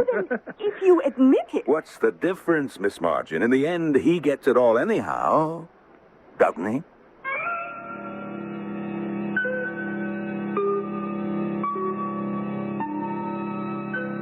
It's one thing to fix a race, assuming our friend Mr. Apple really did fix it, and quite another to fix an entire corporation. As we see it, there are several fundamental questions. Is Mr. Apple the devil? If Mr. Apple is not the devil, then who is he? And What is his angle? In Act 3, we'll either get the answer or we won't.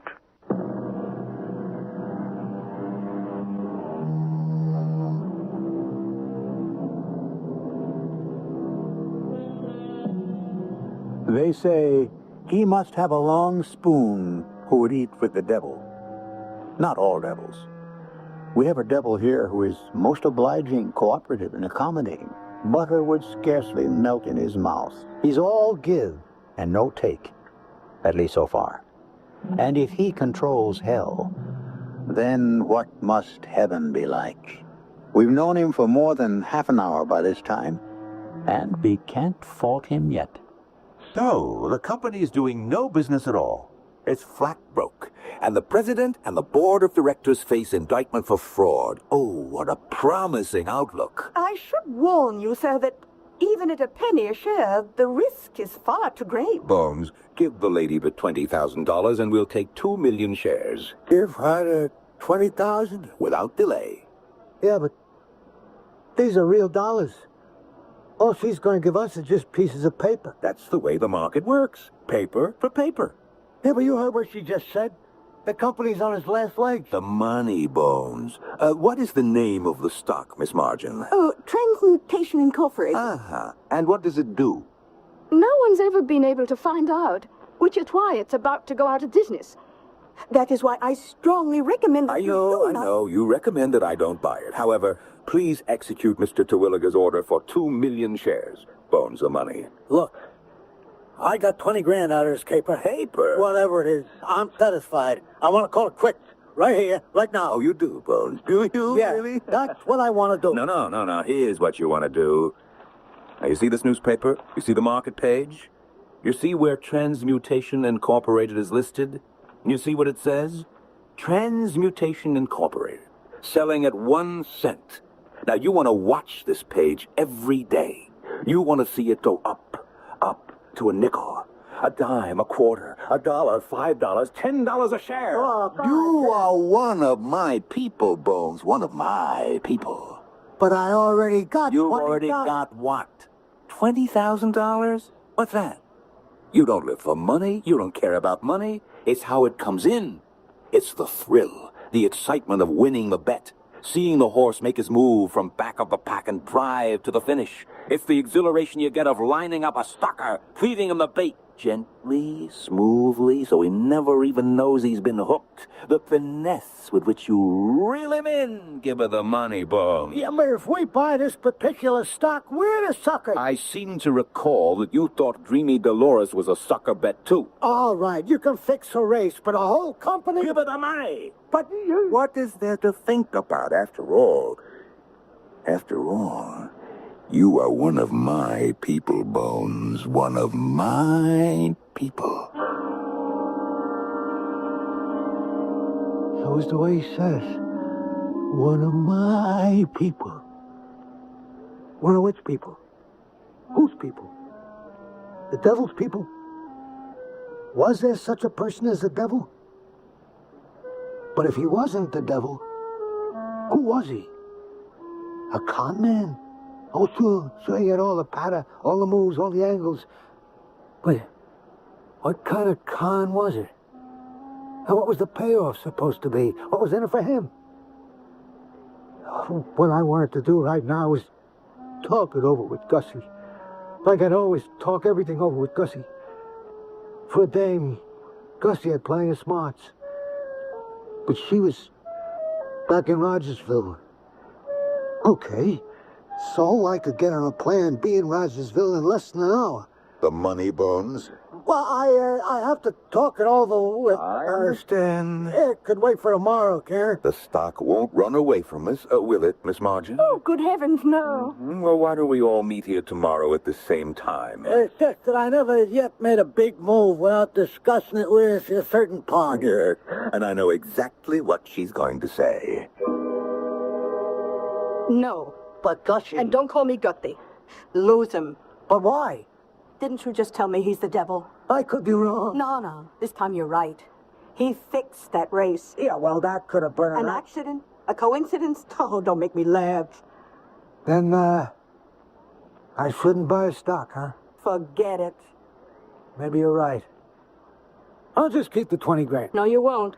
You give it back. Give it back? Yeah, you just say, friend, here's your 20,000, and you just walk away. What are you saying? Did I say walk? No, run. But why? Why?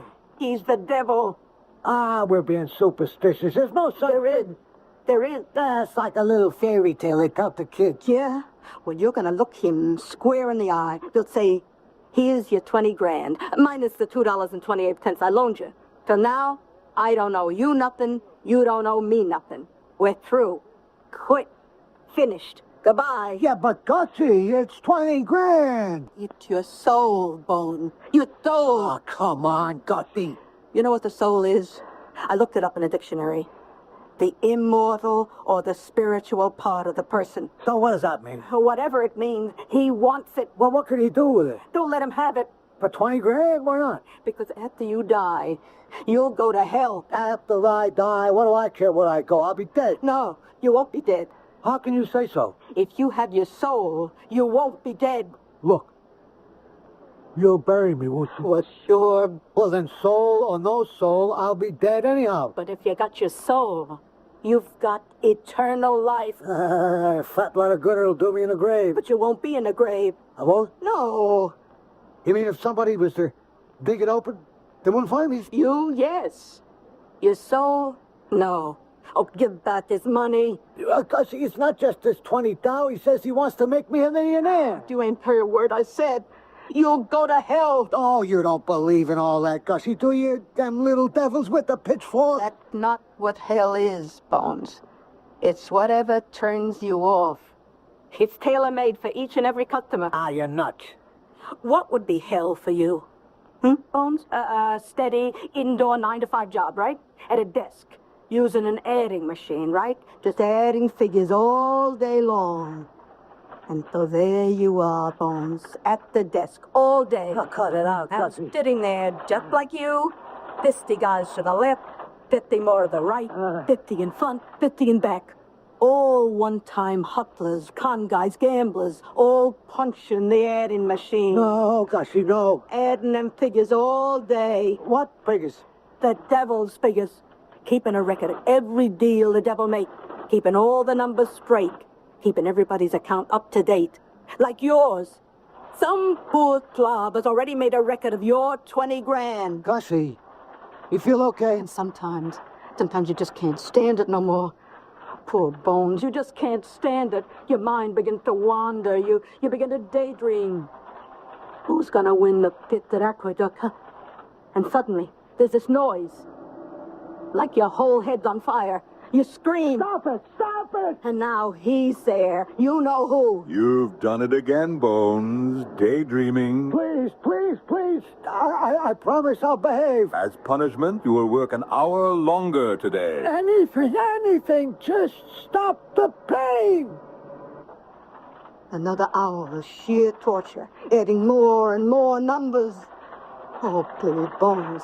Promise you'll give him back the 20. Promise? Yeah. I promise.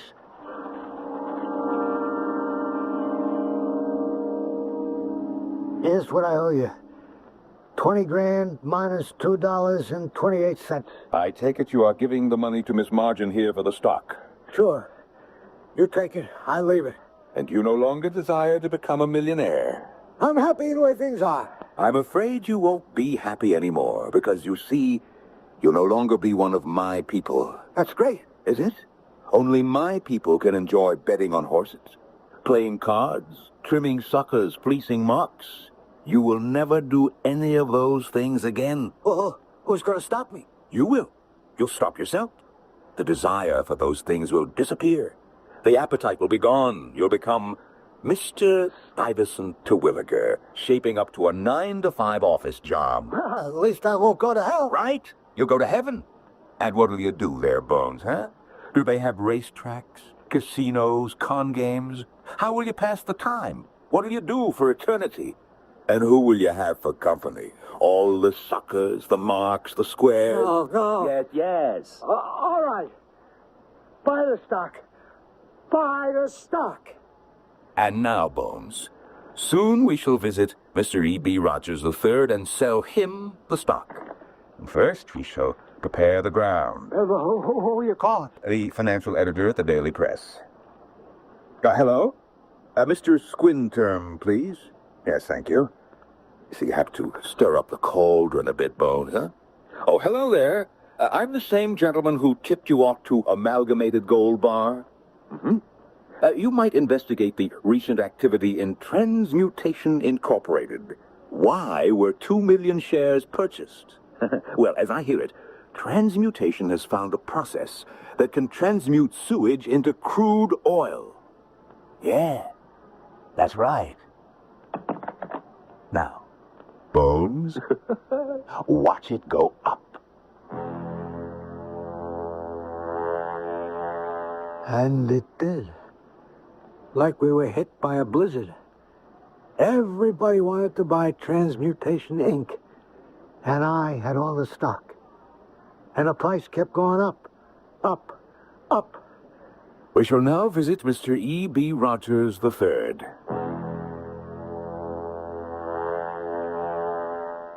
So, you own the outstanding shares of Transmutation Inc., Mr. Terwilliger? How much you want for... He wants $10 a share. I see. It could easily go to 20, even higher. But Mr. Terwilliger will be satisfied with a profit now. Well, Sky's the limit with a stock like this, Mr. Rogers. 30, 40, 50. There was a funny look in Mr. Rogers' eyes. I couldn't tell what it was. And then I realized it was the way he tilted his head, as if he were listening.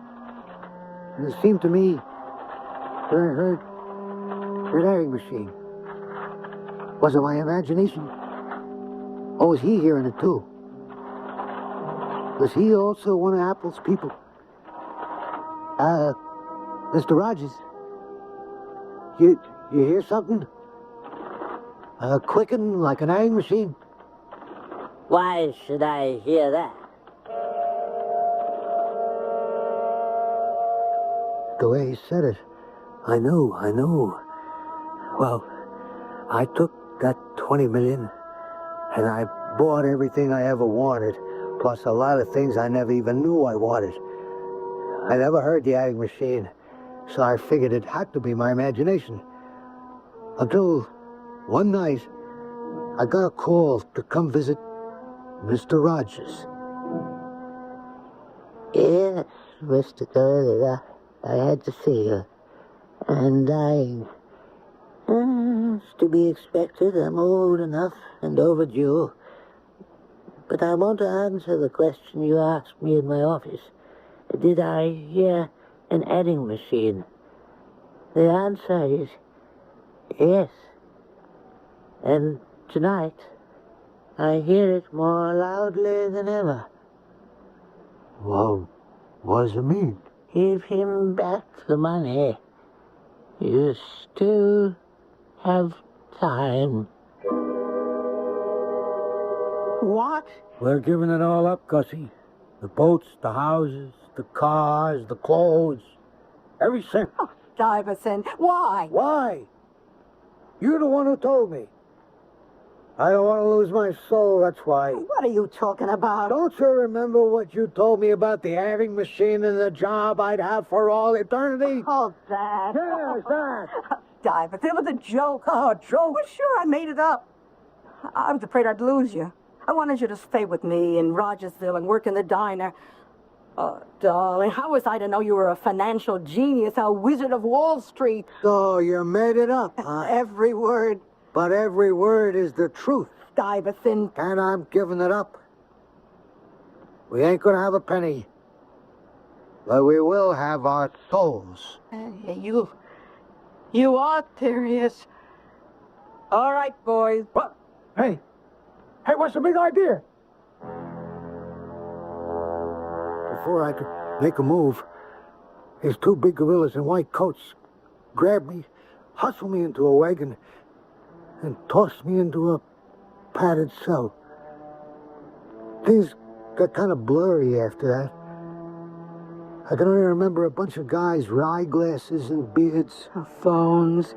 It's light and bright and clean. And you can play shuffleboard and dig in the garden. And I do. Sometimes I even wear my captain's uniform. All the doctors think I'm as nutty as a fruitcake because I don't want to live like a guy with $20 million. But that's okay. Because here's what I don't hear. I don't hear that clickety, clickety, clackety, clack. I'll tell you who I think does hear it, though. Gussie.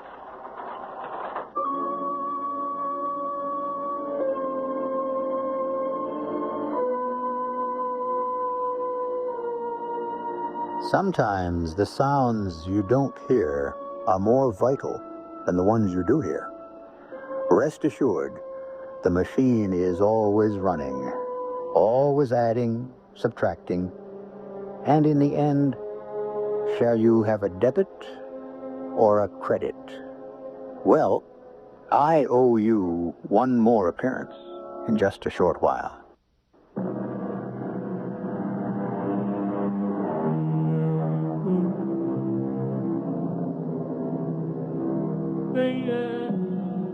Who is keeping track of everything? Who is keeping the score? Who knows where every item belongs? And most important, who is balancing the books? Do you believe that every act is weighed and measured? That every account is balanced daily? If you don't, what's the alternative? Our cast included Norman Rose, Robert Dryden, and Bryna Rayburn. The entire production was under the direction of Hyman Brown. Radio Mystery Theater was sponsored in part by Buick Motor Division and ARM, Allergy Relief Medicine. This is E.G. Marshall inviting you to return to our Mystery Theater for another adventure in the macabre. Until next time, pleasant dreams.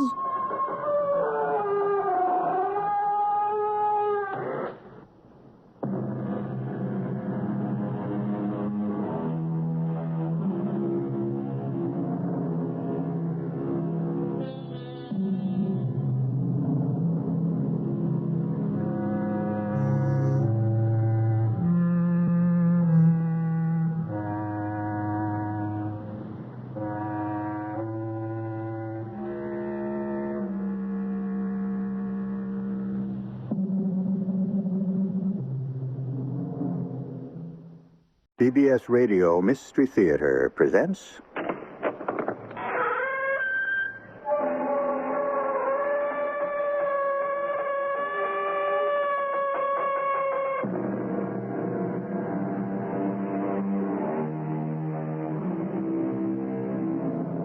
Come in.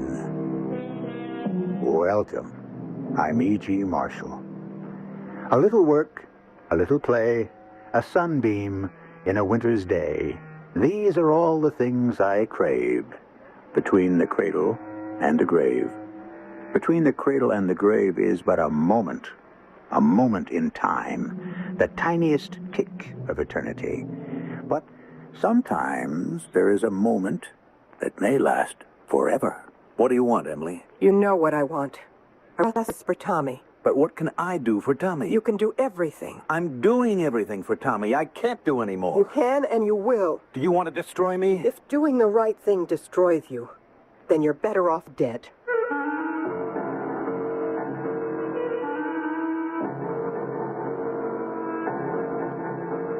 Our mystery drama, Guilty Secret, was written especially for the Mystery Theater by Sam Dan and stars Mandel Kramer. It is sponsored in part by Contact, the 12-hour cold capsule, and Greyhound Package Express. I'll be back shortly with Act One.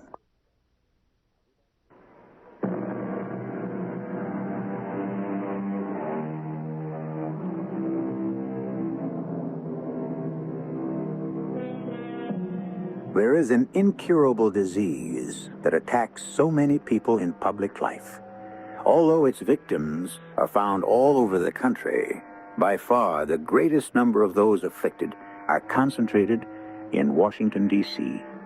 We're not sure if the cause is a bacterium, bacillus, or virus. In any case, the name for it is irreverently given as Bugus presidentialis. Ah, yes.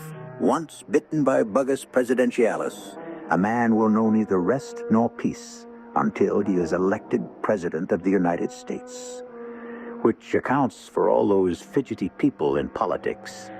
Well, we're about to observe Bugus presidentialis in action. Hello, Senator. Jim!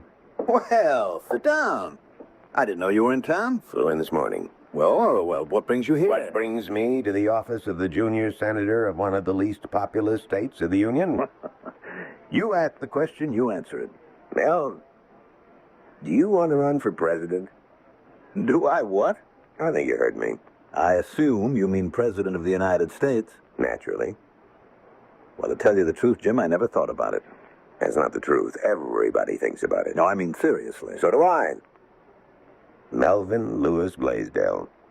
A fighting district attorney, fine reform governor, now a quiet, competent senator, and only 42 years of age. Now look, Jim, I promised the people of my state that I'd actively pursue their interests in the Senate. Of course. But you have a higher duty to the people of your country. Uh-oh. The party's in trouble, is it? No, we suddenly realize we have a chance to win.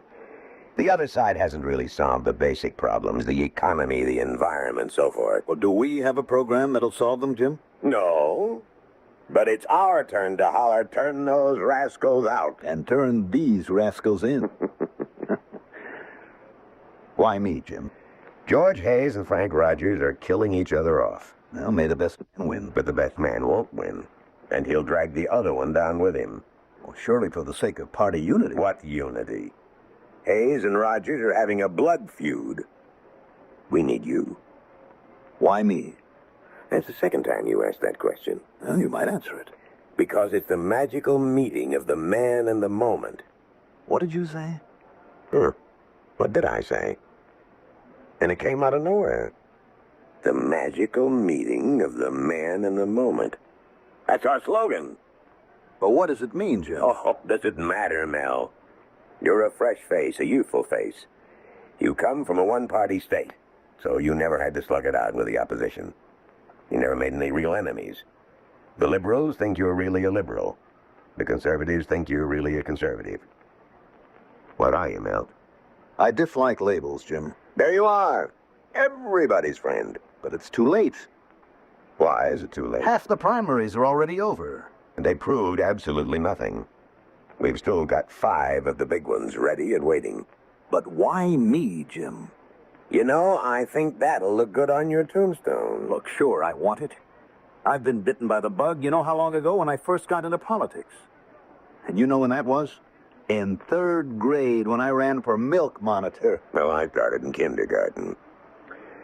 But you're going to make it, Mel. Well, I want to prepare for it. I want to build up a record in the Senate first. You're ready now.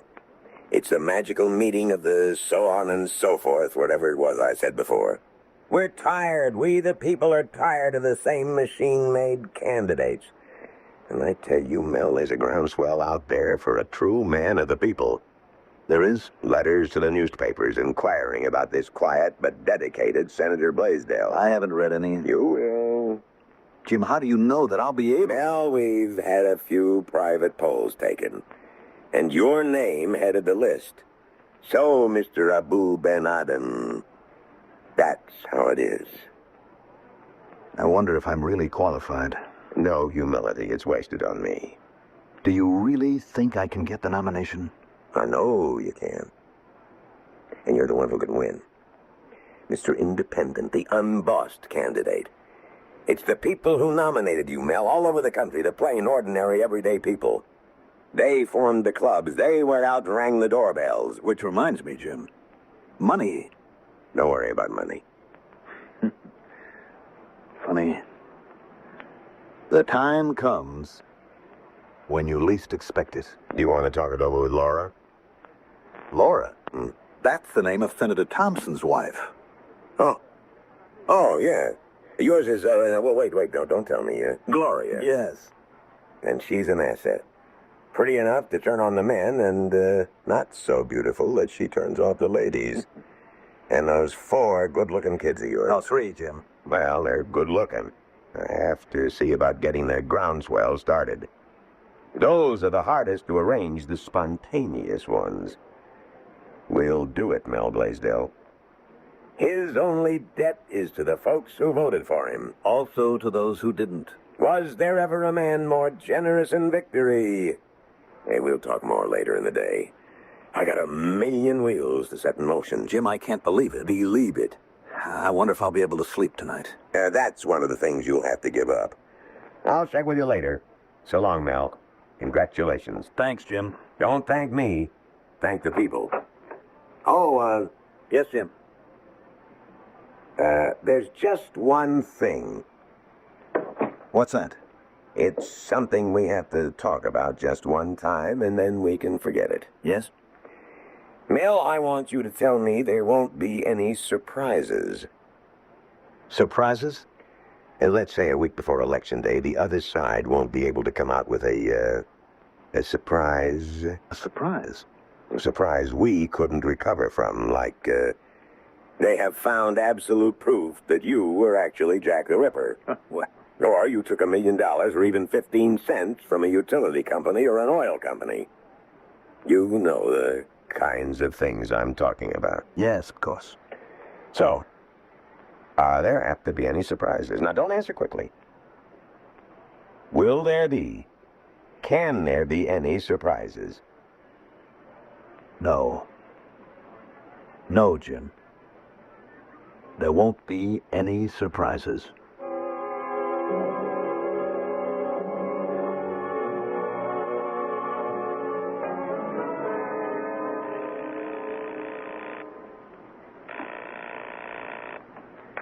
Roanoke Street Library and they're talking. Hello? Emily? Yes? Emily, it's... I know. Emily, I must talk to you. I thought we agreed. Emily, I must. I don't see any reason. Please, I'll explain. What is there to explain? Please. No. The break is cleaned. It's final. Please, Emily, you must talk to me. There is no point. Emily, I must talk to you for only 5 minutes. Just 5 minutes. Now, you know that place along Route I-95?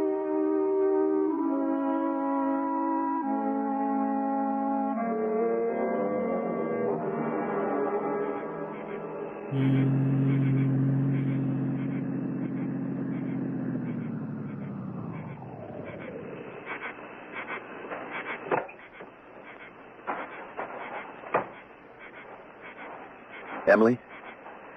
Yes? We can sit in your car. Were you followed? Why would anyone follow me? I'm sorry I'm late. I had to make sure that I wasn't being followed. Well, Melvin? Melvin. You're the only person who ever called me Melvin. Is that why we're here? To reminisce? How's the boy? Fine. I mean, how's he doing? Very well. He's going to nursery school, isn't he? Yes. Oh, that's good. That's very good. What is the point of all this? Why make it so hard on yourself and on me? After all, I am his father. But we agreed it would be best all around if that fact was forgotten. I can't be that cold-blooded about it. You're not. You're supporting him. And very generously, too. Emily, who knows about the child? You do. I do. Who else? Is that what you wanted to ask me? Who else knows that I'm his father? Only you and I know that. Are you sure? How many times have I told you? I have to be sure. All right, I'll tell you again. Exactly the same. When I found out I went to New York, you know that. I had the baby at a private hospital. When I came back here, I told everyone he was my sister's son, that she had died in childbirth. Still the same story. It's just that I have to be certain that no one else... No one doubted me when I told it the first time, and no one's ever made an issue of it since. After all, who cares about a librarian named Emily Hawkins? Who knew about you and me? Nobody. Are you positive? Melvin, I really resent this entire conversation. Emily, people talk. There are those girls who like to say, you know who I've been dating? Well, I am not one of those girls. Then nobody knows about him? Nobody ever knew, and nobody knows now. Emily, tomorrow morning, you're going to read something in the paper. A statement by me. Yes? I'm going to announce that I've been prevailed upon to seek the nomination for president. Congratulations. I'll vote for you. Emily, if anyone even had the slightest idea... Melvin, I told you, nobody knows. Nobody will ever know. Because you could destroy me. Why would I want to do that? I don't know what I'm saying. Poor Melvin. Look, it isn't as if you seduced me, you know? I was just as willing as you were. More, if you want the truth. And then later, you didn't abandon me. You were even willing to divorce your wife. I walked out on you. I have no hold on you. No claim on you. Millions of people may not take that view of it. But millions of people aren't ever going to know about it. Oh, Melvin. It wasn't love that brought us together. It was loneliness. This is a bad town for a single girl. And for a married man without his wife. And so we made our mistake. But you're paying for it, Emily. You and the child. You're paying even more. You don't have the baby. Same, Emily. Same, Melvin. Oh, I'm sorry it had to work out this way. Melvin, we really must never see each other again. Yes. But it's okay to deliver the money the same way, though. The baby and I don't need that much. Goodbye, Melvin. Emily, I'm so ashamed of myself. For what? For the way I panicked. You know what I thought? Tell me. I had a crazy idea that you would try to blackmail me. Melvin. It's the spot that I've been placed in. You can't imagine the crazy things it does to you. And this is only the beginning. No, I'm all right now. You and I are a closed book, Melvin. Yes. I'd like to kiss you goodbye for old time's sake. Better not, Melvin. You might open the book. And how many pages are there in that book? Certainly a great many interesting ones have already been turned. And what lies ahead? Surprises? We thought there aren't supposed to be any. Not much. Well, it's only a short while till Act 2. Power, said Lord Acton, tends to corrupt. No doubt, because power may be looked upon as a disease so virulent that not only does its actual possession corrupt, but even its prospect will corrode. The mere idea of power changes all the senses in the human body. Most important, it sharpens the eye. Oh, not the eyes in the head, but the eyes in the ego. We're listening to a political speech. We cannot look back to the old methods, but we can and must make sure of the old virtues: honesty, loyalty, integrity. These are the basic qualities of the American people, and these must be the basic qualities of America's leaders. Thank you.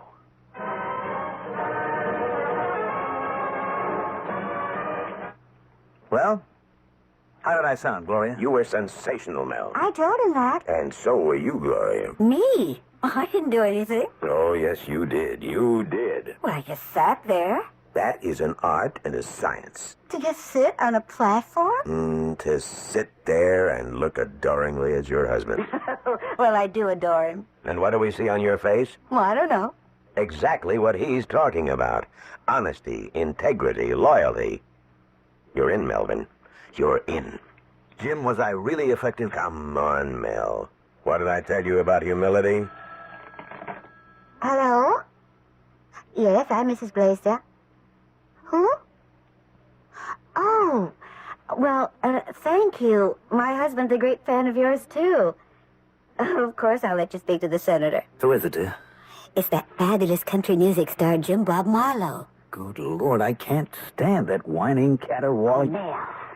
Why do I want to talk to him? I arranged for him to call you. Why? Because he sells millions of records and his name has the highest recognition factor in the country. Well, look no further. That's what's wrong with America. Go ahead, Mel. His time is very valuable. The trouble with these so-called singers is that they never blow their noses. Hello? Yes, Mr. Marlowe. Well, thank you. I'm a great fan of yours, too. Yes. Well, it is the essential American music. You do? Well, I'd be honored, Mr. Marlowe. Please, you'll have to call me Mel. Well, certainly. Well, look, when you're in the neighborhood, you must drop in on us. Well, we're just folks, too. I will, indeed. Yes, and thank you. Goodbye. Oh, I think I'm going to be sick. What did he want? Well, you can't guess what old Jim Bob wanted. I can. No, you don't count. You probably put him up to it. I did. You don't know what a coup this is. He wants to be MC at the inaugural ball, and that's cheap enough for what he's going to do. What is he going to do? He's going to write the theme song of the campaign. The magical meeting of the man and the moment. But I think that's marvelous. Can you imagine him whining that all over the country? Oh, darling, you're just going to have to pretend you love it. Jim, I want to tell you about Mel. He means what he says. Mel's a very decent guy. Honey, you don't have to sell me to Jim. And the people sense it. That is why he'll be nominated and elected. You know, there are men in public life who brag about their devotion to their wives and their children. We know it's phony, but not Mel. His wife, his 3 boys, are his world. We know that, too. You see, Mel looks at fatherhood as a privilege. He just can't understand how a man can neglect his children, not to mention abandon them. Mel's just never too busy for his kids. There's always time for a ball game, a hike, or just to sit around. You know, he is the most unusual father. You know, I'm getting a headache. I think my halo's on too tight. I want Jim to know all about you. When Mel first came to Washington, he wasn't going to interrupt the boy's schooling. He came here alone, and he lived here alone for a full year. It was very difficult for Mel to be separated from us. You know, he almost changed his mind about the Senate. But the boys and I said, you've got to do it. Because one day, we'll all live in the White House. And now it's going to happen. Oh, Mel, I'm so proud. So proud.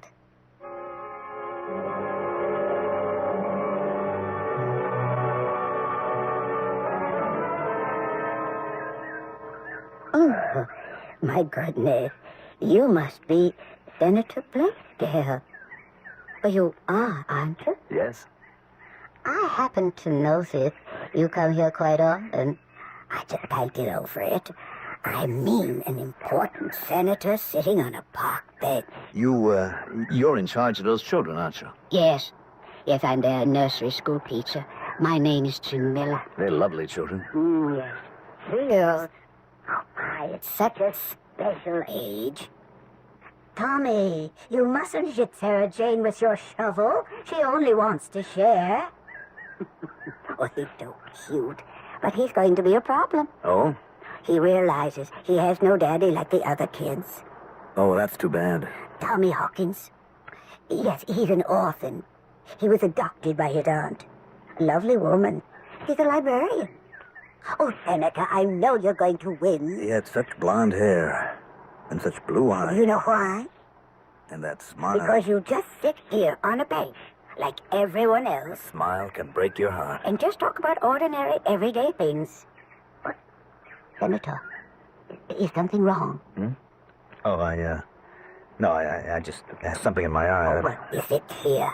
Oh, we have such terrible smog. Yes, that's right. Let it clear. It'll wash itself out.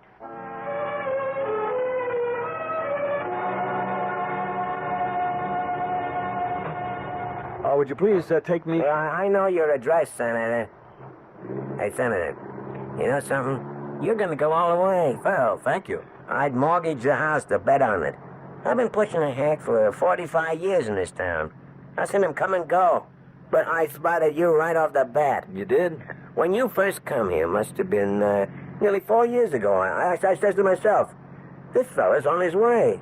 I was right. Well, I hope you're right. I remember I picked you up a couple of 3 times. You'd leave the Senate's office building. And where would you go? To some real hot night spot like a lot of them other congressmen who were on the town? No, sir. Yeah, I remember where I'd take you. You do? Sure. To the library. The library? Yeah, the Roanoke Street Library. The library. That's where you used to go for a good time. All them other guys are tomcatting around. We need a man like you, Senator, who believes in the home and the family and marriage. Yeah, marriage is taking a bad beating these days, ain't it? Nell, Yeah? is something wrong? Why? Why do you ask? Well, you keep tossing and turning. Can't you sleep? Darling, you're shivering. Gloria. What is it? Gloria, I realize right now, this very minute, I realize that I'm going to get the nomination. But that was oddliest right after the California primary. All I'm saying is that I realize it. For the first time, it's going to happen to me. I'm going to lead that convention as the nominee of the party. Of course, Nell, of course. I'm frightened. What sort of be frightened of? Of course, I know. It's the awesome responsibility. But we both know you can do the job. I'm frightened, Gloria. Of what? Tell me, Nell. Please tell me. I can't. Nell, I know that once you become president, there'll be certain secrets you can share with no one, not even me. And certain times when you'll have to be all alone, but surely it hasn't started yet, has it? Now, what are you doing? I'm getting dressed. Why? I have to go out. At this hour? Where? Please, don't ask me, Gloria. Well, certainly you can tell me where No you're going. one must know about this. I'll be back very soon. Please tell me. Gloria, please, don't ask me, please.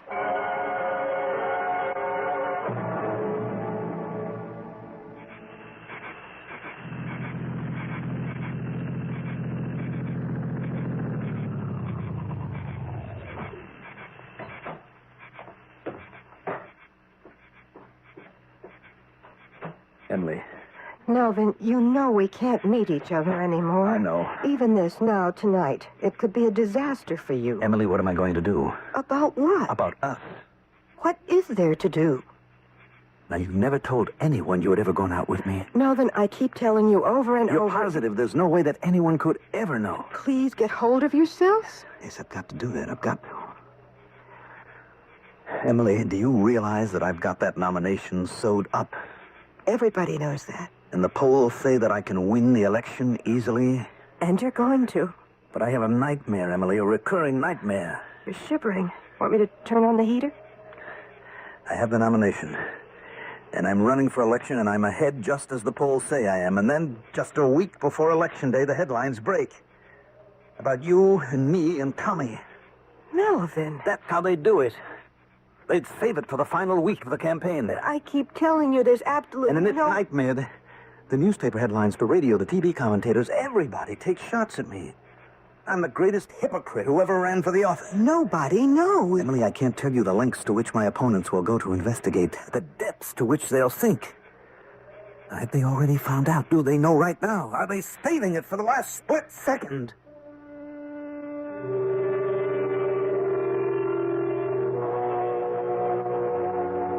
Well, Are they? As you know, all's fair in love and war. And of course, politics, which is a combination of both. As the philosophers will tell you, anxiety is a natural state of man. And so Senator Blaisdell has more than his share. And if you're anxious with the third act, it shall arrive in just a few moments.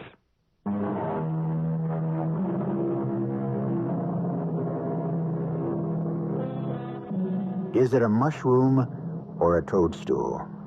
Is the bite of the snake harmless or fatal? Are there sharks in that beautiful lagoon?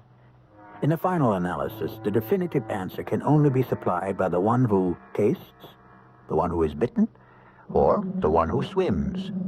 This may be finding out the hard way, but what other way is there to truly acquire wisdom? Emily, I don't know what to do. What is there that you can do? Step aside. How could you do that? I can simply say I changed my mind about seeking the office. Your career with the Elver. That the other side knows about us. My career's over anyway. But you can't be sure that they know. I can't be sure of anything. All I have is doubt and fear. I don't know what to think. Emily, there's no way for anyone to know, is there? You keep asking and asking, I'm sure. You don't sound because sure. You keep hammering at me. I'm sorry, Emily. I just keep reviewing every moment. I don't see what... I walked into the library that evening. We never saw each other before. All started when I asked you about a book. No one was close enough to overhear. I don't know what got into me, what even made me ask. I just couldn't help myself. And I couldn't either. We never went anywhere, not to your place or to mine, not even to a motel, so there's no desk clerk who might remember. We just meet here. Like high school kids. Never even went to a restaurant. He'd bring dinner here. Chinese food. Pizza. And we'd spend the evening off the side of the road, hidden by the trees. Yeah. In friendly darkness. So, we were never seen anywhere together. I know. Well, then what is it you're saying? Oh, Emily, it's just a prayer. But you're asking for a job that places more pressure on a man than any other position in the world. I know that. Then maybe... Yes? Melvin, you have the intelligence and the understanding to withstand prayer. I know. But I have a guilty secret. Why is it guilty? And for that matter, why must it be kept secret? What are you saying? Do you mean that you... No, never. It's for you to acknowledge this trial. I can't do that. Maybe that's what's bothering you. I'd lose the election. Then you have to decide. Either withdraw or just put it out of your mind. Yes, I know. And this is the last time we will ever see each other. And as we approach the convention is growing that Senator Melvin Lewis Blaisdell is the choice. Perhaps this is truly the magical meeting of the man and the moment. Daily, he seems to be gaining in stature. He manifests a coolness, a calmness, a confidence. As you can see, Mel, you've got the media nicely in hand. Mel? What? What'd you say? What is what I wanted to ask you? I don't understand. Every now and then you seem to get a look on your face. What does it signify? A look? It's either worried or thoughtful. I don't know. Wait. Oh, I'm not aware of it? Gloria is concerned. She spoke to me. You seem to be having bad dreams. What do you dream about? I don't remember. Last week, she said you got dressed in the middle of the night and went out. Where'd you go? Nowhere. Scared? Sure. Well, that's only natural. You'll feel better soon. School's over in a couple more days, and you'll be able to have the kids campaign with you. I know. I miss them. Being a good father is also good politics. They photograph great. You have 4 good-looking kids, real boys. What did you say? I said you had good-looking kids. How many did you say I had? I said I had 4. Well, why did you say I had 4 boys? Well, I guess I just forgot, don't I? The last time, the day you wanted to know if I'd make the race, you also said I had 4. Well, Mel, I just don't remember half the time. Why did you say I had 4? Why are you so excited? What's wrong? Look, Jim, what is it you want? What do I want? Yes, all your life you've pulled the strings, you've been the power behind the party, you've always made things happen for other people. What do you want for yourself? I'm not sure I understand.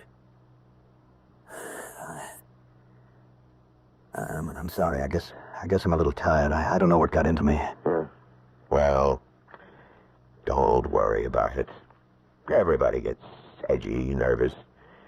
I've seen campaigns where nobody would talk to each other. Still, I had no right. No, I think nothing of it. Just get yourself a good night's sleep. You said that was one of the things I'd have to give up. Remember?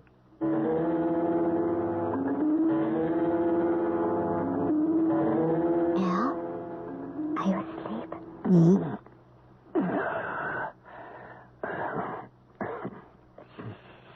Go back to sleep. No. Taxi? No, I don't want a taxi. Yes, you do, Senator. I don't. You just don't want my taxi. You know why you don't want my taxi? Because I know where you're going. I'm not going anywhere. You're going to Roanoke Street. Why would I want to go to Roanoke Street? Because you want to go to the library. And why you want to go to the library? That pretty good-looking blonde behind the desk. I don't know what you're talking about. Oh, you're kidding. What do you want? What do you want? Mel. What do you want? What do you... Mel, wake up. What? Wake up. What? What does who want? Oh. No, nothing. Nothing. Mel, It's nothing. It's nothing, Gloria. Forget it. Don't worry about it. Just... Please, let me go back to sleep. Hello, Senator. Remember me? Who are you? June Miller. I don't know anyone named June Miller. We met in the park. Remember? I don't remember. You sat in the park and looked at the children. I like you. Why did the busy, important senator come here to look at the children? Then I noticed you weren't looking at the children, but at a child. One child. I don't know what you're talking about. But I know what I am talking about. Why does he come here to look at that one little boy? That little Tommy Hawkins. What are you saying? And then I look closely at you, and closely at little now. And you've got the same hair, the same eye, the same face. He is your little... No. Do you deny him? What do you want? I know one thing. I don't want to be Mousy Jane Miller anymore. I don't want to waste my life ending a bunch of miserable brats. What I know is worth it for killing. To whom do I sell it? Tell me. To whom? What do you want? What do you want? What do you want? No, you've got to wake up. What do you want? No, you're having a nightmare. What? You kept floating. What do you want? What? What does who want? And why? I don't remember. Tell me, Mel, tell me. I tell you, I don't remember. You're shouting at me. I'm sorry. I just can't talk about it. Ladies and gentlemen, we are here at Historic Convention Hall. The long trail for the nomination has come to an end. Tomorrow night, the party chooses its candidate. Earlier today, I taped an interview with Senator Blaisdell. Senator, they say you have the nomination in your pocket. Well, our chances look good. The experts say this has been perhaps the most skillfully managed campaign in history. Would you agree? Well, I don't know. I can't imagine how it was managed. It just grew. I say what I mean, and I mean what I say, and what you see is what there is. What you're saying is we won't be in for any surprises. No. No surprises. I'm here, Melvin. You're in my car. Emily, I told you we can't meet anymore. I had to see you. It's too dangerous. I have Secret Service men around me now. I don't care. What do you want? Tommy is your son, too. I know that. Your other boys, they'll live in the White House. Only if I'm elected. They'll be able to say their father is the president.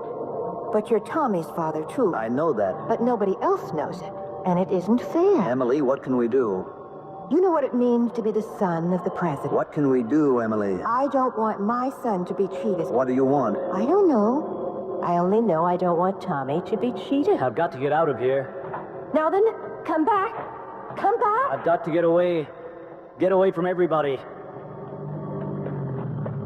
Get in, Nell.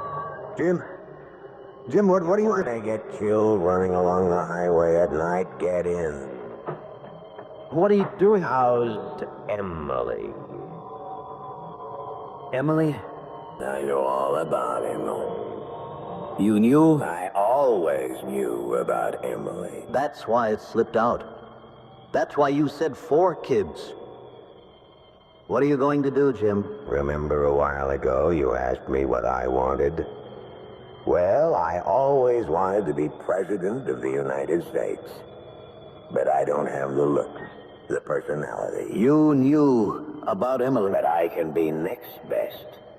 The man who runs the president. I've got you in my pocket.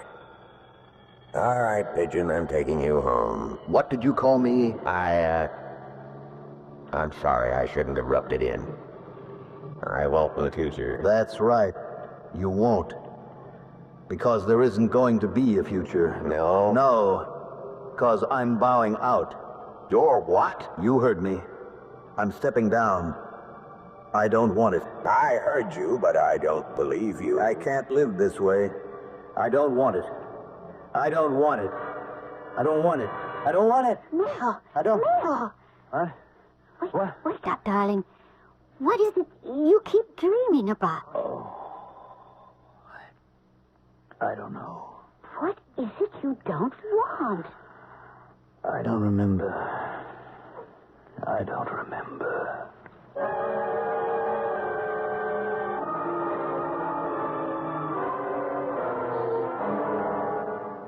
Jim, suppose I were to call it off right now. Call it off? Huh? Why? Suppose I were to say that I'm afraid. Well, any man of sense would have to be afraid. Don't you want to be president? No? Yes. Yes, I do. How badly? How badly? Yes, honey, it's always put that way. How badly? Why not how goodly? Not a time for jokes. In less than an hour, you're going to be nominated. Nell, how much do you want it? I want it more than anything in the world. Then why do you even talk about calling it off? Gloria, darling, you believe in me, no matter what may happen? Oh, what can happen? What can happen? Maybe nothing.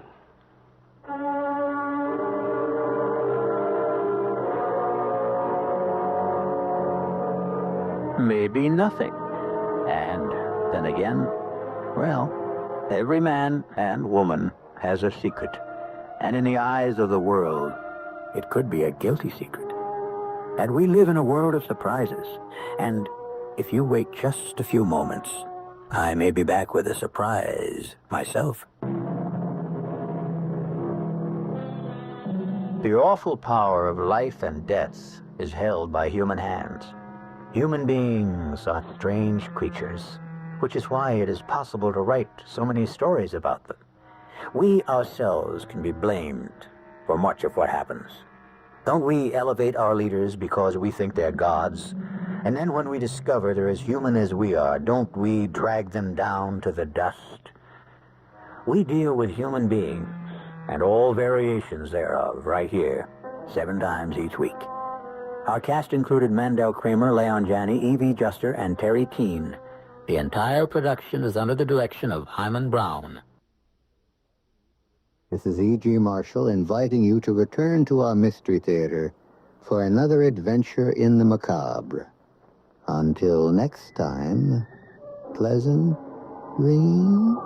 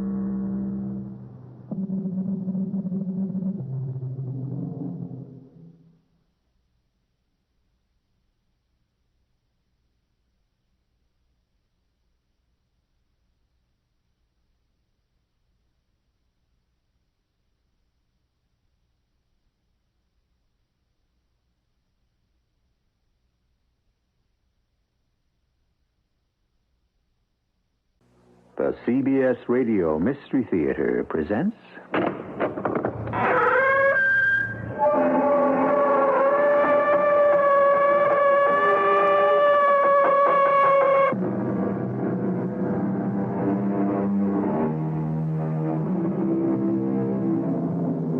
Come in.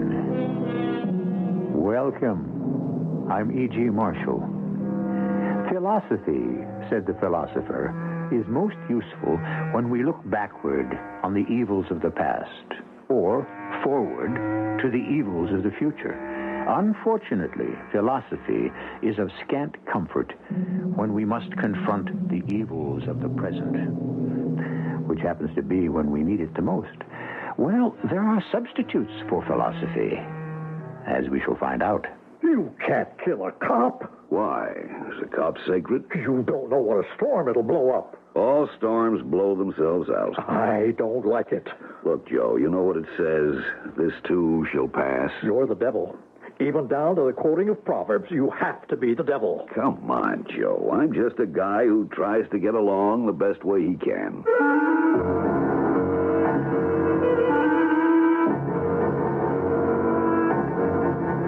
Our mystery drama, Uncle Louie, was written especially for the Mystery Theater by Sam Dan and stars Tony Roberts. It is sponsored in part by Buick Motor Division and ARM, Allergy Relief Medicine. I'll be back shortly with Act One.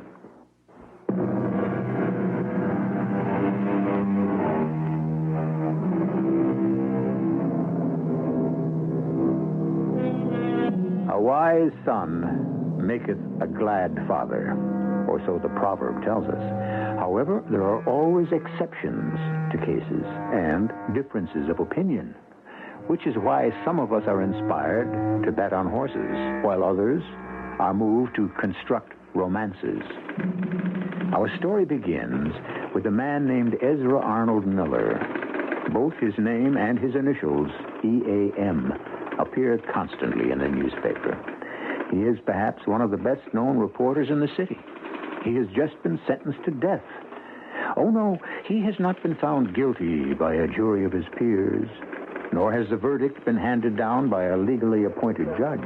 But a trial has taken place. All the evidence, for and against, has been weighed in the mind of one man, and one man alone has made the fatal decision. The telephone now rings in Ezra Arnold Miller's office, and he is about to talk with his executioner. But, of course, Ezra Arnold Miller doesn't know that. Miller. You're the reporter, huh? Who's this?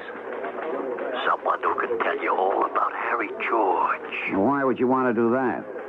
What's it worth to you? Your information is valid. You could get more for keeping it than selling it. Yeah. But There's other things in this world besides money. Name a few. Why don't we meet someplace, huh? You could come up here. All I have to do is be seen walking into a newspaper office. Well, and... You know, Southside Park? Yeah. You know where the merry-go-round is? Yeah? Right in back of it is a path with benches. I'll be sitting on the first one. 4 o'clock this afternoon. 4 o'clock, huh? Be there. Hello. Hello. 4 o'clock. Harry? Well, Joseph. I have to talk to you. Isn't it dangerous for us to be meeting like this? I just found out about Ezra Miller. Oh? Who told you? That's not important. It is to me. Harry, you can't kill a newspaper reporter. Why not? Do you appreciate the kind of hue and cry that'll create?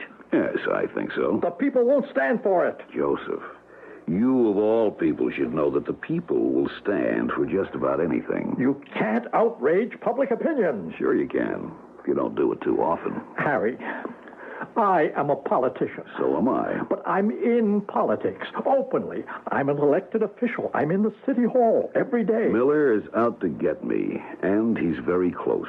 No other muckraker has ever gotten as far. But still... The man has to go for 2 reasons. First, he's a fool. I arranged to have an offer presented to him. What did he want? Money, connections, a book published, a TV show. We even offered to throw him a few fall guys so it would look as if he'd smashed the syndicate. But your Mr. Miller is stupid. He's not my Mr. Miller. You know... I'm only trying... Actually, he's too stupid to live.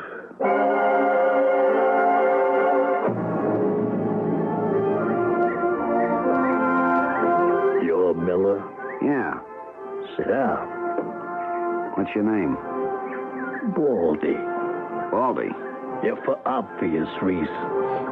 Well, how shall we begin? We already began. Now it's time for the end. The end? Oh, what? You've just been shot, Mr. Miller. I see? Invest in a good silencer, and it don't hardly make no sound at all. Listen. That's right here. You just lean back like that. Oh, it's all right, little girl. This here gentleman's just tired. See, he's having a little nap, that's all. Here's 50 cents. Why don't you go and have a ride on the merry-go-round? You can take it. That's it. Oh, Father Burke? Oh, by all means, send him in. Once again, the good father. Oh, well, come in, Father. Sit down. May I offer you something? You could offer me your confession. Oh, Father, I realize I've been lax in my religious duties these many years. What I had in mind, Harry, was a signed confession to the murder of Ezra Miller. But I didn't do it. We split hairs. You had it done. Father Burt, how can you say that? Because I have here your check for $25,000. Father, it's for the building fund of the church. It's a game we play, Harry. After every one of your outrages, you make a very generous donation. Father, be fair. That's hardly proof. It's proof enough for me. And here I am again, Harry, to return your check. Is it right to deprive me of the privilege of helping to build a new church? The money has blood on it. Father, you do me an injustice. Ezra Miller belonged to my parish. Fine reporter. You won't get away with it, Harry. Father, I find you refreshing. But not convincing. As a young priest, everyone was so charmed by your brilliance. Everyone predicted you would go far. I didn't think so. You didn't. I was right. You never got beyond the parish. You're right. Even back then, I said, here is a man who's too, abrasive. You see, Father, in life there must be a give and take. Live and let live.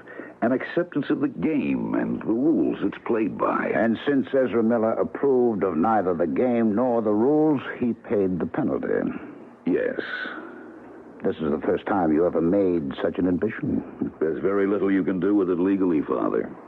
Why did you make it to begin with? I hope to convert you. Convert me to what? Reason. Continue. Father, I am in business, and what do I sell? Vice. That's my product, vice. Gambling, girls, narcotics. You follow this? Yes, but where does it lead? To a sad but sobering truth. Which is? The public is ambivalent about vice. Really? On the Sabbath day, they come to you so that you may assail it.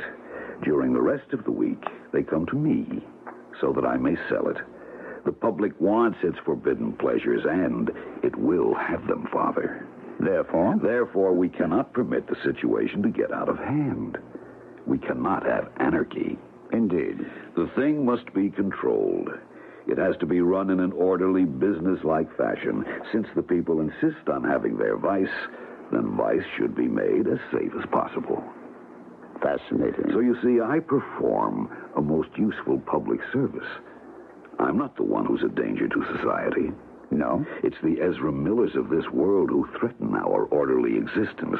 The Millers who cannot accept life as it is, who have no understanding of basic human nature. Perhaps one day you'll see the light, Father. How can I reach you, Harry George? Is there anything I could ever say to you that would strike even a spark of humanity? I wonder.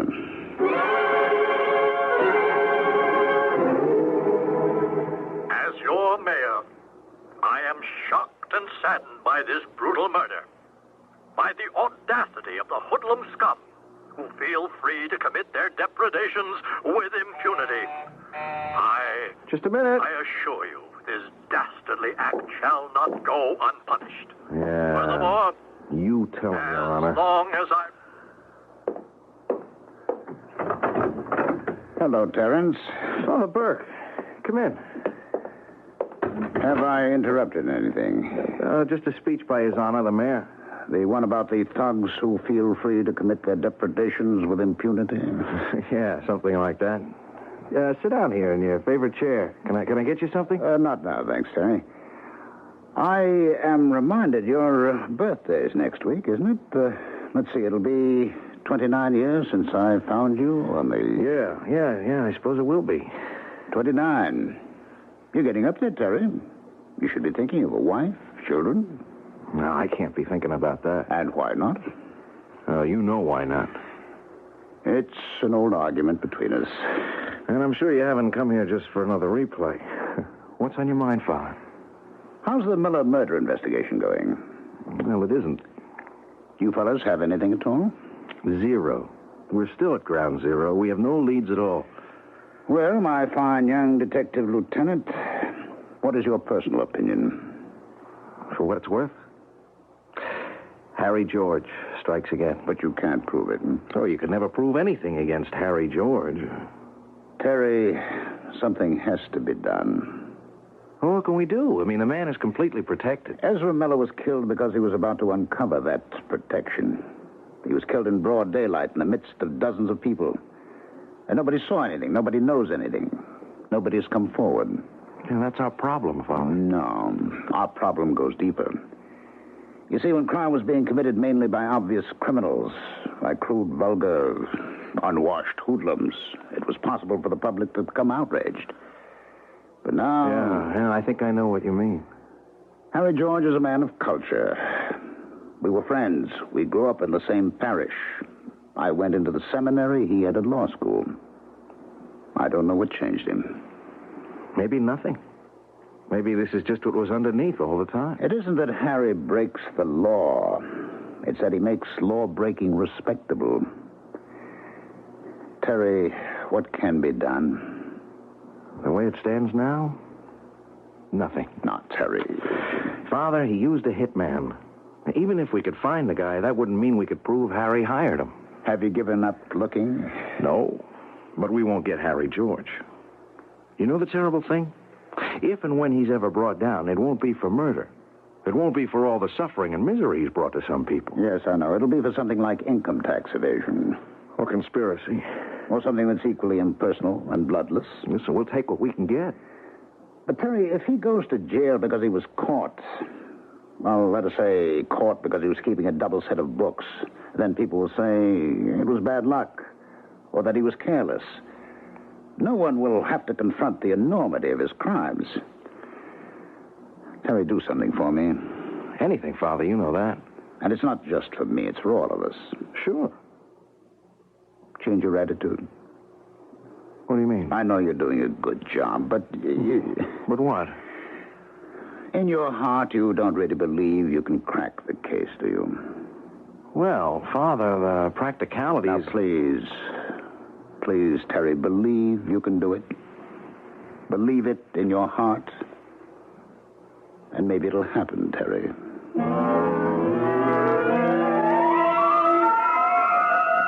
Faith. We are told it can move, or more accurately, remove mountains. However, how effective is faith when it comes to solving crimes? Actually, it might be better to have a liberal supply of convincing clues or some incontrovertible evidence. But lacking these, faith, if properly pursued, is next best. I shall return with Act 2 shortly.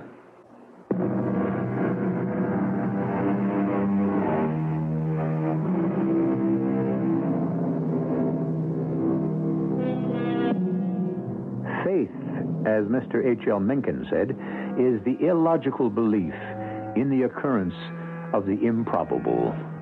Well, now, when you consider all the odds against it, faith seems to have held up pretty well over the years. Ah, yes, faith. It just seems that sometimes it appears to be so weak and forlorn. Believe, Terry. Believe you can do it. I want to, Father. I believe you can do it. Thank you for that confidence. You, of all people. Why me? Because I believe that there is an order to things, a fitness. But why me? What are you getting at? Nothing, Terry. Just have faith, will you? Yes, Father. Believe in your heart that you can track down the killer. I'll try, Father. I'll try my best.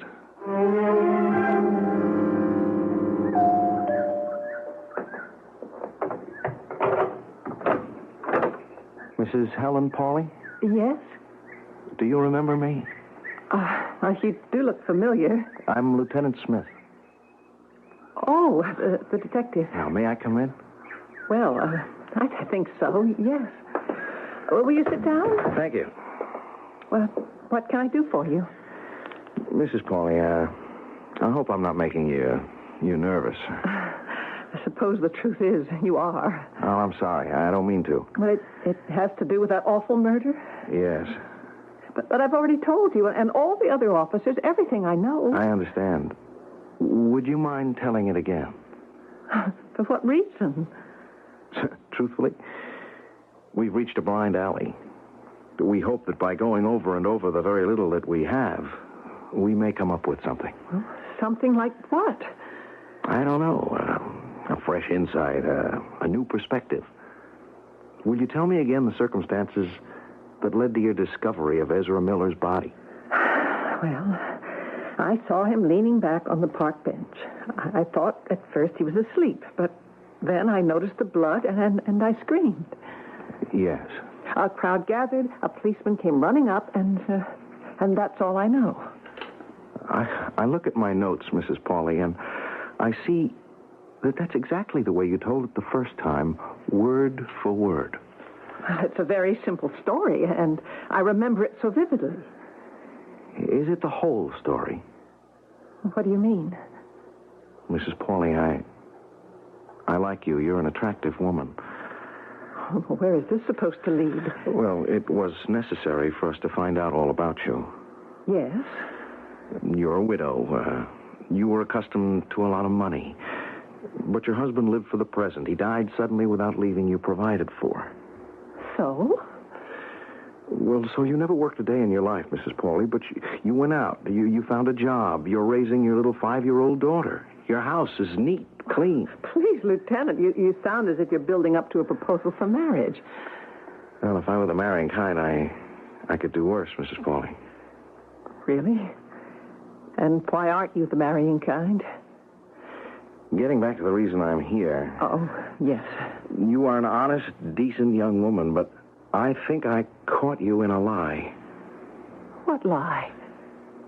I asked you to tell me the story of how you discovered Miller's body. And I did. The whole story. Well, I don't think so, and I'll tell you why. He was leaning on his left side, which is where the 2 bullets entered his chest. Now, in order for you to see the blood, you would have had to approach him very closely. You'd practically have to stand over him. Isn't that so? Well, He was a stranger, wasn't he? Yes. And he appeared to be asleep, right? Yes. You were walking along the path. You were in the middle of the path? I think so. All right, from the middle of the path, it's 5 feet to the edge of the grass. Another 3 feet to the bench. 8 feet. Why did you walk 8 feet out of your way to get this close to look at him? Because... Because you haven't told me the whole story, have you, Helen? I don't think you have the right to call me Helen. Why did you walk over to get that close a look? Because I saw the blood. Yeah, but we already established the fact that you couldn't see the blood until you did walk over to him. Well, why, Helen? It's 3 o'clock. Yes. You'll have to excuse me. I have to pick up my daughter at school. Yes, but you still haven't told me why. I don't want my child to have to wait for me. I'll go with you. No, please don't. Are you hiding something, Helen? I'm not hiding anything. And I don't know anything. I wish you'd let me alone. And please, don't call me Helen.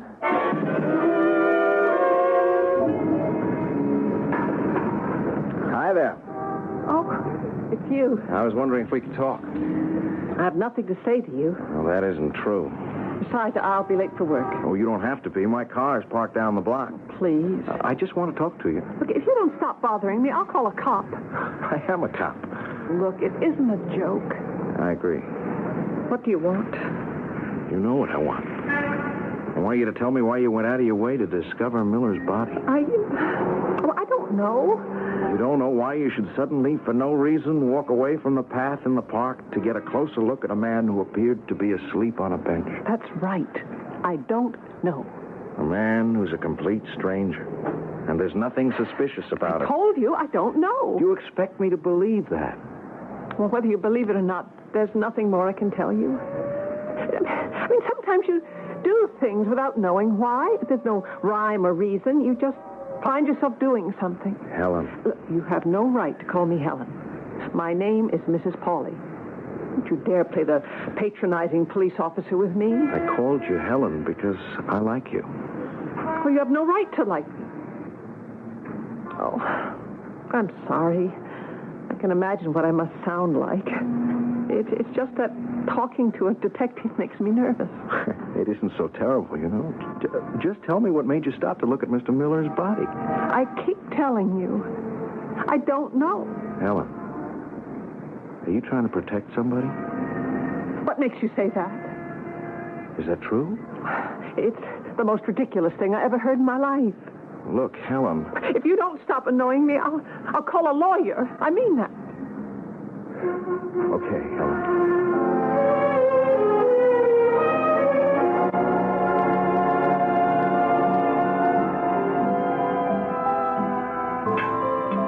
Mind if I join you? Well, all right. Do you come here often? No, it's my first time. This is my favorite restaurant. I know. You know? I might just as well tell you the truth. I wanted to see you. About what?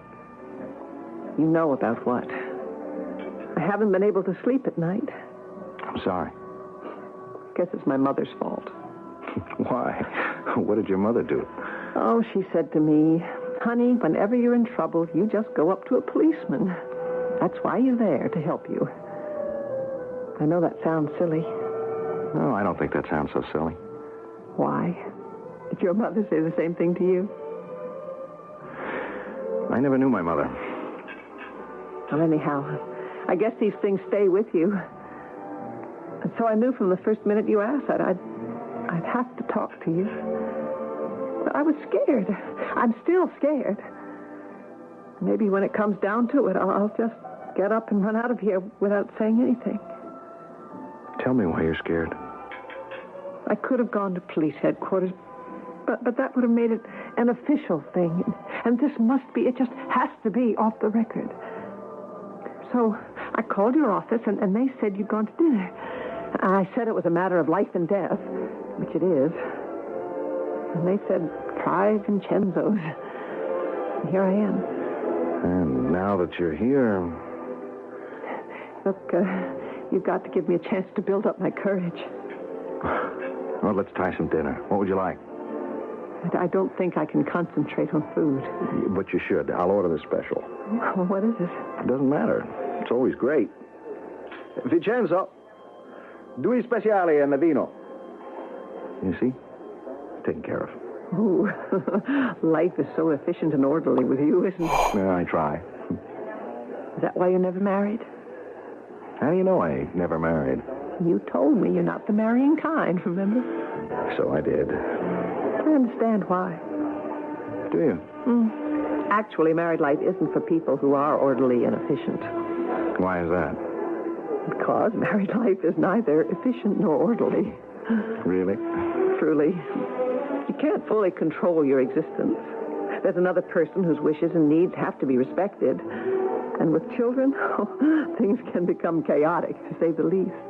Well, that's not the reason I never married. Well, what is the reason? Forgive me. I didn't mean to pry. I haven't married because I don't know who I am. Aren't you Detective Terrence Smith of Homicide Squad? Terrence Smith was the name Father Burke gave me. I was one of those newborn infants you read about who are found in the doorway of a church. Oh. I don't know why I told you this. I think I know why. Do you? It's because you know that I'm sitting here trying to build up the courage to tell you something that's very close to me. So you thought you could make it easier for me if you gave me a secret of yours. Maybe that's part of it, but I think there's more to it. More? Maybe it's too early to talk about. I hope you're not on a diet. They've got fantastic desserts in this place. Terry, I guess it's now or never. Now, don't let me change the subject. All right. The Miller murder? Yes? There's a witness. A witness to the murder? Yes. You're telling me someone saw the person who murdered Ezra Miller? Yes, Terry. Who is this witness? My daughter. My little 5-year-old daughter.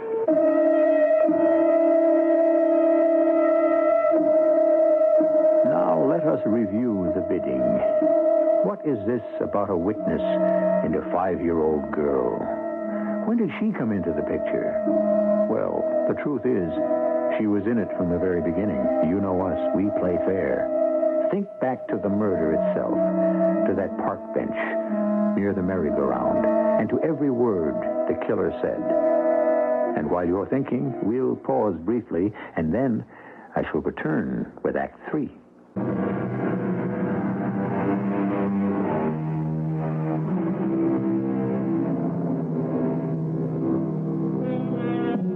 What is the Latin? Testis unus, testis nullus, which means a single witness is no witness. Of course, getting down to it, it all depends on who that witness is.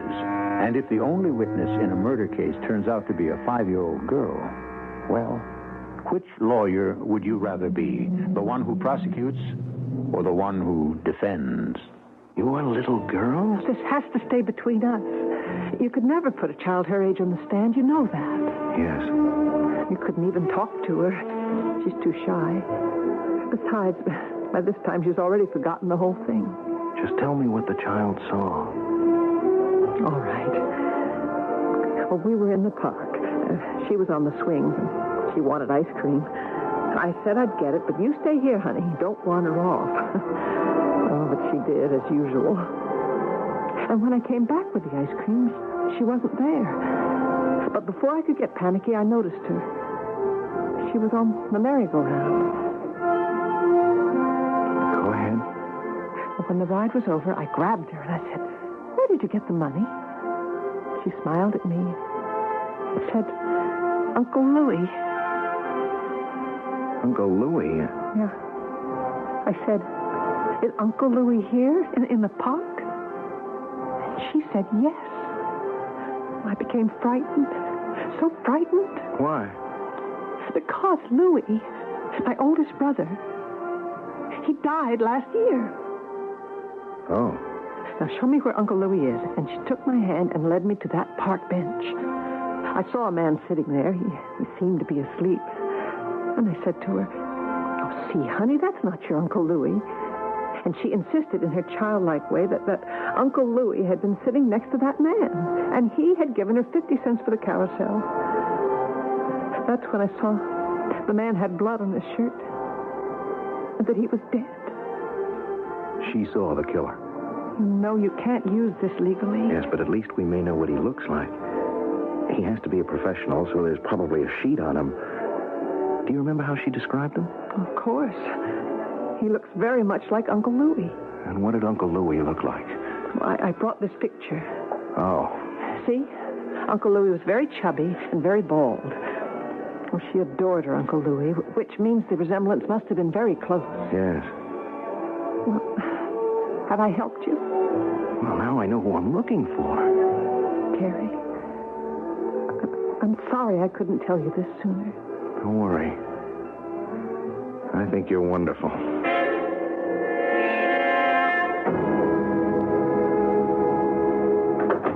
Sit down, Terence, sit down. Thank you, Father. I've come to ask your advice. You have a look on your face I've never seen before. I say marry the girl, Terence, lad. Marry her. What are you talking about? Only a woman, a certain kind of woman, can put a smile in a man's eyes and a spring in his step. No, Father. And I have my spies everywhere, especially Vincenzo's. Dinner almost every night, and she brings her little girl. Father, I don't know what to do. Marry her, of course. She's lovely. You know the problem.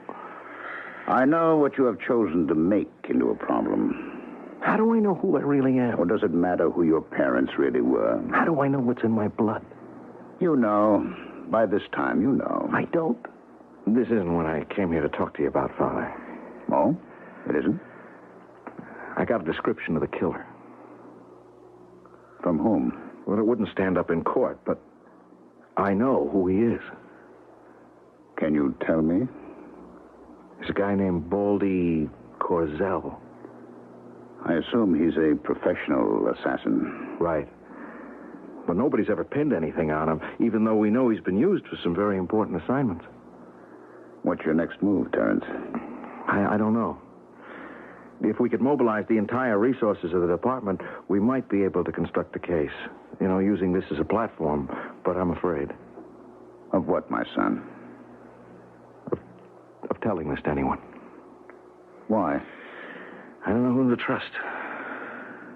I see. It's a terrible thing, Father. Most of the men on the force, the overwhelming majority, are honest, but once I put this into a report, I don't really know who has access to it. Harry George has strength in the administration. It's even rumored that he owns the mayor. I wouldn't be surprised. And what could I put into the report? I'd have to name my source, and that would be unacceptable. Well, what can you do? Maybe I can make something happen. Be careful. I'm always careful. What I need is to be lucky.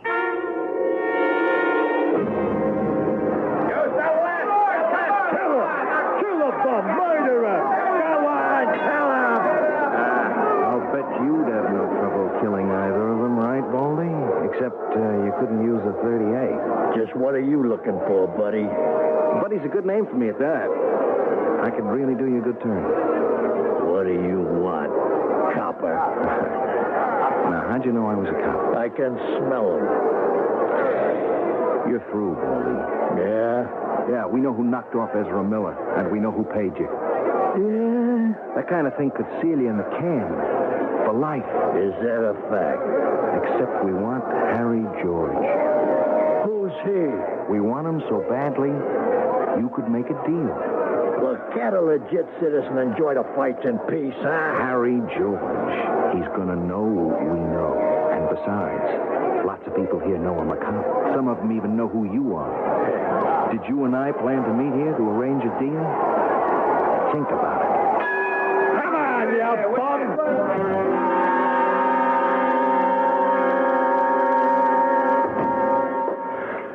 What's the matter, Harry? You have to find out something for me, Joe. Well? What is the true status of the investigation? What investigation? Come on, Joe. What progress have the police made? As far as I know, none. Level with me, Joe. But If I go, you and a lot of other people go with me. Harry, what is it? A certain employee of mine was approached by a detective, a Lieutenant Smith. The Smith fellow knows he's the killer and offered him a deal. Now, what do you know about it, Joe? Nothing. The department has nothing. I'm in touch with the commissioner, the chief of detectives. There's nothing official. Then how do you account for the fact that this cop knows? He must be doing it on his own. Why? It happens. Sometimes an ambitious cop will sit on a lead till he can make sure he can get all the credit for it. And this cop has to be taken care of now. Wait a minute. You can't kill a cop? Why is a cop so sacred? The public won't stand for it. That's what you said about Miller. Well, the sun still rises in the morning and sets at night, doesn't it? How many people even remember Ezra Miller? Listen, Harry. Listen to what? What do you really have to say? When is this all going to stop? When? I don't know. Maybe never. Terry. Father Burke. Sit down. Am I interrupting anything? Oh, I'm just using the city time and typewriter to type a note to a certain lady. Keep my secret? Oh, I have to. Terry, have you made a report of the thing we talked about? No, not yet. I would advise you to do it. I could ruin the whole thing. Harry George could have this fellow killed, and then it's all gone. But this way he could have you killed. Ah, Father, you worry too much. Sometimes I chide myself for not worrying enough. Terry, it's a dangerous game. The odds are too great against one man. Suppose Harry George finds out you're operating as a lone wolf. I suppose he does. I can take care of myself, you know. I would advise you to make the thing official. Why? I just feel that way. Think about it.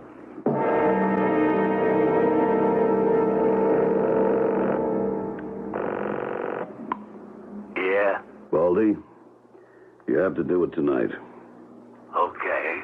He's visiting some woman over on Adams Terrace. I can knock him off as he comes out. No, it has to be an accident. That way no smart reporter can claim he was killed because he might have known too much. So what do you want me to do? He leaves her place about 11:30, drives home. On the way, he stops off at an all-night deli at the corner of Jefferson and Main. Follow him in. Pretend it's a stick-up. He won't be able to get at his gun. Be the nervous punk type and start shooting. Poor guy, he'll be one of those innocent bystanders. Be ready for him at midnight, which is when he usually gets there, understand? You're the boss.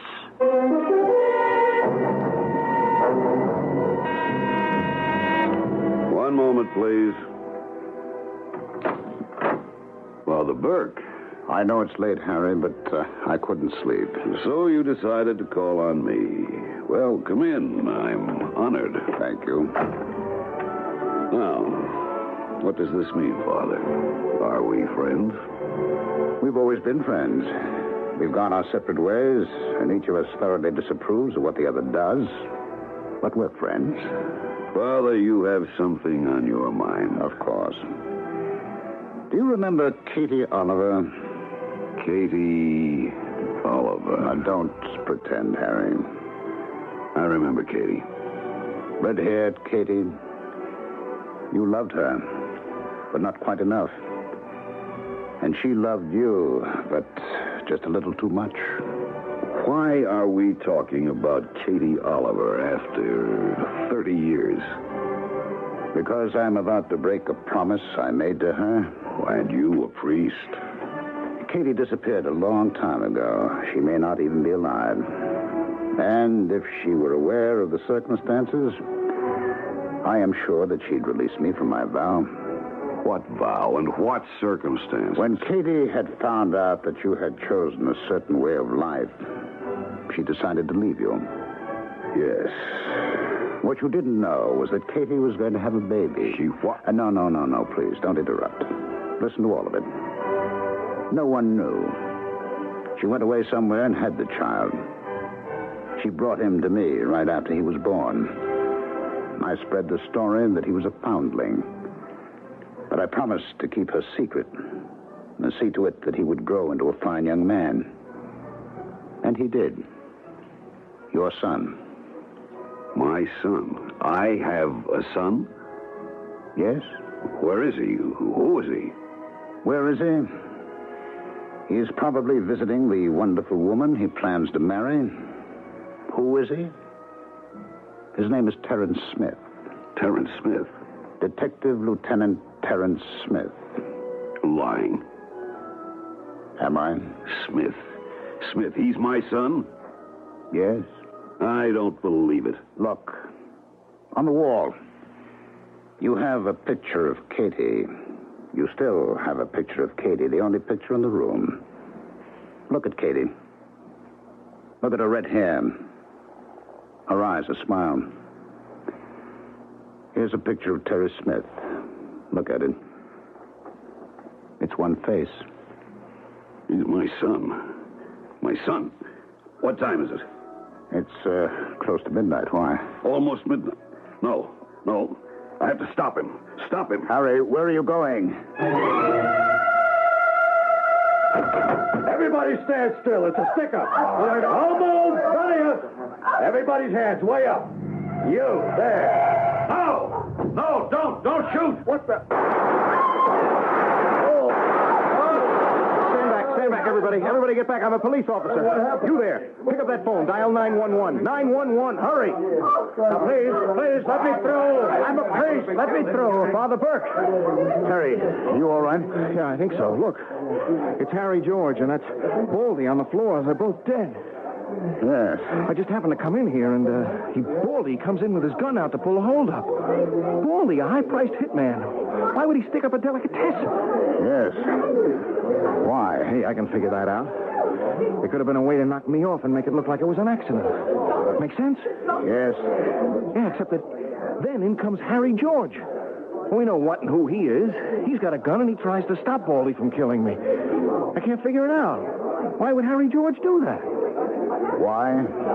Yeah. Why? Maybe one day you'll learn the answer.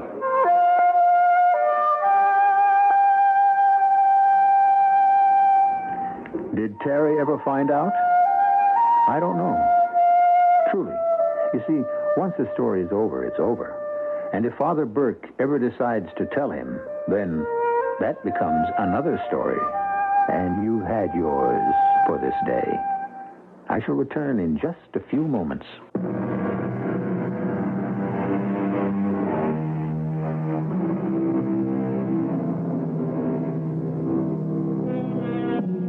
The name of our story is Uncle Louie, and we never told you anything about Uncle Louie, except a few of the physical details. We know he was short and chubby and bald, and yet he must have been a wonderful man. While he lived, he charmed the heart of a little child, and after he died, he was instrumental in bringing down one of the greatest vice lords in the country. Who would have dreamed he had such powers? Certainly not Uncle Louie himself. Our cast included Tony Roberts, Ann Williams, Ralph Bell, Jackson Beck, and Ken Harvey. The entire production was under the direction of Hyman Brown. And now, a preview of our next tale. Isn't that your shadow now, at the foot of our path? Yes. Ah, there he is. And notice, he's always having his bath chair pushed by the same gray-haired gentleman. Will you both excuse me for a moment? I think I know the gentleman. evening, Mr. Sampson. I'm glad you arrived before it got dark. Sean, I must congratulate you upon your disguise. You make an admirable elderly bundled-up gent. Thank you. Your manservant does well as a porter. I knew he would. I came as soon as I got your message. Sir, Marjorie Niner is in danger of her life. I quite understand. We must get her away from him. I shall do my best. No, not like dear Marguerite, her sister. We must save her. I have every intention. Keep us inside, John, and I shall do my best to effect a rescue. Radio Mystery Theater was sponsored in part by ARM, Allergy Relief Medicine, and Buick Motor Division. This is E.G. Marshall inviting you to return to our Mystery Theater for another adventure in the macabre.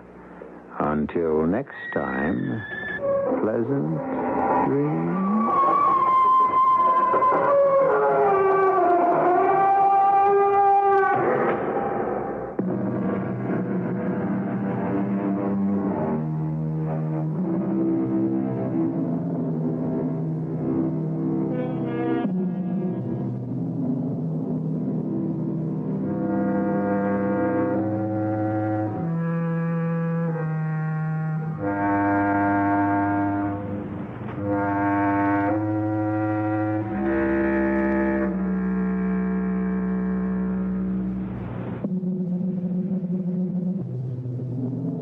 CBS Radio Mystery Theater presents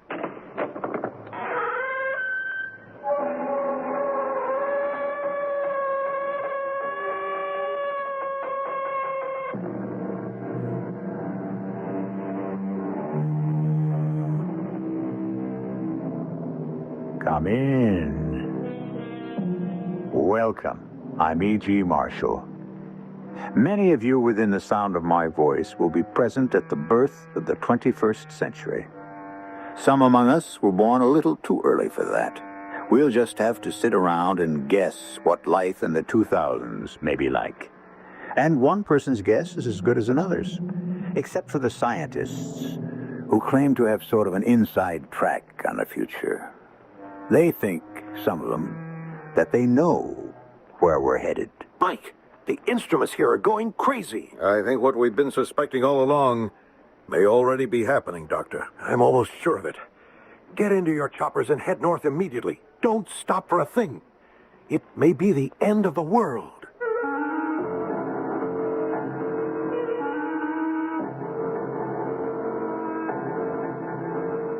Our mystery drama, Bottom of the World, was written especially for the Mystery Theater by Arnold Moss. It stars Tony Roberts and Christopher Tabori.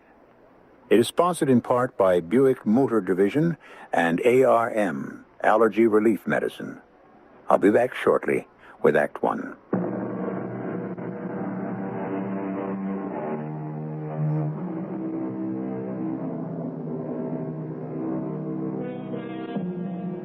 It's a peaceful spring morning. The year is sometime in some century of the future. 3 men are seated in a glass fishing boat. The high-powered motor is speeding them to the middle of a huge freshwater lake. At this moment, they are some 3 miles from the nearest shoreline. The oldest of the 3 men smiles at his 2 younger passengers, nods, and gears the motor down to a slow idle. Bob, JJ, I think this is it. Copying your tell, Dr. Burns. I've been here before. Yes, this should be an ideal spot. So this is where the fish are, Doctor. Fish? Of course. They've never failed me. Not once, JJ. And I'm sure they'll cooperate today. Shall I cut the motor, Doctor? No, Bob. Keep it at idle. It's safer. Dr. Burns. Yes, Bob? I speak for JJ as well as for myself. You mustn't think we don't appreciate a man on a schedule as murderous as yours, head of one of the most sensitive agencies in the whole government, Closing up shop for a whole morning just to take 2 of his younger protégés off on a fishing trip. So we've been wondering, well, how shall I say it, what you've done to deserve such special treatment. Something like that. Yeah, why us? Well, first get your lines over the side, Bob. Let's see. You've been with the command, how long? 3.5 years? nearly 4. And you, JJ? Nearly 15 months now. The Strategic Sea Command, the SSC, thinks you're both just about tops. Thank you. And that's why I brought you out here today to the middle of this lake. To talk. Only incidentally to fish. Is it safe? Well, the boat's been gone over from stem to stern. Clean, no listening devices. We'll keep the motor idling, so what we say will be for our ears only. Now listen, both of you. To begin, you both know what our energy situation is. Of course. The last drop of oil was drained out of the entire planet way back in the year 1998, wasn't it? Fissionable material for any nuclear energy is almost gone. Fossil fuels exhausted. Wind and tidal energy is neither dependable nor sufficient. And our last hope, energy from the sun, hasn't worked out the way we'd hoped. Not quite. You know that back in the 1970s, we started to investigate the possibilities of oil in the south polar area of the sub-frigid zone. But we failed. It was impossible to reach whatever may have been there, if there was anything to begin with. That's true. After all these years, we're trying again. We are. 2 weeks ago, we started drilling. We're drilling at this very moment for what could be billions of barrels of oil. Our technology has improved to where we think we may have an even chance of success. In the South Polar area? Why are you telling this to us? What's that noise? Where do you come in? By the front door, like everyone else. After all, it is a private restaurant. I'm told they have a new chef. Yes, who specializes in preparing seafood. Yes, exactly. A little expensive, but it's worth every cent. I eat every chance I think whoever was in that plane has gone, so we can continue. Now, to answer your question, where do you come in? The SSC is sending you both down there to report on whatever progress we may be making. Yes, but surely your technical crew keeps you informed. We're in constant radio contact with them. Mike Gonzalez is one of the best in the whole command. Not only an engineer, but a bit of a poet, too. Then, excuse me for asking, Doctor, but they are very much aware of what we're up to. Their noses are out of joint because of it. And they will stop at nothing, absolutely nothing, to prevent us. That and something much more serious. Which is? The sub-frigid ice sheet, as you well know, covers over 5 million square miles. How thick it is, how deep down it goes, is anybody's guess. Anything that would cause that huge continent, that solid block of blue ice, to slip, to break up, to disintegrate, would mean the end of all of us. Wouldn't it? But all. The way it probably happened 20,000 years ago. The last ice age. Any slippage of the ice sheet, any breaking of this tremendous mass of mild, thick ice would result in gigantic tidal waves all over the globe, which would cause sea levels to be raised to what? 40, 50 feet? We estimate hundreds of feet, maybe even thousands. What would happen to our cities? I suppose most of them would wind up at the bottom of the sea. And it's only the beginning. These gigantic blocks of ice keep rushing to the north, melting almost not at all. Their white, snowy surface would reflect solar energy back into space. And the entire atmosphere around us would be chilled way down below the freezing point. Way, way down below. Yes, but Dr. Burns, why would they consider doing anything like that? I mean, even if they could make it happen, they'd be out of their minds. They would consider it, Bob. And they could make it happen. There's not enough space on this globe for both them and us. Yes, but wouldn't that be the end of the world for them, too? No, not by a long shot, Bob. Unfortunately for us. Your job, my friends, is to prevent this, if you can. When do we leave, Dr. Burns? Tomorrow morning. Meantime, JJ, you have a nibble at the end of your line. Pull it in. Slowly. Slowly.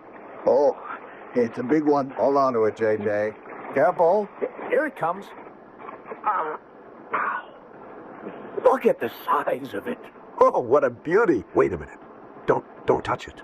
Why, what is it? fastened onto its side. Look, a tiny microphone.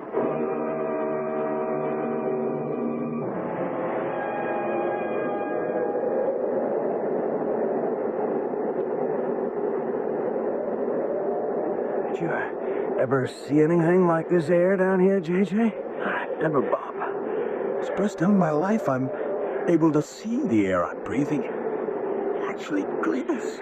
It's the ice crystals falling through the air. I remember reading about it.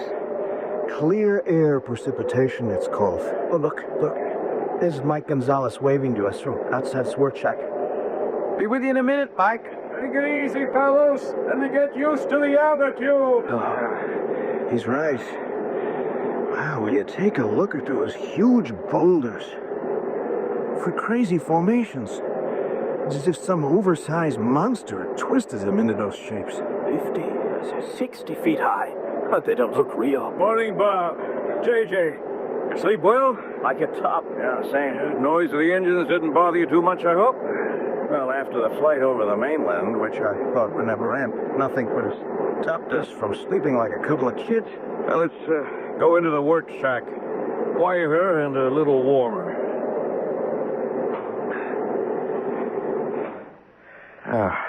Some hot coffee? Oh, no, thanks. No, we just finished breakfast. Little trouble with your breathing, JJ? A little. Yeah, the altitude. 10,000 feet above sea level. Just take things easy till your bodies get used to it. Now let's talk about ice sheet. It's been thickening into a solid mass at the rate of over 5 feet a year. For how many years? No one knows for sure. We've already taken ice out of the drill hole that's 27,000 years old. 27,000 years old? And we've only drilled down into a little over a mile of ice. What makes everything so much more difficult is that the whole sheet floats in constant motion. What was that? That, my friend, may be our biggest worry. Maybe our only real worry. The ice cracking up? It might be just that. But how? Why? What would cause that to...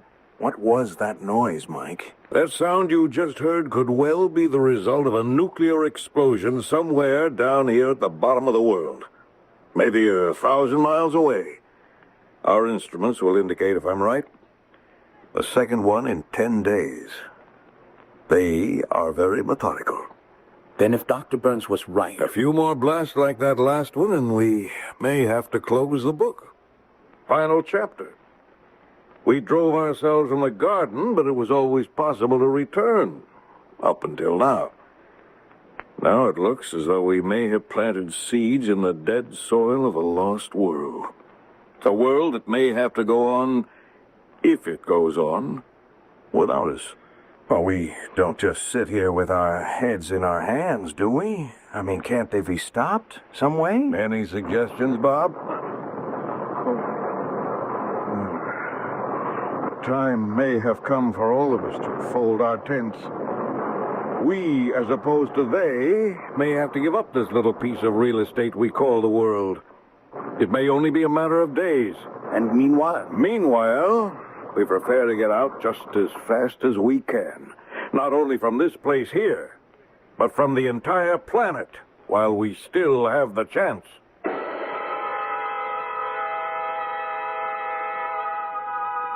It's been said that a man begins to live only when he treats each new day as if it were his last.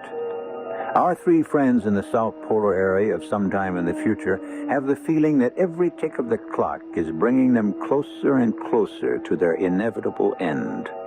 That each of the next few days may indeed be not only their last, but the last for most of the world they know. I'll return shortly with Act 2.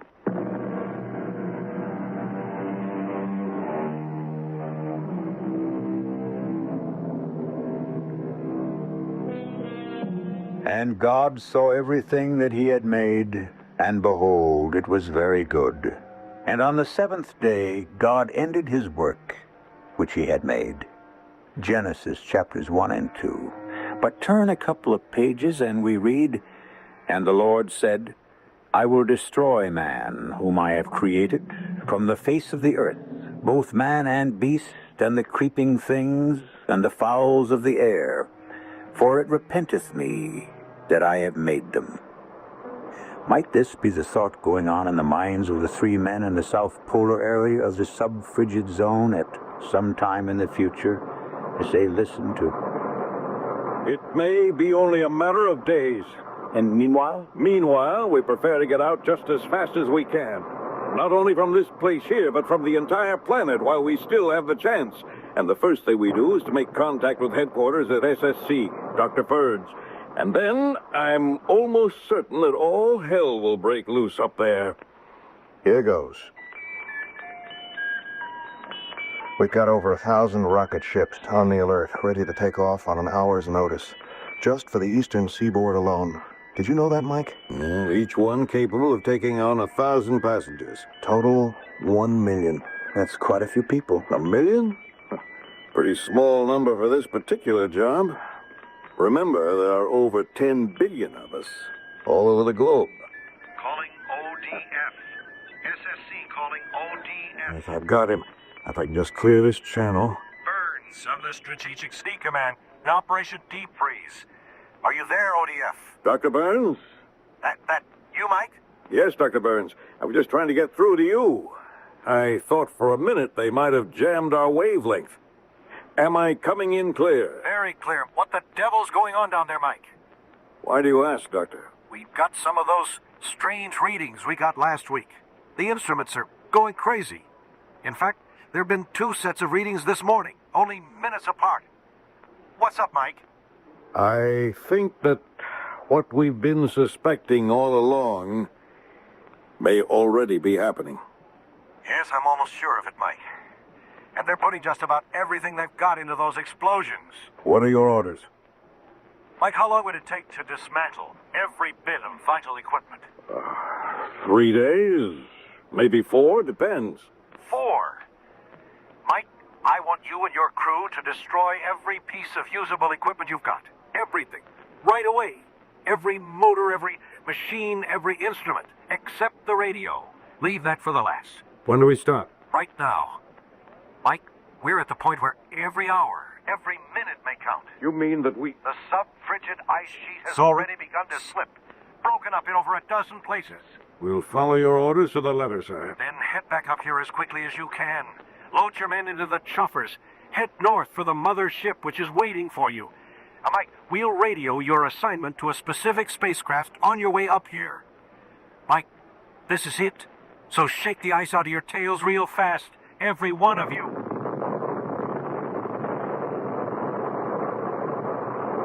Mike, I heard that. And the instruments have gone absolutely berserk. What's happened? Mike, what's happened? Answer me. Are you all right? All of you? Answer me. Answer!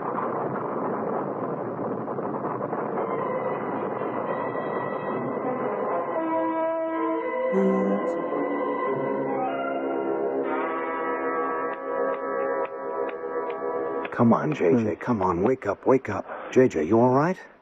Oh, sorry. I must have passed out. That last blast was a real big one. A lot nearer than any of the previous ones. I think I must have passed out myself for a couple of seconds. Well, see now. Mike, look out the window. Where? Where our crew was drilling. I don't believe it. It's not possible. Every single one of the drill towers has collapsed, and everything with them. The shock of that last explosion just toppled them over. Drill towers, drills, drill pipes. The entire works. Like so many children's toys. Oh, I've got to get out of here and see that the crew is safe and no one was hurt. Yeah, we'll go with you. Meantime, we get everybody into those choppers just as fast as we can and head north for the mothership. And then? And then, JJ, we pray.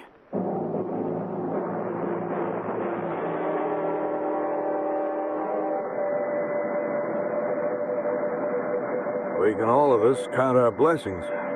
So far, thank heavens this mothership was waiting for us. Yeah, and here we are, Emmett. Headed for... where? Any idea, Mike? Specifically? No. All I know is that we're safe. We get on one of the 1,000 rocket ships that are waiting for all of us. We head out into space in the direction of... In the direction of where? Your guess is as good as mine, J.J. There are a million stars twinkling out there in space. Other planets, other universes, even other galaxies. They go on forever, just wishing their way around infinity. And we'll be speeding towards some tiny star out there that we know in advance can sustain our kind of life. Yeah, that's the whole idea. Start our civilization all over again. How did they ever get to the point where they could make all this happen? Who knows? Some accidental freak of nature, then developed by a kind of planned breeding into a completely new race. A race that can withstand every extreme of temperature, from 200 below zero to 200 above. And their ability to survive either in the air or underwater. How do we explain that? Who knows? By some weird process of selective evolution, they managed to breed themselves into cold-blooded vertebrates who look just like us, but act biologically like amphibians. Like frogs and salamanders. Exactly. With both gills and lungs at the same time. Breathing partly through those thick skins of theirs. Yeah, but nothing can penetrate. Well, almost nothing. I suppose their ability to change their voices at will to sound exactly like us, or as if they were speaking from underwater, has to do with the fact that they are amphibian. Maybe. I wish we knew where we were, how close we are to our destination, wherever it is. They hadn't blacked out every porthole, every window. It's a security measure, J.J. Yes, I know that. Gentlemen, will you please fasten your safety belts? We're about to get some of our questions answered, I think. The captain has asked me to tell you that we are within a few minutes of landing at our predetermined base. After we land, you are asked to remain seated until the aircraft has come to a complete stop. Yes, but stop where? You're about to find out. All occupants will then proceed across the east runway to one of the rocket ships which is awaiting you. He hasn't said which one. Patience, J.J. And when he tells us which one, how do we find it? Proceed across the east runway? We have just received from SSC headquarters the designation of your particular rocket craft. Here he goes. The rocket craft reserved for passengers aboard this ship is Beta Epsilon number 203. I repeat, Beta Epsilon 203. It can be reached by boarding ramp C on your right across the east runway as you exit. Thank you. Yeah, did you get all that, J.J.? Boarding ramp C on our right across the east runway to rocket craft Beta Epsilon 203. Couldn't be clearer. All right, now fasten your safety belt. Sorry. Brace yourselves for landing. Here it comes.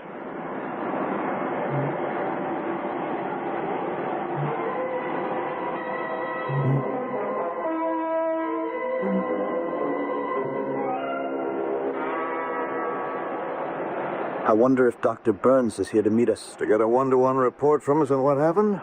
I certainly hope so. You got all your things, J.J.? Uh-huh. And we're about to come to a stop. I must confess, I'm a little concerned about the next leg of this trip. As well, we're all concerned, J.J. Very much concerned. I can tell you, I'm a little terrified. It's taking them an awfully long time to open those doors. Oh, what's holding them up? Oh, patience, J.J., patience. Are they going to keep us standing here all day? Why don't they open the doors? Gentlemen, may I ask all of you to please take your seats once again? The captain informs us that there is some slight difficulty in opening the doors from the outside. Meanwhile, please relax in your seats until the doors are cleared. The delay will be slight. Right. What can be wrong? Any number of things, Bob. The captain has also asked me to make the following announcement. Please listen carefully. Once the doors are opened from the inside of the craft, please make your way to boarding ramp C in the reception hall, which is heated as quickly as you can. Wear the warmest clothes you have with you. What are you talking about? Heated. Warmest clothes. It's summer up here. Place mufflers or scarves, whatever you may have available, over your mouths and noses. Breathe as little of the air as possible. What's wrong with the air? Both of you, listen. That will be all for the moment. I think I know what's happened. I'm sure the outside temperature has already dropped so low that just breathing the air for more than a minute or two will freeze the tissues of the lungs into solid lumps of ice. And so the people in cities that are above sea level... Gentlemen, please stand by. We have succeeded in opening one of the crisis doors. Prepare to disembark by sliding down the emergency chute. I can't wait to get out of here. Keep moving, Bob, please. All right, easy, JJ. Now, easy. This way, gentlemen, please. What is this? What happened? That's the most savage wind I've experienced in my entire life. I don't think we'll be able to buck it. West, reason, it's crippling. I can hardly breathe. Look, there's no one out there. It's not a living soul. Yes, there is, Bob. Look there. And there. Those are the maintenance men. The men who take care of the aircraft. Why are they standing there in those strange positions? I think they're all dead, JJ. Frozen stiff into whatever positions they must have been in. What do we do? Make a run for the reception hall and boarding ramp C and hope we get there. And if we don't? Then we join that group of stone-cold statues out there. Those refrigerated corpses we're staring at. I'll get out first. Here goes!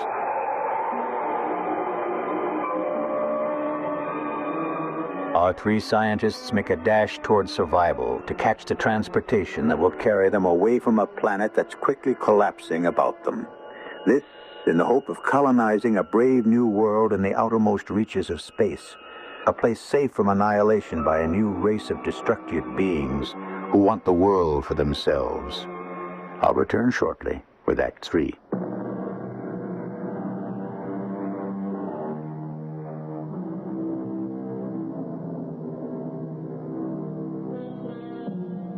From chapter 5 of the book of the Revelation. And I saw a book written within and on the back side, sealed with 7 seals. And I saw a strong angel proclaiming, "Who is worthy to open the book?"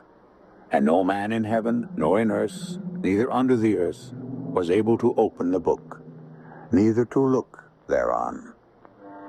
No man today is privileged either to open that book of the future completely, or to reveal what lies ahead for all of us. But the scientists are doing their best to peek, trying hard. Now, we rejoin our 3 scientists.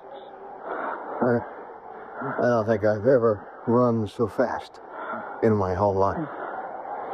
You, JJ?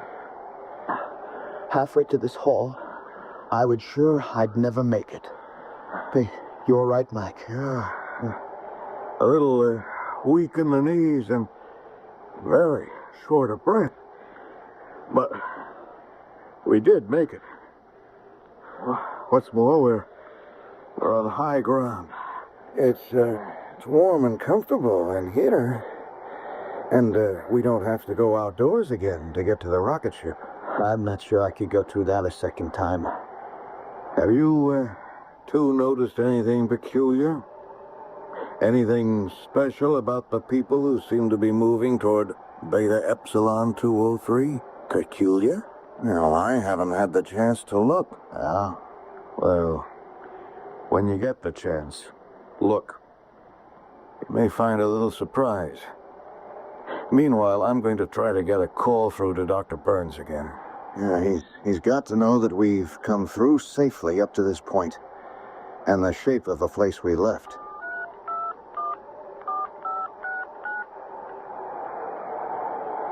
What's happening, Mike?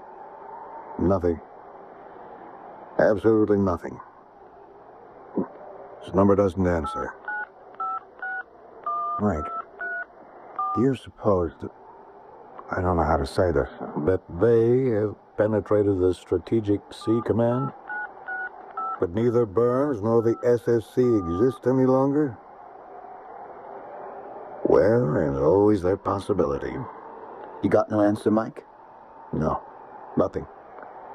Just silence. Dead silence. Well, we'd better move along to Beta Epsilon 203.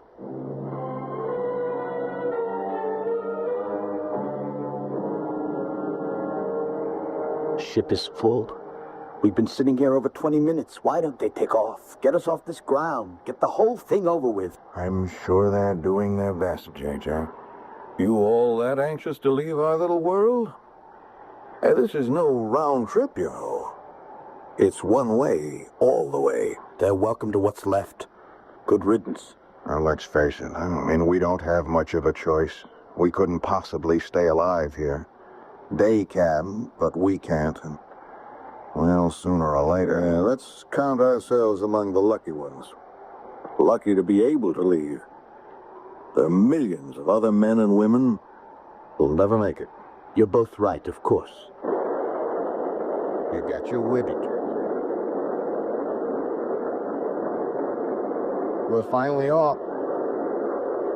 So long, little world. Here's to our new paradise.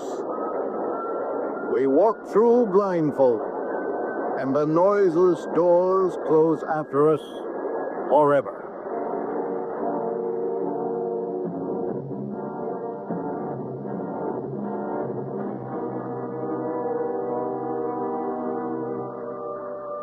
As to being among the lucky ones, has either of you had the time or curiosity to take a peek at any of our fellow passengers?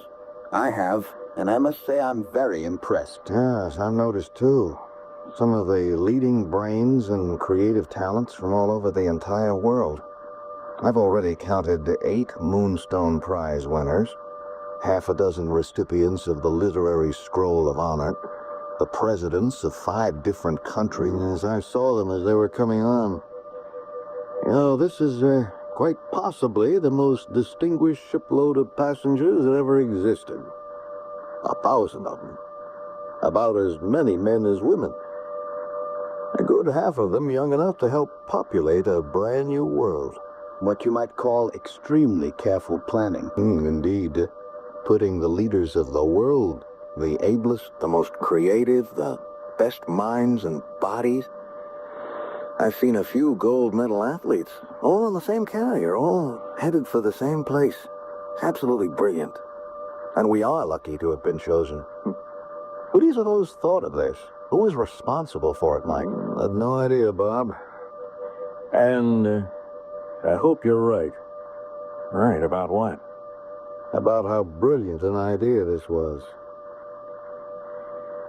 You'd think Dr. Burns would be on board, wouldn't you? Well, maybe he's in one of the other sections of the ship, which would explain why we couldn't reach him. Yeah, could be. Ladies and gentlemen, welcome aboard Beta Epsilon 203. Listen. The captain has asked me to tell you that our planned destination is Galen 2683 of the galaxy of the Lapithee. The physical properties of Galen 2683, its life-supporting qualities, air, water, climate, extremes of temperature, are almost identical with those that we have left behind. That's comforting to know. Quiet, JJ. In the unlikely event that there should be any difficulty in landing for any reason, Maton 2211 of the same galaxy will serve as backup. Flying time should be approximately 48 hours. That's all? If you have any questions, members of the crew will be happy to try to answer them. Thank you. Galen 2683. Here we come. Will the following passengers please identify themselves by pressing button B at the right of their seats? Mr. Michael Gonzalez, J.J. Porter, and Robert McDonald. I've got the button right here. I'll get it. There is a voice message for you 3 gentlemen. Kindly connect by pressing button F, as in Frank. Thank you. As in Frank. There we are. Who could possibly... Mike, Mom, JJ, this is Burns. Dr. Burns. What do you know? Are you all right? You take it, Bob. Yes, we're just fine, Dr. Burns. How about you? Fine. We're certainly happy to hear your voice. We tried to reach you before we left. We had a little difficulty. That's understandable under the circumstances. I suppose you'd like to know how we are. At the moment, I would like to know nothing. Yeah, let me talk to him. Dr. Burns, this is JJ. The passenger list on this ship seems to be very special. We thought you might be on it. Obviously, I am not. And of course, none of you has any idea why. Or have you? What's the matter with him? He sounds funny. Mike Gonzalez here, Dr. Burns. I'd like to venture a guess why you're not here. Yes? Are you free to speak? Just answer yes or no. The answer is yes. Now listen to me, the three of you. You've noticed that your fellow passengers are people most capable of starting a new civilization. They will never have that chance, unfortunately. Why not, Dr. Burns? Because none of you will ever make a meet here on Galen 2683 or any place else. What's he talking about? Oh, know how efficient they are, do we not? They are nothing less than diabolical in working out their plans, that they do nothing without a precise master plan. So? Beta Epsilon 203 is part of that plan. A plan to exterminate every leader of the world all at once in one single blow. I don't believe this. Believe it. There's not a chance at even a few of you escaping or surviving. The end for all of you will be complete, final, and very neat. But we're headed toward a beachhead on Galen 2683. Isn't there any such place? Yes, there is. But not for you. In a short while, the rocket ship you're traveling on will explode, but disintegrate into space. Not a shred of any of you will survive. That's not possible. It's possible because that's the way we planned it. We. Those that you called they.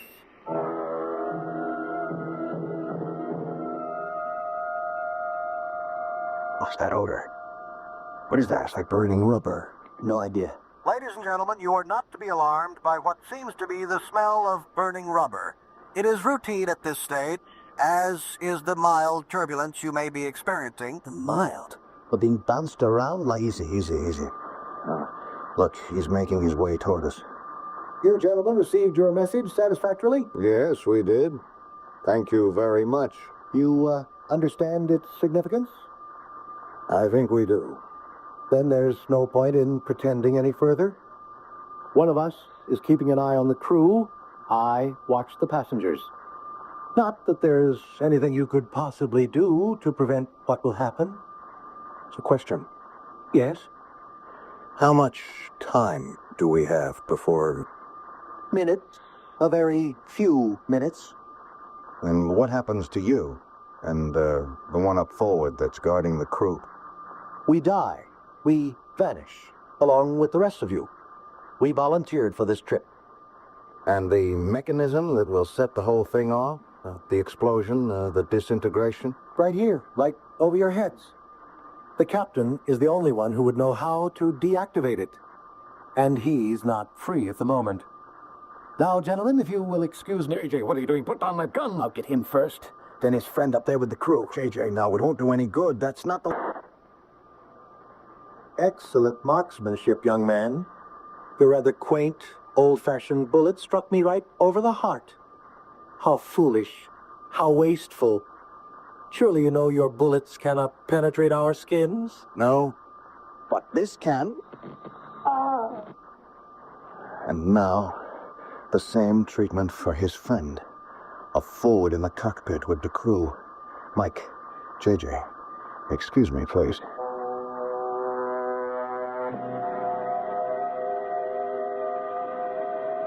You sure it's all right, General Dukes? Just make yourselves at home.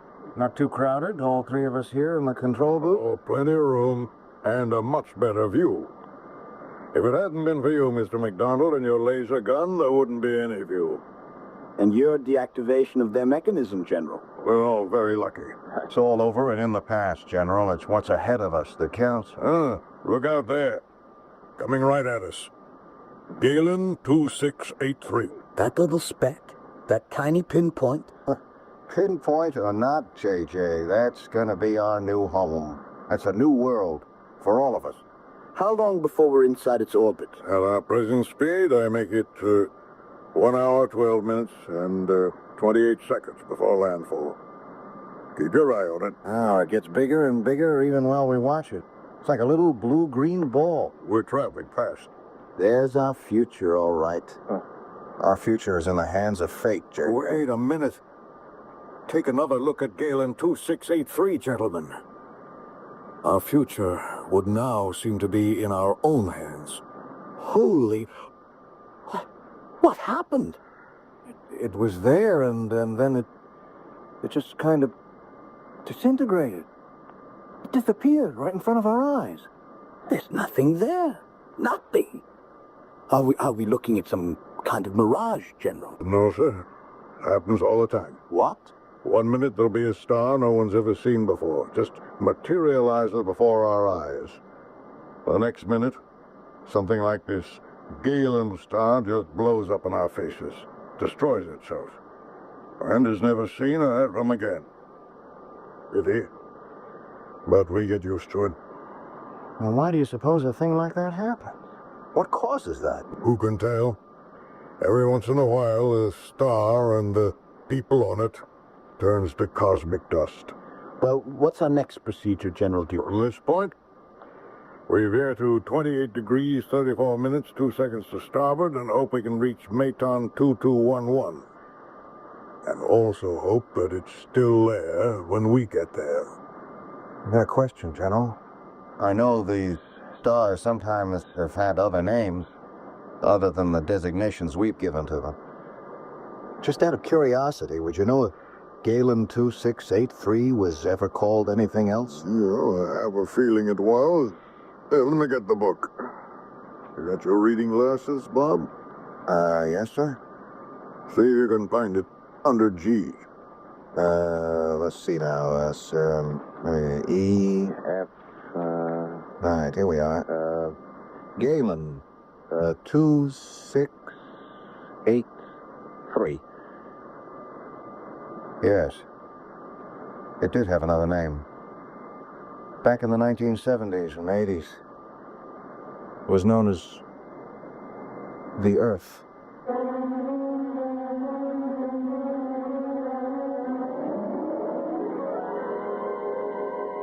As J.J., Bob, Mike, and their companions hurtle through space, bound for an obscure star hidden away in an endless cosmos, we wish them Godspeed. A journey that started in the frozen, sterile wastes of one world will terminate, we trust, on the less barren, welcoming soil of another, where they can build an exciting, fresh new world by profiting from some of the mistakes of this one. I'll return shortly.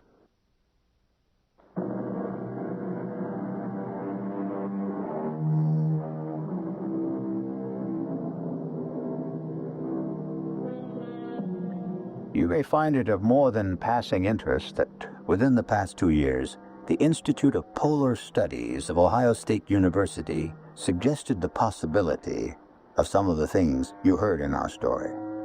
In February 1977 at Edwards Air Force Base in California, a year's tests were begun at the Dryden Flight Research Center as a prelude to an altogether new era in spaceflight. A few days later, we read that the National Aeronautics and Space Administration, NASA, is accepting applications at the Johnson Space Center in Houston for what they call mission specialists. Just how special will these missions be? Our cast included Tony Roberts, Christopher Tabori, William Griffith, and Robert Maxwell. The entire production was under the direction of Hyman Brown. This is E.G. Marshall inviting you to return to our Mystery Theater for another adventure in the macabre. Until next time, pleasant dreams.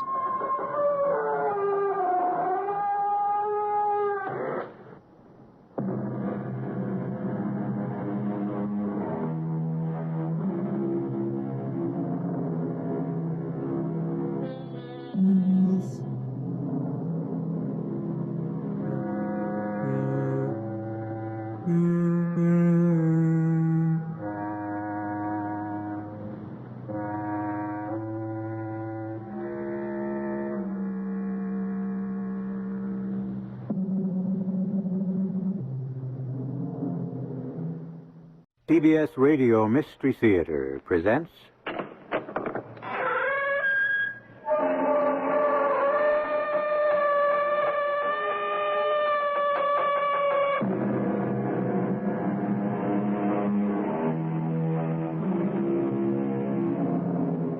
Come in. Welcome. I'm E.G. Marshall. Most of us have read or at least heard of The Scarlet Letter by Nathaniel Hawthorne. But by the time it appeared in 1850, its author, then 46 years old, had been writing and publishing since his graduation from college collections of short stories. It is one of these that we are about to bring you, written long before The Scarlet Letter, and titled The Birthmark. Watch closely. The slender stalk shoots upward. The leaves unfold. And there, in the center, a perfect flower. Pluck it, my love. I dare not. I dare not touch it. It's magical.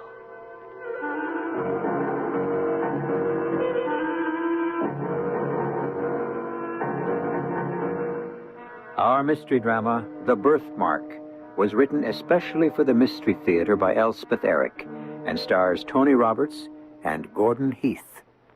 It is sponsored in part by Buick Motor Division. I'll be back shortly with Act One.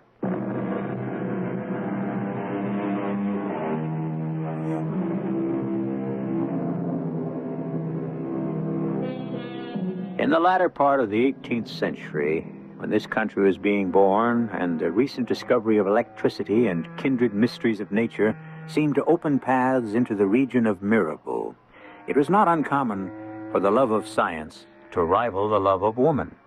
This is the story of one such rivalry. The great man is late again.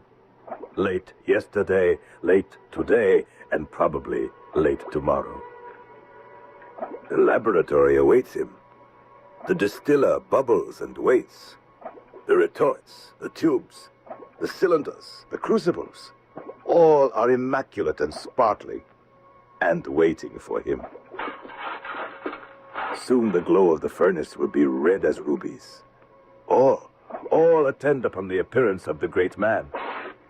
And where is he? Good morning, Aminadab. A fine morning to you, master. I'm a trifle late. A new bridegroom is permitted a little tardiness. And how is the bride? Georgiana? Georgiana is... Do you know her, Aminadab? How should such a one as I know such a one as she? Have you ever seen her? From a distance only. I know what I hear. That she is adored by men. Envied by women. That's true. In short, perfection. That's not quite true. Oh? Did you not know that the beautiful, the exquisite Georgiana has a birthmark? I may have heard something. In the center of her cheek, her left cheek. A peculiar mark, woven deep, you might say, into the texture and substance of her face. The mark is shaped like a hand, a tiny hand. They say many an enamored swain would have risked his life to press his lips to that hand. I suppose that's true. Conversely, some ladies call it the bloody hand.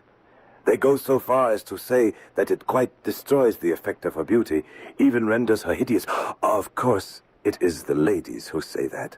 But the gentlemen, if their admiration is not actually heightened by the little flaw, they simply wish it would go away, so that this imperfect world might possess one living specimen of ideal loveliness. They say that is the feeling of some. It's beginning to be my own.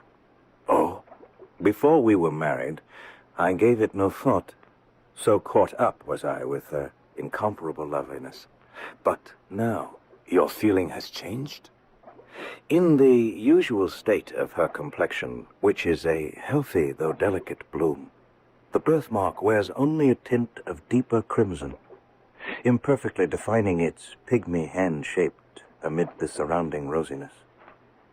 When Georgiana blushes, as she so often does, it becomes more and more indistinct, and finally vanishes amid the triumphant rush of blood that bathes her whole cheek with its brilliant glow. But if any shifting motion causes her to turn pale, there is the mark again, a crimson stain upon the virgin snow. If only she were less beautiful, I could forgive it. She is otherwise so perfect. The birthmark disturbs you. I find it intolerable. Intolerable? And more so with each passing moment. The fatal flaw which nature stamps ineffaceably on all her production. Why must it be so? I will not accept it. It sucks at the very heart of her beauty. It crushes my love for her. It poisons my marriage. I will not accept it. No, never. What can you do, Master, but accept it? Remove it. Remove it? I'm convinced it can be done. That you can do it? Would I entrust my beloved to the coarse, indifferent hands of another? Have you suggested this possibility to your wife? Shortly after we were married, yes. And what was her response? At first she smiled. Then she saw that I was serious. She blushed and said that her birthmark had often been considered one of her charms, and that she herself had been simple enough to imagine it might well be. And so it might. On another face than hers, it might indeed. But not on yours, I told her. You came so nearly perfect from the hand of nature, I said, that the slightest possible defect shocks me as being the visible mark of earthly imperfection. That you should be shocked by her imperfection. Oh, my. Yes, shocked. That was the word that did it. She burst into tears and said I could not possibly love what shocked me. Better we had never married, she said. But try as I might, I could not retract my words. God help me. God help us both. They were true. With that, the great man turns away from me. To hide tears, perhaps. Who knows? And he applies himself to a study of the notes for his current experiment. I dare not presume further upon our relationship by pursuing the topic, but the demeanor of the great man continues downcast through the next days. Nothing goes right. Nothing. Master, consider resting from your efforts for a brief span. Very well. And you'll rest from yours. Agreed. We'll smoke a pipe together and try to cleanse our minds. Sit down. Thank you, Master. You remember what we talked of a few days back? Your wife, her birthmark, the possibility of removing it. Yes, I remember too well. It occurs to me that things may be going poorly for you here in the laboratory because your mind is still occupied with that problem. My mind is obsessed with it. Consumed by it. You cannot believe how it has taken over my thoughts. I am destroyed by my obsession with my beloved's birthmark and how to be rid of it. Have you spoken of it further? To her? I cannot help it. I mean not to speak of it. Wrench my thoughts and my words away from it, firmly, purposefully. But no matter what my intent, what my effort, I revert inevitably to the subject of the birthmark. Aminadab, it has become the central point of my existence. With the morning light, I open my eyes to my wife's face and see immediately the sign of imperfection. When we sit together at the evening hearth, my eyes wander stealthily to her cheek, and behold, flickering with the blaze of the wood fire, the spectral hand. And is your young wife aware of your furtive spying? Unhappily, she is. Now she shudders at my gaze. My poor master. The other night, I had a dream. You know, Aminadab, that I place great store by dreams and their meaning. Georgiana woke me and told me that I had cried out in my sleep, that I had shouted. It is in her heart now. We must have it out. She asked me, did I have any recollection of the dream that had caused me to utter those horrendous words. And did you? I told her no, and it was true. I had no remembrance whatsoever, though I might understandably have had a dream about the birthmark, since before I fell asleep it had taken a firm hold on my musings. And you cannot remember the dream? No. And yet, yes, and yet, speaking with you here, now, relaxed the way we are, yes, there's a spark, there's a glimmer. Yes, master? You were in my dream, Aminadab. I, master? Yes, you and I were together.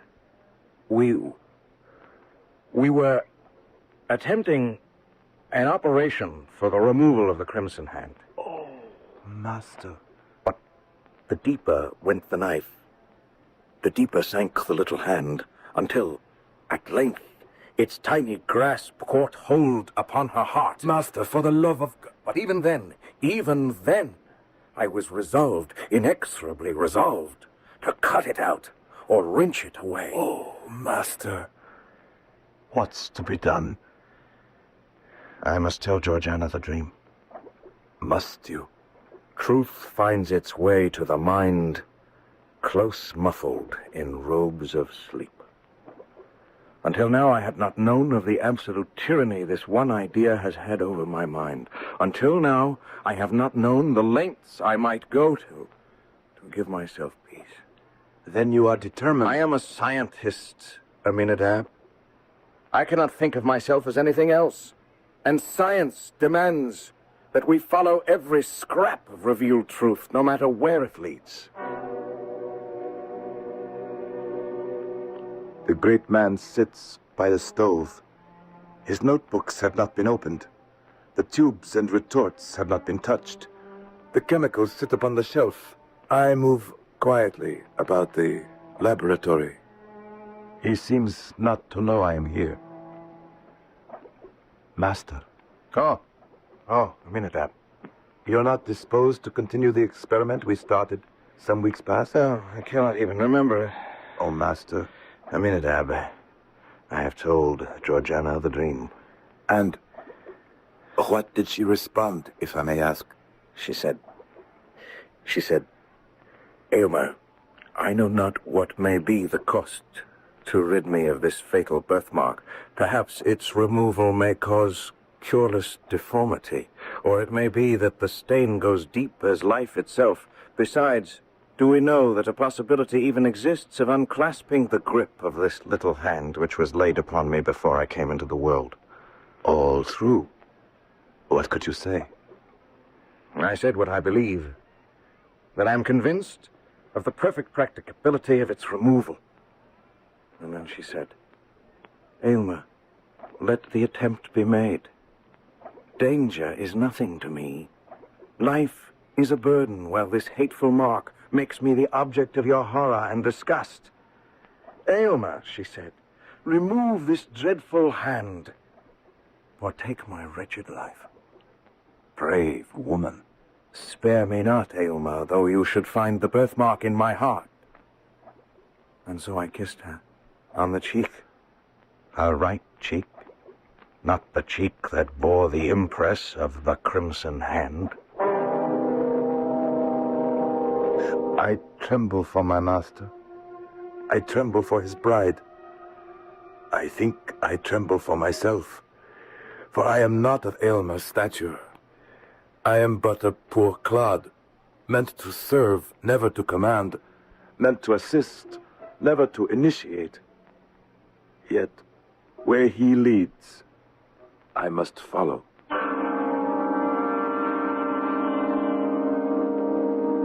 Let me not to the marriage of true minds admit impediment. Love is not love that alters when it alteration finds. Shakespeare wrote that in a sonnet. What would he say of a birthmark in the shape of a tiny hand, and the alteration necessary to remove it, and the insistent desire to do away with it? We'll return shortly with Act Two.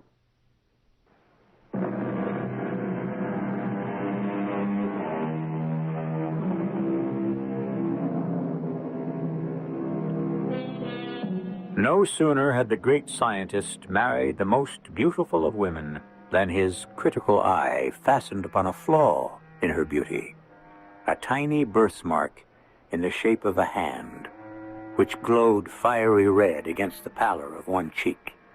Haunted by the desire to erase the slight blemish, he has attained her consent to attempt the erasure himself, no matter what the consequence. All work on our current experiments had been suspended for a full 2 weeks. We are in a fever of remodeling and refurbishing. You must understand that before he married the lovely Georgiana, my master had occupied certain extensive inner chambers connected to his laboratory. Here he had lived during his toilsome youth, while he made those discoveries that had aroused the admiration of all the learned societies in Europe. Now he proposed to use these apartments for another purpose. It's a perfect plan, Aminadab. It will give me the opportunity for the intense thought and constant watchfulness the coming operation will require, and Georgiana will enjoy the perfect repose essential to its success. You will bring her here? We will live in the inner chambers together, seclude ourselves there. She will not enter the working laboratory until the crucial day, but the adjacent rooms will be a sort of private paradise. I want the walls hung with the most gorgeous curtains. I shall select them myself, since you are scarcely capable. Quite so. It will be all grandeur and grace. The draperies will fall from ceiling to floor in Rich and ponderous folds concealing all angles and straight lines. The sunshine will be excluded, lest it interfere with my chemical processes. But there will be, instead, the most beautiful perfumed lamps, emitting flames of various hues, uniting all in a soft, impurpled radiance. You follow me? Yes, master. Those smoky, dingy, somber rooms will change to an exquisite abode for the loveliest of women. I can scarce contain my excitement. My palms sweat. My breath comes rapidly. My eyes are glazed with anticipation, for soon the door will open, and the fabled Georgiana will walk through it. I shall see her. Yes, I, the stunted, the ugly, the hairy, the grimy, the earthy, shall see her. I shall see her close. Enter, my love. What do you think of your new abode? Exquisite. My dear, you're trembling. It can't be helped. Noblest, dearest, tenderest wife, do not doubt my power. I have given this matter the deepest thought. I know. Then why do you tremble? Why are you so cold? Why so pale? You're white as a ghost, my love. Am I? And let me reassure you, dear heart. Come into my arms. Oh, Elmer. There now. No. Oh, do not turn away. Elmer. Aminadab, I'm right here, master. Take her to the boudoir. As Elmer moved close to take her in his arms, the birthmark glowed scarlet on her white cheek, and even as he tried to embrace her, so intense was the glow that he could not hold back a strong convulsive shudder. Seeing the revulsion on her husband's face, Georgiana had cried out and fainted. Now I pick up her still form, cradle it gently in my strong arms, and gently carry it to the boudoir. At last, I stared out into that ineffably lovely face. It is closer to mine than it will ever be again, and I drink in its beauty as I muse to myself, were she my wife, I should never part with that birthmark. Never. I have hardly left her bedside. Aylmer has been working feverishly in the laboratory proper, only summoning me when he needed my brute strength or my delicate accuracy. His slender figure and pale intellectual face bend over his notes, while I, bulky, ungainly, grimed with the vapors of the furnace, crouch in a corner of her boudoir. That is where I am when she wakes from her faint. Aylmer? Aylmer? Mistress. Who? Don't be frightened, mistress. Where's my husband? In his laboratory. Hard at work. Oh, yes. The operation to remove this. Oh, mistress, fear not. Who are you? His servant, Aminadab. Privileged to be his assistant from time to time, when he needs my mechanical readiness. But you must have more than that, Aminadab. I have a skill, an ability to execute the details of my master's experiments. But I assure you, mistress, I have not the wit to comprehend the slightest details of any of those experiments. What do you think of this latest of his experiments? The removal of the little hand, you mean, that rests upon your cheek? And gives him no rest until he exorcises it. Well, tell me. I really want to know. Mistress, there is a truth which all seekers stumble upon sooner or later. And what is that? Our great creative mother, while she amuses us by apparently working in the broadest sunshine, is yet severely careful to keep her own secrets, and despite her pretended openness, shows us nothing but results. She permits us to mar, but seldom to mend, and on no account to make. I cannot tell if my words have meaning for her.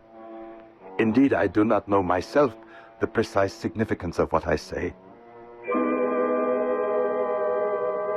The days drag on, and I am living in a fever of dread and anticipation. I am living within the hearts of both my master and my mistress. In the intervals of study and experiment, he comes to her, flushed and exhausted, and speaks glowingly of the resources of his art.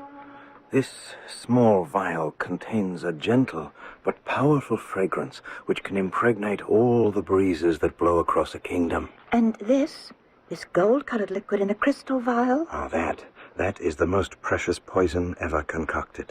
By its aid, I could apportion the lifetime of any mortal at whom you might point your finger. The strength of the dose would determine whether he were to linger out years or drop dead in the midst of a breath. Elmer, you chill me to the marrow of my bones. Why do you keep such a fearful drug? Trust me, my beloved, trust me. I do trust you, but why Look here is a powerful cosmetic. With a few drops in a vase of water, freckles may be washed away as easily as the hands are cleansed. A stronger infusion would take the blood out of the cheek and leave the rosiest beauty a pale ghost. Is it with this lotion that you intend to bathe my cheek? Oh, no, my darling, no, this is only superficial. Your case demands a remedy that shall go deeper, far deeper, my sweet girl. Far, far deeper. He has been locked in his laboratory for a full week now, absorbed in his labors. I am crouched in the corner of her boudoir, as I always am when not actively assisting him. She is reading. Beside her bed are ponderous volumes. I recognize them as coming from his scientific library. I dare to approach her where she lies. Have you finished with these books, mistress? Those? Oh, yes. Shall I return them to the shelves? If you like. Albertus Magnus, Cornelius Agrippa. You have been reading the antique naturalists. Paracelsus and the rest. Paracelsus, the great Swiss physician and philosopher of the 16th century. He who speaks of the portals of man's deep within. When one is conquered or thrown off the thraldom of matter in his own body. You have studied him well, mistress. But this, the volume I am perusing now, this is my favorite.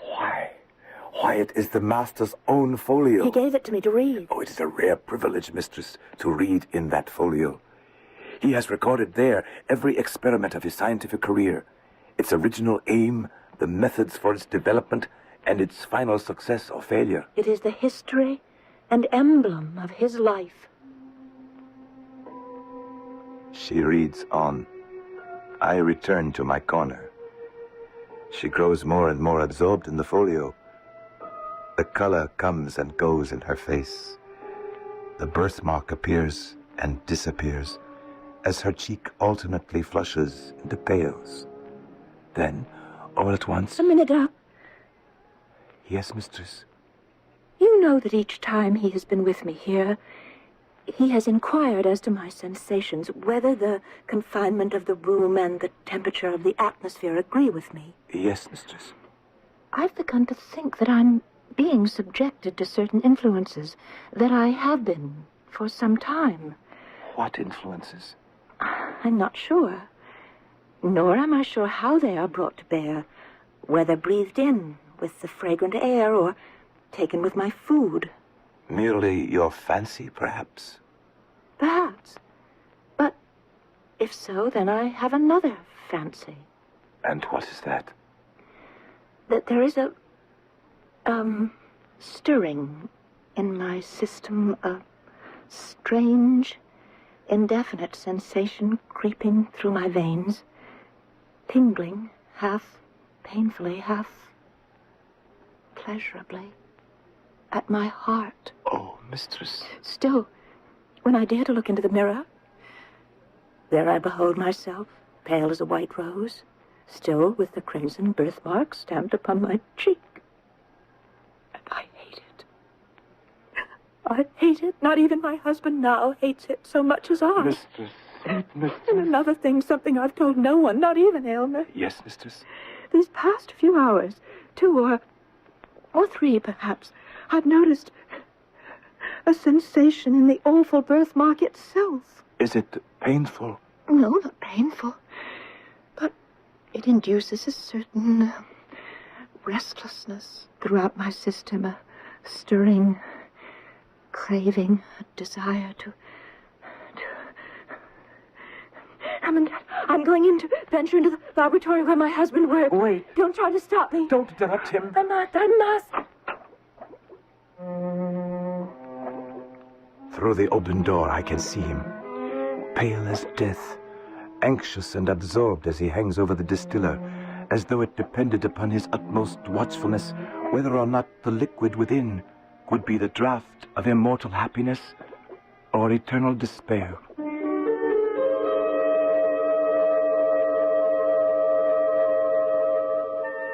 The world of science is one I know little of. The reasoning and the deductions of great scientists are beyond my comprehension. But this I do know. All their arduous journeys to logical deductions, all their fevered experiments along the way, all these descend directly from the ancient, fervid belief in magic. We shall return to you presently with the concluding act.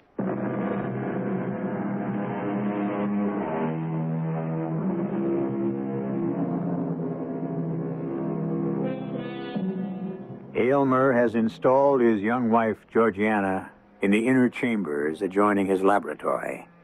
When, attempting to reassure her, he leaned to embrace her, he was struck afresh with horror at the sight of the little red birthmark that tainted the perfection of her cheek. Seeing his revulsion, Georgiana fainted, and it was Aylmer's servant Aminadab who carried her to the sumptuous boudoir so lovingly prepared for her. Since that moment, Aminadab has spent every free moment with Georgiana. Until, at last... Aminadab, I'm venturing into the laboratory. Wait, Miss... Don't try to stop me. Don't interrupt I'm him. not. Elm. What? Who dared? Georgiana, why have you come here? It was necessary. Have you no trust in your husband? Oh, Elmer. Will you throw the blight of that fateful birthmark over my labors? Elmer, no, never. Go, woman, go! I implore you. Tell me all the risk we run. No, Georgiana. Fear not that I shall shrink. My share in it is far less than your own. I can conceal nothing from you, nor will I. I ask no more than that, nor ever did. Know, then, that this crimson hand upon your cheek, superficial as it seems, has clutched its grasp into your being with a strength of which I had no previous conception. I've already administered agents powerful enough to do everything but change your entire physical system. Only one thing remains to be tried. Only one? If that fails us, we are ruined. But why did you hesitate to tell me this? Because, Georgiana, there is danger. Danger? There is but one danger. That this horrible stigma shall be left upon my cheek. Remove it. Whatever the cost, remove it, or we shall both go mad. Heaven knows your words are true. Now, my dear one, return to your boudoir. In a short while, all will be tested. All this I watch from the door of the boudoir. Now he conducts her to her bed, and I watch this too. He takes leave of her with a solemn tenderness which speaks far more than words. How much is now at stake? Aminadab. Aminadab, are you here? I am here, mistress. What is this that hangs over my head? A mirror, mistress. But it is a scant meter from my face. It is a mirror, mistress. The master bade me place it there. Oh. Oh, I see now. I see my face, and I see the despicable birthmark as well. Do not dwell upon it. No. I shall muse upon more easeful things. My husband, for example. A great man. His character. His love for me. He does indeed love you. I never knew till now how much he loves me. My heart is exalted, Aminadab, even though it trembles, at the purity, the loftiness of his love. It will accept nothing less than perfection. Oh, mistress. With my whole soul, I pray that for a single moment I may satisfy his highest and deepest conception. Longer than a moment I know it not possible to be, for his spirit is ever on the march, ever ascending, each instant requiring something that lies beyond the scope of the instant before. Georgiana. My dear. Elmer? Concoction of the draft has been perfect. Unless all my science has deceived me, it cannot fail. Were it not for you, my dearest husband, I might wish to put off my birthmark of mortality by relinquishing mortality itself. Life is a sad possession to those who have attained the degree of moral advancement at which I stand. Were I weaker and blinder, it might be happiness. Were I stronger, it might be endured. But being what I find myself to be, methinks I am of all mortals the most fit to die. Why do we speak of dying? The draft cannot fail. Give me the goblet. Georgiana. I joyfully stake all upon your word. Drink, then. Drink. The liquid is like water from a heavenly fountain. Now, my dearest, let me sleep. My earthly senses are closing over my spirit, like the leaves around the heart of a rose at sunset. Aminadab. Yes, Buster. Oh, there you are. come here. Yes, master. Fetch me my folio volume. It is right there, master, by her bed. She was reading in it. You will inscribe in it what I dictate. I shall watch her for symptoms and relay them to you. Yes, master. I am ready. Her cheeks are flushed. Cheeks flushed. Be sure to note down the precise time of each entry. Yes, master. Breath is slightly irregular. Slightly irregular breath. Left eyelid quivers. Left eyelid. A tremor, barely perceptible, but a tremor through the frame. All the while, the great man fails not to gaze at the fatal crimson hand, and not without a shudder of disgust. You mean it, Ab? Do my eyes deceive me? Is the crimson hand more faintly outlined? It has faded a trifle, master. Yet she is pale as ever. But the birthmark is less distinct. I shall conquer. I shall conquer. I know it. I shall conquer. The presence of the scarlet hand has been awful, God knows. But its departure is more awful still. Watch the stain of a rainbow fade out of the sky, and you will know of the passing of the birthmark. By heaven, it is well nigh gone. I can scarcely trace it now. Success! Success! Yes, success. Now it is like the faintest rose color. The lightest flush of blood across her cheek would overcome it. But she is so pale. Draw the window curtain. Suffer the light of natural day to fall into the room and rest upon her cheek. Yes, master. I mean it, Albert. You'll serve me well. You and I, matter and spirit, earth and heaven, both have done their part in this. Laugh, you thing of the senses. You have earned the right to laugh, and so have I. Success is ours, yours and mine. His wild exclamations break her sleep. Slowly she uncloses her eyes and gazes into the mirror above her face, which he has arranged for and I have set up.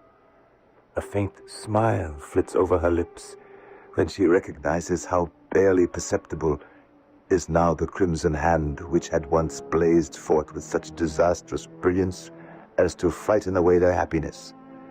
But now her eyes seek his face with a look of trouble and anxiety. My poor Aylmer. Poor? Nay, richest, happiest, most favored.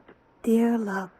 My peerless bride, it is successful, dearest. Husband. You are perfect. You have aimed loftily. You have done nobly. Georgiana, my precious wife. Oh, Aylmer. Dearest Aylmer. I am dying. Alas, it is too true. The fatal hand has grappled with the mystery of life, had been the bond by which an angelic spirit kept itself in union with a mortal frame. The last crimson tint of the birthmark, that sole token of human imperfection, fades from her cheek. My master stares with eyes that seem to see nothing, save the spot where it had been, and is no more.